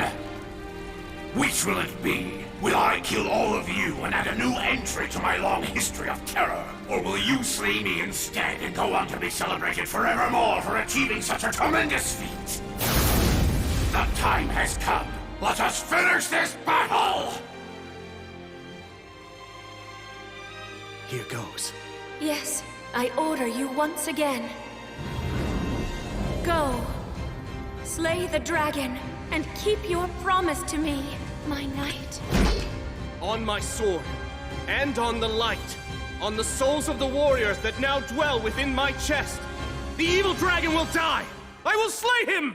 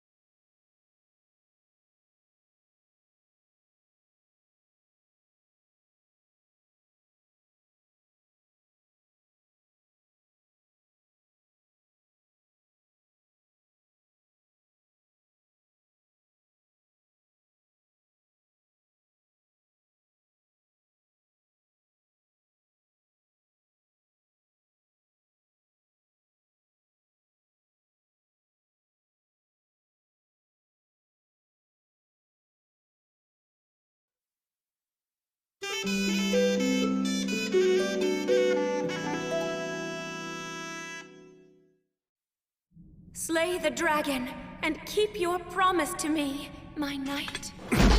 On my sword, and on the light, on the souls of the warriors that now dwell within my chest, the evil dragon will die! I will slay him!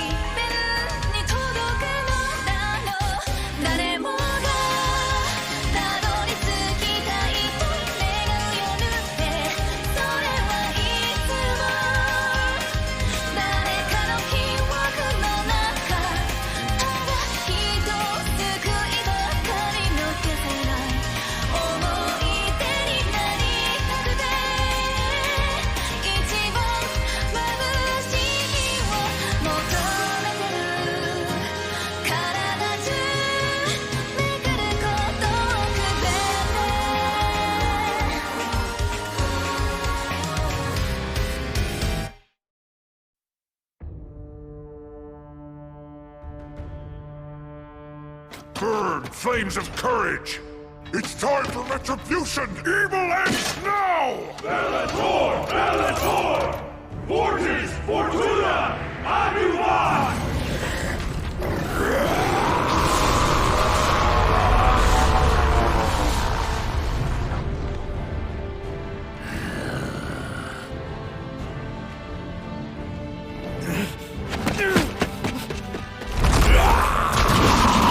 Divine protection of light!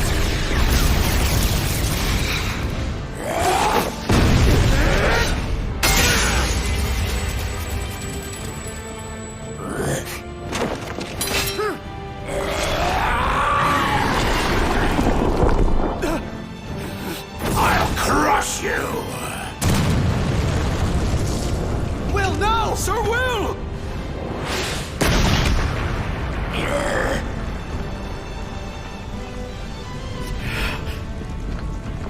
I swear, Will.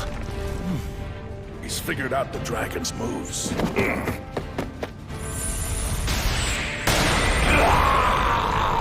That comes with a bonus, Hydra Venom.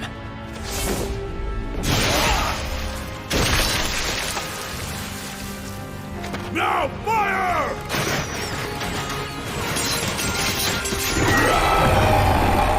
Charge in!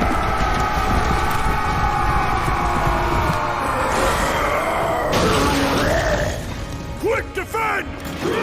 Now burn brightly! Flames of courage!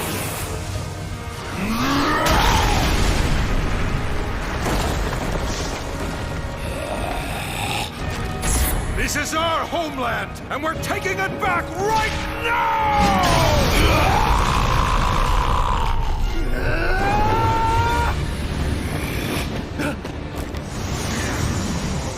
I didn't want to have to do this, since it will also harm my treasure. If he breathes on us, we're done! Brave warriors, this shall be your demise! Acceleratio!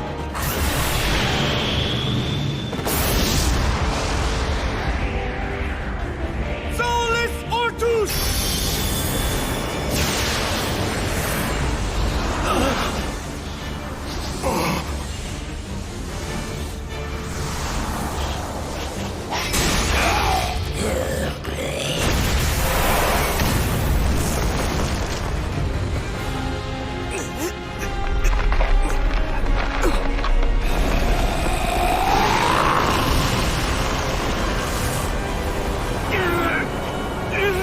If I go down with the dragon, that's fine.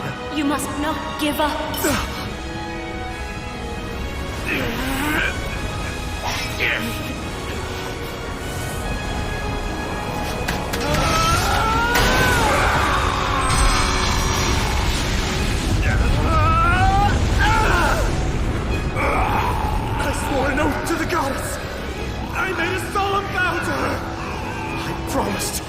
to give up on life to the very end!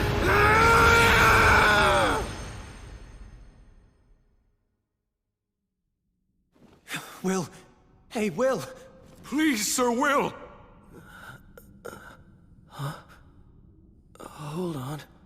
Am I? Come on, speak to me. Will, are you all right? I'm just fine. Mendel. You shouldn't get up yet. I feel really good for some reason.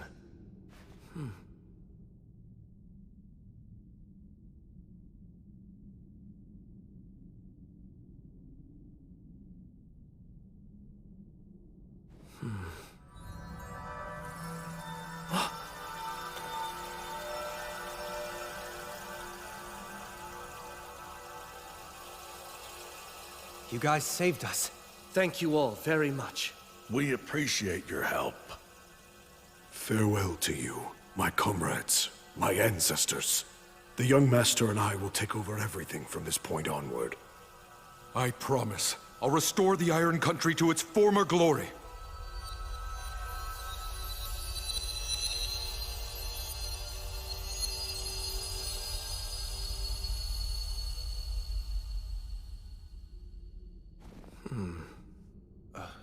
What's wrong? My body. Something feels strange. Yeah, I'm sure it does. Do you know how many times that dragon turned you to charcoal? You need to rest, Will. Oh, no. I don't mean like that. What? Huh? What's this? You absorbed the dragon's life force through that demon blade. It's obvious. The dragon's breath burned your body and soul until they were red hot. It tempered you, and then his blood hardened you, just like forged metal. What? To put it plainly, Valakirka's dragon factor has interwoven itself deeply into your body and soul. Ordinary blades will no longer be able to cut you, and weak words will feel as if they're nothing more than a light breeze on your skin. Oh, However, your new condition increases your animal nature. Don't let this power make you arrogant. Make every effort to keep the dragon factor quiet. If you don't, then it will only bring you to ruin. And to be honest, I do not wish to see you die such a pitiful death. Stagnate, you... I'm afraid I've been rather free with the use of my power. But then, since I helped you slay the dragon, you now owe me. I'd say that's not such a bad trade-off. You do feel indebted to me, don't you? Yes. Excellent. You see, when dealing with a hero such as yourself, pinning you down and forcing you to yield to me is much less effective than making you feel grateful and indebted to me. It is a shame that Gracefield guided those dwarf warriors away, but why should I bother seeking them out simply to make trouble for you, when asking for nothing and simply making you more and more indebted to me will prove more profitable later on? That's exactly what scares me about you. Then I shall go now. And farewell to you, Gracefield. I've troubled you enough for now. Stagnate, goddess of the undead, won't you consider giving up your ideals? It's not too late. Will you discard your undead powers and work with me to guide souls once again? If you would Don't finish that thought. And no, I won't. I'll always follow my own ideals. I see. Farewell, my elder sister. Yes. Farewell, my little sister. Well then, William G. Merryblood. Huh? You have acquired great power, and your name will now shine even more brightly as a hero. But as light grows, so too does the darkness. So try to avoid becoming a warmonger and hating people, and keep your womanizing in check. Oh dear, that's right. You don't actually have a woman, do you? Hey, mind your own business. I understand that you've devoted yourself to my sister's service, but even so, you should take at least one mate. How else will I have the pleasure of seducing your offspring? That's the worst possible reason. Actually, if I were to create a female echo one day, would you consider siring offspring with me?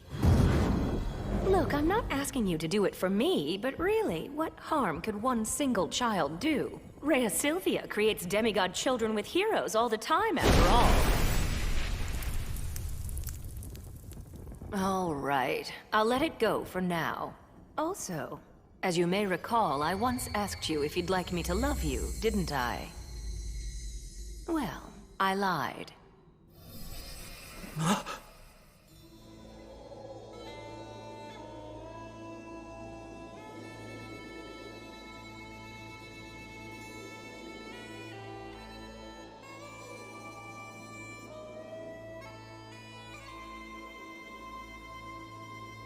Because the fact is, I already love you, William G. Merryblood.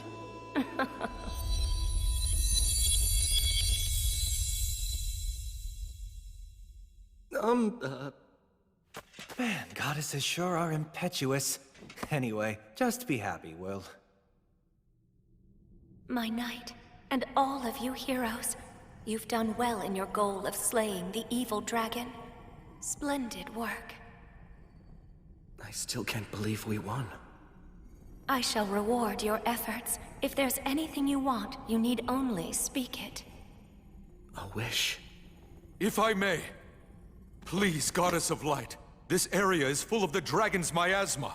Can it be expelled from the mountains and Lothdor? Now that the evil dragon is gone, this request can be granted, at least to an extent. Well, if that's the case, then please, I beg you to purify our homeland. Yeah, I'd like to ask for that as well. Gotta think of Dina and her people. And I shall also make the same request of you for the sake of my fallen compatriots.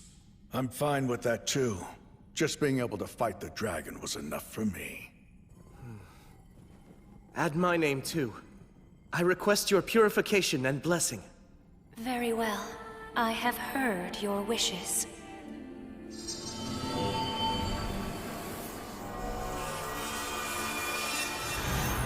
Sorrow for all those who've been lost. Blessings upon those about to be born. May there be peace, prosperity, and joy all across the land.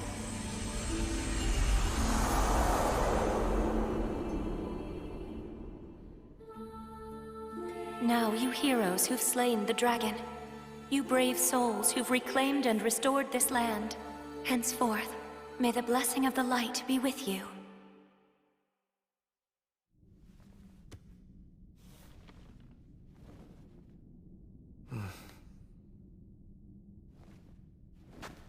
Let's clean up here and head home. Right. But you should get some rest, Sir Will. We can handle the rest. Oh no, I can't— Listen, just rest, damn it. Seriously, you're way too reckless, you know that? That's for sure. I didn't expect for you to take a swing right then. Though I will say it was a brilliant stroke. I don't think I'll ever forget that flash. It was as bright as sunlight. We must celebrate this win at home. Sounds good.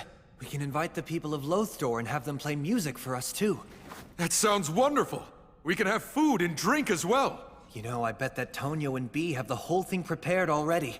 We can celebrate all we want. Yeah, I'm really starting to look forward to this.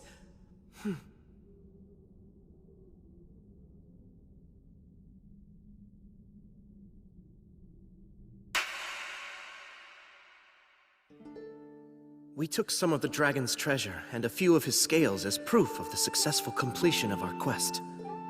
Shortly after, we headed out for town.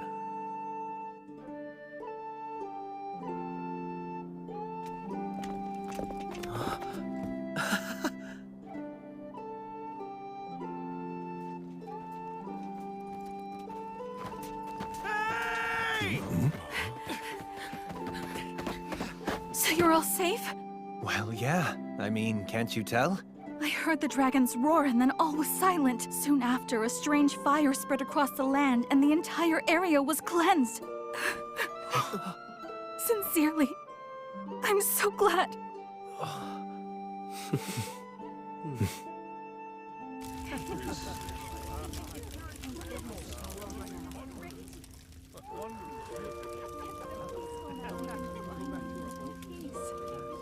I thought there was a pretty good chance you wouldn't return. I'm not gonna die. I have too much to do. Oh, like what? Well, for starters, there's rebuilding this place. The effects of the dragon's miasma still linger, right? That's true. The miasma hasn't completely disappeared just yet. Some demons survived too. You're going to give some of the dragon's treasure to us? Yes. There's more than enough to go around. You can use it to help rebuild for now. Although, I fear that would be... I think we should take him up on his offer. Now that we've taken back the mountains, the former residents of the Iron Country will surely return soon. We should all work together. Let's restore our land to its former glory. But we don't want a large influx of wealth. That could throw off the balance of money and trade. Consult with Tonio first. Right. We'll also need to be prepared to take in any new residents. Looks like we're going to be busy for a while. I don't really want to do this, but guess I should drop by the forest where I was born. I can ask them if they'll send over some skilled folks to help us out. And I'll go along with you. What, you will? The one who's making the request should be there to plead in person. Yeah, I guess you're right. We'll cross the ocean when spring comes then. Or do I even need to go? Just admit you're happy.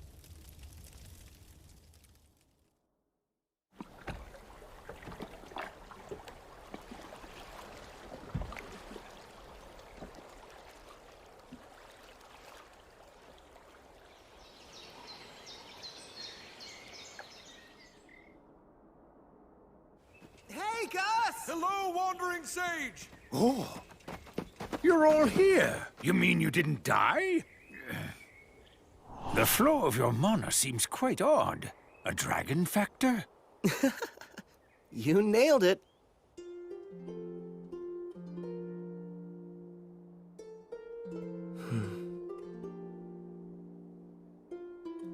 That's actually a curse, you know. Yes, I know. But I accept it. Well, just so long as you understand what you're getting into. More importantly, go on, let them know. All right. I'm home. I made it back from defeating the dragon. The two of you saved me yet again. Thank you.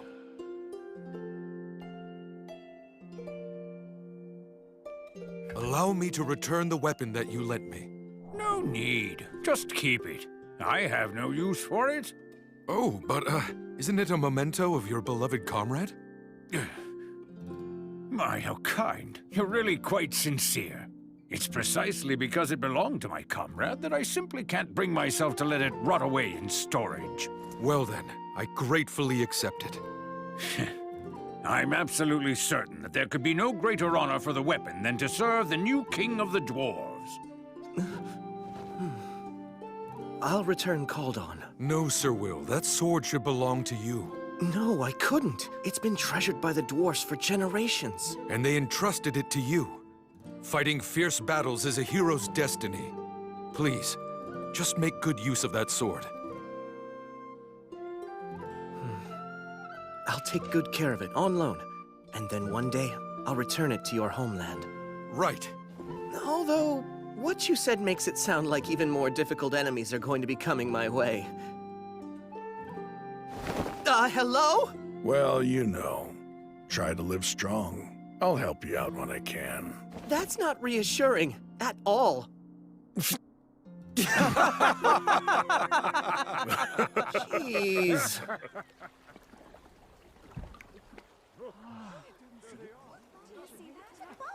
Is that them? Welcome back, all of you. It went well?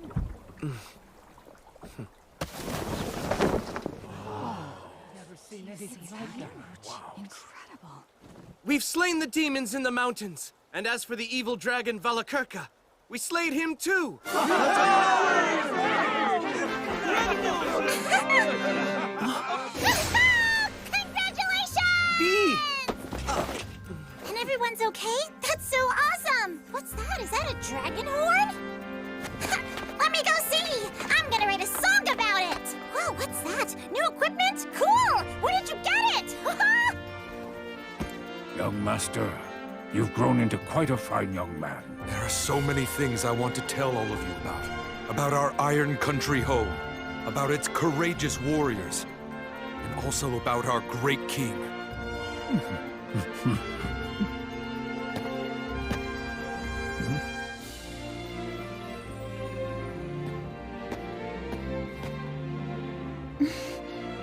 It's good to have you back. Indeed. All right, everyone. Our lord and his companions must be tired.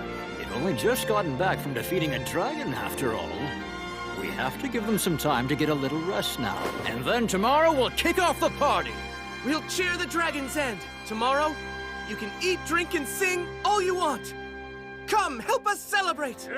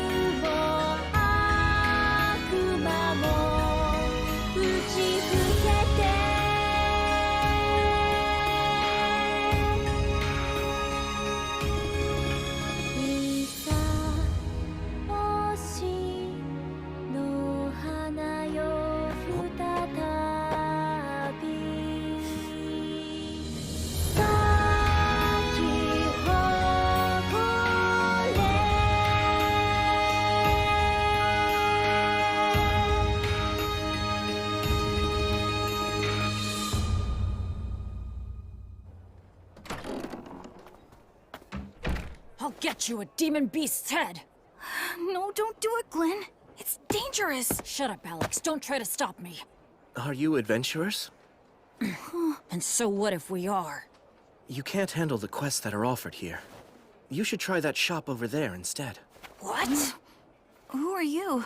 Oh, and make sure you don't hold back on spending money on good equipment. Something like...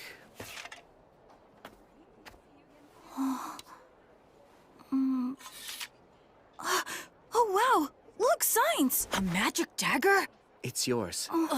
It has words of light engraved on it, so it'll work as a torch, too. Oh? Just what are you after?